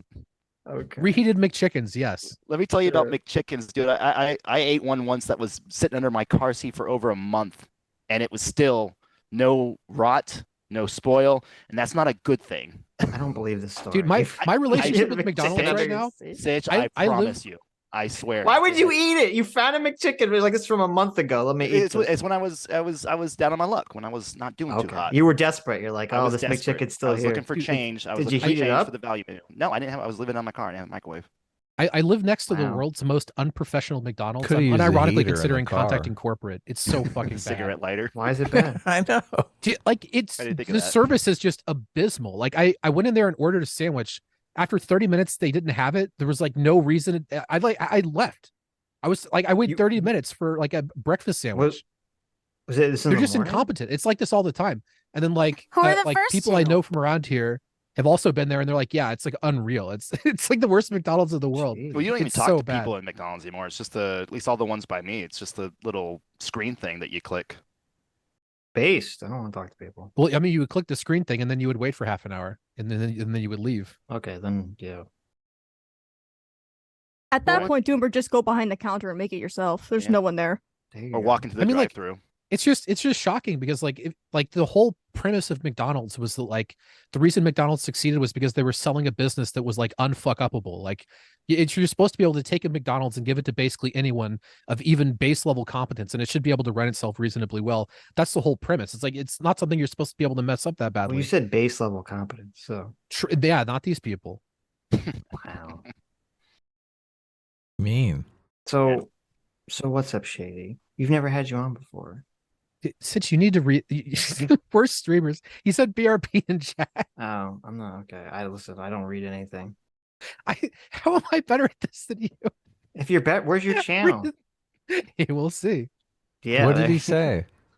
I said He said BRB. BRB in chat. I missed it. What's that mean? Be right. Oh, he said be right Be right back. back. I gotcha. It means he's going to Don't get ask. some Look, sushi. don't ask questions while they're gone. Right. I actually did intentionally. Zero Fox did a meme here Oh no. on Oh, Twitter that's hilarious. of the character and Noah Mhm. both eating The Ben and Jerry's. Yeah. That's a good meme. Contrast meme about us talking about WoW with Oh, Noah. You're my third best Where friend in the Adam's whole corner, world. like, what are Third? these Who fucking are the people first two? talking about? Ben No, to and be fair, Jerry. CT. What are you talking about? We're going I know a little bit about WoW, but like MOBAs were never really my thing. So fair. I mean, good. It's probably for the best. listen, I don't like people at like the best of times. I'm not gonna go like interact with them and do missions and join guilds. I Did know. you say MOBA? Whatever. Yeah, MMOs. I knew what you meant. Thank you. Well, see, that's how little I Fake- know about them. Fake fan. You said MOBA. Fake gamer girl. God, fake gamer. I mean, that would be proof though that she's not into them. That's Yeah, true. obviously. All right, logical. Yeah. To be fair, Well- I did want to try the Lord of the Rings one at one point, and I just never did. And then they shut it down. So I'm like, oh, okay, well there goes that. Well, there you go. And the first MOBA started from, well, that wasn't MMO, but it was Warcraft 3, I guess. Warcraft so 3 RTS, but Fit close enough. you know, I've never played World of Warcraft once. Not one time in my entire life. Adam, don't admit that publicly. I've heard it. No, it's I've okay to heard of admit it. Isn't that a good thing to admit? Look, I've been doing other things. I mean, I would probably like it. I played a lot of video games, so I just never World of Warcraft. 2004, man. I was in high school. It was like the prime time. There you Yeah. go. Yeah, me too. It was the perfect time to ruin my first 2 years of college. Exactly. Yeah. That was also my case, and it was a bad mistake. They didn't have these badass video games when I was in college, which was probably a good thing because it probably would interfere with getting a lot done. You weren't Yeah, up for you- until for you- 3 a.m. playing Pong. You know, just Yeah, your the ColecoVision. Pong was not. The Pong was not really enticing. Not so enticing. So, Adam Or was just chasing it the could ladies. inspire you to like go on and do great things with your life. You know, Sure. I've do seen people remember- like just dog on video games, and I'm like, I get it, they're addictive, but they can be productive if you know how to use them right. Oh yeah. I A lot of wouldn't the say early they can be art- productive, but a lot of the early art from the games you really inspired me. You guys remember like the manuals that would come with like all your games? And I remember yes. the Super Mario one had like the baby Yoshis and everything, and that kind of bubbly art style really pushed me when I was younger to like start drawing and getting all that kind of fleshed out. And then when Warcraft 1 and 2 came out, the Chris Metzen, which was one of like the lead creatives on the game, him and another artist named Samwise would always put out these awesome pencil drawings, and like that was really inspirational to me. So yeah, I think there's some truth there. Video games is how I got into well, it's not how I got, but it pushed me further into literature analysis, because I began studying like the story of specifically the Legend of Zelda. And I actually used the Legend of Zelda Majora's Mask to do one of my final projects, where I had to create a manual, a guide by guide manual to finish instructions. And my manual was how to get all the masks in Majora's Mask, and I got 98 on that. That's Nice. awesome. It's a good game. Which, I was gonna say- here's a hot take. Which one do you like better? Or not a hot take, but let's ask a contentious question. Which one do you like better, Majora's Mask or Ocarina of Time? Both bad. Majora's Mask. Doomer! Wow. Are we? Is anyone Majora's Mask is surprised? better. That's the correct answer. Is anyone surprised by Doomer just having the worst take? My heart. I didn't hear what he said. What did he say? He said they're both bad.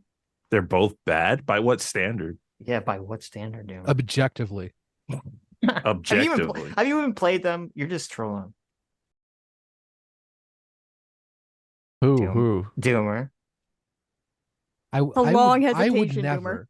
Yeah. I would never troll. Yeah, okay. He's never even played either of them. No, but listen. I've played Ocarina. Okay. And you didn't like it?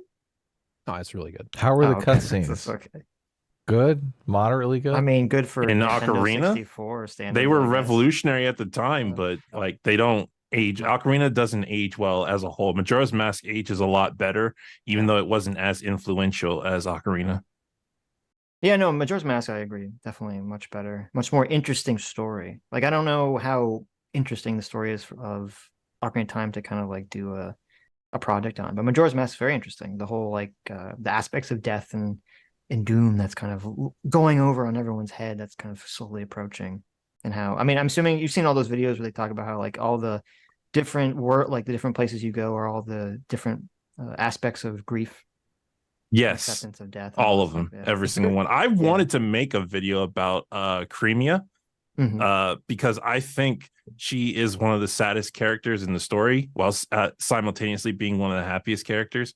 Because despite being like this business owner who is doing really successful, it's like you look at her life, all of her problems in that game are not fixed by Link. Like, yeah, he fixes the alien thing once, but they come back every year. And yeah, he fixes the bandits once, but they come back later in her life. Like, they're a consistent problem.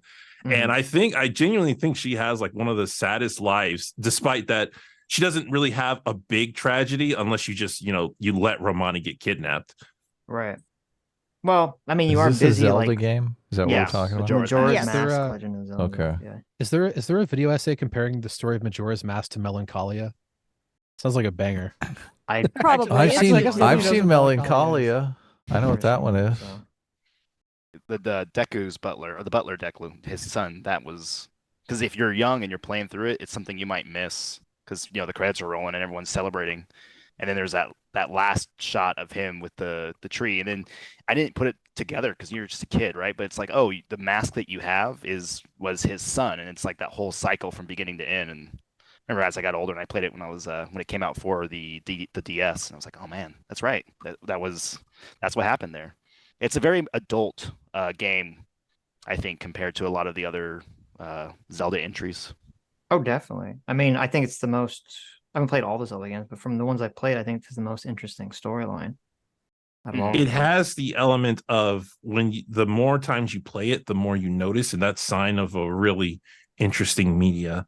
Yeah. Just repeat plays show you more and more depth in the story. I will say I am glad in the 3DS version they added the Bomber's Journal. That simplified things a lot. Oh yeah, They added the Bomber's Journal. Yeah, in the original N64 version, you kind of just had to keep track of everything yourself and write it down. Like but what time in the... all the different events took place. So, No, the 64 one had. I've only played the 64 one. It had a Bomber's Journal. Oh, I'm just stupid then. I thought they made it easier. They might have made it easier to access it, but in order to get it in the 64 version, you had to either tell the kid the password as Link or get the password from the kid as Link, either or. You join the Bombers as Link, basically. Right. They changed a lot of the controls in the DS version, which I actually didn't like. Like the swimming, the Zora swimming was changed. Oh, that was bad. I never played the 3DS version, but I was really upset when it came out because Majora's Mask to me felt like a very unique experience, and I don't mind like a remaster, but to like a remake in that essence, I was upset that they decided to revisit that unique place. Well, what is there? I mean, is there anything different about it? I thought it was just on DS.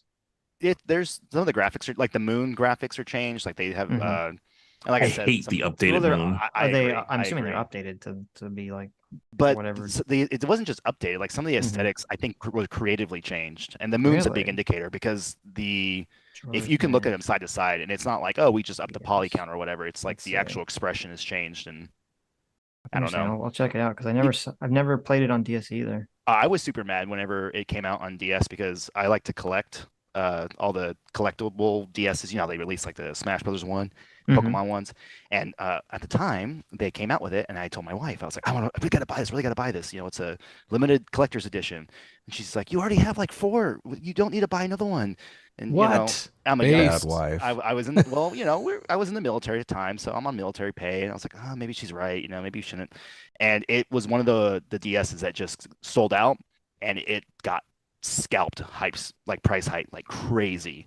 And so now it's like I kind of have that in my back pocket every time, Adam. It's like I want to buy something and I'm like, well, you remember the Majora's Mask 3D? Yeah. You know, yeah, really. You told me no on that. It would be worth $10,000 now. You know, it's a shame. I could have probably had that for $300. Now it's like $10,000.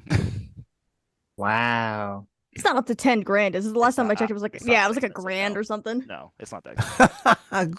Why do you got to ruin everything, CT? Because I wanted it too. That's why.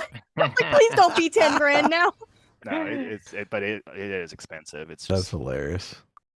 Yeah, in the DS, the moon looks angrier. They took like some of the sadness out, I think. I don't want to call the moon in the original subtle because that's not what it is at all, but it feels like it lost some subtlety in the 3D version.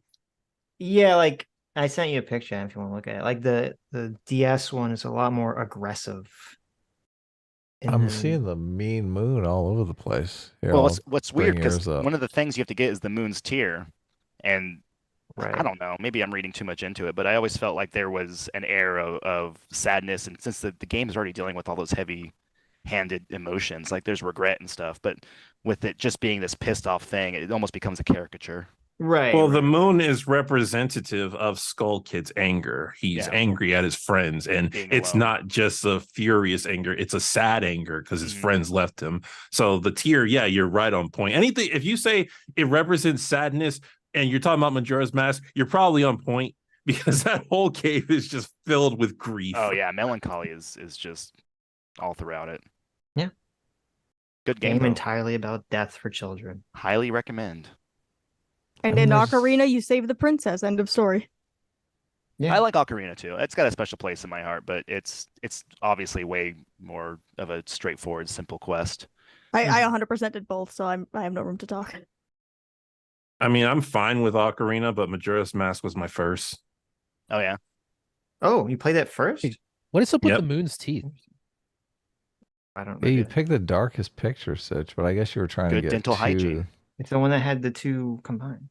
Right. My guess is they wanted to make it look unsettling, and teeth are unsettling unless they are on like an actual human. Like you immediately enter Uncanny Valley when you put like realistic teeth. That's why cartoon characters a lot of times they just have white there instead of individual teeth. Right.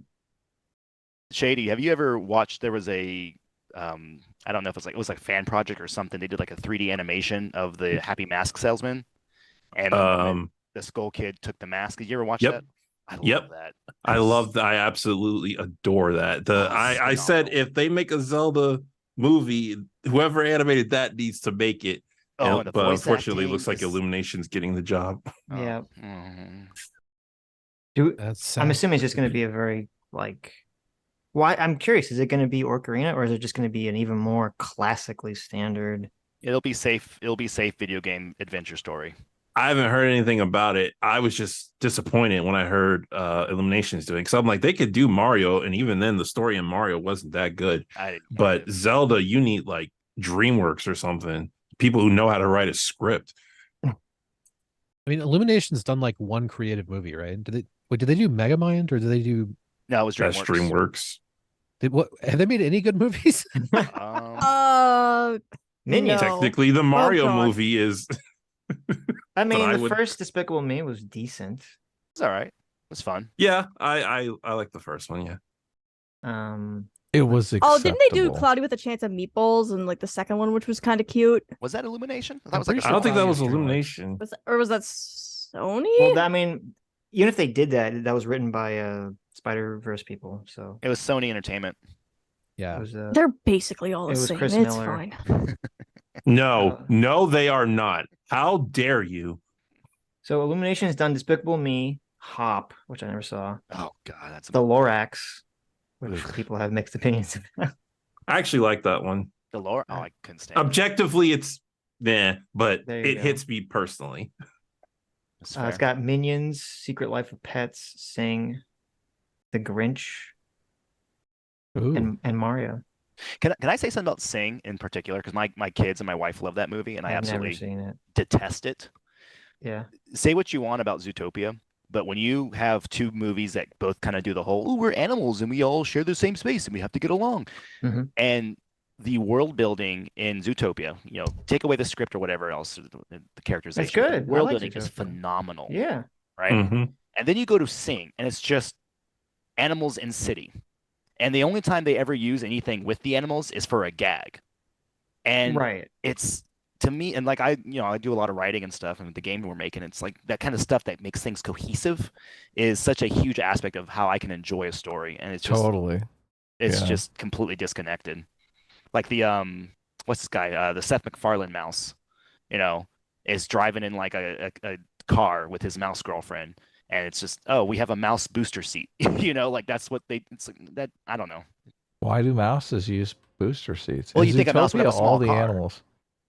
Yeah. In Zootopia, all the animals kind of went with what their jobs were. They were like appropriate for their jobs. Yeah, like all the beavers and gerbils are construction, and the world is built and catered to how like their locomotion and their body types. Yeah. And the whole story was Judy was going against that grain. Yeah. Because she was the first bunny cop, and cops were like meant for bigger animals. Yeah. And she had to use her wits.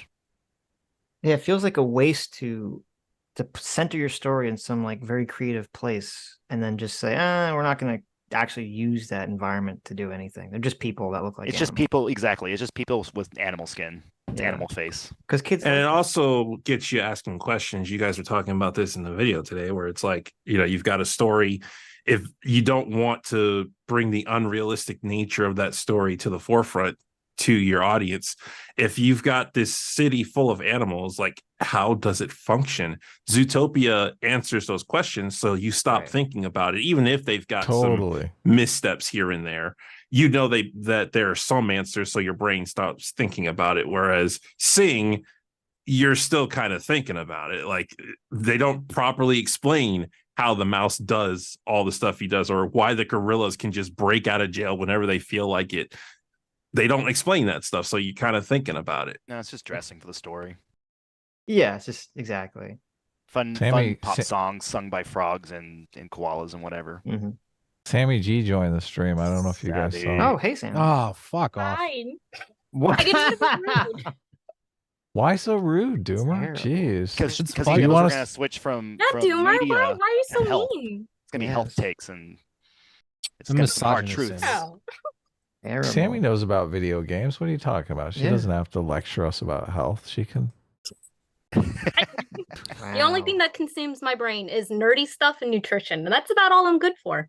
There you go. Those two don't normally mix, but sure. Well, They don't. I've had a very odd cafes. You know, that's nerdy and nutritional. But they're all very important, though. Nutrition is one of the most important things, and of course, if nerd culture anything- is the second most important thing. Well, I think the nerds need more nutrition advice. I go to these Right. Comic Cons, and honestly, I get a little sad. It's not even that there's an overweight problem so much as the crazy diet culture. Mountain Dew and Cheetos is not a balanced diet, Sammy G. No. Tell me it isn't true. No. Maybe in someone's imagination. I've told my wife I actually have this dream of, if I ever have the time and the resources, I want to open up a nerd gym that's decorated with like an area for retro arcades and like DDR and Time Crisis or Time, all those kind of games. Oh, And then wow. you got the weight sets, and you've got like Donkey Kong on the wall lifting barrels and stuff. I'll invest. That sounds great. Oh, wow. That sounds amazing. When I was in college, I became like kind of amazed at how because I've been a nerd my whole life, but it wasn't until college I started branching out doing other stuff. And when I was there, I was like, you know who I think would actually make the best basketball players? Because I had just started playing basketball. And I said League of Legends players, because the whole point of League of Legends is that you think quickly on your feet, and there's all this chaos, but you can make sense of it all. The problem is they're not going to get out there and play it. Right. There was a time in college that me and my friends almost dropped out and opened up a cosplay strip club. And we had what the fuck? That's some serious money right there. Listen, we were animal science majors, and it's Can you imagine? It's the cosplay strip club? Like, why isn't that a thing? Well, hold on. Back then, when we thought it up, I would say, so this was maybe 2014, 2013. So anime to me didn't really get fully mainstream and deemed as cool until maybe around 2016, 2015. I think Attack on Titan. Wait. It never got cool. It's cool now. Wow. It is way cool now. What are you talking It's about? so cool now. Is Like, it I am cool? so mad. Where was Is this it- when I was in high school? Are you kidding me? I would definitely consider it like normalized. I don't know It's about normalized. Maybe cool. that's a better name. You have Well, politicians using like anime memes and stuff, and it makes it just cringy, but it's well, it's not even that. It's Threatening just AOC, yeah. it's like normal to like recommend someone like, hey, did you watch like you should try Attack on Titan? Like you couldn't. That's not something you could have just casually recommended to someone. You'd have to kind of like. Everyone's talking about One Piece. And now even with the One Piece live action, you Yeah, got even totally. more normies moving in, which is fine. I encourage it. But back when we thought this strip club up, we were in the library for a very long time studying for exams that we knew we were going to fail. And I think every woman in college has that thought of, if I could drop out and be a stripper. I think that is very common. If not, it happens sometimes. And we thought about it, but we were all nerds. And everyone was like, we did a whole business plan, because I like doing business plans. And we didn't do it because, we kind of came to our senses the next morning. But then after that, when all this anime stuff, and this is even before OnlyFans and all that. Like, I missed it. The window. It's more popular, and there actually are burlesque and like cosplay themed clubs that have opened up. And I'm over here like, oh my God, we messed up. And I had friends who, before the whole OnlyFans, were going around to cons and kind of doing more sexy cosplays and getting a following. Like, I really could have done cosplay as kind of a job, but You could have, Sammy, you could have been both a cosplay stripper and a pimp, and you missed it. Listen, you need certain assets to be a stripper. I would rather it's prefer called be being the a pimp. woman. Yeah, It's well, the only asset you need. I'd rather be the pimp. It's more my style, but a respectful pimp, and make sure everyone gets paid. Yeah, Sammy, it's you're only not supposed to be- a little bit. This is a consumer versus profession conversation going on here. I'm just saying. I'm just trying. Sammy's to the dealer. She does not sample her own wares. Okay. Of course not. Of course not. I'm professional. Okay. Well, Sammy, I know you can attest. Every con has like a burlesque show now. Yes. They have like Yes. tons of like Really? cosplay. Oh yeah. like, Amazing. after 9 p.m., every con you go to has some type of burlesque or some type of like cosplay adult show or Hilarious. whatever. Now, just to comment on that. You are correct. There are certain cons that will ban that. So there was a time when I got roped into managing some cons, and I went to convention like Comic-Con meetings with people from like MomoCon and DragonCon, some of the big cons on the East Coast. And so I met a lot of peoples in that industry. And so there's this kind of like, when it comes to burlesque and a lot of sexy themes at cons, there are a lot of gray areas on if conventions can even have a lot of that stuff. But the burlesque shows are always, let me be honest with you guys, it's a hit or miss. Yeah. You get an interesting, you know what, just like with the video game people, you get an array of diversity on stage. A lot of body positivity. Yeah. You're trying to say you get a lot of uggos. Whoa, hey. Just be upfront. No, is that what it is? No, there's some pretty women. No. I've seen some. There was uggos, or like they show just I went to, did and this heroin girl, or something. You just get an array of people, but it is fun. They're fun, but you'll see some things you probably didn't expect to see. What do you see? Spell it out. Describe it. Tell us what you see. What did I see? We're on the edge of our seats here. What did you see? No. Interesting. Listen. What do I put in my brain? What thing did you see? You'll have to go to one. There, they don't allow cameras. It's like the whole thing. Sammy, what is the craziest thing you've seen that you describe as interesting? Cosplay burlesque show. Yeah. Oh, God. Come on, tell us. Yes. Oh God, what was it? I'm trying to remember because it was like a Pokemon themed burlesque show. Is there like there's not nudity, oh right? my God, it just gets worse. There's burlesque nudity. is usually they keep their pasties on, right? Like you can't actually show anything. I guess it depends on. Well, yeah, usually I guess you're right, but there's other shows like we went to a body paint one. It was like a cosplay body paint. So they're like fully fashion naked, show. but they they're were painted. Fully exact. Well, they were being painted, and then they did the catwalk. And there was a chick that had piercings, and they all attached. And we're talking across the chest and down the middle. Wow. You get a lot of diversity. Yeah. Ouch. Yeah, Gross. it was painful. A lot of jingling chains with that body paint. Yeah, it's just that sometimes I'm not even sure half the stuff I'm seeing. I mean, all respect, go do your dance. Conventions are certainly an array of different types of people at conventions. Like conventions are just the fun place for kind of social outcasts, and I love that. But I will always find interesting stories. Yeah, I did a sexy Psyduck cosplay. Yes, my wife was Misty, and anytime you do like a sexy, silly cosplay, people always want to take pictures. But the one that was weird, and it was the only time I was like, maybe I'm not going to do sexy Pokemon again.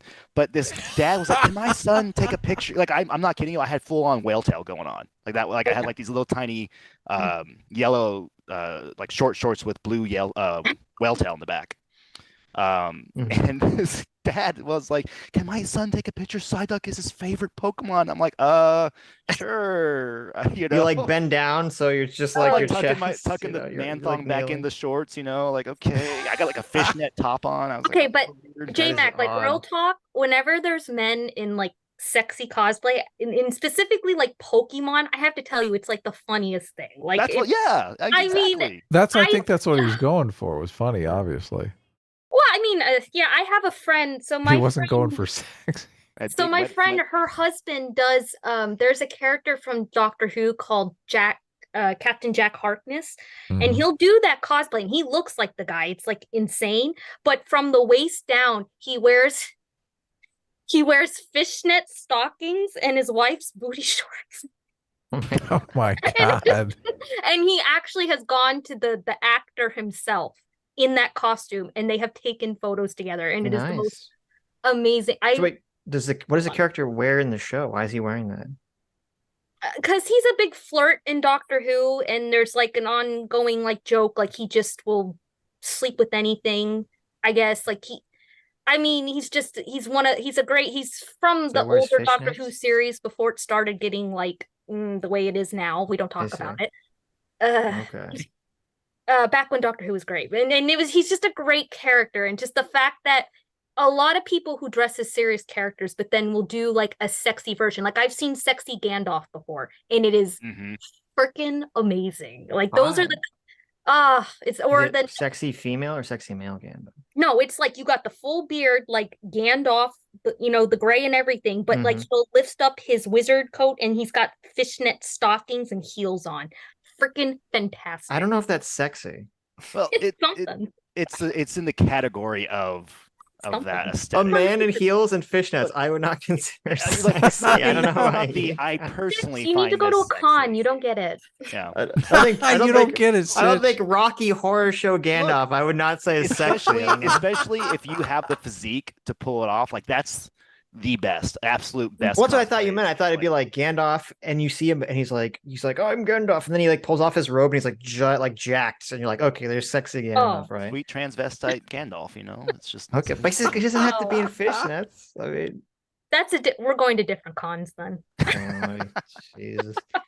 I guess you're right about 26, because when I realized that nerd shit was popular was when I saw all these fucking college age kids playing Pokemon Go, and I was like, what is wrong with the world today? Felt that. Pokemon I think it's part streaming kind of pushed a lot of that. I don't like, for some reason, I just feel like anime got more popular, and that just ushered in other. I mean, I'm happy about it. Don't get me wrong, but I was jealous. As long as we continue to gatekeep people from, ruining anime. Oh, wow. The gatekeeper. I was jealous because I played Pokemon when it came out in middle school because I'm an old man, and like that was nerdy. And I'm like, now I see college age fucking kids driving around because they're too lazy to walk, holding their Pokemon Go phones out. They're driving real slow, so they get in the steps in like 2016. And I'm like, oh my God, I'm so jealous. In 6th grade, I had a huge crush on this chick. Yeah. And one of those things when you put the heart around her in your yearbook, that kind of thing. Yeah. And I remember Pokemon, the anime had just started, so I had already had the game and played Red and whatever. And I remember she asked me directly, "Do you like Pokemon?" And in my head, wow, I'm thinking, how do I answer this? Right, that moment when you freeze and you say, "Do I be honest with myself, how do I answer this myself, question? or do I lie?" Yes. And I'm like, you know what? I'm not kidding. This is real time. I'm like, you know what? I'm gonna tell her the truth, and she's gonna respect me so much for being honest. Oh no! So I just looked at her and said, "Yeah, I love Pokemon." She goes, "Oh." Did not talk to me the rest of the year. Oh, heartbreak. Shot you down. So But if that happened today, she would be all over you. Yeah. She'd be You like oh Pokemon? yeah, Pokemon. Well, who's your favorite starter? It's like, isn't it weird to not like Pokemon? Like, that's weird. Now it is. Yeah. If you said no, she'd be like, oh. Oh, he's a weirdo. Loser. I don't know. It's strange. Like but that you like NASCAR freak. I don't know. Like I said, I've been a nerd. I remember in high school, I couldn't say I was a nerd. Like, oh my God, that would have been like social suicide. And the girls at my school were just, they were something. So it's just not, it wasn't until I got to college and I found other nerdy people that I could kind of go out and doing cosplay strip clubs with you. Well, I know. I was going to say, didn't want to do did you say dirty or nerdy? Nerdy. Well, there's no difference. Okay, I don't think you guys understand. I cosplay mostly men. Like, I know I cosplay Tifa, but I cosplay mostly male characters. Okay. So, sidebar really quick. Are there any women that like other women? What do you mean? It's like insane how many people are like, oh, all the women at my high school are a bunch of fucking bitches. Oh, you mean like as like friends? Like, dude, like men get along fine. I mean, do they? I don't know. Some of the women were fine. I was just a weirdo in high school. Like, I don't blame them for bullying me. Like, wow. No, Sammy. No. My own wife made fun of me when we first started dating. Because I had some Magic the Gathering cards in the back of my escape in my trunk, and we were going somewhere, and I opened my trunk, and she sees them, and she goes, "Are those Pokemon cards?" I go, "No, it's Magic the Gathering." She's like, "Magic the Gathering? So it's a card game?" Even more nerdy, right? And I was like, "Yeah," and I'm like, and she's like, "You play that?" Like with this, expression on her face, and I straight up said, "Hey, have you ever tried it?" She goes, "No." It's like, "All right, give it a shot. Let's try it out. If you don't like it, that's great." And you're supposed to say yes, they're Pokemon cards. No, I because at this point she's in Doomer. Like we were already dating, so she, getting away. She can't escape at this point. You already got it. And she kept me up. I had to work the next day, and she kept me up till 4 a.m. playing game after game after game after I taught her, and she played it to this day. I haven't. No one's gotten me D&D and some of the Magic the Gathering. I've had people try to pull me in. It's you kill your whole group off in one D&D game, and all of a sudden they just don't invite you anymore. Wow. Okay. I He ruined just the whole accidentally kills everyone. And I ruined the whole You said campaign accidentally. within an hour. Fucking Like, Sammy, don't she did it on invite me purpose. I thunderclapped on top of the bridge. And I didn't know it'd be like 3d6 damage to the structure and knock it down. Like, how do Don't I know? invite me anymore. It's just so mean. This fireball spell looks really useful. Yeah, Like- in a small room. Wow. Exactly. How many dice am I rolling? Okay, yeah. Yeah, I led us into some kind of like I don't even remember what I did, but I just remembered we were in a dungeon and I activated so I don't know, it was just a whole mess. So just ever since then, I just I'm gonna stick to cosplay where people don't get where it's safe. Yeah, we don't accidentally blow up your friends. So Yeah. JMac, if you're talking about magic related domestic issues, so I was going to the pro tour and my girlfriend played Magic and we got into a big argument that I think we broke up over because she wanted to like come hang out and just like have it as a vacation. And it's like, lady, I'm going to the pro tour. Like I need to practice. I don't have time to go fuck around. I thought you meant that you shots you played Magic against her and you guys started arguing about the rules and it became so contentious that you broke up. No, and Magic has a professional circuit and I won my way onto it and like it was in Amsterdam. So she's like, oh, I want to come to Amsterdam. We can hang out. And it's like, I'm not going to be hanging out. I'm going to be playing Magic. Like, I don't have time to hang out. And, He was like, girls "Listen." got to be able to respect your passions because that's, and Oh, you I respect agree with hers. that. True. Yeah, I've had Unless they're girlfriends. lame passions. I went then to don't respect. the midnight premiere of the Return of the King, and my girlfriend, we had tickets, and me and my buddies, and my girlfriend wanted to go at the time. She wasn't really into it. I was like, well, I told her, I said straight up, I'm going to watch the movie. Like, this is not a, She's like, oh, I know. I was like, so just know, like, I'm really excited about this. And she's like, yeah, of course. And like, I don't know, 10, 15 minutes into it, she wants to make out. And I told her, I was like, no, I want to watch it. And she got so pissed at me, did the whole like crossed arms, slumped in her seat, like, and just did not, even engage. Hilarious. And I remember like looking at her and I was like, well, I'm not going to like try to fix this now. The movie's playing, I got 3 hours to go. Right. So it was just, and I don't know. That's one thing I respect about my wife. There's your Chad JMac, okay? Like you're watching Return the King, the girl's like trying to kiss on you, you just like push her face aside. You're like, straight no. up told her, I was like, no. The thing is, I told her beforehand, like, I'm not here to. This is Return of the King. I'm Midnight not here to premiere. fuck around, Come on. okay? This is serious business. I've never understood why. Like, isn't that normal that you respect your partner's like hobbies? No. Like, what If you're mature, if you're a coward, if you're stable, okay, all right. I don't know because if you're bad at relationships. I've been on a date with some guys and they'll go on about cars and I don't know anything about cars. Like I have a blue car and that's all I You've know. never seen I know cars? the colors on the cars and I'm good. And he started going on and on about cars in Tokyo and blah blah blah. I have no idea what he's talking about. But You're talking about, wait, was he talking about Tokyo drifting? I just humor is so beyond me. Okay, I have no idea what the heck he was talking about. But the whole time, I made sure to like nod and ask him and go, "Oh my god, that's so cool! Like, what is? Tell me more." Like, because guys get really. You shouldn't be Leading him reinforcing on. this Look at behavior, this. Sammy. Come on. You should be No, changing the subject. Sam, No, you should. I'm You with need Sammy. to. You need to That's what you yawn do. and check your watch. Yawn. No, because it goes two ways. Look, my wife loves those stupid documentaries about like serial killers and all that weird shit, like the true crime stuff. I hate that stuff. And the podcasts where they like do their makeup talking about how some guy killed his whole family. That stuff is I just don't like it, right?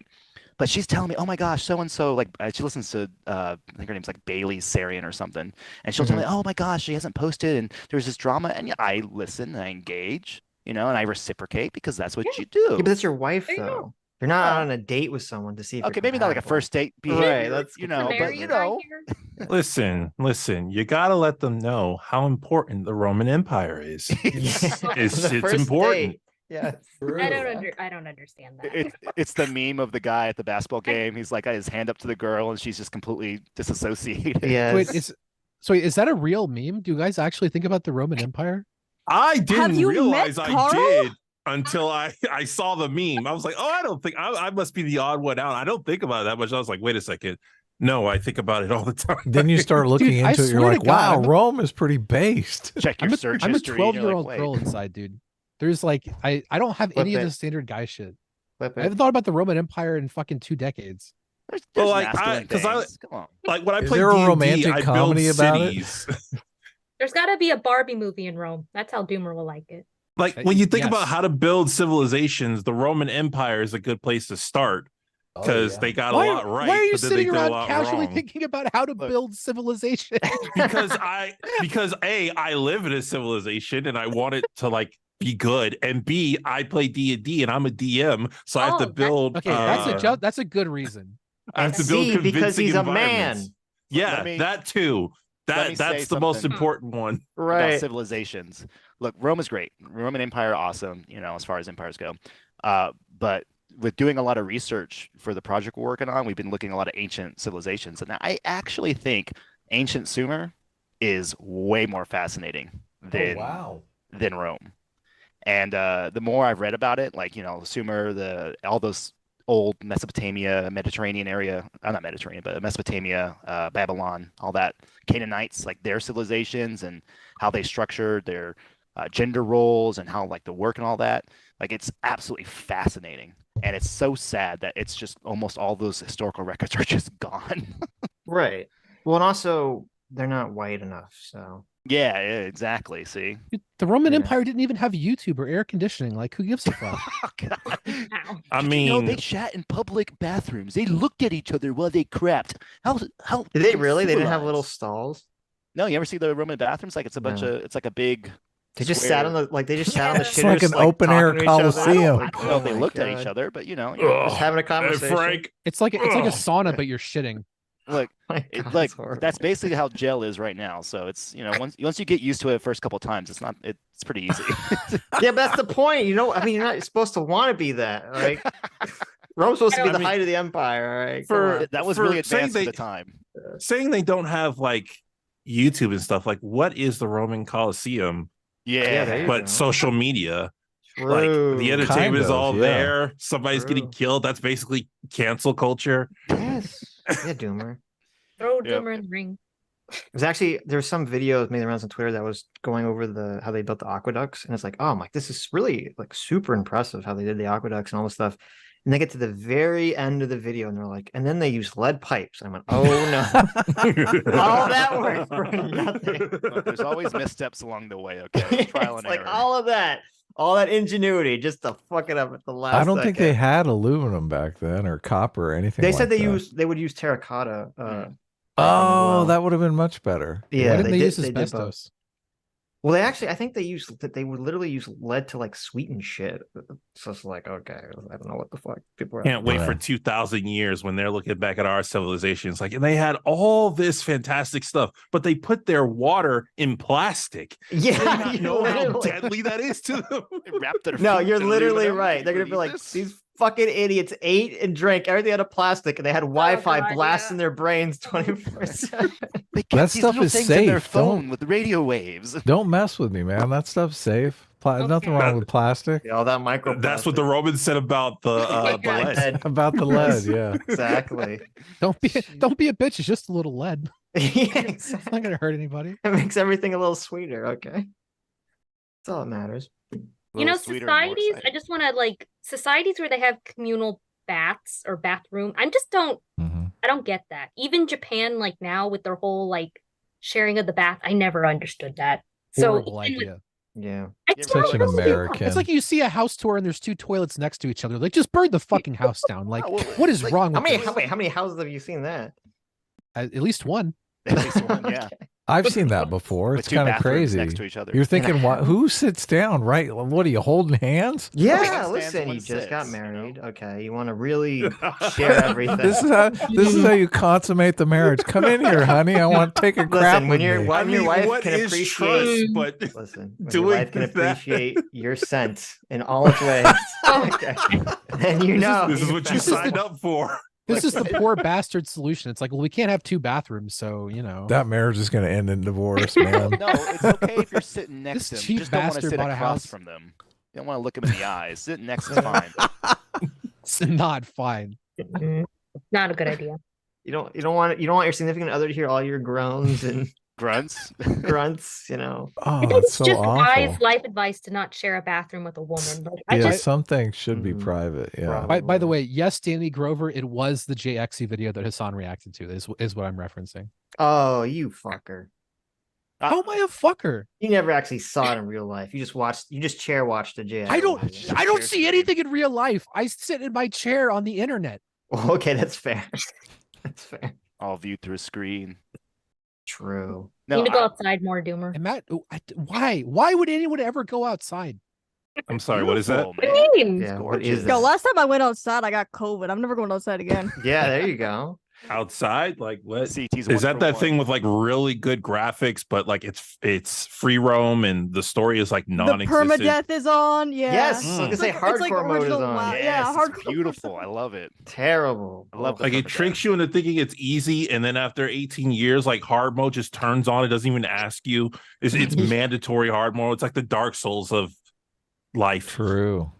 Dude, I'll go outside when the outside gets air conditioning. Look, I live in Arizona, Doomer. Okay, like Doomer, you should have anybody's gonna adapted. bitch and moan about outside.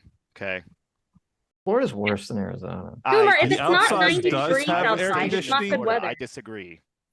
Excuse me, but the outside does have air conditioning. Okay, like we are emitting all these pollution for a reason, trying to fix stuff, get it right. There you go. Kill that ozone layer. Come on now. I mean, I'm still waiting for Florida to be underwater. I really want Florida Stop Atlantic. jinxing it. Yeah, so does Sammy. everyone No, else. I've been waiting. I need it. No, The Floridians wouldn't Why? even move. What do you mean Why? I need to That get out of sounds the cool. state. Do you know anything about Florida? Nobody wants Florida to be around. Florida including- sounds especially cool. I love Floridians. Florida. I agree with Florida's Doomer. gorgeous. Let me have my Fuck this Floridian whole- Atlantis. The Floridians wouldn't even move. We would just grow gills. We're so stubborn. We would train the gators. We'd swim with them just the same way as Aquaman has his little seahorse things. Hear me out. Like that's what would happen. And everyone around the country would be happy. I'm just telling you. It's a I'm just seeing Futurama a episode. news report. Tragic cosplayer dies Riding in gators. Florida gator accident. Instead of Florida dogs, they're Florida horses. Nah, there's not crazy stories of the Florida women. Okay, listen. No, there was just one. There are. No, I There are. read one on Florida Twitter. I men, can't remember what it was, Just- but there was something What? wild. By the way, apparently that legal shit, it was like not true. Like the he was talking about like Which one?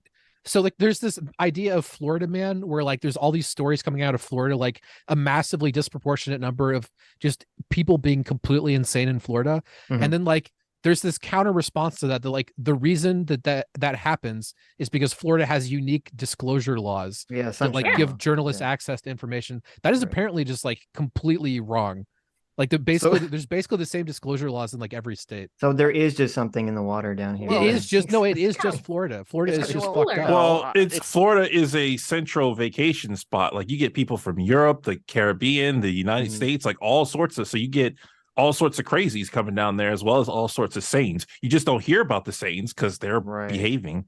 That's If why you look- driving here is such a problem because you get people from all different states who have different Adam, rules of the road. what are you doing, Adam? If you look at the, I bet I like you, that if you Adam looked pulled at up a map- picture of me and Doomer. If you look at the map of like meth use, that's probably where most of your stories are going to come from, and that's probably in Florida for whatever reason. And you know, you can go to For like whatever reason. Appalachian. There's nothing else to do here. Also, like it's just Florida. hot, and that just makes them crazy. I was stationed in Florida for 2 years, and I loved it. It was gorgeous. I grew up in Florida. J-Mac, I loved did it. you- J-Mac, love I'm the supposed to be the one that comes on stream and gives terrible takes. Like you're just one-upping me over and over again so today. I don't know where you guys are. I was in the Destin area on the Gulf, so I don't know if that changes it, but I had a good time. I picked like an hour from Pensacola, hour and a half. Eglin Air Force Florida's Base. fine, I guess. I like it. No, it's hot. My It's grandparents- humid and it's They hot. have I a agree winter with that. home. My grandparents have a winter home down there in Stewart, and it's gorgeous. It's beautiful. Mm-hmm.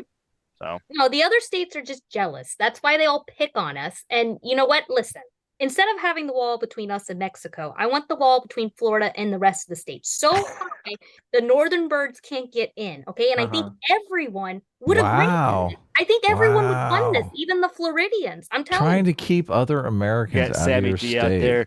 They're not sending the best, the Americans, the other I states. know. Look at this. They're sending Can the you really snowbirds. say that the class clown is being picked on when they ask for that attention?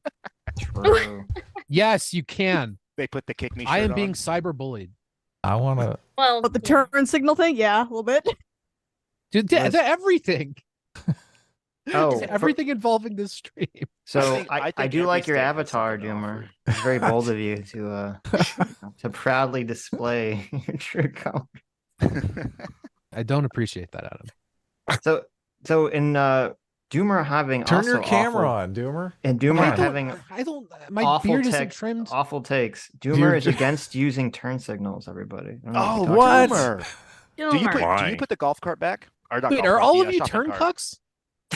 Doomer, we live in Florida. If you don't have your turn signal on, you'll die. What are you doing? Just Turn drive. Turn cucks. I'm going to use that with my wife next time. She's like, you didn't turn your turn signal on. I'm not a turn cuck. Turn signals. It is a common courtesy. It is. Right. So, Doomer, you use the whole hand thing? Like you stick your hand out the window and then... No, Do you the just L for the pay left. attention to the road. It's not for you. It's for other people. It's not exactly. It's not for you. It's for other people. So you paying attention means nothing. Like, That's so clearly, true. Okay, That's so clearly true. you don't need to use them because I've been driving for like 15 years and everything is fine. Yeah, you're just Doomer, a huge asshole. You're causing all these accidents left How and am I an right. asshole? Doomer's like a I've been in wealth of 0 bad accidents. takes. Yeah, you've been in 0 bad accidents. You're making everyone else crash behind you. You don't know how many near misses you've had because you've done that. You don't know how many accidents you've caused for other people. Right. Like, Doomer's the reason why I drive as safe as I do, because I know there's people out there like him. Doomer's out there. There's I'm Doomer. an I incredibly agree with safe Doomer. driver. I never use a turn signal. Oh, see. You don't. Okay. What so is the he doesn't ever- terrible? He doesn't drive. I was gonna say, do they drive where you're at? Like, not just right. she rides a usually just moose. would. Yeah. No, I just walk, honestly. See, now I just want to prove y'all wrong. I'm going to drive to Florida and find the first car that doesn't use a turn signal. I'm assume that's Doomer. Crash into That's it. it. Good. Do it. There's a lot of them down here, so I don't know if that's a good. The amount of crap I have seen on Florida roads is one of my favorite things about Florida, but I have probably almost died on I-4 at least. That's one of your 5 favorite times. things. The near I've death even seen experience. I've even seen someone pull Land on a hard gun road. on someone on the road. What? Wow. Oh, wow. Bro, it ain't shit compared to Atlanta. Atlanta roads It was are fucked. where was I? I think I was near Orlando at the time because I drive to Orlando a lot or over by Vero Beach because there's a lot of doctors in Vero Beach, so I just have to make my way over there. And then Orlando is where Disney World and Universal Studios is, so I always go there and visit friends there. And it's always interesting driving around Orlando. And there was one time I was leaving, and in the intersection, it's maybe out in front of me, right? So I haven't quite approached it, but I see 2 cars pull over on the what is it? The middle section of the road. Intermediate, whatever it's called. The midriff.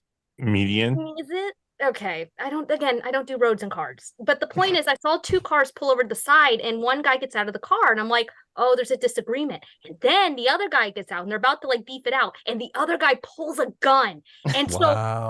as I'm driving, I'm getting closer to them and I was like, oh my God, should I honk my horn? But like I was afraid maybe You would honk your slow horn, he down. shoots you, him. You speed up. You speed up and get the fuck out of there. Don't Yeah, honk your for all horn. No, try to hit them You're going to both. get someone This killed. is driving like, should I startle the person with a gun? You turn your blinker on. You get off. Look, he's got the gun pointed right at his head. No, listen, Honk! listen. Well, I Listen. just kept It driving. sounds I like didn't this sounds like honk the my beginning of a horn. scene in a Tarantino movie. Like you I honk know, your it horn, is. The guy gets fucking didn't do shot. The it. blood goes all over Sammy's Sammy car. was wearing She gets in a shoes. car accident. I was too shocked. I just Yeah. have never seen. I've seen drug bust. I've seen at least 3 to 4 drug busts on the side of the road, and this is when I was more near Miami. What neighborhood do you live in? Jeez. Florida. No, this is. I went to school over in Boca Raton for a while, so that's Mhm. about 40 minutes outside of Miami. So whenever I saw drug bust, tends to be down in that area that occurred. So I've seen Wow. at least 3 of those, and then the gun shooting one, that one was wild. I've never seen that. I've seen a lot of police chase. I've seen a truck hanging off the side of a bridge. Wow. All kinds. I've seen one where a car, the wind gust was so strong on a bridge that it blew the car off. What? Yeah, Bro, that was this? that's what's it called? It's the Sunshine Bridge. It's near Tampa or St. Pete. There's The a car lot made of of paper. Like no, God, that bridge is so high up, and when the winds get really bad, they shut the bridge down. Get the wind yeah, drift and these people freak cars are out. getting blown up. It really happens. suspicious that these things always keep happening around Sammy. you Yeah, know? Sammy, what's Really correlated. what's happening here, Yeah, Sammy? You're like a magnet for like weird. No, I'm very Final safe. I've Destination had shit falling no accidents. Yeah, but you're safe, but you just make everyone around you unsafe. No accidents. Oh wow, I that's have. good. Well, I Sammy, you're almost using got your a blinker, ticket though, once, right? but I cried out of it. So yeah. Wow. I can't do the sexy thing and get out of a ticket, but I can do the like ooh woo cute oh no officer and get out of a ticket. Just start But that was bawling only one. immediately. I was My only husband's Patriarchy at gonna work, beat guys. me. Patriarchy at work. I'm Oh okay with yeah. that. If you're a guy, you have to use the diarrhea excuse and just hope that they fall for it. There you go. Fine. I'm about to crap myself. That's all. That's the only card we have to play. It's not. I mean, I just have my friend who's a more of a reckless driver. She like has this. I don't know. It's like some kind of app or something on her phone where it tells you where like all the cops are, and it tells you Waze. the time. And is it Waze? Waze, Yeah, I yeah. don't know. Okay. Well, I keep that on, and I just avoid. I just drive super wherever they are. I think people get in accidents because of Waze, because it like pops up with Really? notifications and Yeah, it's they like will tell you check. there's a Really? cop I or- feel like it's. I feel like it's safer. You should have listen, when that guy pulled the gun, you should have put down your window and drove by and like I tried to didn't know what snatch to it out of his do. hand while you're It driving was by. so bizarre. I kept looking as I was driving because I'm going like 60, right? So I was looking behind in my window, like waiting for the guy to like fall over. Like I thought he was really gonna shoot him. And I asked my friends to check like the news to see if anyone like died on the highway. Right. No, I don't Should know. have cried. Should've Should have cried. You should have done like a car tap. Just tap them a little bit with your car and knock them down. The horn thing just reminds me of like a BoJack Horseman skit. Like you honk the horn and the person's just like, you know what? Hearing the sound of that horn just made me rethink what I was doing. I'm sorry. exactly. Let's settle this dispute civilly. I always wonder what he was mad about. Like, did someone cheat on his wife? Like, it didn't look like road No, rage. someone flipped someone else cut 'em off because they off, didn't yeah. use their No turn way. signal And it when they Yes. turned in front of them. Two ramp Road I see rage. shit like that all the time in Arizona, and every time I see two people like pull over into the shoulder and get out, I just speed up and say I don't want to be a part of whatever might go down, I mean, Yeah, that's just one thing totally. to do. because it's like I don't. It's not worth it. You know. I mean, I just don't like confrontation in general. When I see two little kids fighting over a jello, I'm like, oh, I better get out of here. This is getting spicy. I don't want to be a part of this. Well, just advice for anyone who comes to Florida and drive. It's interesting, and I blame the Northerners more than I do the Floridians. Excuse How you. northern? I do. Oh, northern. Okay, not North Florida. Floridians, Northerners. Well, Doomer, you don't use turn signals, so I mean, like, Yeah, I that's could true. Sammy, first of all, I would say Doomer is proof My- that your my thesis track- is incorrect. Yeah, my it's track Mm. record, but record is flawless. is okay? Northern Also, like flawless is for everyone in always Florida- causing the accident. Yes. That's like someone driving drunk and saying, "Well, I've never been arrested." It's like- Oh, Yes, oh my exactly. God. Maybe I'm good at it. I've I- never I- gotten caught. I have friends who are like those fully functional alcoholics, and they still drive their car, and I'm Oh, like, God. oh dear God. Stop it. Oh Also, God, kids. that's in Georgia. They're not Not in worth it. Florida. That's up in Yeehaw land. I don't know, I feel like I people find it drive funny much that- worse. Oh God. I find it funny that Floridians, like I blame Northerners when like the I rest do. of the I South blame doesn't Northerners for count everything. Florida as part of the That's- South. True. Okay, Well, North Florida is Florida- kind hold of on. the South, but like Florida- South- Florida's weird, but Basically we Mexico. understand our weirdness. Stop. And then Florida, anything under like Orlando is like it's a different Florida. And then you get to Yeah. Miami and that's just American Cuba. Okay. Excuse me. You can't say you understand your weirdness and then blame your traffic problems on everyone else. I can because Apparently, they she just did. they drive like the speed limit. Who drives the speed limit in Florida? Like, what are you doing? See, I grew up in Florida and I know 100% what you're saying is true because it I used to drive me know. nuts. Why is no one driving the speed limit? Like that drove me nuts when I was in Listen, Florida. I'm a good boy. Okay. I also drive the speed limit. You do not. I Do do. you?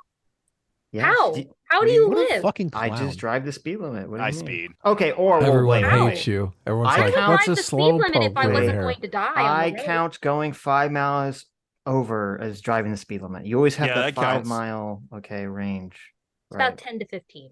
Okay, look, so now you're like, I drive very safe. I'm just going 15 miles over the speed limit. But I remember, drive very guys, the safe. traffic down in Florida is the Northerners' fault. Yeah. 'Cause they're not Shady. driving Shady. 15 over the speed limit. It's because they're driving safely. It's a problem. If you Yeah, drive, exactly. if you They're drive driving fast normal. enough- You're going like 90, and you're like, why is this guy only driving 60 Well, miles if per hour? you drive fast enough, you, On the you drive freeway. past the problems. If There you everyone's go. going fast, then Mhm. everything works out fine. It's There like the you go. Autobahn. So we got one person driving 15 above and another person not signaling, and we got Sally Sue who's driving perfectly normal, and both of y'all yell at her. Yeah. Yeah, she's a woman. You gotta adapt and fit Wait, in. who's Sally Sue in this situation? I'm the one driving normal. Sally Sitch. Sitch, don't fucking That's my gaslight us nickname into for acting like Sitch. you fucking Oh my drive normal. You use God. turn signals, motherfucker. Sally Sue Sitch. Yes, I drive the speed limit. I turn signals. I put the cart Why back would you in do that? after I go Just grocery shopping, drive your motherfucker. car. I'm a good boy.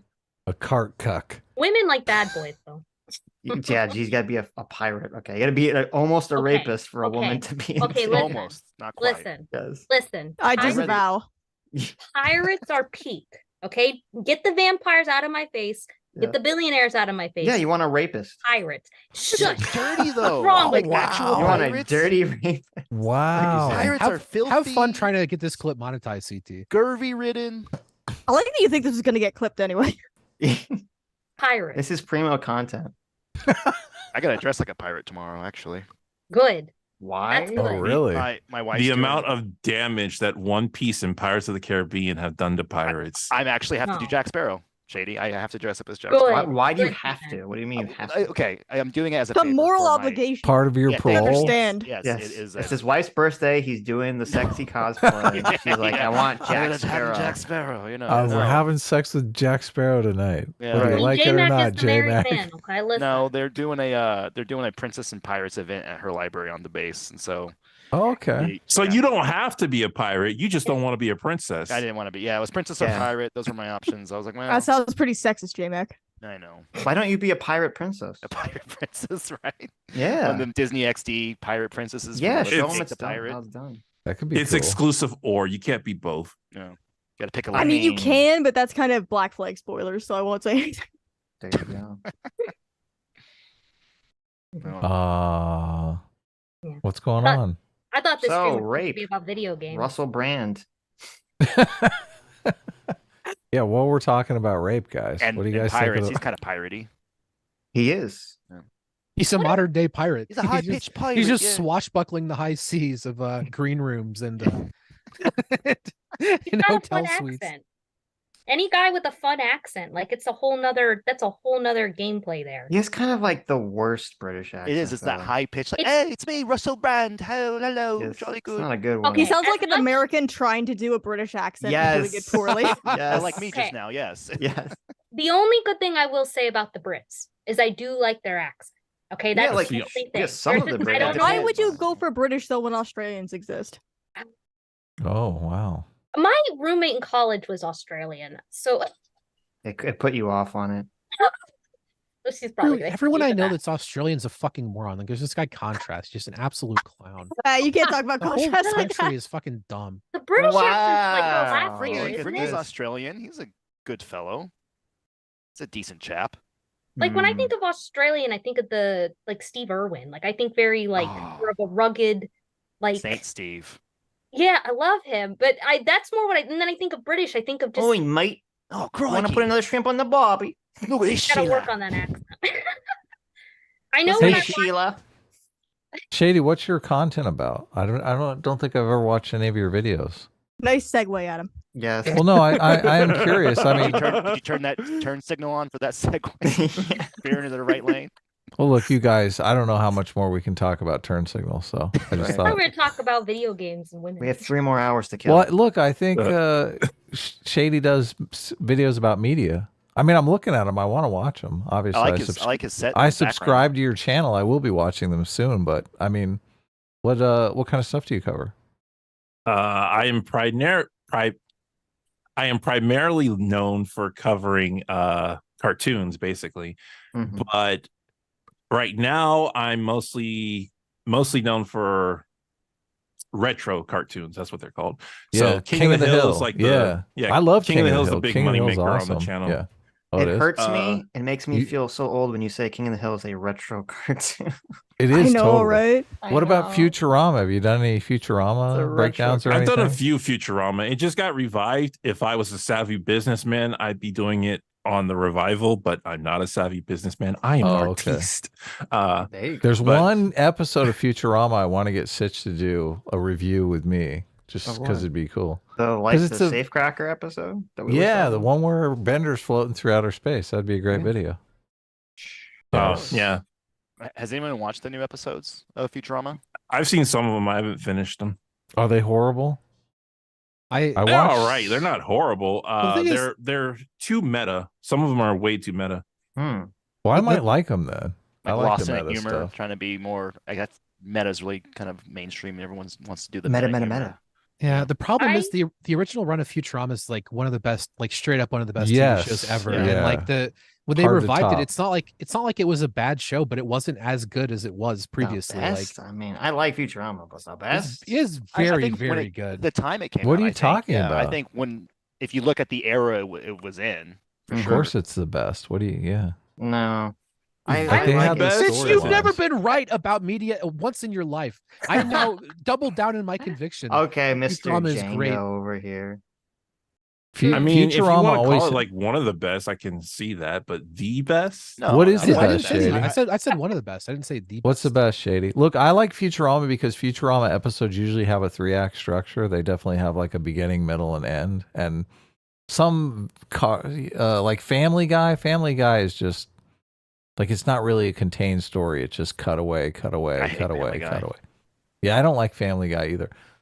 It's just like stream of consciousness. I like Futurama because they have a story set out to tell that story and have a resolution, all that stuff. Shady, what is the best? What's better than Futurama? For a genre or just as a whole in media?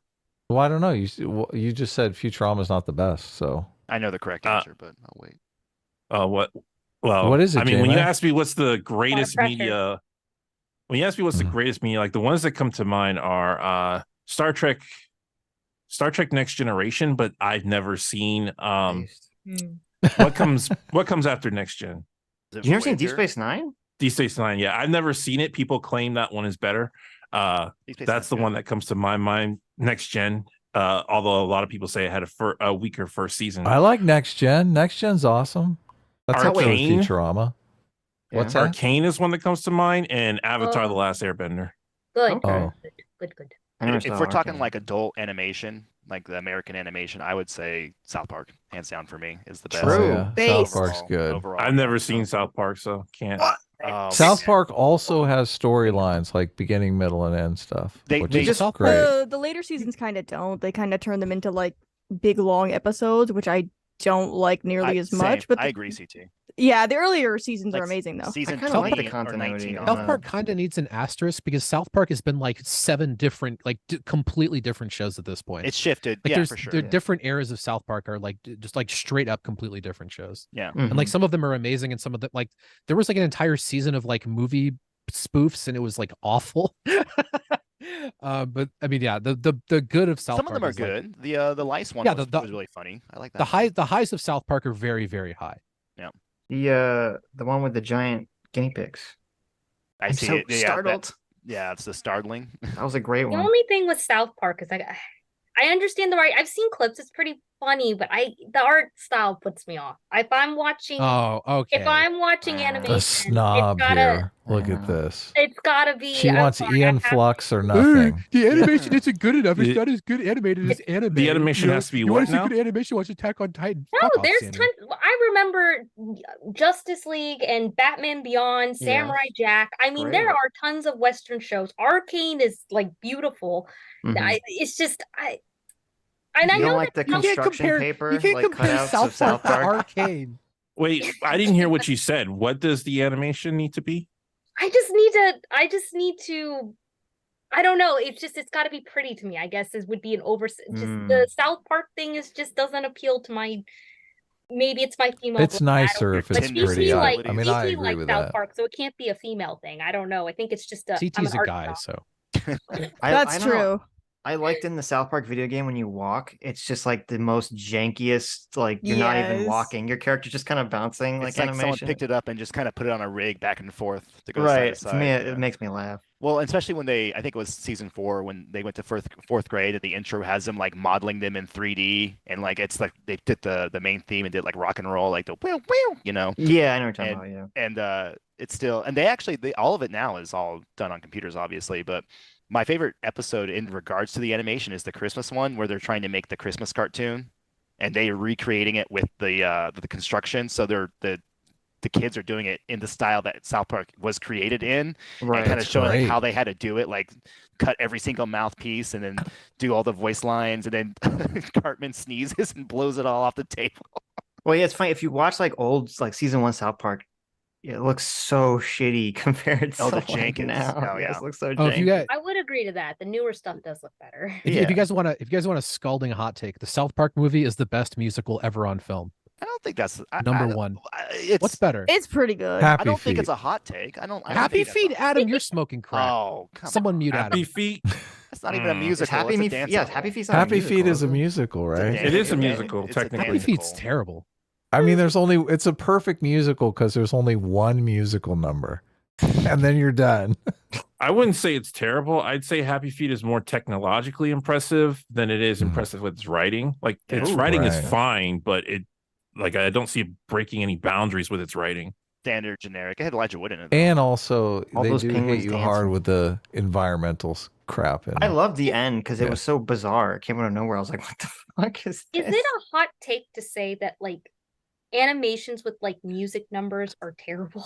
Like I don't. Yes. That is a hot take. Yeah, I Because have that's never- Disney.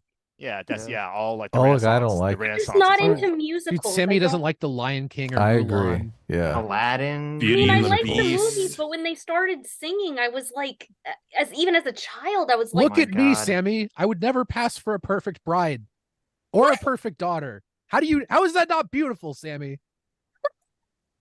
I'm sorry, the dude. but I Muppets don't Christmas have Carol culture like you. is just Muppets great. Chris. Yes, Clearly that's a not. great- Great cinema. Or Muppets Oh Treasure yeah, Island. the Muppets. Can The we Muppets not movie. argue yeah. about Muppets again? Fuck. Oh, Muppets Doomer is hates the good. Muppets. Come 'cause on. He hates everything. Muppets are awful. There's a musical called Something Rotten, and in this musical, there is a song called Musical, and it explains why musicals like pretty much exist. That sounds great. Well, you I guys, didn't know- did you watch the South Park musical episode where Randy is trying to write a musical to get Yes. his wife to give him oral sex? And they made Oh, all the going to the theater. That one. Oh yes. yeah. What's up, bro? What, bro? All musicals are about getting women to give you head. Do you know? It's all this? called subtext. Nobody You know goes. why? Nobody I likes probably them. Don't like musicals. Why I think there's a bad. Now taste we know in my why mouth. Sammy doesn't like music. Why? Why do you No. like? Why do you not? It's like because of musicals? that South Park Okay, so maybe episode. the Disney ones were fine as a child, but like Uh-oh. I was very a preteen when High School Musical came out, and that just consumed everything. Oh, okay. And everyone that was did that come all. Yeah, are you saying you have High School Musical PTSD and now you can't watch the entire genre? Yes. Oh my god! That's what she's It- saying. It stole people's High attention School away from Musical- you. High School Musical was Like Sammy's you- fucking Vietnam. The PTSD. Yeah, Is that because a fortunate son playing High School Musical? See, that came yeah, out when I it's when like I you had to graduated, so I don't memorize think it those was- songs and do the dances, or like you were. Wait, what do you off- mean you had Who's to? forcing you? Yeah, who made you do What this? do you mean? What do you? This is like all the girls did. Social Oh yeah, ostracization that's and right. don't know the Sammy dance. says she couldn't tell people that she was a nerd. It's like she had to fit in. Right. Well, I didn't become a nerd until I didn't become a nerd till like maybe after middle school, and then I had to hide it until college. But back when I was younger, when I watched Dragon Ball Z and like Sailor Moon, Oh my god, I babe. didn't know it was anime. I just knew it was. I called them fancy cartoons. Fancy. Because they looked That's different, but I didn't know why. And Right, no one right. could explain it, and I just knew they were better. I was like, "What's this is just better." Based. And I don't even really like Sailor Moon, but I knew it was. I watched Dragon Ball Z mostly, but it's just Based. I knew it was different. Well, you don't watch Dragon Ball Z. I was about Listen, to jump on that Sailor Sammy- Moon comment. I was like, Sailor Moon better? No, I don't. think- But you Sailor caught Moon yourself. was. I think Sammy's a fake fan because she didn't know that I watched Dragon Ball Z. I've Sammy's a talked about- DBZ poser. I've talked about watching Dragon Ball Z a lot. Okay, Okay. True. big fan. What about Alright. Dragon Ball? I seen Dragon Ball, but I didn't see it till Dragon much Ball. later. I talked about how I even watched Dragon Ball. I started watching Dragon Ball Z when I was 5 years old. Okay. You can't even watch TV when you're And 5 years when- old. Can. Yeah, yes, you can't. Because I remember I was watching the X-Men cartoon, and I literally, this is a true story. I went to my mom. You know when you're like a little kid and you tell your parents about like shit that they don't give a crap Yes. about, but you're very excited about. So I go to my mom and I'm telling her how awesome it is that Cyclops can shoot laser beams out of his eyes. Okay. Right. My It mom sounds doesn't so care. annoying. Right. But I'm like, Mom, it'd be so cool if someone could shoot like energy out of their hands instead of their eyes. And the next day I turn on the TV and Dragon Ball Z is there. And I'm like, oh my God. It's like the universe answered God my heard question. you. God you didn't heard use me. anime yes. back then. Like no one knew it was like anime. I didn't know. All Yeah, I didn't your know it was like prayers. As a Japanese. I didn't know child, what like it when you was. were a child and this stuff was coming on the TV, people didn't know. And it's not like you could go to your bookstore and get manga. That was even, I only discovered manga because my mother left me in a bookstore. My mother left me and I just got lost. I think it was in middle Poor school. Somehow I ended up in Sammy. Japan. She left me and I She just just wandered abandoned the bookstore, and in the back corner of like the Barnes and Nobles, there was this tiny section. Oh, what are all of these tentacles? manga. What? My mom is something. She's a little Okay, arrogant. but see, Poor but Sammy. you're spoiled, okay? Because when because when I started watching Dragon Ball Z, it did this thing where it would go all the way up.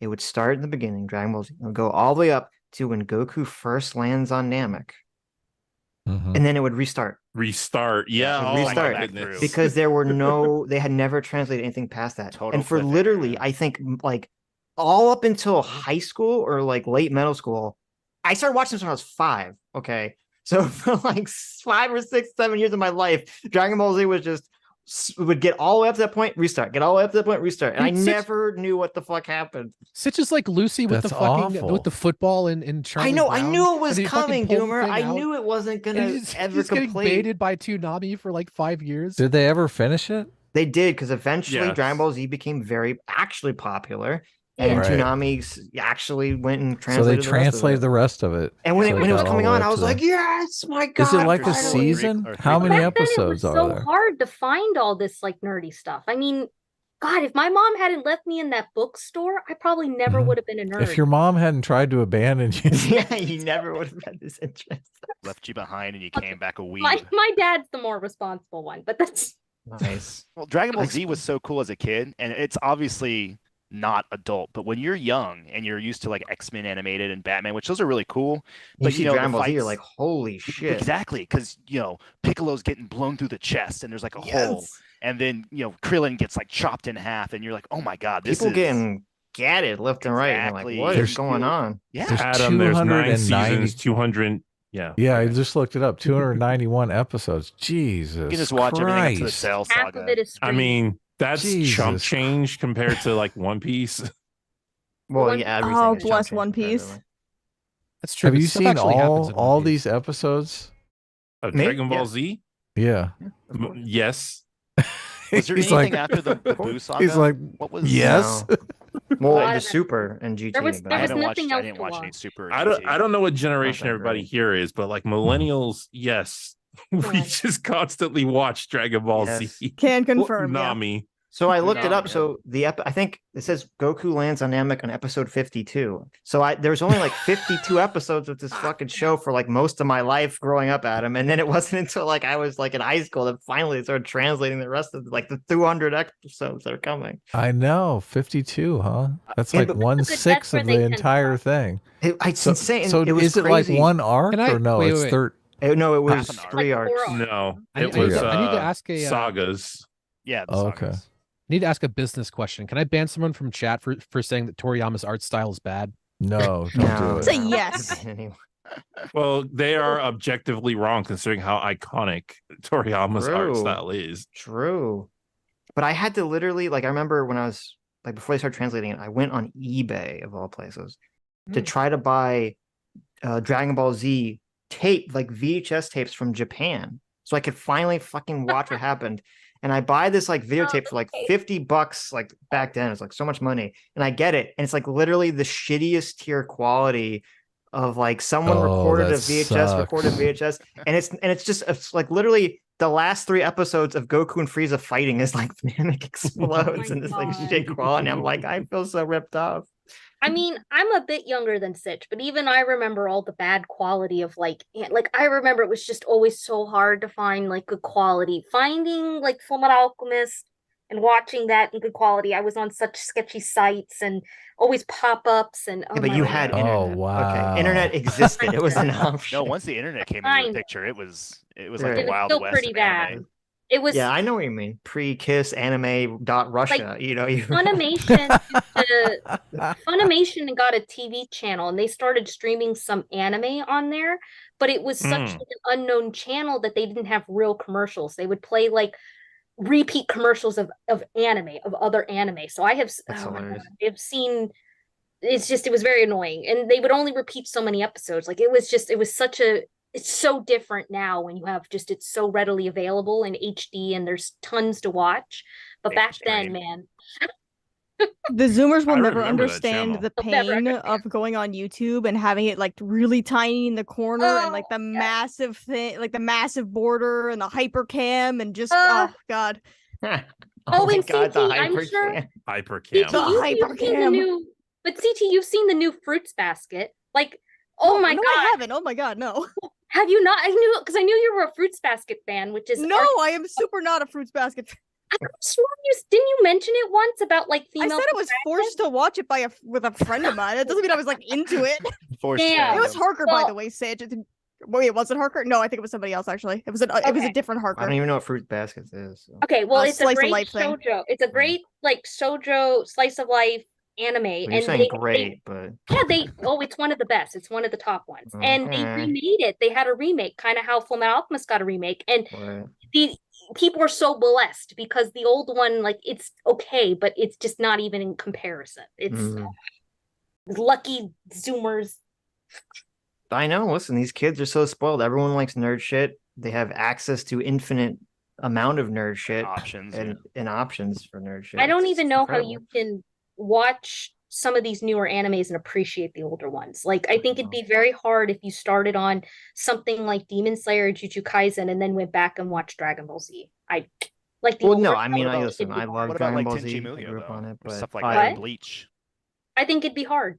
I think you can do it, but I think you just have to have a better respect for the medium. I think some people would be turned off to how it doesn't. I wouldn't say look as nice, but it's dated. It's dated. Well, it's dated. Yeah. Dragon Ball Z specifically, the pacing hasn't aged well. No. I think somebody nowadays could, like the old Hunter x Hunter cartoon, not the current one, but the old one. I think today's generation could appreciate that. Like, even though it clearly looks like a cartoon from its time, the writing is a lot more compact. So that ages much better than Dragon Ball Z, where it's for 3 episodes. Oh, my parents used to make fun of it all the 3 time. to 5 Dad. At one point, I was watching Immunasha with a friend of mine, and this was in our basement back when I was still at my parents' place. Yeah, there was just a lot of screaming of Immunasha and Kagome going back and forth for about 20 minutes for about 5 hours. Oh my gosh, the Inuyasha. Is Inuyasha, that's a chick anime, right? Because I always consider that. Like, no. It's not? Yes. Well, it has chick elements, but it's not a chick anime. Well, a chick wrote it, so it always, to me, was like, chick wrote Fullmetal Alchemist. True, but Fullmetal Alchemist is the furthest thing from a chick anime I think I can possibly think of. There are romantic elements to Inuyasha. There are moments like that, but it's about a demon with a giant sword fighting other demons. But there absolutely are moments where like people gaze into each other's eyes and stuff. For about 18 minutes, yeah. Yeah, but he's Kagome's pet, so I get Sit, a lot boy. Right. I get a lot of crap in the anime community for saying I don't like Inuyasha. I mean, I kind of liked it, but I never finished it watching it. I liked it, but like I didn't like Kagome, so a lot of things about her like really annoyed me. Is she like the main character? She's like 50% of the Iron main Reaver, characters. Soul Stealer, Windscar. That's all I remember about Inuyasha. I was so proud of Inuyasha because I could always tell when he was going to do the backlash wave. Because there was always somebody doing this big Kamehameha attack. And I'm like, here comes the backlash wave. Isn't that she's married to the Hunter x Hunter guy, isn't she? The person that did Inuyasha? I actually streamed all of Hunter x Hunter in the Discord. Wasn't it Sailor Moon? It's not Inuyasha. It's Sailor Moon. I thought it was the same person that did Sailor Moon. No, yeah, the woman who wrote Sailor Moon is married to the Hunter x Hunter author. I know she did some of the comics when he got too sick to draw. The guy who did Hunter x Hunter also did Yu Yu Hakusho. Oh, Yu Yu Hakusho, yeah. Which I would like to see Yu Yu Hakusho. Like if they pulled off a live action for that, I would really like that. But I don't think it would happen. Watch the anime. Like the anime is like really good. Sammy, it is. I've watched it all. It needs updates. Is your faith in live actions? Is it because even with No, the I One have Piece zero one, faith. yeah, even with I the have One Piece zero one, I'm faith in still- live actions. I don't I like- only have faith in that One Piece live action. The One Piece is the exception. It's not. That's But what, if yeah, there's that's kinda what I'm looking at. anything- It's like this is just To me, when Exception Japan does live actions, when it's more set in Japan, I think they can kind of pull it off because the Marurouni Kenshin live action I didn't think was that bad. I thought it was pretty good. So I think when Japan does a live action and the story takes place in Japan, I think they can pull off the live action. And I always thought like Yu Yu Hakusho, like I guess once they get like later in the seasons, it would be more problematic. But I always thought they could pull it off a little bit better. I mean, I don't know. I think there's a lot of artistic elements and styles, or like a lot of like narrative styling that exists in anime that just does not translate to live action at all. Yeah, my wife. I like to see them the try. staring at each other, the Well, like long internal monologues. Like the Death Note one, I think could have worked. I think you could have, because didn't Japan One do of it? them worked. Yeah, Which Death one? Note did a Wasn't live bad. action. I thought it was awful. I never saw the live action Japan one. I just heard it was. I didn't think it was good. My wife, she when the Netflix one was coming out, because I turned her into a weeb over time. So introducing her to stuff. I would like to think you could do a good live action Death Note, but like 30% of the anime is static pan, not static, but like a slow pan of someone's face as they're having like a 10-minute internal monologue. Yeah. So it's like I don't know if wouldn't that be translates the film very But well. She watched the one on the Netflix with the horrible, terrible one, yeah. horrible one. And Right. I remember when that came out and the internet blew up with how shit it was. And my wife is a complete normie. She's not on Twitter. She's not any of that. This And is I told great. her- I don't know what's everyone complaining about. No. She's like, it looks, because she watched the trailer. She's like, it doesn't look that bad. I was like, please, if you're gonna watch this, I am not gonna. She's like, but Death Note's great. I was like, but it's not gonna be like that. And I was trying to tell her like it's not. You just need to believe me. She's like, well, I'm gonna give it a chance. I was like, well, I'm not. And I was upstairs playing on the computer. And she comes up. She's like, yeah, that was shit.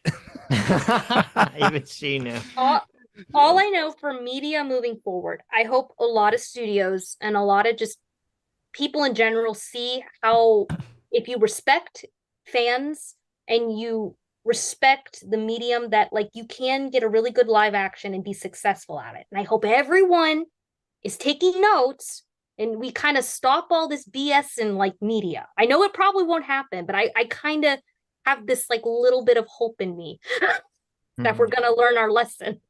I hope so. Like, didn't the Sonic movie, like, come on, did we not learn? Like, the Sonic movie wasn't even that good, but it gave what fans wanted, and it did Exactly. well enough. Same with the Mario movie, It's I just, know, and what is it, Alita Battle Angel? Like, that's a pretty, yeah, it was decent. yeah. Gorgeous movie. I love that movie. That movie's amazing. Assuming we continue on this course, we will eventually get to the point where the Sonic movie and the Mario movie are no longer acceptable because they had blatant problems. It's just they were so much better than what we've been getting. Yeah, that we salivated over those movies. Right. But assuming we keep going in that direction, we're gonna need some like better writing for these movies, which is why I'm very scared about Illumination and Zelda. Shady, 100%. My hot take is good. I don't like the Mario movie, and I've gotten tons of shit for it already. I do not like. I don't blame anyone for not liking the Mario movie because it's like objectively, it's got really big problems with it. But I'm a Mario fan, so I go gaga over it. See, I had the opposite because when we were leaving the theater, my wife's like, well, "Did you like it? It was so great." I was like, "There was a lot of really cool Easter eggs." She's like, "Well, did you like it?" I was like, "Well, I'm glad you guys liked it." Because her and the kids they were having a blast with it, but it just wasn't what You're too much of a true Mario fan. It's not even that. I just think that they're when loss of potential to me is worse than any bad story when it comes to storytelling. Felt that when there is a potential, especially when certain IPs that isn't realized. Oh yeah, so disappointing. That hurts more than just like, oh, that movie was shit. Yeah. Because then your brain, especially if you're a creative, your brain starts spiraling like, oh, what if they had done this, or they could have done this, and especially with the amount of a lot of these IPs have that you can pull from and create from, and the stories to me don't have to be kind of like that, just sloppy standard point A point B storytelling. Like you can do a lot of fun, like the hot take for the Mario movie. Best parts of it, in my opinion, were the Brooklyn sections. Like when they're that is a hot take. When they're starting out, that's a total hot take. It's an insane take. listen to me. The reason everyone why, is like, why do you have this long setup? I get Can't it, we I just get it. start in the Mario world? But to me, to see Mario and Luigi Mhm. played Mhm. straight, and then I know this is I don't want to sound pretentious, so forgive me if I do. But then seeing the kind of interpersonal relationships in their family, you have this Italian family, which has never really been explored in the games at all. Right. Mhm. And you kind of have this setup, and it's a really basic setup. You know, it's a disappointed dad. It's a guy who's down on his luck and is trying to make something of himself. And it's a really basic kind of tropey setup, but the tone that it set was really phenomenal. And I was so excited to kind of see, like, okay, we're obviously gonna transition at a point to a fantastical, like, oh my God, we're in the Mushroom Kingdom area. Right. And when they go through the pipe, it becomes so just formulaic. I mean, Toad literally, once he pops in, Toad goes, oh, this is this, we're gonna meet the princess. And Mario's like, okay. And it's just, boom, boom, boom. And it's like, we gotta show you this now. Oh, remember this in 3D World? There's that. And as far as like the visuals go, I loved. But the actual story beats, and that we have to get the Kongs. Okay, we have to have the Mario Kart. Okay. Oh, we're going to take the secret passage that Bowser doesn't know about. Okay. Oh, Bowser does know about. Why? He just does. Shut up. Here we go. And it really and you can kind of see where it's going in the story. And to me, it felt like so much of that lost potential. It just hurt the storytelling in any tangible way. Yeah, I understand. Like, even though I didn't, I think the Brooklyn stuff was fine, except I think the dog scene was kind of too long. Yeah, I agree. Yeah, that was silly. That was illumination bullshit. Right, but I understand what you're saying, because like the whole, before they go to Mario or whatever, Mushroom Kingdom, thank you. It feels like it's like a normal movie. It's a normal story, and then once they get to Mushroom Kingdom, it feels kind of like they took Mario, they put him on a track. Yes. And then he just is like on this track, like this rail cart, just going like, here's Mario thing A, Mario thing B. And it's just kind of like railroaded down this pathway, as opposed to being a natural story going through. And you know what everyone says about that, Sitch? The number one response. The fans want that, James. No. It's different. They say, it's supposed to be like the game where you're playing a level. That's what no, you tell them to shut up. If that's what they're saying, that's a very bad argument. You're supposed to go through like the levels. You're doing this, and it's the set pieces that it's like. And I, as someone who loves good storytelling, I just feel like that's a terrible. That's not why they did it either. They did it because of course not. They're like, listen, and it's fine. A lot of people who like Mario, and I'm sorry to tell you this, but they're probably gonna do the same thing with Zelda. They're like, here's a bunch of set piece things that all the fans want to see, so they're gonna try to shove in as much as possible, as opposed to just taking their time and breathing and saying, okay, they get to the Mushroom Kingdom, and then they have to deal with something with Bowser and Peach, and that's it. You don't have to go to like a million different places. You don't have to have the Kongs. You don't have to have Mario Kart. You don't have to have all this other crap. Yeah, and the entire time the Power Star is the MacGuffin. It's this is what we need, and Bowser gets it. He the bad guy wins at a point, but the heroes still need to come out on top, and so Bowser never uses the star. He just and to me, that disconnect of your villain's supposed to be imposing, but we still have to have the heroes come out on top, and we're just going to manufacture it so that they do.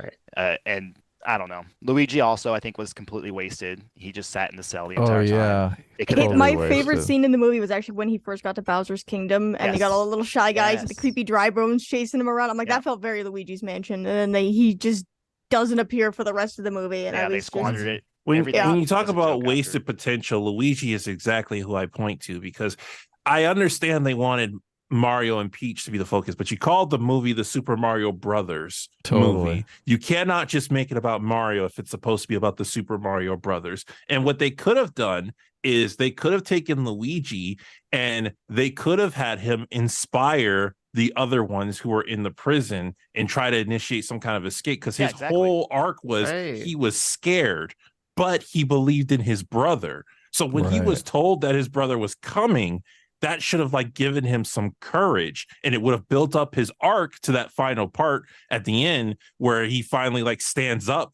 to Bowser instead of it just popping up out of nowhere. And it felt really good, because but at the same time, it could have been a nice buildup, and it would have been about the Super Mario Brothers at that point. They might not have been together, but they would have both been doing something relatively important. And I also think that Peach is just Daisy wearing a wig, but You know, that's I agree. That's true. Oh my God, you are just You preaching it because- misogynist. No, because Daisy is the spunk. She's the spunky princess. She's the Tom girl princess. Yeah, she always has been. It's like you. Do you find have with your a lot of these like licensed things, like Scoob, Barbie, Mario?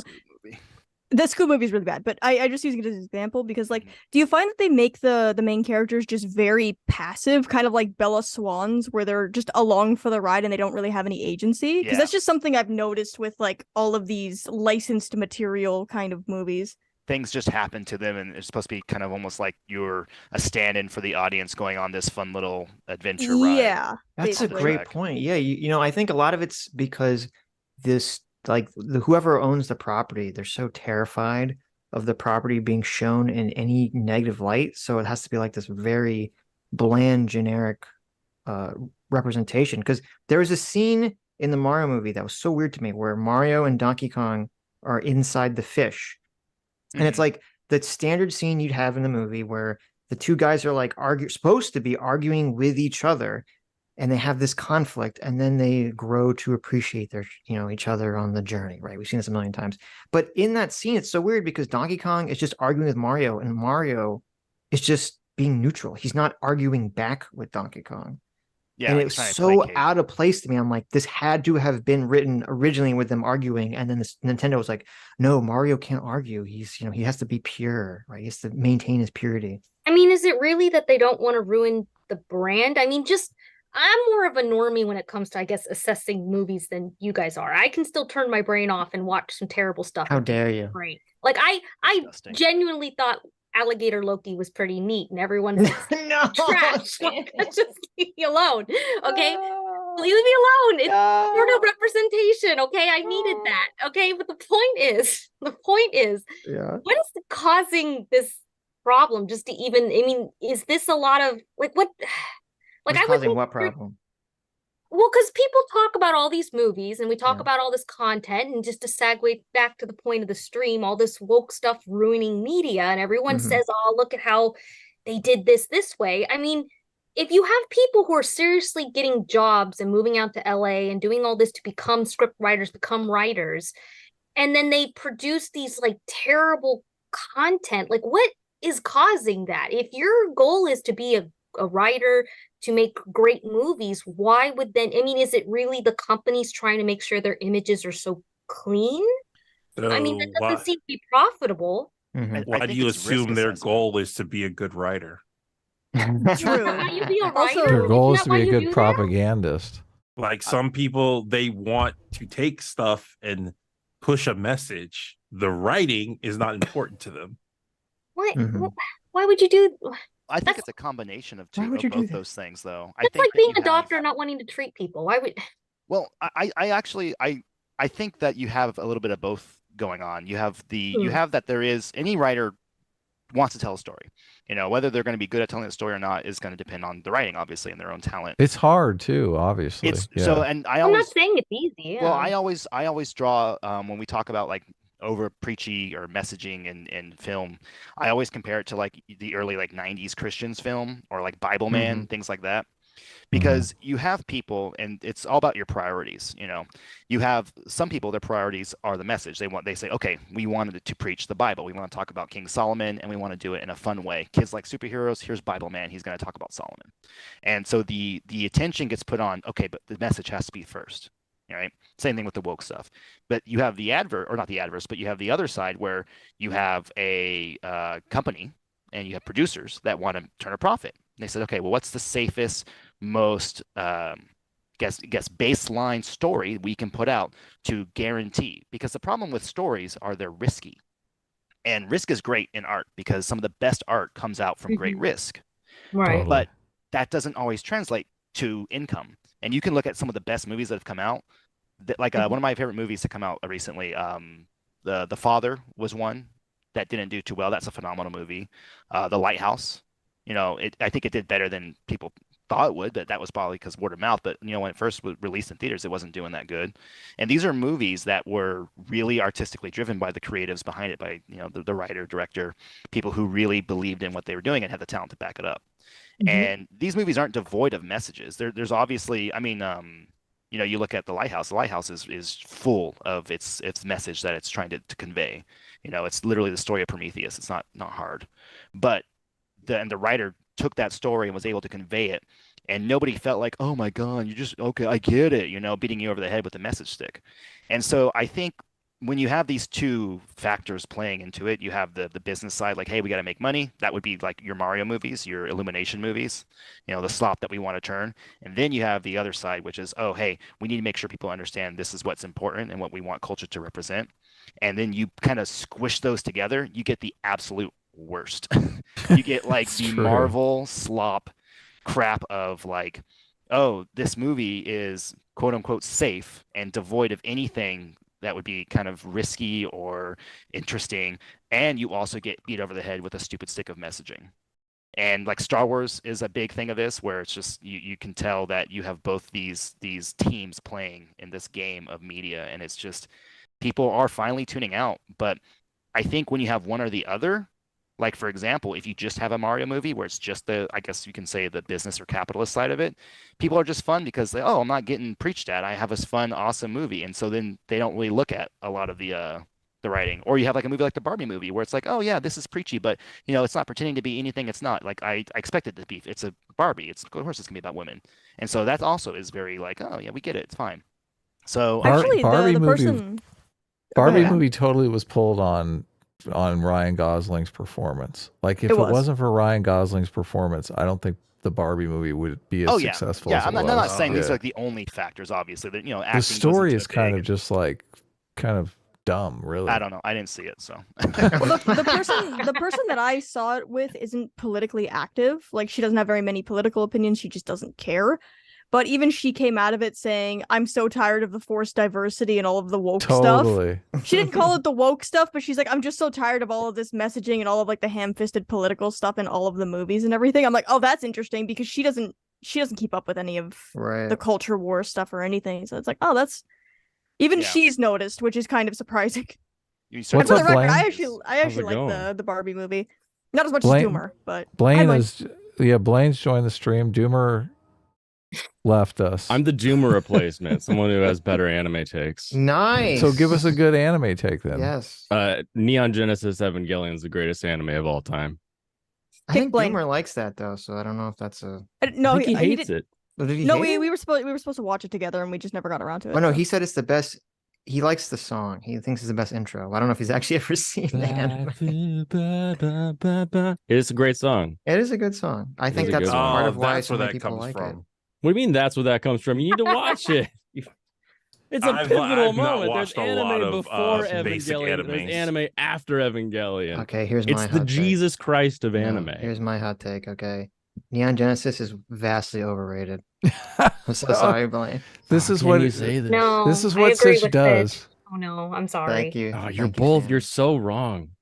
No, it's so laden with meaning and beauty. No, it's not. I respect it. I just, it's not for me. You're just like, oh no, it's not. It's no, not he's about even people ask him. They're like, "Why do you put all this like Christian symbolism?" It's not about different people who are broken and hurting, trying to figure out how to work together, but then actually not being able to work together. And like a huge metaphor for how life is actually really difficult to work with other people in order to accomplish goals. And yeah, I agree with that. Oh, you agree with that? Oh, yeah. That is what it's about, but it's so fucking depressing. I can't. Oh, I'm sorry.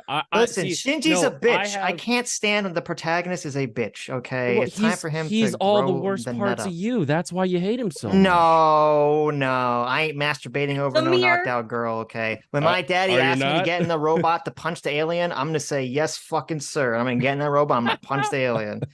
Sitch is anti-bitch. We got it. No, I'm on the happy joy side of nihilism. It's like, oh, hey, you know what? Nothing matters, but let's have fun because that means your mistakes don't matter. So there you go. Based optimistic nihilism. Is there a second place for you, Blaine? A second place? Yeah, what's after Neon? What's number 2? Ooh, number 2. Number 2 is gonna be Full Metal Panic. That is, I love not a lot of that people have seen that. Full Metal Panic, yes. Well, you're not a fan? You're not a fan of Sosuke Sakura? He's grown up as a guerrilla, like warfare guy, doing all this stuff in the desert, and then he gets the wilderness, and then it's like mercenary team, and then it's like, oh hey, go protect this chick. he's like, go protect this chick, and you've just got this fish out of water story about a guy who's been in like a activity after activity that's all military go go go, and now he has to just be in like peaceful Japan to keep this gal safe. I don't blame anybody for liking it, but I would not call it number 2. Like, I would put Trigon way above that. Oh, now who's too far up their own ass to know what's good? Oh Whoa! Trigon's great. Okay, wait. I enjoyed it. Wait. Okay. Hold on a second. Let's keep this civil, okay? Okay, Let's but not- if we're gonna talk, listen, I'm a big Trigon person. Okay. Nice. I personally think the 1998 Trigons, it's pretty good, but I don't think you can compare it to the story, the Trigun manga. Oh my god, the story is like, oh my god, it's so good, and It's then a lot better. Yeah. it's a lot better. And then I think Trigun Stampede is actually, I really liked that, and I think it's a really good vibe of Trigun. I think if you're a very loyalist to the 1998 series, you're probably not. I never gonna saw like it. the remake. So the beauty of the remake, and this is how I judge remakes, I'm doing the same thing with Rurouni Kenshin right now, is people who haven't seen the original, are they asking me the same question? Because the way I watched anime is my dad would go to this video store called Scarecrow Video, go to the international animation section, rent something, bring it back, and then we'd watch it. I watched Guyver when I was a kid, Evangelion that way, just all this stuff we watched like this. And so like he would watch it and I would be like, I'd have these questions for him, like, oh, what is going on here? Because they always asked more adult themes and adult questions. And you're like, I want to know what this means, what this is.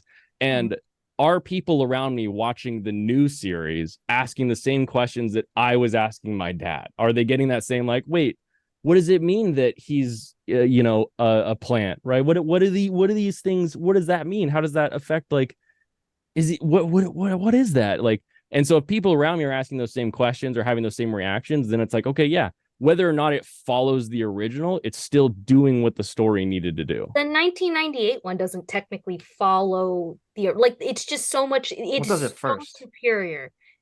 But he had to, like, there was a lot of drama around publishing of Trigun, and there's a reason why it ends so weird, and it's just, to me, like, the 1998 just doesn't hit, and a lot of it's filler anyways. And I think it's great, but I do like how some of this Trigun remake really cleans up some stuff. And personally, when I first saw Trigun, I didn't know it was about sci-fi. I put it off for years. I never watched it because I really thought it was a Western Just a anime. cowboy show, wasn't yeah. into It that. technically is a Western. When I watched the Stampede and it started off like with Firefly. sci-fi, I was like, what? This is a sci-fi anime. I was so confused that I went back and I watched the 1998 and I go, oh my God. And then I just binged the manga, and it's just superior in its manga form. Yep. Well, here's the thing, like, I'm not trying to say it's the best anime ever, even though I think it's a really good anime. Story-wise, But it's I would put it way above Full Metal Panic, is my point. Nice. Like, I would not put Full Metal Panic at number 2. All right. That's the point I'm making. Wow. Like, I just reached in my brain and found an obvious example of a better anime. Wow. We gotta call you up. You're the new Trigun, Doomer, so we gotta pick on you. Okay. I haven't seen Trigun. Or I have a little Arbalest though. That makes it better. Okay, he's super deformed. I will say that in the old Trigun anime, I liked what they did with Legato's character much better than in the manga.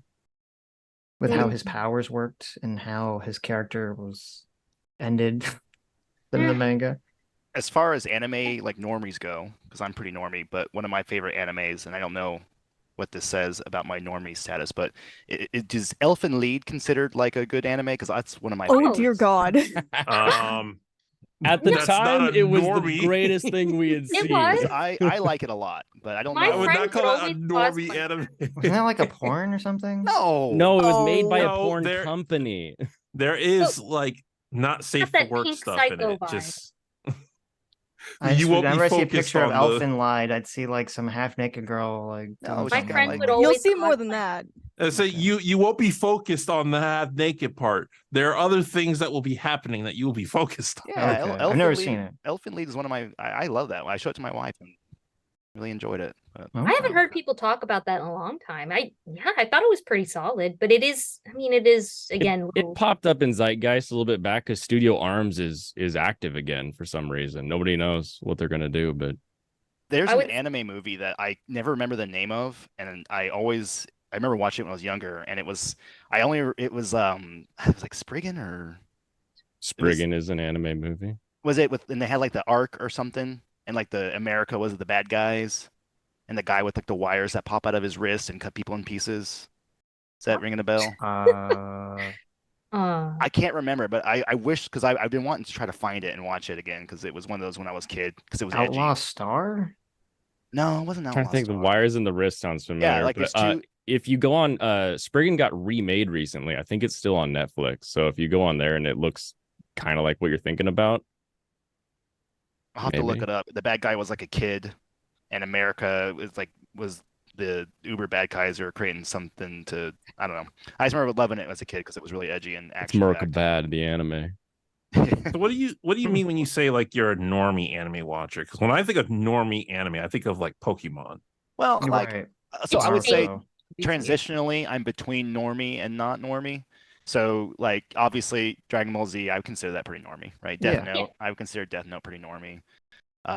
If you find I've it seen in that Hot one. Topic, yeah. Jay is not If you normie, see it in sorry. Hot Topic, it's a normie anime. What's, that's God, a good. That's Kidda a just good appeared. way to say it. Hot topic. It's not Kidda's my here, fault. yeah. There was a wild link. It just Adam was just inviting everyone. Someone, yeah. What's the matter? Yeah, Adam I was needed some told company, DM you Sitch see. for Link, and All these weirdos. Sooner or go later around. we have to read super chat. So I thought that's what we were doing. I was like, oh, okay, cool. And then anime chat happened, and I was like, where is my link? Listen, I heard video gonna games. talk I about got video excited. I climbed on for like a couple minutes, and then we started talking about other things. I'm like, oh, look, I was Blaine's just been like- wanting How to did come this on happen? for a This long is great. time. Look, I've seen go. Shady in the chat a few times. So, but I apologize, Shady. I've never watched your content before, but this is really the first I've seen it. So. And Well, Shady's in when the- are you gonna do?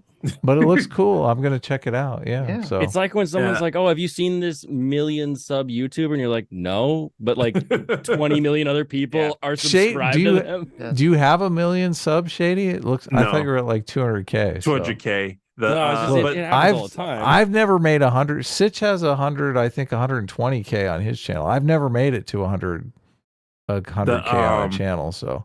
Twitch made more videos, he'd probably have more. But what people consider like to be like the unique flavor of my channel is my comedy, and B, I talk about the morals that cartoons can teach us. Look, comedies and how morals. they- It's like I feel like my long lost friend here. Like, and how they like apply to modern society. I mean, I don't always go into the moral thing, but that's, you know, that there's like a 50% chance that if you click on a Shady Directs video, I'm probably gonna get on a high horse and be like, oh, superheroes today that's suck. awesome. So That's Shady, awesome. Yeah. Shady, because you talk about like, you know, the whole cartoons and morals. I've always been a big believer that I think a lot of problems our Western cartoons are all over the place in teaching morals to kids. And I just really think that I don't know, like when I've seen like Steven Universe and a lot of these other kind of new cartoons. Oh no. And I just have to sit there and go, this is not. These I are not was my so blessed morals. to have Justice League. I had the old Superman. I mean, Batman. Animaniacs, you know. Oh my God. Well, yeah. perfect Wheel of morality comparison. turns Good into- idea. Bad idea. Perfect comparison is. It's just, and then when I look at Go. anime, like it's Right. not even about the animation being superior, but so much as like just the way the messaging and morals are. It's so different. Like if I raised a kid, I'm sorry, I would sit them down in front of anime. I just would, you know, the better animes, but I just wouldn't. I wouldn't be giving them modern cartoons. Like I don't think there's something's missing. I don't even think it's bad writing. It's just there's some weird shit I really can't put my finger on. Like they don't. I think understand morals. DuckTales. Villains anime win. I think modern DuckTales teaches good lessons, but I don't. There haven't been a lot of kid shows recently that I've seen. I've seen Tiny Toons, I've seen DuckTales, because I'm mainly watching old stuff because people want me to review that. But True. like a lot of the morals that I do see, I agree, which is part of the reason why I do what I do on my channel. Because you know, the channels like I don't know, like the political channels out there. They're like, are you just going to sit and watch as the culture war goes by? Or are you going to participate in it? And it's like, not everybody can become a political channel. But I know literature, or at least I feel like I know literature, and I can help with that regard. You know, I don't want to, it's not about being political on my channel. Right. I just want to talk about, like, I just want to spread morals but honestly, I just want to do a book club. That's basically what my channel is. But during a book club, you know, when you read books, you talk about the parts of the book that matter to you, and you'll read a character doing something you don't like, and you'll tell people, like, I don't like how this character did this. I think it's a bad message that the book is sending. That's basically what goes on my channel. And I do think a lot of modern morals are very confused because the people in charge of media today are extreme counterculture of simply like 20 years ago. And I don't know if that's regular because I don't follow that type of history, but it just seems so weird that we've made such a huge contrast in just the last 20 years. So I do agree with you. Like, there's a lot of times where I'm watching something like Steven Universe, and I'm like, no, that's a horrible message to teach kids. I mean, it has some nuggets here and there. There were some nuggets in Steven Universe that I was like, okay, that's not that bad. But then some other things I was like, what is happening? What is this? One of the issues with like modern cartoons and why they're just so surface level is because of the turnaround rate. Because I know my sister actually works in the industry, and they get very little time to actually like work on this shit. So it ends up being just rushed out the gate, and they don't have very much time just in general. And I think that's why a lot of the shows suffer now. There's not the cohesive writing. There's just not a lot of time, and companies want to market it to as many people as possible. And to do that, you can't really have like a strong stance on anything. Yeah, just get content out because the kids need to view the next well, thing. it's like we don't have like the basis of all the content, right? Like only recently are like indie comics like really starting to like take off, whereas like over in Japan, like doujin circles, like you say doujin and people assume you're talking about porn, but doujin is just a comic that somebody's published themselves or drawn themselves. They get popular, they get tagged for a manga, the manga gets popular, they get tagged for an anime. And so the reason anime's always got some new crazy thing that they can come out with, like there's 30 shows that I started this last season. I'm probably going to finish 10 of them, which is crazy to think that there's that much content that's worth watching. And the reason is just because you have so much content that everyone who thinks they can draw is just making stuff. And then it's just getting plucked up every single one. That's like, oh, we like this one. We like this one. This one's popular. And then it filters up. But even adding to that, something that anime does is that when an anime comes out, they already have like merchandise set up. Like they're already talking to teams and marketing about getting merchandise out to support the show. And that's something that whenever I look at Western media, we got a Funko Pop. I hate those things. But a lot of people always talk about like, they were trying to sell toys or why, there's a lot of connection to toys and shows sales. Of course, you got to get the kids motivated. And I think that is something when I look at a lot of the problems of Western media. I mean, I know like Western comics, I mean, I'm honestly like a little like just getting into comics. It's like there's so much, it's all over the place. Where do I start? A lot of people get confused. Some people could argue it's easy, but manga, I can hand volume 1 to someone. I can hand you episode 1. It's so much more cohesive. And then there's just so many entry points. You want a video game of this anime, or now we do some live actions that maybe don't suck. And then we have the merchandise. And I think if Western media in general, or these cartoons want to get out of this funk, they got to somehow recreate that whole entire system. Obviously that's not easy to say. I think we're a little fucked over to do that, but we need a lot more people just sitting around. We need a bunch of like just sad guys sitting around with nothing to do that are like, you know what, I'm gonna start drawing, and then we'll get some beautiful work coming from them that we can pipeline up into the artists. Well, I think actually the reason that the Powerpuff Girls got canceled though is because of the merchandising. They weren't selling enough. So it is something that companies are conscious of and are trying to push. But for some reason in the West, it's just a priority. And if you don't sell enough, they just cancel you outright. You just need a gotcha game. You don't need merchandise.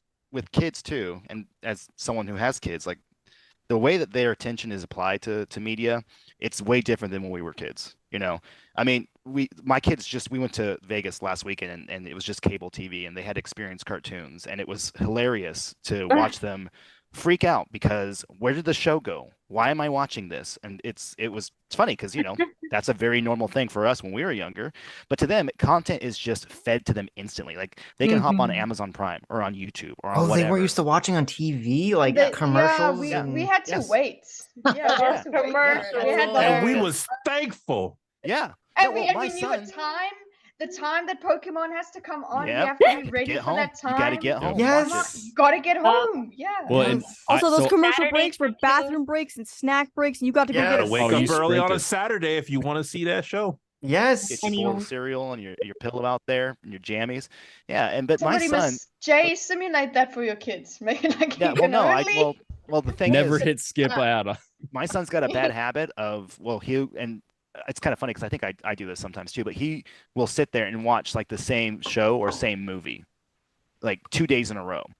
And it was weird phenomenon because I could, as a younger kid, my attention span, I could never imagine doing that, right? Like that kid has probably watched Gravity Falls, which granted, I like Gravity Falls. It's a good series, but he's watched the same damn episode probably like 50 times, right? Because he can just pull it up. We own it on That's Amazon too many Prime. times. Don't let kids rewatch. No, I agree. One time only. Lies. Oh my god. I watched Lion King so many times. I agree. I'm not so against watching things over, but I will say, you know, after because you know I'm the dad and I'm in the room and I got to hear the thing over and over. I'll say no, we were watching something else. Put something else on. Like my daughter, she's really into Harry Potter right now, and she wants to watch the first one over and over again, which I think is the worst one.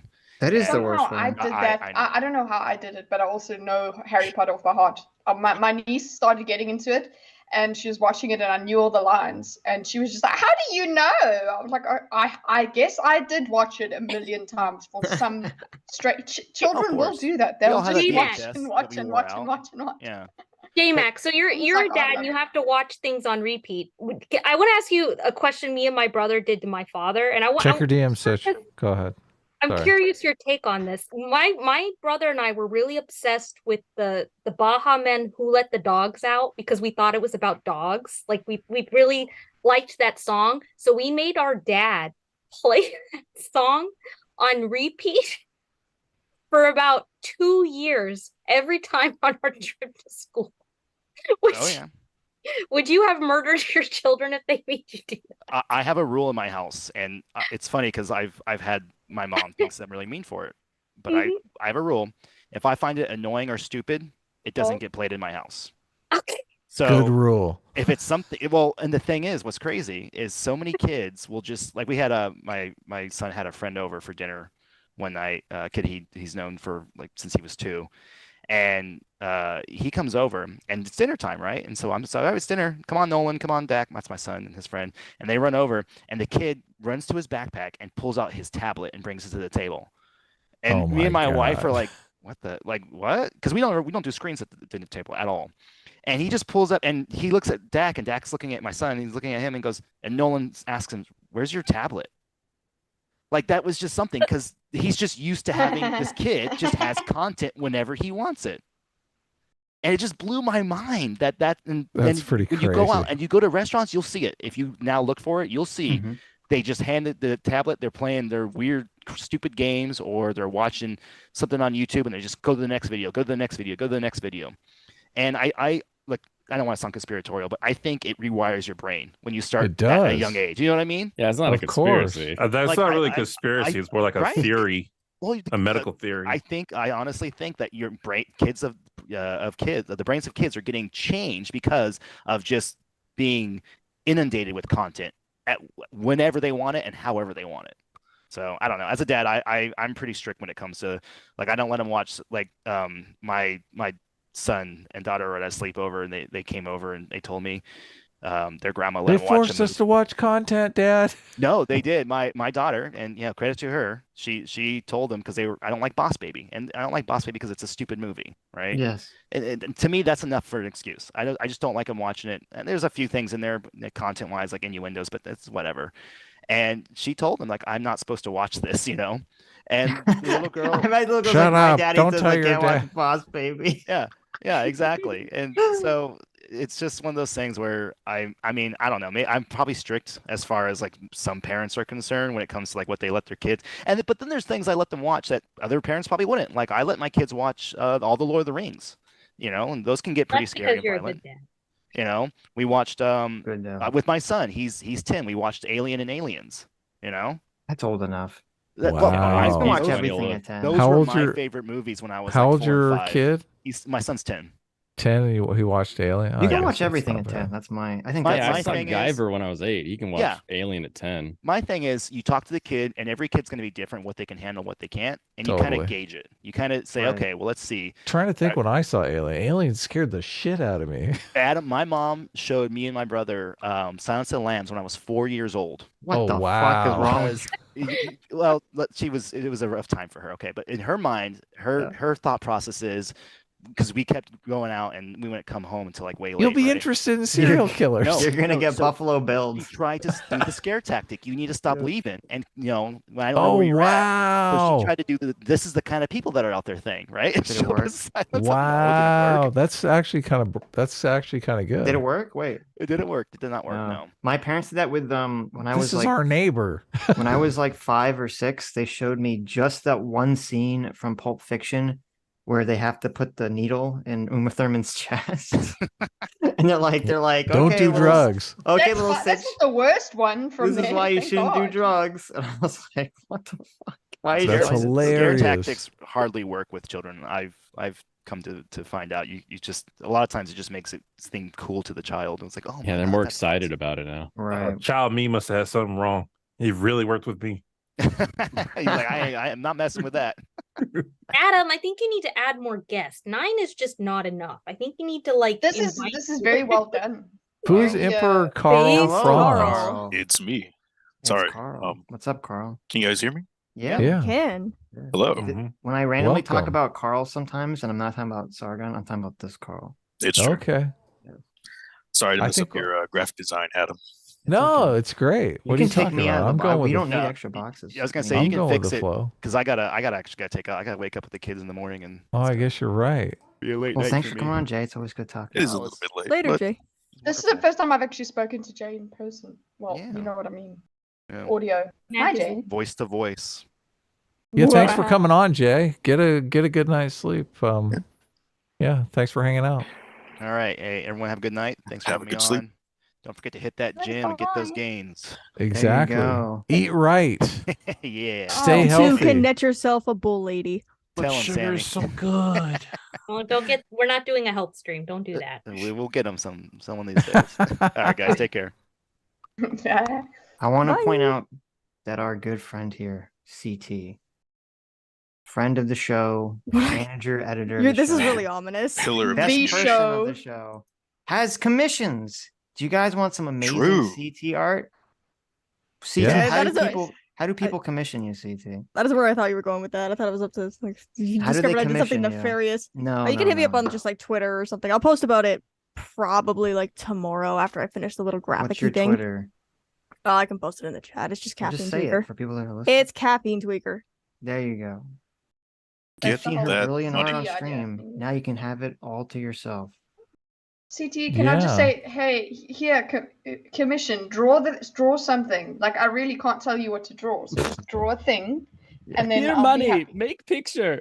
Yes, Well, that's all I mean, of fair our- enough. Well, CT has done a bunch of our Sitch and Adam merch too, and all the Sitch and Adam merch money goes to CT. So if you want to buy some merch, Yeah. I That already also got. works. I do There's a the Gummy merch, shirt, I do the very emojis, popular. I do the clips, yeah. I run the Uh, Discord. I know. Speaking he does it all. of merch, can we get a Sitch vinyl? A 'Cause- Sitch 'cause, vinyl. Like a record of him Yeah. singing? Yeah, you want a record? I don't know why. no, you like did the that. sticker things. Yeah. The no, the it's not a pop, but it's like that. I Come know on, it's like what Trans- Mahler and Rags are doing. They got the little vinyl. I got thing. I Oh. got a Mauler one, and I was like, and I looked for Stitch, and there was no Stitch. So I Well, was you just like, could have got the amazing Sitch and Adam plushies that Sammy got. plushies. No, You didn't get a plushie? I could probably ask Rags about that or something. Did you just lean away to grab the plushies and not show anybody? Plushies are lame. I mean, I'm not on camera, He so looked for them. I reached I have over and some right I there. squeezed my little Sitch plushie. They're all the way over on his bed. They are. I sleep with them every night. I cuddle up with my little Sitch and Adam plushie. I used to So, have yeah, one on my- my desk, but My first merch I know is people- actually not such an Adam merch. How do you and they get actually vinyls deliver made? here. Yeah, I'll hit up Mahler Yeah, or get Rags the about that. vinyls. Because I know people want Please. hats too, but Threadless is the company we use for the merch, and they don't do hats, which is No, the vinyls were what is it? Damn it. I'll go on I the think email people and I'll probably find it. want vinyls more than hats, I would imagine. you'd be surprised. A lot of people hit me up about the hats. Yeah, I wanted that. Such ASMR vinyl. That's a good idea, Fondy. It whispers to you. I don't know. That would be just the most terrifying. That would be a dream come true because I remember Wow. like I there's like that old comment that I wrote I want Sitch to narrate my life. So you can have like a Why would you sort want of such generic- torture? Would you want me to So narrate that would all be the the vinyl people? that we get. Yeah, did you ever get that So long voice as you're getting analyzer to paid work? to do it. I'm gonna say I didn't, so I don't have to tell anyone what the score was. Okay. Uh-oh. That's what I'm gonna say. I'm gonna say that. I'm gonna say it was Uh-oh. broken. Listen, I'm sure your score was fine. No, listen, Adam's deep got voice. wormy, I know. That's Here. the, Yeah. that's the plushie that matters. Uh-huh. Get a wormy. I want a wormy plushie. I gotta get a new mic. It's my mic. My mic's busted. It makes my voice sound much higher pitched than it really is. Okay. So you make content too, Blaine, right? What's your content about? I do. I stream nightly, 7 p.m. PST, about anime and escapism. Sweet. Yeah, Nice. I had a rough patch, lost a friend, and I was sorry like, to you hear know that. what? You need like a group of people that you can talk about fun things with to keep you focused on not doing that. So Mhm. that's what I do. What's the name of And your now channel? That's why it's called the Blaine's Escape Corner. There you go. Mm. Yeah. Lost Everyone a subscribe. friend over like talking about nerdy stuff? Oh no, he Oh no. he removed himself from the world Oh, Wow. because of the same rough patch that I was going through. So snap. Okay. I don't want people, and part of it was that he didn't have like, it was like him and I, and he didn't have anyone else to like talk to and have in a community of any sort. So trying to Was it make that for people with anime. Oh, that's. Was it smart. like a COVID related thing? Because a lot of people got really depressed over COVID. There's probably extenuating circumstances because of that, but no, it was we both had businesses bankrupt pretty close to each other. So Oh it man, was, that it was sucks. a rough So back-to-back. financial difficulties. Yeah, that's always exactly. rough. And it's like, it doesn't matter how much you tell someone as the one person that's like trying to like pull them out. It takes more than one hand to pull someone out of that. Of course, yeah. Financial Oh, yeah, trouble Rich- and relationship trouble. That's what usually drives people to Mhm. that horrible fate. So, but cool. Yeah, normally I'm playing Armored Core, laughing at we get into the I believe that political drama is also a form of escapism. Like, why are there 1,000 people True. listening to you guys talk about other guys' opinion? Because it's funny, because we like drama, and it's way more interesting when it's like kind of real world drama than watching some reality TV show. True. Of course. Yeah. This is my reality TV show. Exactly. So I hit on It that is. from time to time. I just Look, we turn on all get to politics. participate. Right. Such a mess. Yeah, you can just like DM the person and be like, hey, why are you being so weird right now? You can't There's do a- that with Netflix. You can't DM someone on Netflix and be like, hey, why are you weird right now? You can in real life. There's Not like gonna a lie, ma- the only reason I used to like DM people about Netflix is when they changed the password on me because I used to use other people's accounts. I don't pay for that. Ouch. What's going on? We've got like three. Well, we shared our password with one person, and then like he's got his girlfriend and his kids. There's all these new profiles. People just take over. It's like, okay. Really? That's hilarious. You Oh, shared thanks your for the- password. Thanks for the sub. Forgot I've got my alerts on. You shared your Netflix password and they set up their own personal account on your account. Yeah, like their personals. It was our friend, like the individual friend. But then he gave it to his girlfriend, and then his girlfriend gave it to the Oh, kids. no. Oh, no. It's still there. They're still there. Like, I mean, we're not gonna kick them out. Whatever. No, you should start watching like really inappropriate things on the kids' account. On their channel, yeah, exactly. Did they only make the password change in America, or was that not worldwide? Yeah, because it hasn't changed for us. Interesting. And we've got. I think we still signed up through South Africa. So yeah. Wow. Yeah, the whole of. So what I'm hearing is I need a VPN. Yeah, I was gonna say everyone I know, like their world fell apart when they were like, I can't just use the password anymore. I can't steal.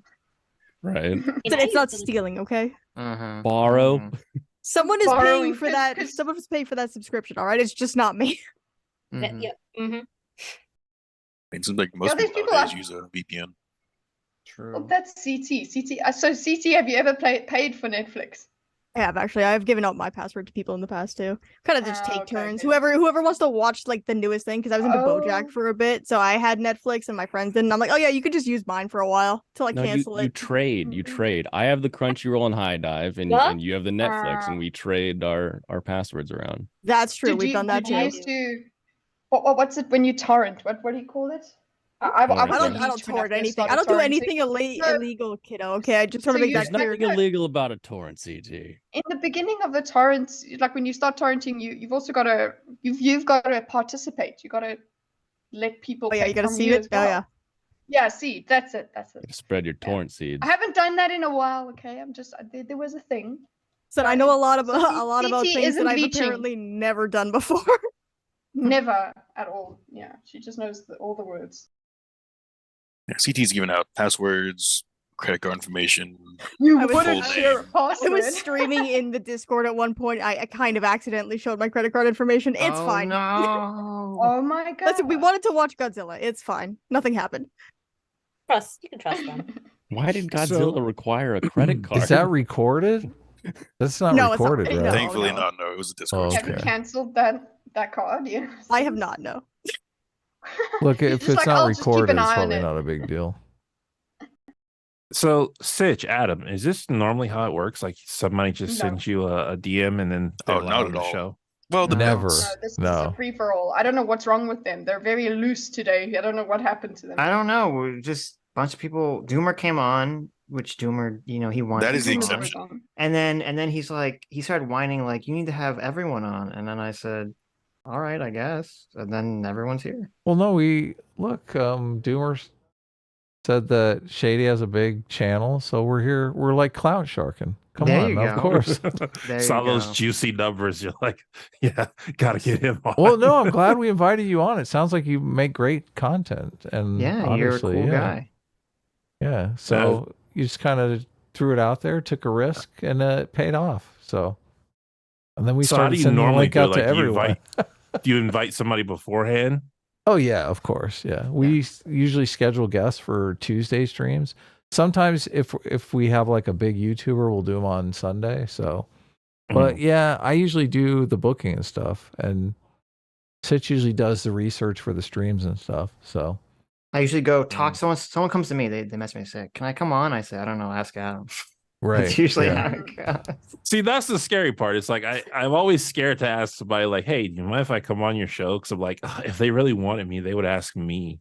It's like, Yeah, but then they feel the same way because they're like, oh, I don't want to pressure someone to come on. Yeah. because, I know it's like this whole thing, like the who's It gonna make is. the It first totally move, you know? is. It totally. You is, and another yeah. content creator look at each other like, am I gonna kiss them? Are they gonna kiss me? Who's gonna move first? You know? Yeah, Don't it's forget, I women usually like avoid leadership. that. You have to ask first. Yeah, I know. Look, I just ask people. Yeah. Yeah, that's what you have to do. Yes, it's so. Worst thing they do is ignore you. Exactly. Blaine. They had Your Movie Sucks Adam on EFAP. And I mean, they were talking about the most interesting thing, the critical drinker stuff. And I was like, I want to talk to him. Like, and then I just saw he was following me on Twitter. So I just was like, come on our show. That's an interesting topic. I'm not sure. I like critical drinker stuff. I'm always interested in why people don't like his stuff. Because he seems so reasonable. Are you going to be comparison. talking to Your Movie Sucks about Your Movie Sucks? Or you're going to be talking about Drinker? Well, maybe probably they were both. talking to YMS about Drinker. Yes. I was there for that stream. Oh, you were? Okay. For the EFAP one. Yeah. So you were on that stream? No, I was there for it. I was in the chat. Okay. And I saw the whole thing about having different tastes in movies, and I listened blah, to part blah, of it, and Mahler was like going hard at him. Yeah, well, I feel I wouldn't describe it as going hard, but he was not budging on things he knew to be true. Like, he was very firm on whenever YMS said anything about Drinker that Mahler just knew was not true, like, he firmly shut it down. Right. And I think the whole deal with like Drinker is just that he's good at relating to the common man about problems we're all noticing. Yes, Like, I think totally. I think that's the whole shtick there. Yeah, and it felt like Drinker would say something, and we'd all understand what he means, and then YMS would just have such a like a hyper literal or like his own translation of what was said, and you're like, are we watching the same thing right now? Yes, Noah's doing the same thing in this video. Yeah. Someone says something, everyone but I don't trust understands that and Noah intuits has what they're eyes saying. and And ears. then, yeah, everyone intuits and understands what you're saying, and then they say, well, wait a minute, if I interpret this in this like very hyper pedantic way, it actually means this horrible thing. You're like, that's not what I meant. You knew it. You know it. Look, I don't see that in YMS though. I don't think Adam is.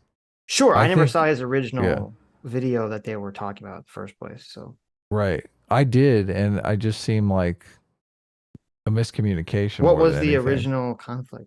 It felt, I think it was debate brain on EFAP. I think that's what I was seeing. YMS had seen some of well, he was going to watch Drinker's content. Before he did, he presented a bad faith argument, and then as he was watching the video, he continued to present bad faith arguments. And They watched the Drinker video during. I think either he watched the Drinker video or he watched the interview the Drinker had. It was one or the other, I can't remember, but before he even started, he was like, the fact that Drinker has been interviewed by who's that guy he was interviewed by, or maybe he interviewed him. Didn't he ask Russell Brand? No, Russell Brand. Russell Brand, yeah. Oh, he did. Russell Crowe. Crowe. It was Russell the Crowe rapist. is what I meant. Russell Crowe. Yeah. Thank you, kiddo. I remember that one. And I confirmed it. Wow, good job, Shady. Yeah, I was like, it was a different Russell. But it What- was what- that, and he was like, it the Russell fact that Brand? he's- Not really. No, it was Russell Crowe. No, Russell Oh, it was Crowe. Russell Crowe. He's Like, like the that's a fact big that he's pro. been But no, he associated with him. He brought up is- Russell Brand too, though. He did. Did he? But go ahead. What- Go ahead, when? Shady. In the Okay, but EFAP, this I was swear it was before. Brand. He was associated with someone. I'm guessing one of the Russells, and the fact and YMS said Russell. the fact that George Russell. he even did that speaks about his character because Oh, of the type no. of audience that person attracts. Sounds like And jealousy. There were No, other wait. assertions being made during YMS's stream about him, and Mahler had some things to say about that, because obviously if somebody famous wants to interview you or you want to interview them, it doesn't necessarily mean you share the same views, and Right. blah blah blah as a whole. Wow. So Look, to be- I actually remember- Let me just to be clear, he's interviewed both Russell Crowe and Russell Brand. And Yes. Kurt Russell.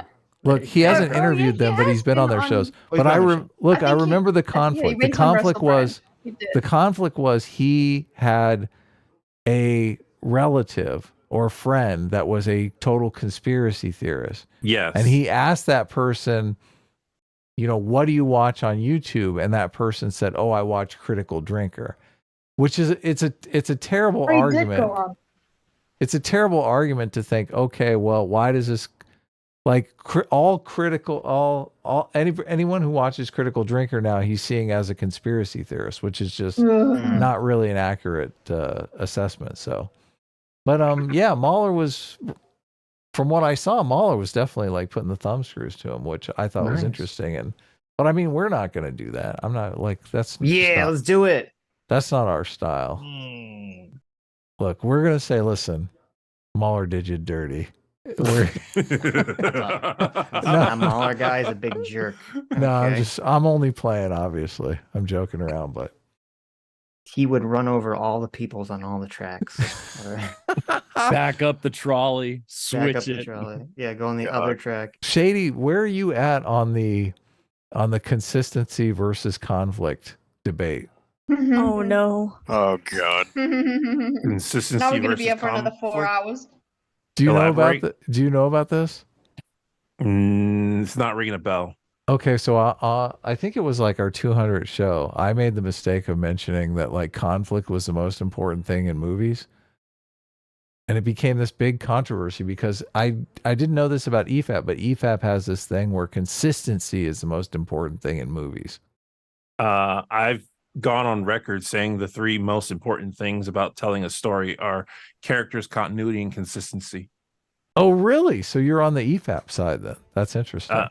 I would say like conflict is a basic part. Mm-hmm. So there is an argument to be made that it's the most important part because you can't have a plot without a character wanting something and something getting in the way. Right. Yeah. So that makes conflict. Yeah.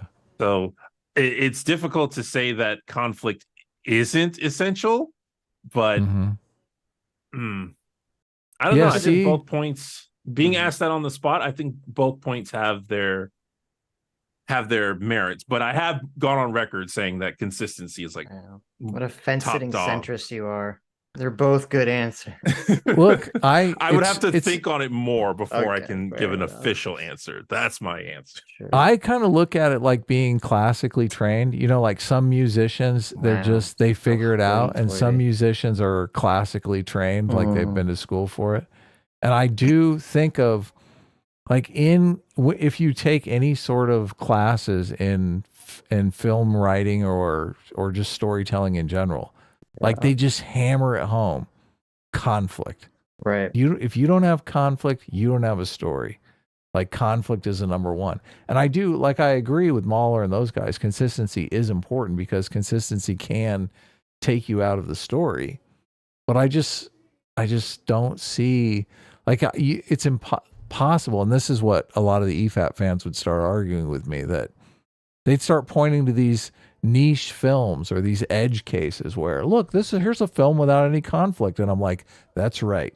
And that movie sucks. And you know it sucks. Well, and you've seen so many like consistent shows. Like I watched beautiful, gorgeous anime like Bubble that look great. Very consistent artwork throughout. Everything is gorgeous. And it is just so boring. You have no idea what's like the world is destroyed. And you're like, what destroyed it? What are we fighting for? What's survival? What is any of this? I don't care about any of the conflict here. There's nothing here that's exciting. Well, that was kind of the problem in that regrettable, super long prequels debate on EFAP that began the long argument about how in the first prequel movie for Star Wars, you don't really understand like a lot of what the conflict is. So you can't really be invested in it. And the prequels guy obviously did not accept that argument whatsoever. He kept saying it didn't matter. You didn't have to know why any of the characters were motivated to do any of the things that they're doing. You just have to know that the robots are bad and the Jedi are good. Sammy G's laptop died, so she said goodbye to everyone. Yeah. Bye, Sammy. Yeah, she didn't just She also rage says quit. Blaine is correct 100, so there's that. I mean, with this conversation, I've never really thought of conflict as a factor because to me, a story has to have conflict or you don't have a story. Right. So how do you define a story? Because that's plot. another point of contention that came up. Like I have a very clear definition. Like the basic essence of plot, but I simplify it. You know, that chart, that little straight, then it goes up, then it comes back down, that little chart. But I go a little bit further. I say you have a character, they want something, there's something stopping them from getting it. That's a story. Look, that's almost dead on with my definition. I say somebody wants something and is having difficulty getting it. Like that is what a story is. If you don't have somebody that wants something and is having trouble getting it, like you don't have a story. So, I mean, that's basically exactly what you said, Shady. Yeah. Yeah. Protagonists, antagonists, and goal. Those are pretty much, that's a story. So, but because of that, I've never thought of any kind of story existing without that. So I guess technically speaking, that is the most important aspect. Well, look, I've run a writer's lab, and I've seen hundreds of people try to sneak a story past without a main character who wants something. I'm like, what the hell am I watching here? Okay, so Yeah. where does that leave slice of life? Because that, I mean, just for you, like people enjoy that. In the trash, where it belongs. Yes. Okay. No, hold on. That's I what I like wanted to slice of ask. life. Thank I like slice of life, and Slice slice of- of life yeah. has all of that stuff. It's about So the I'm- small conflicts we run into every day, like your pencil breaking or you like having like being late to school, like that kind of stuff that you run into. That's the conflict in slice of life. Like the plot of a slice of life tends to be like main character, I don't know, wants girl and can't get girl because not popular enough. You know, Right. Protagonist, antagonist, goal. Those are all there. It's still there, yeah. It's just the nature of the conflict that you're saying makes it. There is slice of life, but you got to admit, slice of life movies are 1/100th of the movies made. Like most movies are made, and they're like 99 out of 100 of the anime being made. So. Oh, are they really? I didn't it's know this. huge in anime. So the slice of life is the anime like not genre. that much, but I don't know if I'd say that about movies though, because like chick flicks are pretty much slice of life. Everything slice of life, just some people have more exciting lives to take slices of. Aren't chick flicks more? And this is another thing that's come up on the show before. Uh-oh. Can't talk about chick flicks when Doomer's not here. Oh, Our okay. resident chick I was flick gonna expert. say, What were look, you gonna I say? think chick flicks are like the hero's journey for women. It's about Oh no, not this fucking argument. finding I did a like mate, a 2-hour debate with you about this. Do not Yes, start. yes. I still have Like- the notes, Adam.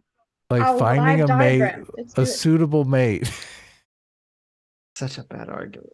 It's sad, but look, Do you mean no one, like it's of the same But importance? you just got to call it the princess's journey. You can't say It means hero's that, journey like- for the women. heroine's journey? Yeah, it there means you like go. so you have the Heroine classic. journey's a little different. Heroine? Yeah. So Adam's position is that the classic hero's journey for men doesn't exist for women. The equivalent is a woman trying to find a man. It's the maiden arc. It's not the heroine's journey. That's a terrible argument. It's like 2:30 in the morning. I don't want to rehash this. Are you saying like women flock to that the same way men flock to the hero's The hero's journey? journey, yes, totally. I Look, mean, I don't think Shady's- that's a bad theory. It's yeah, just, exactly. No, stop it. Why? Look, Sitch just hand waves it away. But obviously, chick flicks are like the romantic comedy is a chick flick, right? Guys don't flock to movies about romance. But, Yeah, but- the only issue I see is that I've never seen the hero's journey as a guy thing. I've just seen it as a universal human thing. storytelling thing. Yeah. Right. Base That's liberalism. a patriarchy speaking right there. No, you're speaking the patriarchy by saying it's a man thing. I mean, Look- I'm fine labeling the chick flick as like a formula similar to the hero's journey, in that it is a standard formula that tends to work for a wide variety of people. Right. I'm just not sure I'm comfortable with saying it is the female equivalent of the hero's journey when the hero's journey isn't sex-based, as far as I can tell. Pretty much Well, everybody I loves the would hero's argue journey. there. Well, do you see a guy go through the maiden's journey, as it's been dubbed? Yes. Yes. Okay. Yeah, anyone looking for a partner, I suppose. 'Cause- But in Yeah, like a there's popular been- popular There's movie? like bromance movies, and there's been romantic comedies from the male perspective. Are rom-coms still a thing? Yeah. I'm feeling like they aren't anymore. Unfortunately. Yes, They're they still are. a thing. Okay, I just haven't noticed them because I'm just not watching stuff anymore. And if I try to look up Maiden's Journey, I just get Maiden's Voyage nonsense. No, it's called like the maiden arc or something like that. Ships everywhere. The Maiden's Arc. It's probably better. Okay. Yeah, well, whatever. You're a misogynist, Adam. Women can go on heroes' journeys. It's fine. Or not, I guess. Hold on, not gay I'll Ben bring wants that to come on. Okay. He's Bring cool. not gay Ben. Have we ever heard not gay Ben? No, I don't. I even have. know I that. feel like a voice reveal might give us some. some insight. Whether he's gay or not. Hey guys, Okay. I'm Ben. I mean, listen, There's lots of gay guys with very deep voices. We'll let not gay Ben come on, but then we're gonna say goodbye, and we're gonna I think we should at least read the $20 and up Yes, super chats. we will. Fair. Yeah. Take us all out of here. I feel like we're Super obligated chats. to do that, Bo. But this has been a lot of fun, obviously, and thanks for coming on, guys. And yes, of course. Thanks for Hey, schooling Carl, us you want on to hang out anime. after this? Link. I can only speak sure. confidently on Kill la Kill. That's the only anime series that I've watched every frame of multiple times. So it's a good one. I mean, if you got to watch one, that's not a bad one.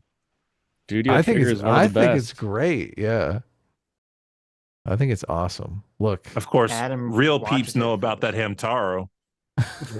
Based. No. is Hamtaro good? Maybe I should watch that too. Oh, I'm Hamtaro sure is you'll love it. amazing. I'm sure you'll love it, Adam. It has lots Ham- of violence and sex. You'd like that. Hamtaro was for a very specific time, and everybody who was there for it loves it. Oh, okay. I was not there for that time. It was my time.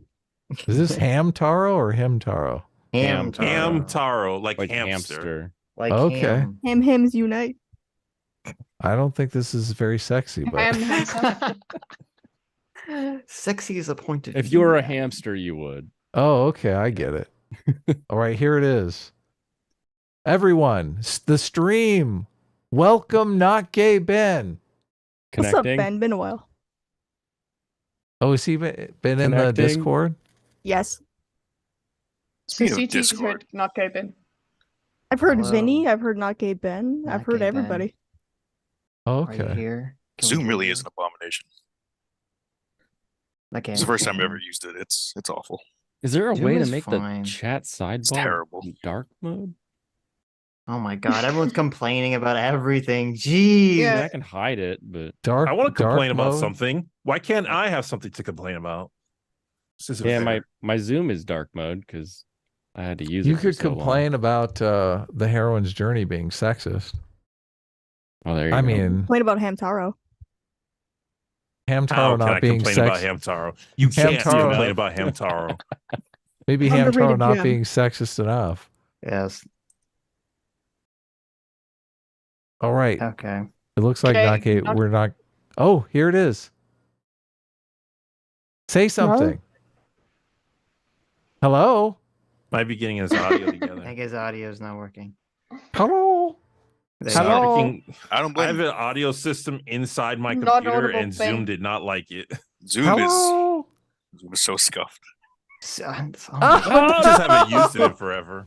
Zoom is fine. It's more stable than Discord. The It's audio is not. better than Discord. Everybody No, hates. okay, no. The real problem with Zoom is every virtual interview or any team meeting that someone's been on, as soon as they're in this window, they're just like, They're putting that frame Oh. of mind. Is what you're saying. yeah, you Yeah, I frame understand. you put them in a box. You're like, hey, now you're in the work box. You're like, Oh no. my, yeah, you're like, no. As it is, I like it. Like I haven't used it in a while because the last time I used it, it sucked. But as it is now, it seems to be like pretty good. Yeah. Got all the little faces here. It's got Doesn't mess with your audio settings like Yeah. Discord does. Oh man. It's got much better ability to cut out background noise than Discord. It's so much better. That too, like when I finally got this stupid microphone working, like I was like, why isn't it catching me like snapping? And it's because it's freaking Zoom doesn't catch the background Yes. noise like So good. Discord My does. laptop's taking off on the side here, and you guys haven't said anything about it. So yeah, it really is. That is true. I wasn't hearing truly. it. And I didn't need a VPN to join from the Middle East. So Yeah. that's okay. Look His at laptop is that. a jet engine. Mm. Oh, do you need a Cool. VPN to connect to Discord? It's all cope. To Discord, yeah. But Discord Ah. voice. The text is fine, but voice not. Or not that I ever do that. I don't use the VPN. Of course. Wink, wink. Nope.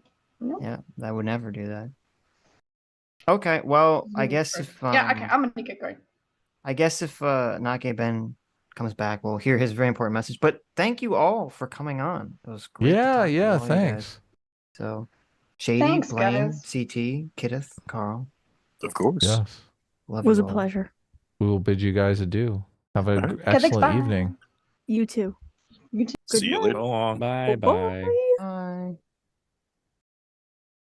Wait, I don't know how to. Oh, there's a There's Just video hit the button. leave button. Yeah, I just wanted to be the last one. that's fine. You know what? You deserve it. Next time you come back, I'll have watch some of your videos so I can Yeah. critique them. She's cool. I can be like, have you watched his videos, Sitch? I've seen them all. Have you really? No. You bastard. All right. Here it We'll Okay, see. Ben is back. Connecting. The suspense. How do we make it? How do we make it so he can't leave? Okay. I don't want. Look, I don't want to ban people. Are you in, Ben? Oh, hello. Hello. What's up, Ben? How's it going? Hey, you guys can hear me? Yes. Yes. I can hear you. Wait, you don't sound gay. Well, that's because I'm not, obviously. Well, there you go. I How you have doing? one thing to say. One very important thing. Just one? Yep, just one. What is it? Here goes. Keep- I'm not gay. There it is. Oh my God. Listen, we've been wondering for so long, and now we know. I don't know what you mean. Like this, there hasn't been any wondering from my perspective. I think everyone else was just wondering. I don't know what the deal is with you always saying that about it. You know, like I listen. I was in internal amazement and wonder, and now finally my questions have been answered. Maybe. I do feel better now. You feel more confident? I do, yeah. Okay. I think it's for real. There you go. Well, all right. Thanks for coming on. We'll bid you adieu, and we'll read some super chats. Yep, that was all. See you I'm guys. glad we got to the bottom of this mystery after so long. There was no bottom to get to be honest. Okay. I mean, it's pretty obvious. It's like in the name. Yeah, exactly. That's what I've been saying. Okay. All right. Bye. Well, there you go, everybody. Not Look gay at bad. that. Love it. Okay. All right. That was fun. That was a lot of fun. Yeah. That was a lot of fun. That was good. True. That was good. I like when other people come on and talk and I don't have to talk. I can just like go, go outside, stretch. Even though neither one of us did any of that. I mean, I could say that I did that, but I didn't do it. I mean, I could do that. You don't see me. You're the one that's got to actually be. If you like leave, everyone knows it's for you. I know they all. It's funny when you don't know that I've left, but everyone on the street. Mm-hmm. I know because I never look. I actually like very rarely look at whatever you're doing. Why would you? Why would I was surprised you saw the Doomer thing. Oh, I guess Doomer saw it. He was watching. Doomer, yeah, he said something. That's what I noticed. Immediately, yeah. Okay. Let's see. Oh no. The thing went ahead. That darn kidda for 7 months. Free Will Seeker says, "Hi, Wormy." Wormy says hello. Wormy says hi back. Earth says hello. Okay. J-Mac, our surrogate father, for $20. So we just had on said, "I'm sorry, Sitch, but I had to start a cancel campaign for you on Twitter. I can't stand by when such bigotry is so freely expressed online. You may have young, impressionable youths in your audience." What were you being a bigot about? Over the female Torrens. Oh, yeah. Yeah, I'm very bigoted against Just them. because they're cows. I can't believe it. I don't have a problem with cows. I have a problem with ugly cows. Cow people. Listen, Oh, I've look. seen some hot cows. Those are not hot cows. Wormy all right? woke up. There you go. Thank you for using Utes. A classic. Utes? You kids in your World of Warcrafts. Utes. Yeah, Utes. Oh, youths. Sealy B Queen for $20 says, "Hey, used twos, of which the banter between is essential. Today, Sitch nailed it with, quote, woke playing Mad Libs with neo-Marxism, and their prime directive solely being Hulk smash. Imagine their utopia, ugly as fuck, sad to say." True. Yep. Thank you. Mark Twain's Revenge for $100. Thank you so much, Mark. I Twain's saw Revenge. that. Yeah. Thank so you. Cool. Our surrogate uncle, Mark Twain's Revenge, says, "LOL seafood debate us when I call in at night." Definitely. Remember the centrist creed, everyone. Embrace reason. Abhor the radical. Suffer not the fool. Glorious is the cause. Glory to centrism. Hell yeah. Look, I already miss like the centrist moniker. Right. I've been, I think I started calling, ever since we decided that we were going to like not go as hard on the centrism thing, I feel like I started going 10 times harder. Sure, that's because you, okay, if there's anyone in the world that's like pure psychological reactance, it's Adam. I know. Adam is like the most. I remember when I first met Adam in LA. I don't remember why we were talking about this. He's like, listen, Sitch, I just love telling people they're wrong. That's like the thing that motivates me more than anything else. Totally. Yeah, it's like, all right.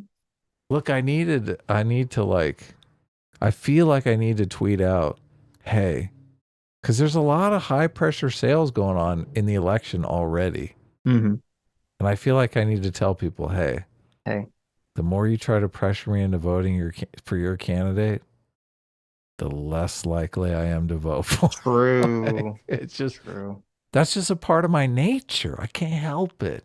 It's in my nature. Yeah. Yeah. J-Mac, our surrogate father, gave us 50 gifted memberships. Thank you, Jay. Yeah, just as he left. Thanks, Jay. That's nice. Jay. Okay. We're going to see how many we can get through. I don't know if we're going to get through. Obviously, we're not going to get through all of them. Well, maybe we'll. We'll see. See how much me and Adam gab. Gorosero for $10 says, this Tuesday we interrupt your regularly scheduled program as conservative Gorosero invites himself to debate Sitch and Adam and deliver the uncircumcised smackdown of the century. Oh my, look, we're done talking about that stuff. I honestly can't believe 50% of our comments, like just you super chatting that is going to make another 50% of the comments. I didn't know people were so forbidden fucking, topic. I didn't know people were so fixated on the circumcision shit. Like, and they go the same route as the baby killing thing. It's I know, it's so dumb. You're a genital mutilationist. Yeah.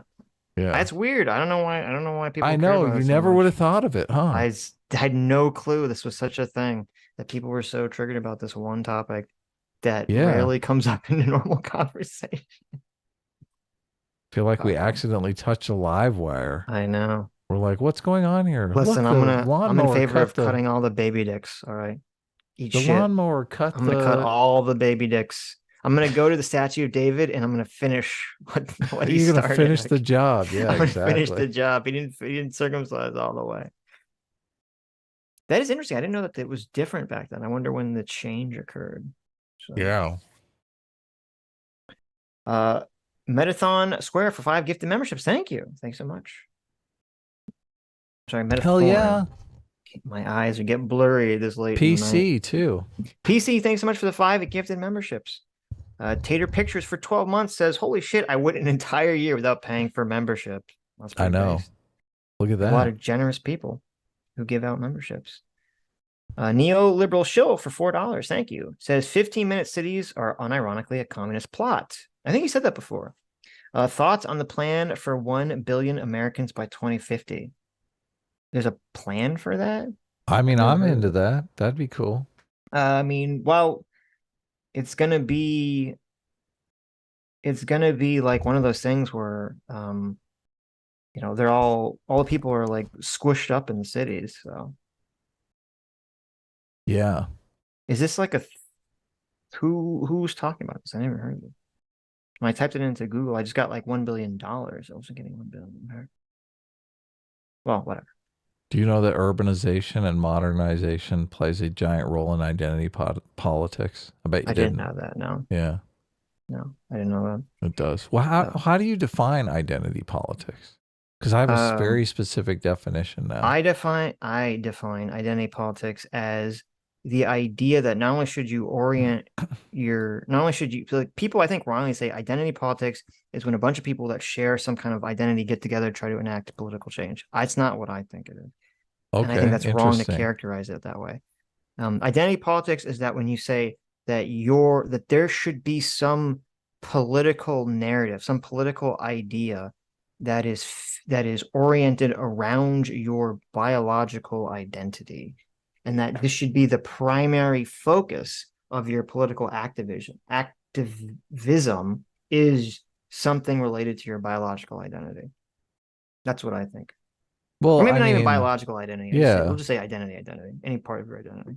Because I think, obviously different religious groups. Yeah, it can be religious. Yeah. I mean, when they're talking about Islam as a voting bloc, Muslims as a voting bloc, that's not biological. But it's still, I think they're playing identity politics. Yeah, I think identity politics is basically advocating for recognition of groups. Advocating for, yeah. I don't like that because the problem is there seems to be a very different thing between like when people talk about identity politics now and like what was going on in the civil rights movement. And I think you have to differentiate what's the different, like what's going on there. Mm-hmm. Yeah. Okay. That was the end of my statement. I'm just like, okay.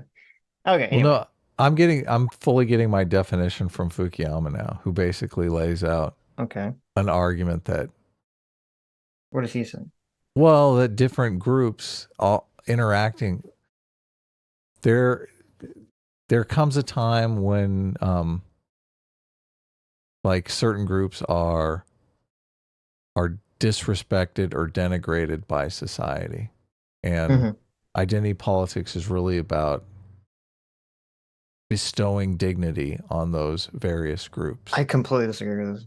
I think it's actually really bad and toxic to label identity politics as such thing. Because what you're describing is what is identity good politics? That's what I said. Is that where you have to have some political cause and political belief that is oriented around an identity, and you're not allowed. If you stray from it, it's like a betrayal of the identity.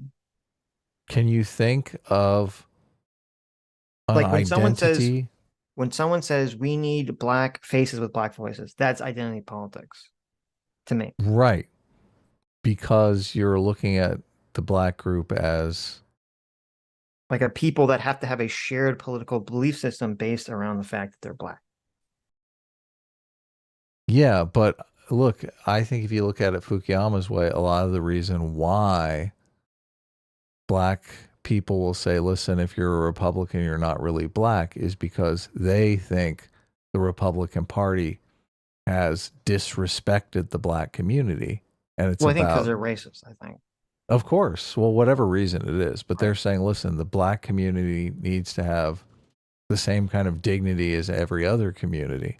And when you put yourself in the Republican group, you're actually putting yourself in an identity role that is disrespectful towards our identity. That's where the two things clash. I understand but I just... That is true, though, right? When black people are upset, that is what people think. But this is why they call Larry Elder the black face of white supremacy. They're literally saying, "Look, white supremacists disrespect us as blacks." Why would you accept a definition that has their moral prescription built into it? Look, that's why I wouldn't accept that definition. So you'd make a definition that is just nobody uses it. It's just no. I'm describing what it actually is. What is it? What I just said. Estimation. I said like twice. Say it a different way. And actually, when I say it a different way, so when I it's Google clear what you mean. When I Google it, it's actually more close to what I said. It's like just the normal dictionary definition from Oxford says, a tendency of people of a particular religion, ethnic group, or social background to form exclusive political alliances, moving away from traditional broad-based party politics. Right. Exactly. Yeah. But I think what are they advocating for, though? That's the question. And this is the detail that Fukuyama draws in, because I've looked at this definition before, and this definition has always been like, that really doesn't tell me a lot. It's like groups banding together to advocate for something, but what are they advocating for? Mm-hmm. Well, I believe. What do they want? Okay, so if I'm not 100% incorrect, I believe didn't the term identity politics come literally from woke shit? Didn't it come from the Combahee River Collective? Look, which woke was like shit is a perfect example of what Fukuyama's talking about, because woke shit means basically bestow. Look, the whole gay lesbian movement is about dignity for themselves. What do you think? What do you think gay marriage is about? Yeah, okay. I don't. Why are you trying to? I'm so confused. Why are you trying to give the label of identity politics, which I consider to be a bad thing? Why do you keep trying to adopt a definition that paints it in a positive light? What is the point of, like, what is the purpose of doing that? Which also I don't even think is accurate on top of it. Well, look, you accept that we need to build a stronger American identity. Yeah. Like what Vivek talks about. Right. That's the opposite of identity politics. No, that is identity politics. No. When I say we need it, okay. So if we're talking about like an American identity, to me, that's the opposite of identity politics, because identity politics is saying we need to divide ourselves among the million identities or whatever that exists, whether we're black or white or Jewish, or Christian, or non-binary or gay or whatever. We have to like separate ourselves by all these million identities as opposed to having some kind of more unified American identity. So that's why I'm saying it's the opposite. Right. And I believe that was the origin of the word too. So you're saying that building the American identity is not identity politics? Yes, it's the opposite. Isn't identity politics about any identity? Let's go to the definition that you pulled off of Google again. A tendency for people of a particular religion, ethnic group, social background to form exclusive political alliances, moving away from traditional broad-based party politics. No, because you see, they even said, even that one says they're moving away from traditional broad party politics, right? So the American identity would be a broad identity. That overlapping with others. Right. Right. Yeah, no. Could be the case. Identity politics emerges out of the struggles of oppressed or exploited groups to have a standpoint on which to critique dominant structures, a position that gives purpose and meaning to struggle. Critical pedagogies of liberation respond to these concerns and necessarily embrace experience, confessions, and testimony as relevant ways of knowing, as important vital dimensions of the learning process. Identity politics, in some sense, is the basis and the goal of critical social justice activism and the theory behind it. But the term itself is complicated in meaning, even within critical social justice theory and activism itself. There, as of outside critical social justice context, the term has many meanings to many people and can be interpreted in various different ways. These contradictions can be resolved and can be easily understood that forwarding specific type of radical, if not revolutionary, identity politics is the primary agenda of social justice. Many sources, both scholarly and popular within the critical social justice canon, identify themselves as unapologetically committed to identity politics. The specific social justice. Yeah, because okay, so this is what I'm talking about. Of particular note, this is from James Lindsay's New Discourse page. If you look up identity politics. Of particular note and central importance, the identity politics referred to within critical social justice is distinct from and even calls into question traditional civil rights discourse. This is why I don't like the Fukuyama definition, because it conflates the two things when they are very different. The specific approach and meaning of identity politics follows from the very radical queer, lesbian, black feminist Combahee River Collective, which coined the term in 1977, long after the civil rights movement of the 60s. That is, while the phrase identity politics has been retrofitted into the civil rights movement, its origins were in a radical movement from over a decade later that sought specifically to reject and invert the fundamental premises of that movement. Thus, the confusion in the term is a contemporary phenomenon that disguises the fact that the term arose in explicit rejection of the means and methods of the civil rights movement, and it claims to continue. Okay. This is why I don't like that. What don't you like about it? You don't like it because you're saying identity politics is bad, but you're saying bestowing dignity upon groups is good. It's good. So you're saying those two things are in conflict? Yes. I still think so what are you going to call bestowing dignity on various identity groups? What do you call it when civil rights. Blacks band together and demand civil rights. dignity? What do you call it when civil rights? Okay. That's literally what it was. What do you call it when whites band together and demand dignity? Like what? I mean, until recently, white people maybe recently we now need it, but until recently, white people didn't need to get dignity bestowed upon them because of their whiteness. That wasn't like an issue that they needed until maybe recently. So when the Biden administration comes out and says, look, we're going to give business loans to black businesses. Right. We're going to have a white civil rights movement, baby. And the white community feels disrespected by that. On that, identity politics is asking for trouble. And they especially if you do it from like a white perspective. Look, but you're saying it's good as long as you're doing it from a black perspective. This is why I'm making this distinction here. No. I did not say that civil rights for white people is good. I said if you're going to say that white people should be engaged in identity politics, I'm saying that's asking for fucking trouble.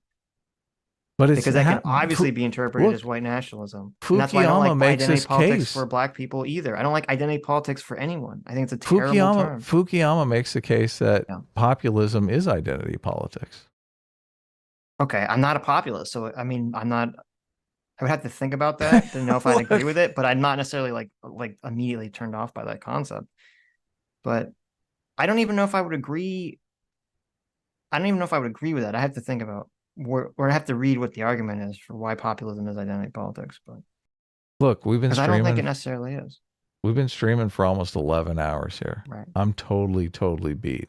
I noticed. Okay. I don't know why you were bringing up this argument like this late in the stream about like one wasn't related to because I wanted to ask you, and we just never got a chance because I've been reading this book and like I'm reading it for the third time now, taking notes and stuff just because it's so like it's such an amazing argument about identity politics and why. I mean, Fukuyama admits identity politics are the problem. But I mean, he goes into it in like every single detail and kind of the evolution of even the evolution of identity itself. He even covers the same thing. Mueller covers in the Pro-Felicity book, the authenticity guy that So I don't understand why anyone would want to label it as just a group wants dignity. Well, this is how it evolved. Like, you got to understand. Yeah, but I think he's wrong. I think he's just literally wrong. Because again, my understanding is the definition of identity politics This is such hubris. No, this is such giant hubris. Okay, you literally cut me off, and you can't say I'm being hubris because I literally just read something to you. I know from James Lindsay, which was my one thing that you found on the internet. No, my understanding, because I have researched this identity politics question before. Okay, and my research on it has also led me to the same position that James Lindsay has, which is that this term came from the Combahee River Collective in 1977. It did not come from the civil rights movement. That they were not using the term identity politics. So I don't know. Look, you're talking about the term, and Fukuyama is talking about the concept. Yeah, but that's kind of but this is why we can't allow that. Okay, this is how all this leftist dog shit works. They take a term. Are you saying Fukuyama is a leftist? No, I'm saying that he could easily fall into the trap of allowing this leftist dog shit. He is super liberal. My understanding is. Of course, of course he is. Yeah. Like, and I say liberal, I mean liberalism. He's a very big liberalism guy. But he could accidentally fall into the trap because the way all this leftist dog shit works is that they're going to take a term that seems like it has some kind of vague colloquial meaning that means something different or innocuous, but from their academic perspective means something fucking horrible. Okay. And they're going to do this confusion so that no one knows what the fuck you're talking about. Like, and this is the whole critical race theory thing is like, well, what does critical race theory mean? Does it mean teaching about Black history, or does it mean all this other horrible shit? What does systemic racism mean? What does whiteness mean? Like, this is like the commonest like leftist playbook is to do this word game shit, and they're doing it with identity politics as well. No, and so that's why I guarantee you Fukuyama is not doing a word game. No. Stop. I'm not saying identity politics. Wait, pause. I am not saying Fukuyama himself is doing it. Okay. I'm saying leftist assholes have been doing this game with identity politics. And I haven't read Fukuyama's book, so I don't know what his whole argument is, but I would be cautious because maybe he's accidentally falling into the trap of allowing this to continue, as opposed to saying, no, we just need to throw out the term. It's not a question of rehabilitating it. It's not a question of trying to use a different definition. Just throw out the term. I don't understand what the throw out point the is. term. Look, Yes. throw out the term identity. Identity politics. I mean, okay. Why not? It was not a term that people were using at all until the woke shit. Look, okay. First of all, it's a complicated argument. I don't think you understand the argument. I think just like I don't. This is why I'm saying this is total hubris. You're like, you've barely encountered the idea, and the first thing you're saying is no, wrong, no, wrong, no, that's wrong. Like you haven't even really absorbed the idea. Mm-hmm. But you're just like, all these walls are just like, no, you can't think of it that way. Only think of it this way. Only think of it the way that I've always thought of it. One of the reasons I found it interesting was because every time I hear people talking about identity politics, like there's really nothing firm for me to grab onto. They're kind of talking about these just nebulous concepts out there that are just kind of floating around in the ether. This book is like, now I understand identity politics. I understand the motivations for it. I understand how the political powers that be use identity politics to their advantage, to gain power, to manipulate people. I understand all of that. And this is from the book Identity, the Demand for Dignity in Politics of Resentment. Yes, that's it. Yeah. So he goes into the history of identity creation, which I mean is kind of in the same thing in the Pro-Felicity book, right? You start off in Sincerity, where you're in a small rural village where everybody basically has the same vocation, same lifestyle. As soon as you get into modernization and globalization, you have all of these different groups from around the world moving to a urban setting, and they all have completely different backgrounds, which kind of creates identity crises in them, and they need to form some sort of identity. Whenever you ask yourself the question, who am I? That's like a big question, Sitch. Who are you? Who are you? This is from... Look, you're a YouTuber. You're a son. Yeah. You're a friend. Who are you? Who am I? I'm Jackie Who Chan. are you? So this is from a Washington Post article. Someone is interviewing Francis Fukuyama. This is from 2018. That the title of the article is Francis Fukuyama, Identity Politics is Undermining Democracy. Okay, so obviously not a fan of identity politics. The person asking the question, they say, across Western democracies, the social cohesion that was once the foundation of political consensus has been severely fragmented, giving way to a cultural ideological diversity so robust that it thwarts a common sense of belonging. That in turn leads to search for identity in even more fragmented tribes, whether it's Black Lives Matter, the return of the white power movement, or the LGBT movement, and many other acronym specifics. You discuss this in your new book, Identity. What led us to this point? Francis Fukuyama says, what we call identity politics grew out of the social movements of the 1960s around the demands of African Americans, women, gays, and lesbians, and other marginalized groups for the recognition of their dignity and concrete remedies to social disadvantages. These demands have evolved over the years to displace social economic class as the traditional way that much of the left thinks about inequality. They reflect important grievances, but in some cases begin to take on an exclusive character where people's lived experiences determined who they were. This creates obstacles to empathy and communication. We are now in a phase where identity politics has moved to the right. There are several factors conspiring to produce the wave of populism that has emerged in Europe and the United States. One has to do with globalization and its highly unequal impact on developed countries' populations. Outsourcing and technological changes have not just impacted working class incomes, but have also led to broad social decline that's perceived as a loss of status. High levels of immigration have further challenged traditional notions of national identity, providing an opening for populist politicians who have blamed elites for the situation. In fact, elites are not blameless. Their policy mistakes produced both the 2008 subprime crisis in the United States and the Euro crisis in the EU, both of which hurt ordinary workers much more than the elites themselves. All this has been abetted by opportunistic politicians from Viktor Orban in Hungary to Donald Trump, who see the stoking of these resentments as vehicles for their own ambitions. Anything you disagree with there? I mean, all of it? Well, I would just say, again, I don't know, and I'd have to hear his argument. I don't know what he means when he says identity politics grew out of the 1960s.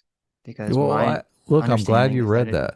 Right, because my understanding is that that's not the case. My understanding is the James Lindsay origin point of the term. Well, maybe James Lindsay's wrong, and maybe he could Fukuyama's be, right. But I'd have to see what Francis Fukuyama is referring to when he makes that claim. Or does he just mean the claim generally?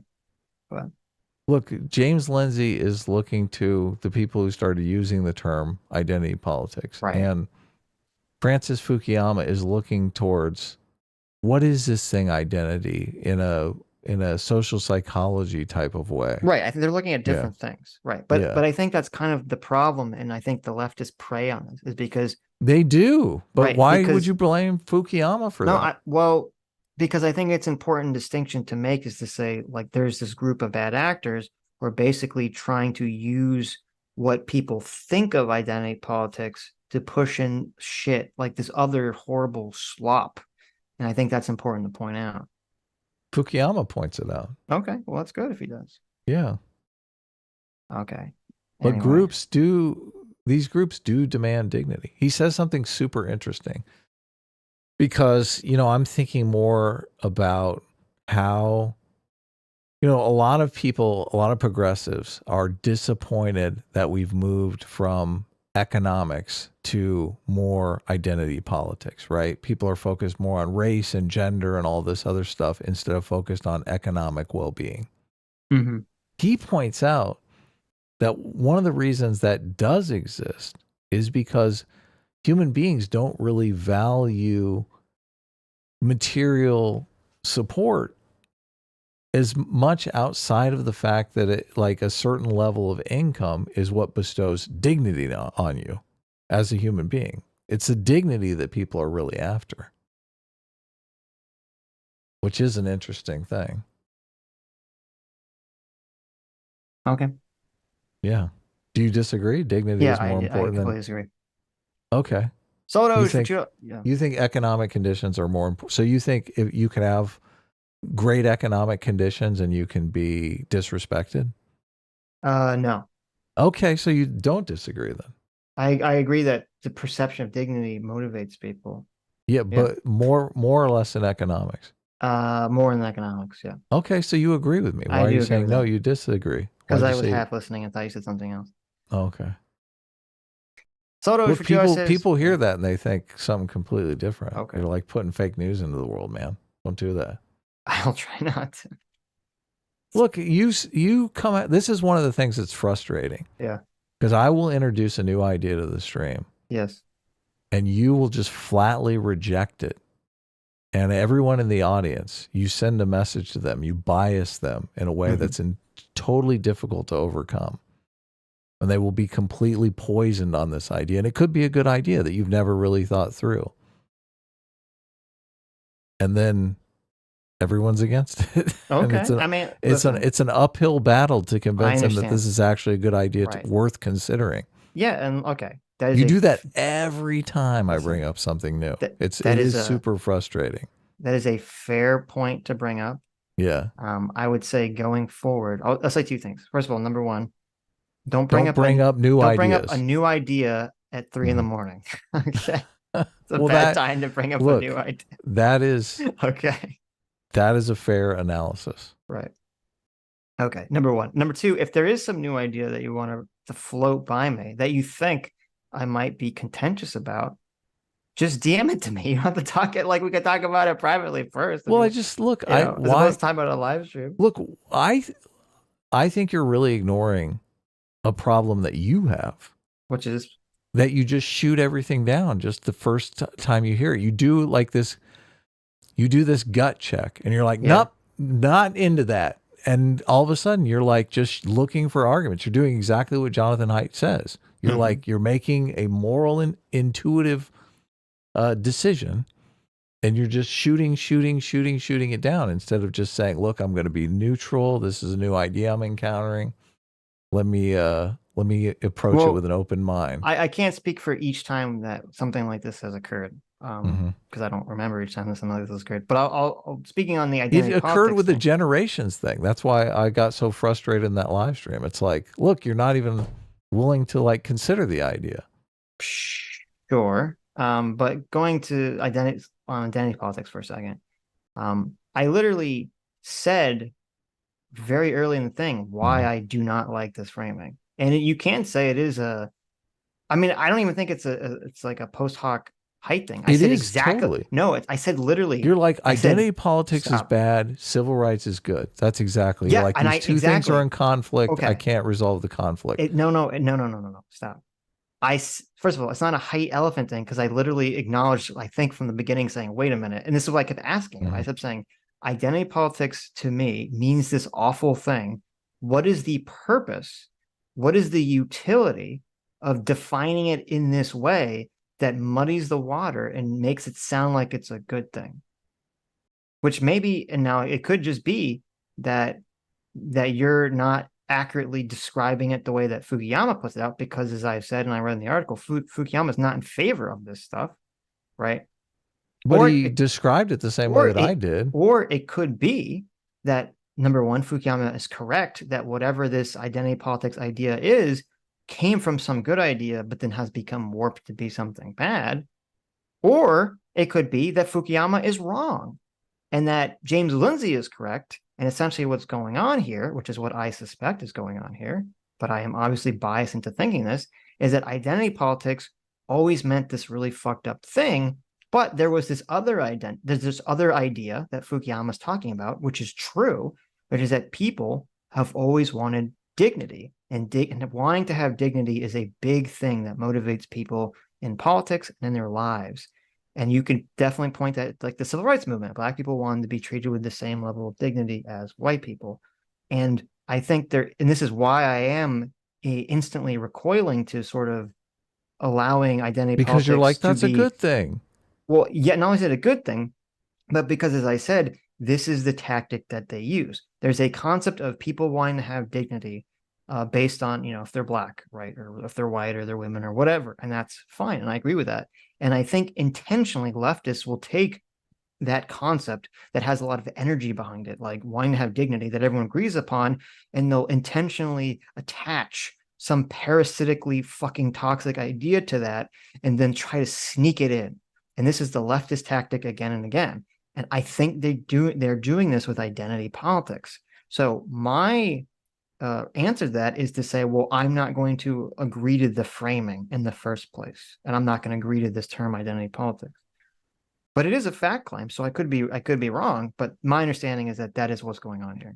So I don't know why Fukuyama has gone into that framing, or maybe he just doesn't know.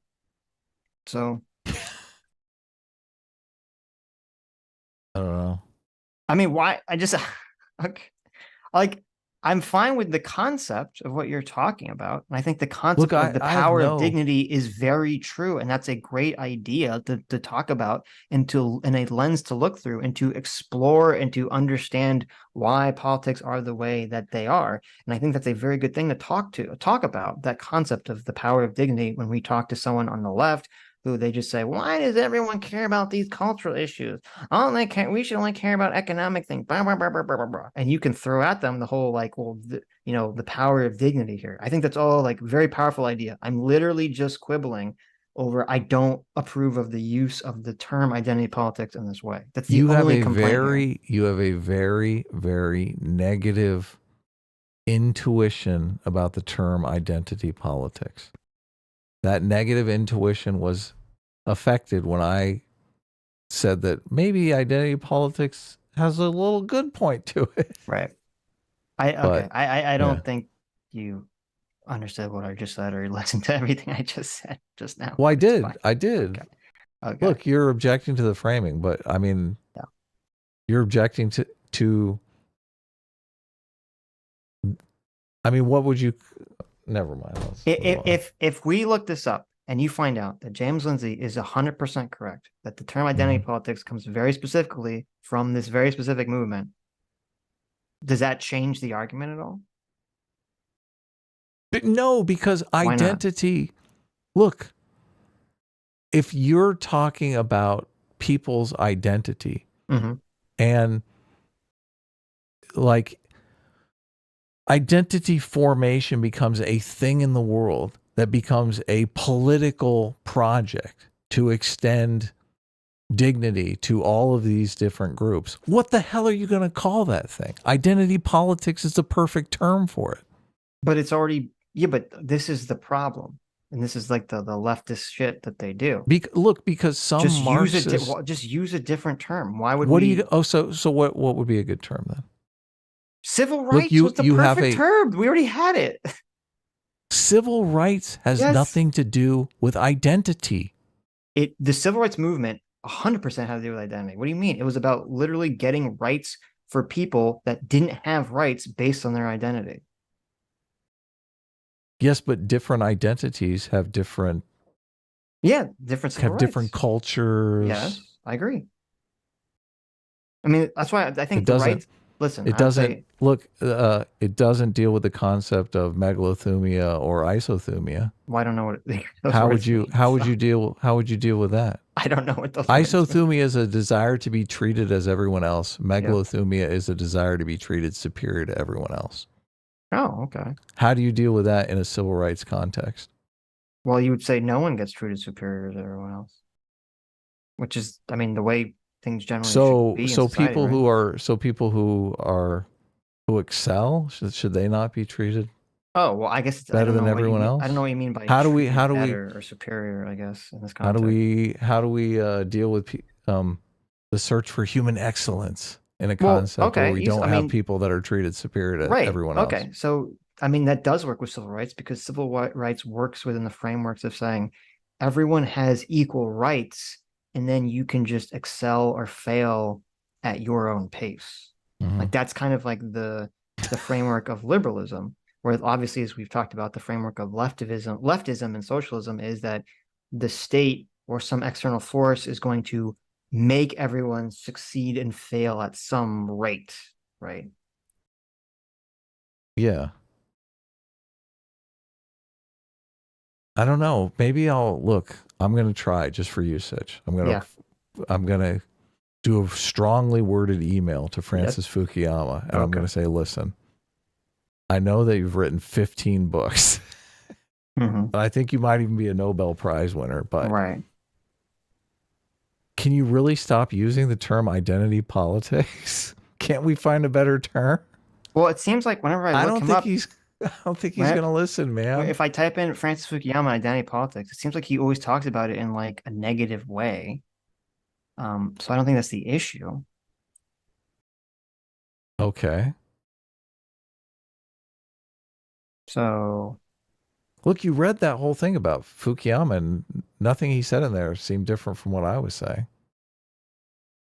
Well, as I said, I don't know if what he's saying is true. I don't know what he means when he says identity politics springs out of the 1960s. That's my quibble. I don't know how else to word that. Okay. But anyways, I guess now that we will 100% not finish the super chat. I know. Look, this is an interesting conversation anyway. And that's right. Listen, you reach out to Francis, we get him on the show. How about that? I'm glad that we talked about this idea that like, just when you feel it happening, look, I'm just shooting down everything Adam is saying. Right. Just stop. Just take a breath. Okay. Think, okay, there might be something of value here. This book is amazing, man. Like I'm totally, when I listen to people talk about identity politics, I just have a whole new I'll listen to it to see. it. I mean, I'm sure. Listen, Francis Fukuyama's a smart guy. He's fucking like a genius, dude. Yeah, I know. I feel like he separates the statecraft from nation building, which obviously, like, nation building is building the identity of the populace, and statecraft is building the institutions, which is an important distinction most people don't consider. Yeah, no, this guy's fucking shit. Sure. I think it's just, I think we're sort of quibbling about, or I'm making a very specifically narrow argument. And about the term identity politics being used by leftists to. Right. And I think you're broadening it out to like, I'm attacking Fukuyama's thesis or his work, which I'm not, because I haven't read it. So I don't even know what his thesis is. But I'm just, look, I understand this. Yeah. The leftists have attacked the word racism. Right. But I don't think we would give up the word racism. Like, we're basically trying to migrate it back to the old meaning, but they didn't. Yeah, but see, but that's the difference, is that they tried to redefine it with the P plus P equals R shit. And so we said, no, we're not letting you redefine it. Well, how do you know identity politics hasn't been redefined in the same way? Well, I don't. That's what I'm saying. The first time you encountered it, you encountered the P plus P. So you think that that's the right. Well, no. So, the reason I don't think that is because I have on my own researched identity politics try to find this, and I did come to the same conclusion that James Lindsay came to, that it was from this paper. And usually when I look it up, it does give that paper as like the origin point of identity politics. So if the term identity politics came from some other time in the 60s, and then it had been bastardized by woke people, I would be more amenable to saying, okay, well, maybe we should go back to the old usage. Right. Mm-hmm. So, but nobody has really control over how these terms are used or where they go or whatever. Yeah. Okay. Soldoge for 2 hours says, Adam, is Monopoly using MMT an example of woke games? Oh, I think that's to get the stream talking about woke stuff. So, or not woke stuff, but MMT. Monopoly doesn't use MMT though, because you can't create more money. There's limited money in that box. Oh wait, that's not true. You can't, because you can just write IOUs, right? Yeah. Yeah, you're right. I guess it is then. You can just write. Can you imagine playing Monopoly for so fucking long that you run out of money? I would kill myself. I feel like we have gotten to that situation in this conversation. You talk about when you've played Monopoly. Monopoly. I've never had a Monopoly game go so long that we just ran out of money. That would be the worst thing ever. I think when we argue, it's better when we're like totally tuckered out. I think it's funny. Well, we're definitely lower energy, so it's harder to get. We're lower energy and shorter fuses. Right. Which is like, there you go. It's like the perfect combination. Sigma the Rose for 6 months says, I still know for a fact Sitch is to the left of Adam. After all, English is read left to right, and Sitch's name comes first in the channel name. True. Oh, yeah. There you go. Technicality. I'm trying. Well, no, see, someone said, because you're like, you bring up a new idea and I shoot it down. That's proof that I'm more right wing, because it's like I'm like tradition based. I don't want to accept the new idea. Well, look, I do. It's gonna. I don't want to say it because it sounds insulting, but it's just. It's a confirmation bias. There you go. So many times I think just people are biased towards what they already know. Right. I am too. I mean, it's natural. Thoughts Apprentice for $5 says, Sitch, did you see the Lion King video I sent you? That shit was bonkers. I was hoping you'd cover it this week with Mahler and Rags. Anyway, S-Class is best class. Have we already done all of the $20 and up? Yes. Okay. I think there was a new one, actually. Fondue for $20 says, people say I want dignity. Left to step in and say, these people took it from you. There you go. True. That's exactly how identity politics works. Right. Identity politics is when they come out and say, look, you've been disrespected as a group. Right. To answer your question, Thoth, I watched part of it and it was insane, but I will watch the rest of it. It's on my list of potential Sundays. They sent me this video called Lion King and a Half, Judaism, White Pride, and Paranoia. And it's kind of this completely insane video about how Lion King 1.5 is about fascism and white pride and all this other weird shit. What? So, yeah, no, it's like insane. So we'll definitely cover it. I don't know. We can talk about identity politics during that. There you go. It might be too political for Mahler, but we'll see. Zombie Squad for 14 months says 90s booba is best booba. pokes eye out by triangle chesticles. True. CT for 2 Canadians says, good to know Epic Games still sucks in 2023. True. Lives in Dev's Wall specifically for $5 says, the opposite of Dove soap should be Hawk soap. The ad campaign theme, quote, for hygienic pretty people, no fatties. Oh, that's awesome. Yeah. That's pretty funny. Sketch for $5 says, does Dove soap body positivity? Question mark. Push away. Samus Aran. Oh, so it's got the Sitch does not want. Samus Aran, Sitch pointing to. Yeah. Okay. I don't understand what they're trying to say there. But yeah, Samus is based. Oh, I see you're saying Samus is the way to do it. Yeah, no, I agree. I agree. Drew the Dogman for 11 months says, woke seems to have started with Obama, who Dev called a socialist. Hate crime legislation, America bad, that kind of stuff. I mean, woke really, well, obviously woke started in the 60s, and then it kind of got revitalized with the PC movement in the 90s. And then it kind of went away again, and then it came back in 2014, 2016 era. So I think maybe some of it had to do with some of the Title IX shit with Obama, but I just, and I don't know how to say this nicely to conservatives.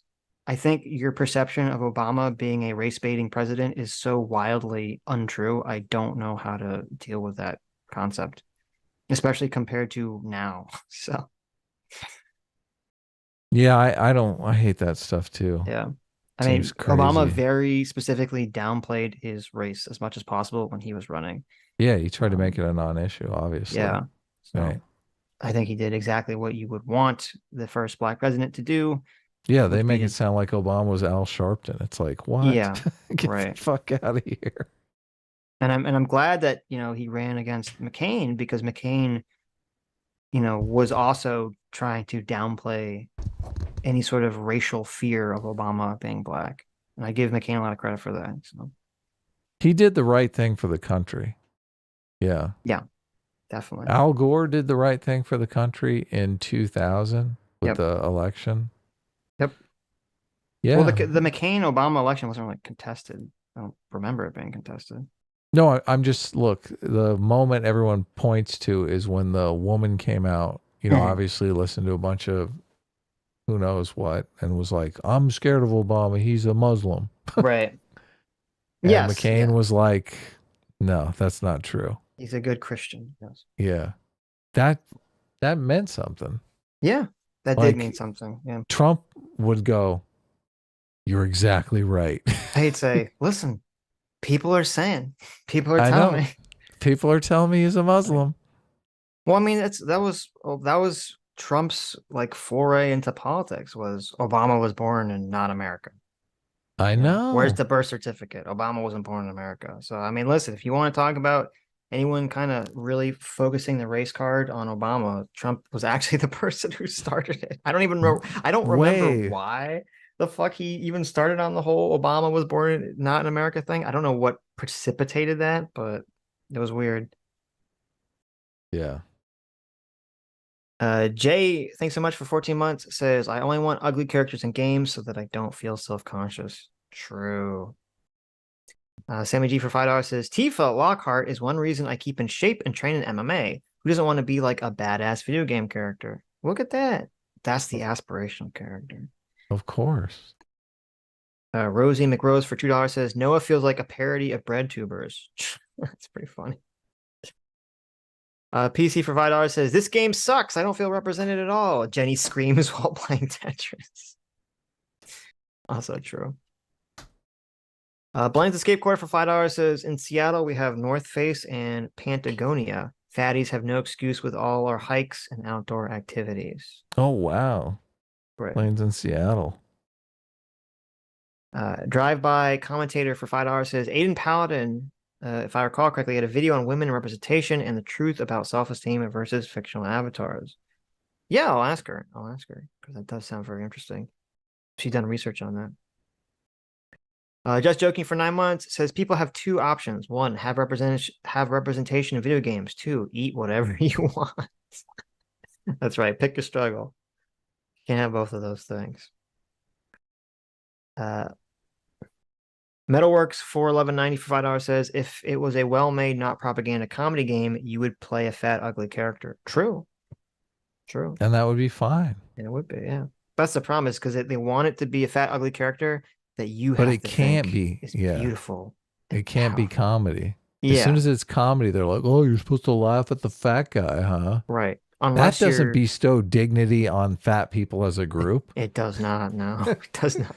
Right. That's bad identity politics. It is. There you go. That is, unless you're a Lance or Matt Binder and you're confused and you think that that you think Comic in Mario Brothers dressed up in drag as Peach was some sort of positive representation of drag.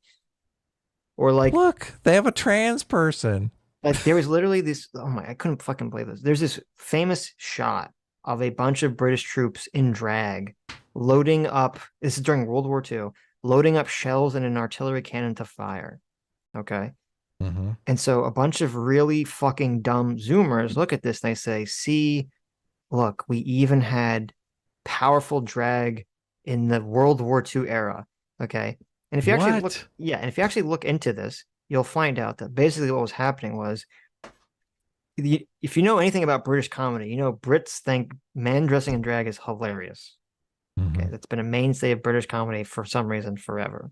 And part of like they were doing this thing where sometimes some of the military bases would put on comedy drag shows.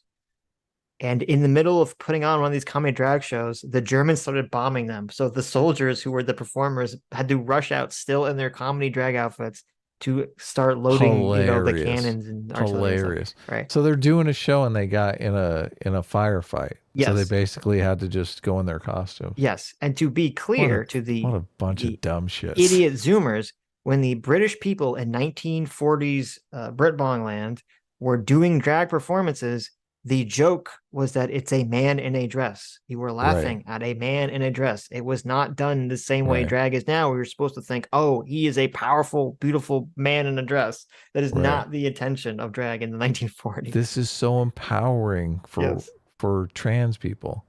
No, it's like, look, I'm an idiot. Yes, it was not. Yes, it was not done in empowering context back in those days. Right. Soldos for 2 hours says, so what's Bobert's answer to the POV question? Oh, well, obviously she wants to be there. She wants to be in on the action. Maybe we'll talk about that on Tuesday a little bit. The whole, I assume you saw the video. Oh, hell yeah. Thing. Yeah. She's a cutie, man. She's pretty hot. She's pretty hot. I don't look. Representative Boobert. I really can't think of anything more American than making out in a movie theater. I'm going to say, listen, I think people saying she should be kicked out of Congress is silly. That's laughable. That's silly. But I'm going to say, if you're in your fucking 30s, you have a house. Okay. You don't need to be right. You don't need to be exciting in the movie theater, Sitch. Look, you don't need to be little. First of all, you don't need to be in the back of, who's in the back of the movie theaters, like grabbing each other's tits and dicks. Okay, they're like the high school kids who can't go home because their parents are there, right? When you're in your 30s and 40s, you shouldn't be fucking doing that shit. Especially Sitch, you need to live a little. No, especially when this is supposed to be, when they're, first of all, they're not in the back. Okay, they're like in the third fucking row. Number one. Okay, number two, when you're trying to push a narrative about how we have to keep like anything explicitly sexual away from children, you're fucking like groping each other to Beetlejuice, which is not some adult entertainment or something. And number three, I mean, you make a compelling argument there. Number two is very compelling. Yeah, okay. You can't be whining about the fucking groomers, like doing inappropriate shit for children when you're like trying to give your date a hand job. He's trying to grope your tits in the fucking middle of Beetlejuice. Okay. Look, I am unfazed by the groping and I'm unfazed and making by out. But it's like, you vape in a movie theater? Get the fuck out of there. That's what's funny. Get the fuck out of there. What are you doing? She was vaping in a movie theater. Apparently a pregnant lady was complaining about it too. Look, I'm not pregnant. I'm going to complain. Right. Don't vape next to me in the movie theater. What are you doing? Supposedly she lied about it too, saying that she wasn't vaping when you could I saw the the camera. She was obviously vaping. Right. But number three, obviously vaping in movie theater is disgusting. You shouldn't be doing that. People think that they can just vape anywhere, and it's like, no, fuck you. We were on the train and some guy was trying to vape like right in front of us, like, oh, this is okay here. And I'm like, right. The fuck? Yeah, because just because it's not as bad as smoking doesn't mean that you get to do it wherever you want. Okay, Yeah, no smoking means no smoking. Like if you really need to hit your vape pen, you go walk outside and you hit your vape pen and come back. Yeah, walk outside while we're on the train. Right. Well, I I'm like talking that about idea. Beetlejuice, not on the train. No, I wanted it. Look, if you're gonna vape on the train, I think you Right. should walk off the train. Okay. But number 3, and here's my final reason here. If you're a fucking sitting congressperson, you need to show some respect, okay, to yourself.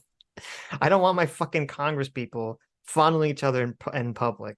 I think we're supposed to be serious people. Is she unmarried now? Is that like her new boyfriend or something? So she is technically married, but they're going through a divorce or separation or something, and that was her boyfriend, who supposedly is also a Democrat. So people were pointing that out too. They're like, "Oh my God, a Democrat is ruining her." So that's so weird. Like, so Yeah. she's separated from her husband that she's married to. Yeah, not And now technically she- divorced yet, and getting Does groped she in a have movie kids? theater. I don't know the answer to that question. Didn't she? I think she had an abortion or something. People were like, she's so against abortion. But I Okay, think so she she's had one. really not. So all of her tradconness is a lie, is what you're telling me. 'Cause Well, she's no, not there was even some remotely conservative. There was some controversy. I think Right. they dug up that she had an abortion once. If that's true, she's got an Look, abortion. She's fondling Democrats and Beetlejuice. And like, This is a little bit of our bubble because I kind of looked into her a little bit. I saw Mhm. people were freaking out on her. 'cause I don't really, on- yeah. Yeah, we don't follow her, I but don't really I did follow, I listen. care. I listened to a bunch of speeches of her that are. I mean, she is basically talking about women's spaces. Look, I'm hesitating here because a lot of the stuff I agree with about the women's spaces and stuff. But she's categorized as anti-trans because she's talking about trans. Sure, which is She's- not my position, but Right, yeah. I think she might be a TERF. But you got to be careful these days because you don't know if she's just like, nobody should ever trans ever. And I don't know enough about her to know her positions, but. well, whatever. It was a stupid fucking thing for her to do. You're an adult. Act like a fucking adult. You're a sitting, representative of this country. Act like it. Have some dignity and respect for the office, please. I think this is my conservativeness coming out. It's funny because I kind of felt like when I was thinking about this that I knew this was going to be your position. And I was going to say, this is further proof that Adam is really the one more on the left than me. I'm like this stuffy, like traditional, like have some dignity and respect for the office. And you're like, whatever, man. Just like fuck each other in public. It's so true. CT, clip this out. This needs to be on the channel. I'm like, listen, I'm a stuffy conservative. You need to show respect and dignity for America, for your office, for your responsibilities, all that, Republican-y stuff. And I'm This like, is so. no. Look, this is give each other hand jobs in the movie theater. It's more fun Look. that way. This is from May 16th. Yes. I mean, that's like just a couple months ago, right? Lauren That video's Boebert- from May? No, this article. Lauren Boebert files for divorce from her husband in May. Wow. And she's already jacking another guy off in the fucking movie theater. Yeah, that's not good. That's not good. Yeah. What? Oh, man. Does she have children? I don't know. That's what I was looking for. Right. Laura Boebert kids. Look, read some super chats. Okay. I'm going to get to the bottom of the You kids get to the bottom thing. of it. Ekons for $5 says, if Metroid came out today, would Ben Shapiro call the reveal of Samus being a girl woke? Probably. Yeah. Probably. She has 4 kids. She does? Oh, no, wait. Yeah, no, 4 kids. Wow. The Boeberts now have 4 sons. Jesus. Well, that's good to see your mom fucking getting her tits groped on television. How old is she? Tyler now 18? She has an 18-year-old kid? Holy shit, she had a kid young because she's only, what, 37, 38? So she had a kid really young then. Oh, wait, maybe this is the wrong person. This can't be right. The math is Yeah. not making sense here. It's not. I was like, wait a minute. This math is not No. adding up. Lauren Boebert, 36, is going to become a grandmother. Holy shit. Maybe it is Wait, what? right. Lauren Boebert is set to become a grandmother. 36 Colorado representative praises teen moms as she reveals her 17-year-old son's girlfriend is pregnant. Okay, so she had a kid at 18 or 19, and then her kid who she had when she was 18 or 19 now has a kid. Wow. 7, yeah. Okay. Anyways, Dr. Dealer for $5 says A-Team hisses at neighborhood cats to mark territory and still waiting for his Soldier Boy console in the mail. I forgot about that. Best class is best class. Hell yeah, you didn't get a Soldier Boy console, Sitch? Forgot about that. Holy shit. When mine Soulja gets Boy here, you're going to console. be so jealous. I'm going to be very jealous. CT says she's in bed. You just mark it. Okay. Oh, is that on the was she doing timestamps? You're telling her to clip it. Look, I was only kidding about that anyway. But if you do want to clip it. I'm sure there's a lot of good things to clip from our conversation when we had all those people on. We talked about a bunch of different topics. So. I was surprised that she did a clip of you complaining about Zoomer aesthetics. I mean, I was surprised that got so many views. So there you go. Seemed to be pretty popular. Loser Beer for 11 months says seeing the jacked dudes in video games and anime is the literal reason I train so hard in the gym. S class is the best class. Of course. True. You want to be that way. You're trying to gain dignity for yourself. It's actually funny. When I started working out in middle school, we had like a total gym kind of thing at home. Oh my God. And I started using it when I would watch Dragon Ball Z because it was there's a TV in the exercise room. And so it was the same thing. I was like motivated to work out because I was watching DBZ. So yeah, things are aspirational. See, you can only see Goku train so much, and you're like, I need to start training. God. Stanislav Kuleta, thanks so much for the 50 plutoniums. Says happy Rosh Hashanah to my favorite centrist streamers. Wishing you all a plentiful year. 5,784. That's right. It's the year 5784 in Judaism. If you didn't know that. Oh, sweet. There you go. That's what I wanted to know. Yep. Yeah, that's right. It's Rosh Rosh Hashanah. There you go. Wow. Can't believe you're dissing my people like that. Look at that. Jeez. I'm sure I'll be accused of anti-Semitism You are. on Destiny subreddit soon. Probably. Your intent, you're like, oh, first of all, thank you, Stanislav. That was the first super chat. So, oh, yeah. Adam is intentionally trying to stir up as much drama as possible. No, I'm not. Okay. No, I'm not. Don't fuck. Look. They're going to start a thread on MMT soon. I know. Oh, I've got a plan. Okay. I see you have a whole. They didn't really get a whole plan worked out. Don't ruin it. Okay. You know what's going to happen? You're going to get them to start tying MMT, and then Destiny's going to shit all over it, and you're going to get really triggered. Yeah, probably. Yeah. Blake Campsall for 10 months says, it's cool to see you guys cover this topic. I love to crochet with your streams playing in the background. I hope the stream goes well. Well, thank you, Blake. Yeah, thanks. And there's Lucy Lumbach. Thank you, Lucy, for the 5 gifted memberships. Thank you so much. Even though you're a dirty, dirty chopper. Sticker. Oh, wait, no, Chopper's mine. I got you to say You did. Yes. Lives and does well, specifically for $2, says, quote, never cross a river that is on average 4 feet deep. I'm not familiar. Oh, I get it. Because it's on average 4 feet deep, right? Mm-hmm. So at some points, it's not going to be 4 feet. At some points, it's going to be like 20 feet, right? Right. And if it's average 4 feet, that means like that's including the shoreline, which is like inches deep. So, of course. Yeah. What's the takeaway for 9 months? It says, aside from hours played and how many women play games, the real question is how much money do normal games make over games perceived as woke? That would be interesting, yeah. Casey Anderson for 7 months says info on Think Before You Sleep. He's done a live stream before. You can see what he looks like. He's currently dating Brittany Venti and has a background in fitness. Oh, well, there you really? go. There you go. Wow. Okay. Vinny, the doorman, hey Vinny, for 14 months says, hello chat, love you guys. Just wanted to say curvy women love based. There you go.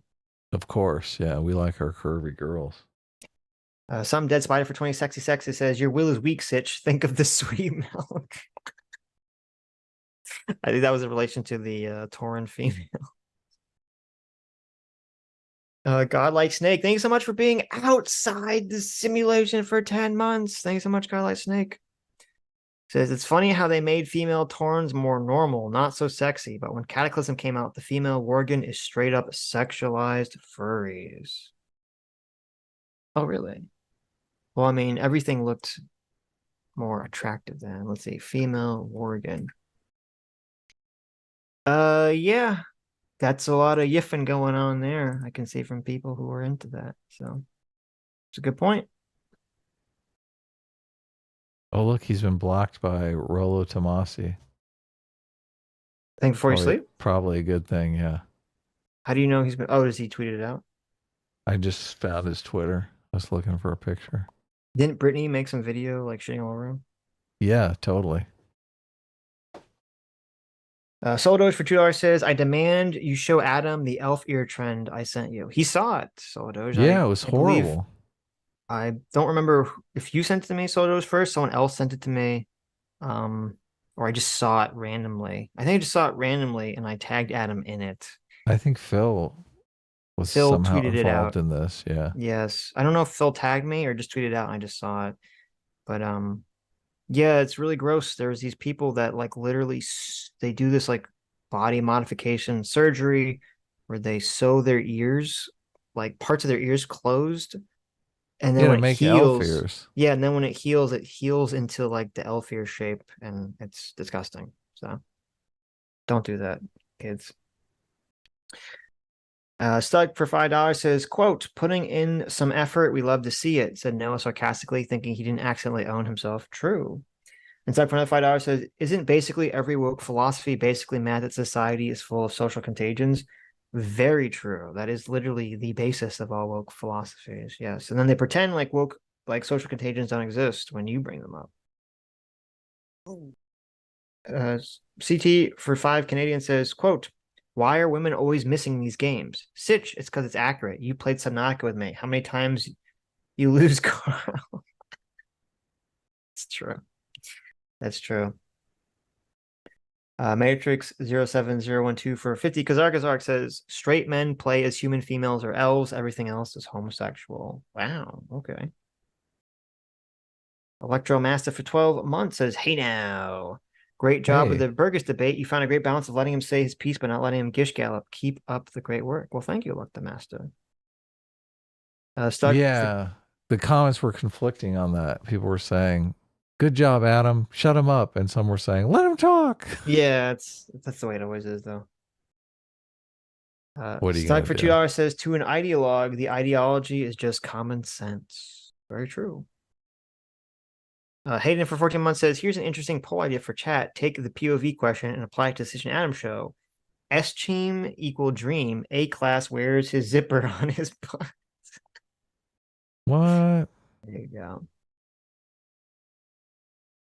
Ask the POV question to the Sitch and Adam show. What does that mean?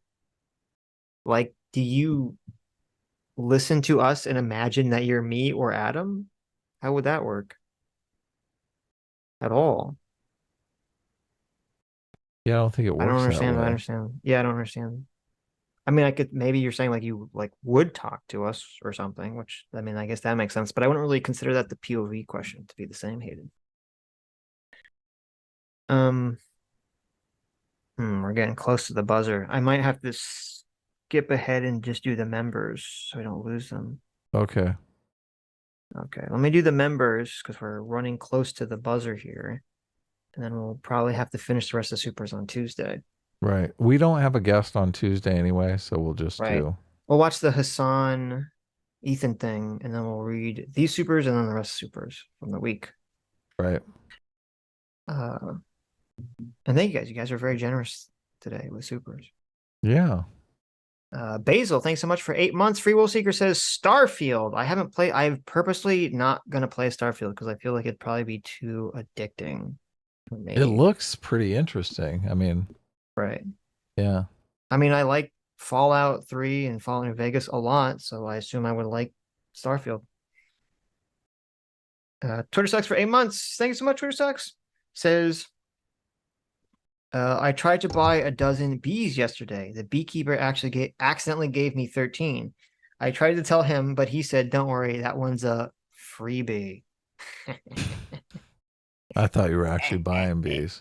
I was going to say, did you get a queen? That's good. I like that.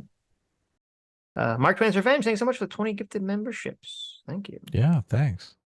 Asme for 5 months says, hey guys, if you have to choose big boobs or big butts, if you had to choose big boobs or big butts, oh, you're asking which would we choose? Personally, I'm all for a nice behind. Okay, I'm going to go with the boobs. I mean, I like both. I like both. Yeah. So I'm gonna be an enlightened centrist on this one, baby. You're gonna sit on the fence. I'm gonna be a fence sitter on this one. The butt. On one hand, you can put the boobs, in the other hand, you can put the butts. Okay, and I'm gonna be happy. Shelby Pond, thank you so much, Shelby Pond. Why for not joining. both? Yeah, exactly. Someone asked me to make such a decision. Kyle Petty for 11 months says, unhealthy trash food is bad for your skin. You don't even have to jump to them. Also owning ice cream, that alone is an incentive to promote fat acceptance. There you go. Critically Chibi for 3 months says, I'm here to throw down a harmonica challenge. Adam, I challenge you to open episode 300 with the entire Freebird solo. Wow. Now that would be impressive. I've listened to the Freebird thing and I'm not that into it, to be honest with you. So what? Yeah. What a terrible take. It's kind of like folksy. I'm not okay, wait. Hold on. I'm not talking about the song Freebird.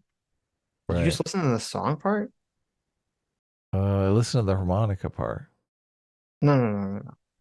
There's okay. If you pull up Freebird on YouTube, and you know how like it shows you like the most watched part? Right.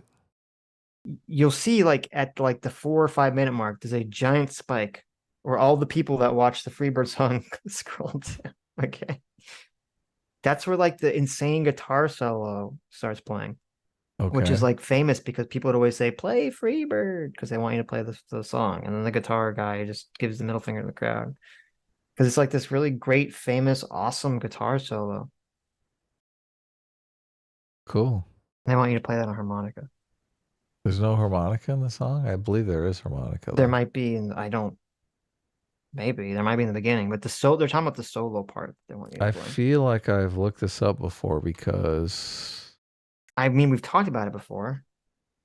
I know I've told you jokingly that you should play Freebird on harmonica, but I think you just listened to the song and not the solo.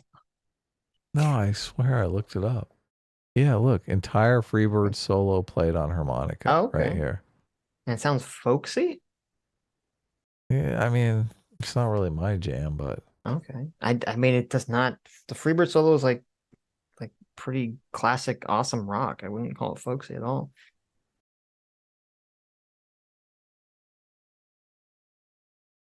Okay. I don't know. What are we doing for 300? Sitch, you're in charge, so I'm not in charge. Got any ideas? We're doing nothing. Let's have a debate. Okay. Who could we debate? Who'd be just insane, crazy? Your Nick mother. Fuentes. Oh God, please no. Nah, what do you think? I'm not debating Nick Fuentes. We're debating Nick Fuentes on the Jewish question. We are not doing that. No, stop.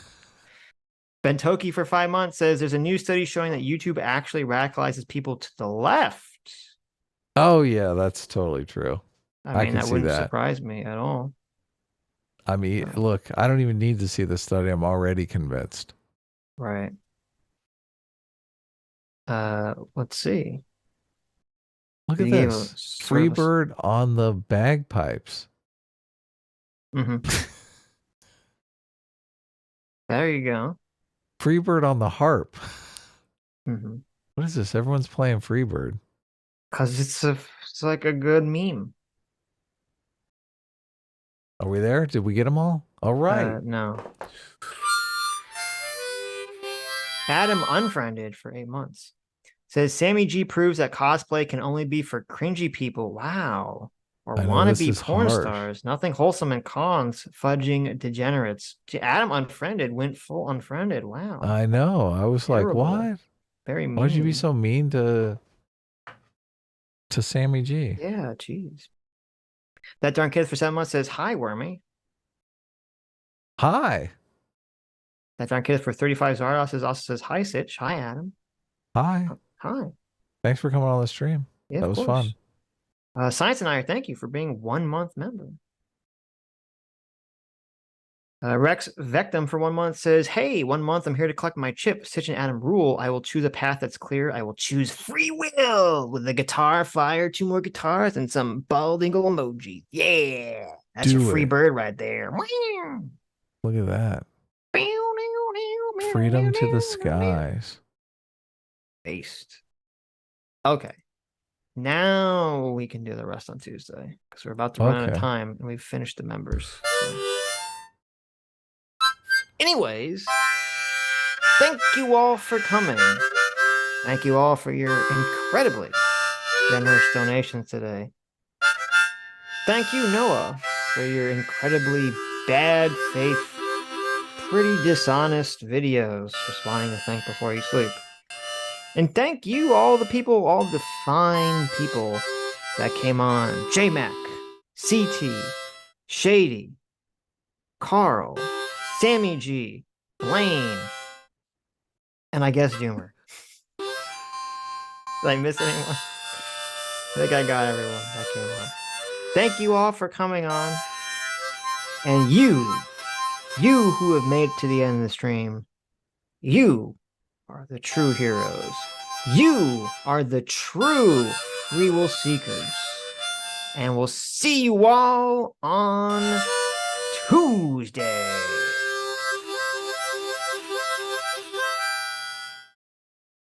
Bye-bye.